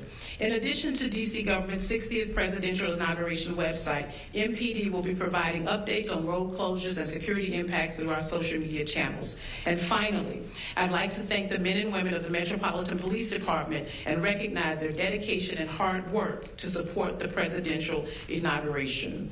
Thank you for your cooperation and thank you in advance for your patience. Together, we will ensure a safe and successful presidential inauguration. Now I'll turn it over to Metro General Manager Randy Clark to discuss impacts on the Metro system. Good morning, everyone. As the chief said, I'm Randy Clark, the WMATA General Manager. I want to thank the mayor for having us here today with all of our partners. Obviously, a very successful week with 2 national security events, and as the mayor and I were discussing earlier, a pretty significant weather event. And I think these partnerships demonstrate everyone working together got us through that, and we look forward to doing that again for the upcoming inauguration. I'm going to take a moment and go through generally some pretty significant service impacts, because I think that's going to be the most impactful for people visiting the inauguration and local residents. But just highlighting, this is again not Metro's first inauguration, just like all the agencies up here. Our Transit Police Department is led by Chief Anzala. This will actually be his 10th inauguration, working both for DC, MPD, and now us. We feel very confident with the measures we put in place, a lot of preparedness. We have 15 other law enforcement transit police agencies around the country, similar to as Chief Smith mentioned, to come in and supplement our workforce. We also have our National Guard partners, which we very much appreciate, and TSA. So probably throughout the Metro system, we'll have over 900 security uniform personnel to keep people safe. They'll be walking trains, They'll be in platforms, bus areas. The whole idea is to get ahead of something, see something, say something, lots of uniformed personnel to keep people safe. Additionally, there'll be lots of signage out through all the system, really explaining to people where they can go and where they can't go. I want to highlight WMATA.com/inauguration for people that are really trying to get some granular information. We'll go through that in a little bit more detail. So as Chief Manger said, we did get a request from the Secret Service and the Capitol Police, and we were going to be opening the Metro Rail system at 4 a.m. the day of inauguration to help with crowds. We will have increased service throughout the day as well. On the red line, we expect 4-minute frequency all day long, 8 minutes on all the other lines, and the yellow line we're going to extend to Greenbelt, so we can really connect Virginia, Maryland, and DC all together on those lines. There are some significant station closures, though, at the request of Secret Service as well. McPherson Square Station, Federal Triangle, and Smithsonian, those are on the blue, orange, and silver lines. They will all be closed. The green, yellow lines, we're going to have Mount Vernon Square and Archive stations closed. Now, we are going to run service through those stations. That just means people will not be able to enter or exit those stations. We will be running trains through those stations. There are some additional station closures and entrance closures at other times, specifically Farragut West. Half the station will be open, but we will have entrance open. At Metro Center, the same thing. Gallery Place, Judiciary Square, and then Union Station. So there's obviously other events outside of inauguration going on. Again, WMATA.com/inauguration for those specific things.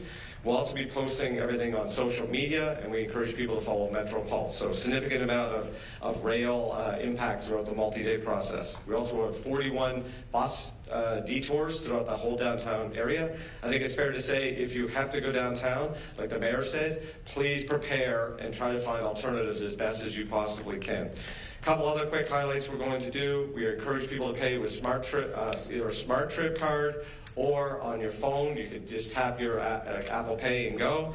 The other thing is we are coming out with our inaugural commemorative Smart Trip card with President Trump on it. It's going to be available at 16 stations, and I believe we're posting those at stations on January 15th. Lastly, I just want to thank all the Metro staff, and just like every other leader up here. This is an incredible partnership. I've been in multiple cities doing a lot of events. There's nothing better than how it's done here in the National Capital Region. But the men and women at Metro have been working nonstop for over a week, dealing with 2 snow events, 2 national security events, and just running regular service. So just want to take a moment and recognize all their hard work, and thank you. Thank you, Mayor. Thank you. I also want to recognize that I've been joined by the City Administrator for the District, Kevin Donahue, the Director of DC Homeland Security, Clint Osborne, and the Deputy Mayor for Public Safety and Justice, Lindsay Apia. So with that, we'll take a few questions. Yes, please introduce yourself. And I think you have a microphone coming.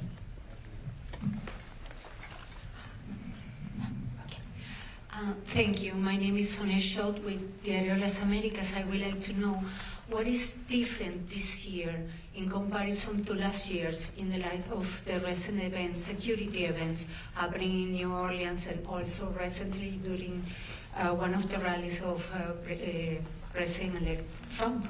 Let me ask Agent McCool to address that. So I would say what's different is we are in a higher threat environment. Yeah. Given the events. In comparison to last year's, what is the difference in comparison to the last inauguration or previous inauguration? Last inauguration. Yeah. I would say we have a slightly more robust security plan. We've been planning for this event for 12 months, along with our partners. It's an ever-changing threat environment, and so we stay flexible. If we see that, hey, we need to shore this particular checkpoint up, we do that. So what's different? We've learned. This is our 5th NSSE this year in the Washington field office. We've done 83 NSSEs. Each one we take a look at, and if there's areas where we need to improve, we do it.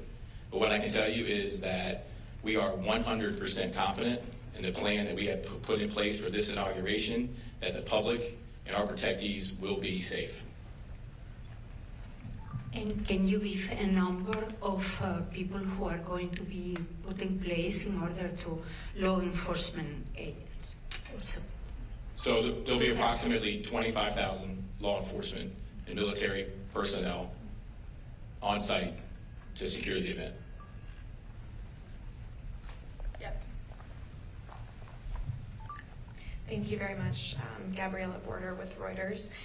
Do you have an estimate on how many people are going to be coming into town between Saturday's demonstration and Monday's inauguration? And do you have any idea how many residents are going to be leaving town during that period? I don't know how many residents are going to be leaving town. It is a holiday weekend, so I would expect that it will be similar numbers of personal travel on that weekend. So let me just ask the chief to speak to any other estimates from the permits that we have on hand. And Chief Major spoke to a number that he's aware of ticketed event totals. But beyond that, we don't get in the business of estimating how many people. We look at the data that we have for people who have tickets and the like. So, Chief.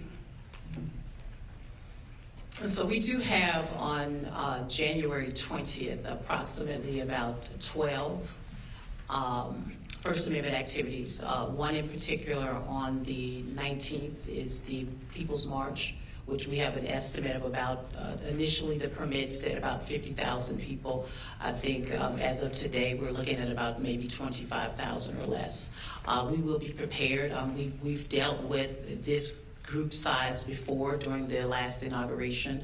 I think it was called the Women's March at that time, and now it's the People's March. And we will be prepared. And that's the largest event with respect to numbers of people coming into the city. Again, we don't have numbers, but we will be prepared to address any large groups that come to our city. All right, so you've been listening there to, that's the D.C. Police Chief, Mayor Bowser as well. We're going to step away from this. We know that the inauguration, and remember, so was the Electoral College certification, January 6th. They were designated and specialized as national special security events, ramping up the security for these events here. So want to just make sure you heard a little bit of that, though. I'm Andrew Kraft. Let's take a quick commercial break. When we come back, though, we're going to dive headlong yet again into the fire response there in Southern California, in Los Angeles County. And remember, in a couple of hours, we'll go back to Fox 11 Los Angeles as well. They're not in programming right now, but they will be. We'll pick it back up then. But after the break, we want to talk about some of the questions I know you have about the potential causes for these fires, what the investigations look like going forward, and so much more. We'll have that conversation for you in 2 minutes.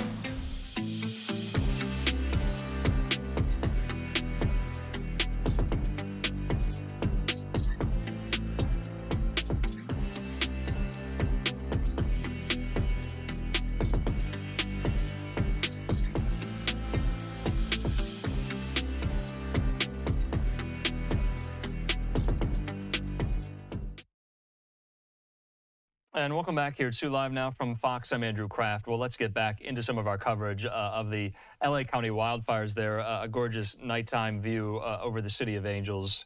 It's so resilient. It's been somewhat of a silver lining to see so many come out and support those in need. Our colleague, though, Fox News multimedia reporter Sarah Allegre, has this report on where we stand with the wildfire response. Let's listen.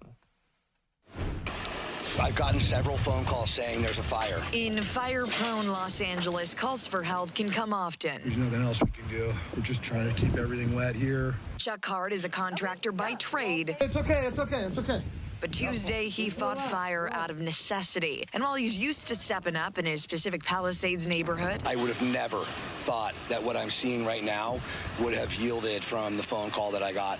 Ryan, can we get a little bit of water over here real quick? Hart and his team of contractors tried to save what they could as hurricane-force winds tore through Pacific Palisades, like his mom's home, a beloved church, and generational memories. But resources were slim. If we had water, like we had water, we were good. But if you don't, same thing up the street at the church. I got a video of us. Hoses are stretched. The apartment right behind the church. We visited that church and ran into arborist Eli Johnson and his wife, Nicole. It's really one day at a time. They've got boots on the ground just days after losing their own home. Now doing what they can to help Chuck's team in a community they love. Cleaning roads, falling trees, and making a path for firefighters. This is where my roots are, so just You protect that. Meanwhile, over 26,000 Californians are waiting for help from FEMA as hundreds of homes destroyed and families displaced. That's what's going to make this whole thing come back, the quality of the people that live here. You have hardworking, civic-minded, service-minded people that are involved, whether there's a fire or not.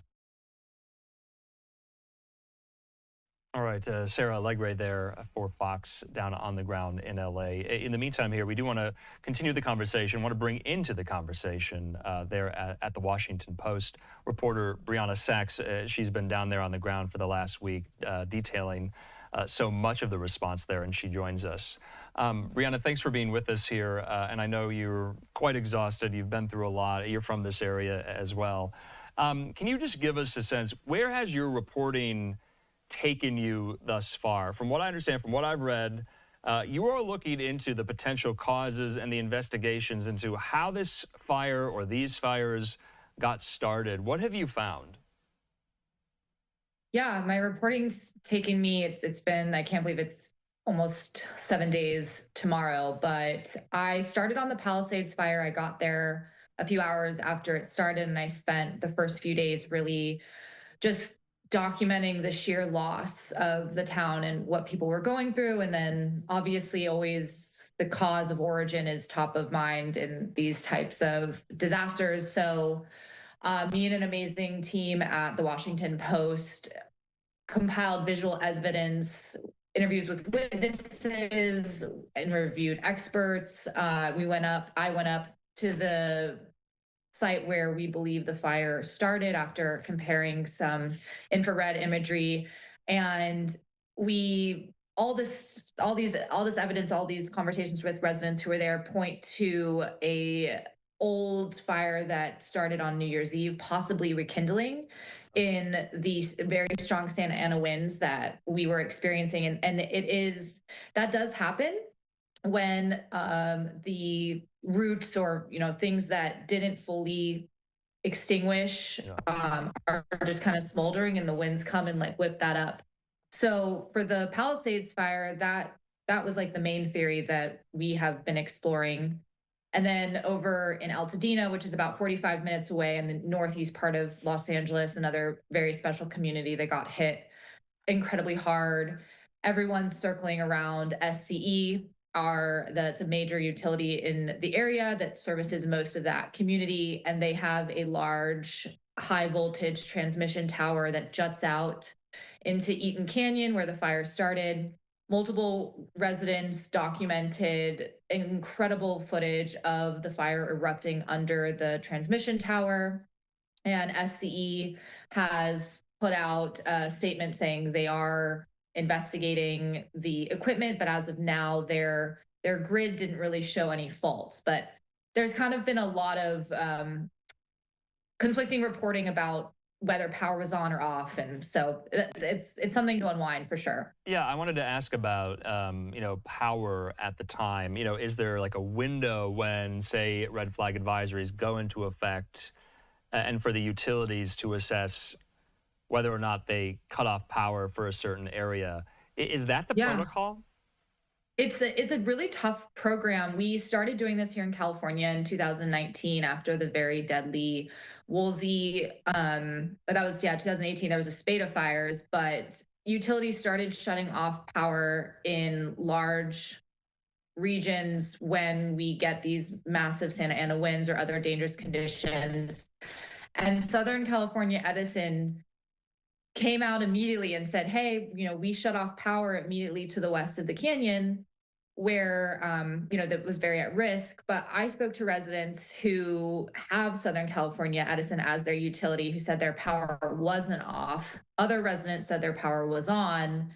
So it is tricky. Southern California Edison told me they had 120,000 people under the power shutoff program, I believe, before the fire. So it is something that will, I think, start to really come out once the investigations and all these lawsuits that are now hitting as those proceed. Yeah, we were covering the lawsuits in the last hour. Yeah, A lot have been filed. A flurry of them have been filed against SoCal Edison from all different types of people, walks of life here, represented by lawyers, some pro bono even. Brianna, I wanted to ask too, the power question has been brought up in relation to the firefighting itself with the water in the hoses. Yes. Can you elucidate for us how those are related? Because we heard from, I believe, DPW saying essentially, just because the power is off doesn't mean the water's not running through the hoses. Yeah, there actually was just another lawsuit filed a few hours earlier. The lead counsel of the Lakers actually lost his home, and so he's the lead plaintiff on this new lawsuit against LADWP for the water issues, alleging negligence and that the city failed to protect them because of all these water issues.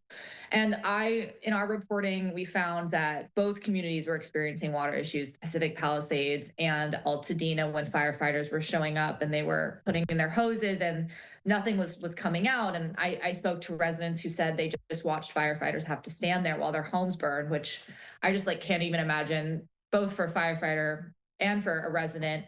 And what we were learning was that just the pressure was experiencing a lot of issues when all these people are trying to drain water out of the system at once at high power, that it just wasn't responding. So that's what we were learning, that it was a pressure issue, and then there was actually water in the hydrants. They just weren't able to get it out. Yeah, I mean, it does kind of boggle the mind during something like this when you hear something like that. I want to talk about kind of another theory of the case here, arson.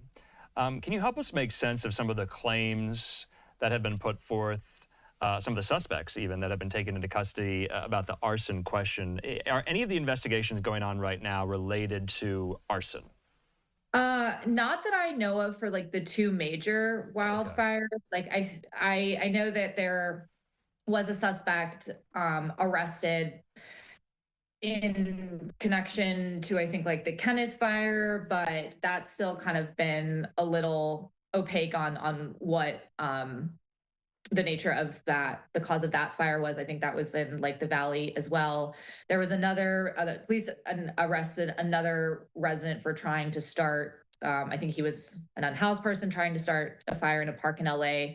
So from my understanding, the two major fires that we're focusing on, I mean, arson could be a potential. Investigators aren't saying anything, but that hasn't really come up. Both of those fires occurred in hillsides that are popular-ish hiking trails, but they are remote. So.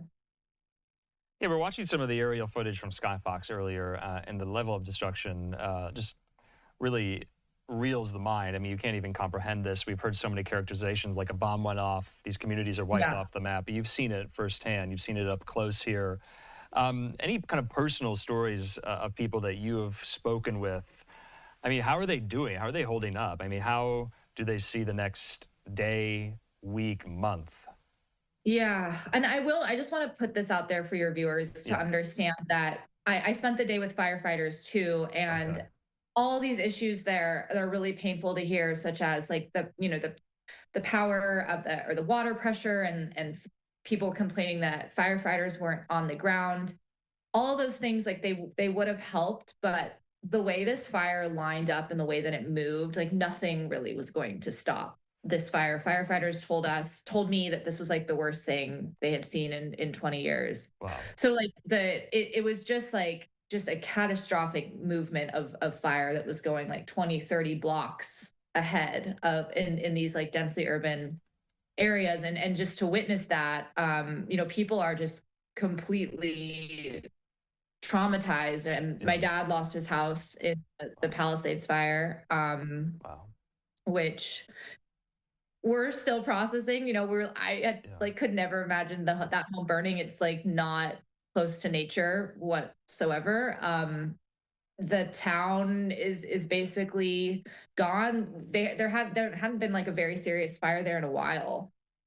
Altadena too was like not super high fire risk, so it's just in these situations you just have to go day by day, and people, including my father, are just trying to like focus on what clothes do I need, and like do I have my prescriptions, and like where's this, oh it's burned, where's that, oh it's burned. So it's just going to be a very strange reality for a lot of people for a long time.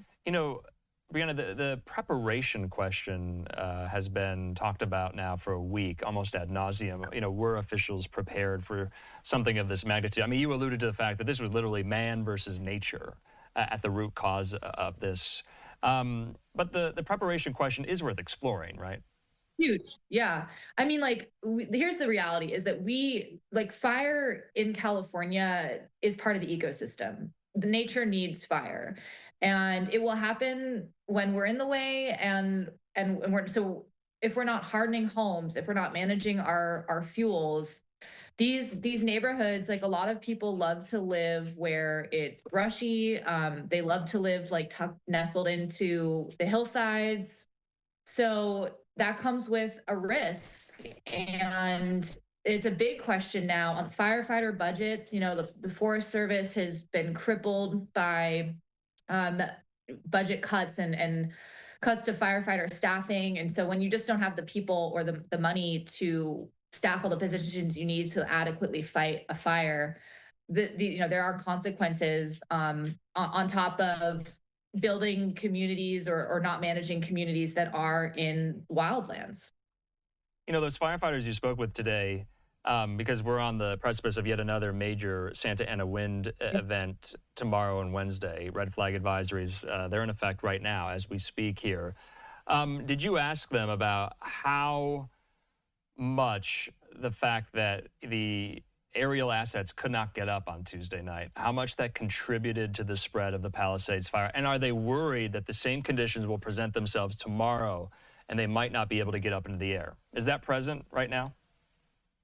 I listened, at the Post, we listened to a lot of tape, and that was an immediate problem in the Palisades fire. You could hear it over the dispatch. Like, okay, hey, we're sending this. Okay, just kidding. We have to stand down. Like we can't do that. So we saw that play out with another fire that started in Hollywood near the iconic Hollywood Bowl, and firefighters immediately were able to deploy air assets there, and they knocked that thing out so fast. So yes, the ability to air attack is massive. And when I was up today, there were wildland firefighters when the winds were favorable.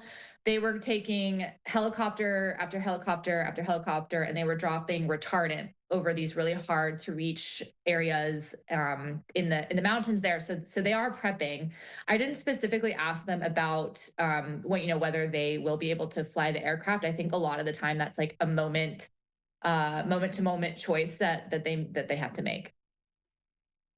All right, I think we're going to leave it at that. Brianna Sachs, thanks so much for your time and for your reporting, too. It's so valuable. We hope we can speak again in the next couple of days. Please get some rest if that's even possible. Brianna, thanks so much. Thank you for covering it. It means a lot to us here in LA. Thank you. And Talk we will soon. continue Bye. to cover it. And remember, we're at the bottom of the hour now. We do want to get into some more of the fire coverage in about an hour and a half. We'll go back out to Fox 11 in Los Angeles. But when we come back from a commercial break, you'll be hearing from LADA Hockman and others with the LA County Sheriff's Office and the LA City Police Department about what they're doing to crack down on price gouging and to crack down on looters as well. We'll have that for you in 2 minutes.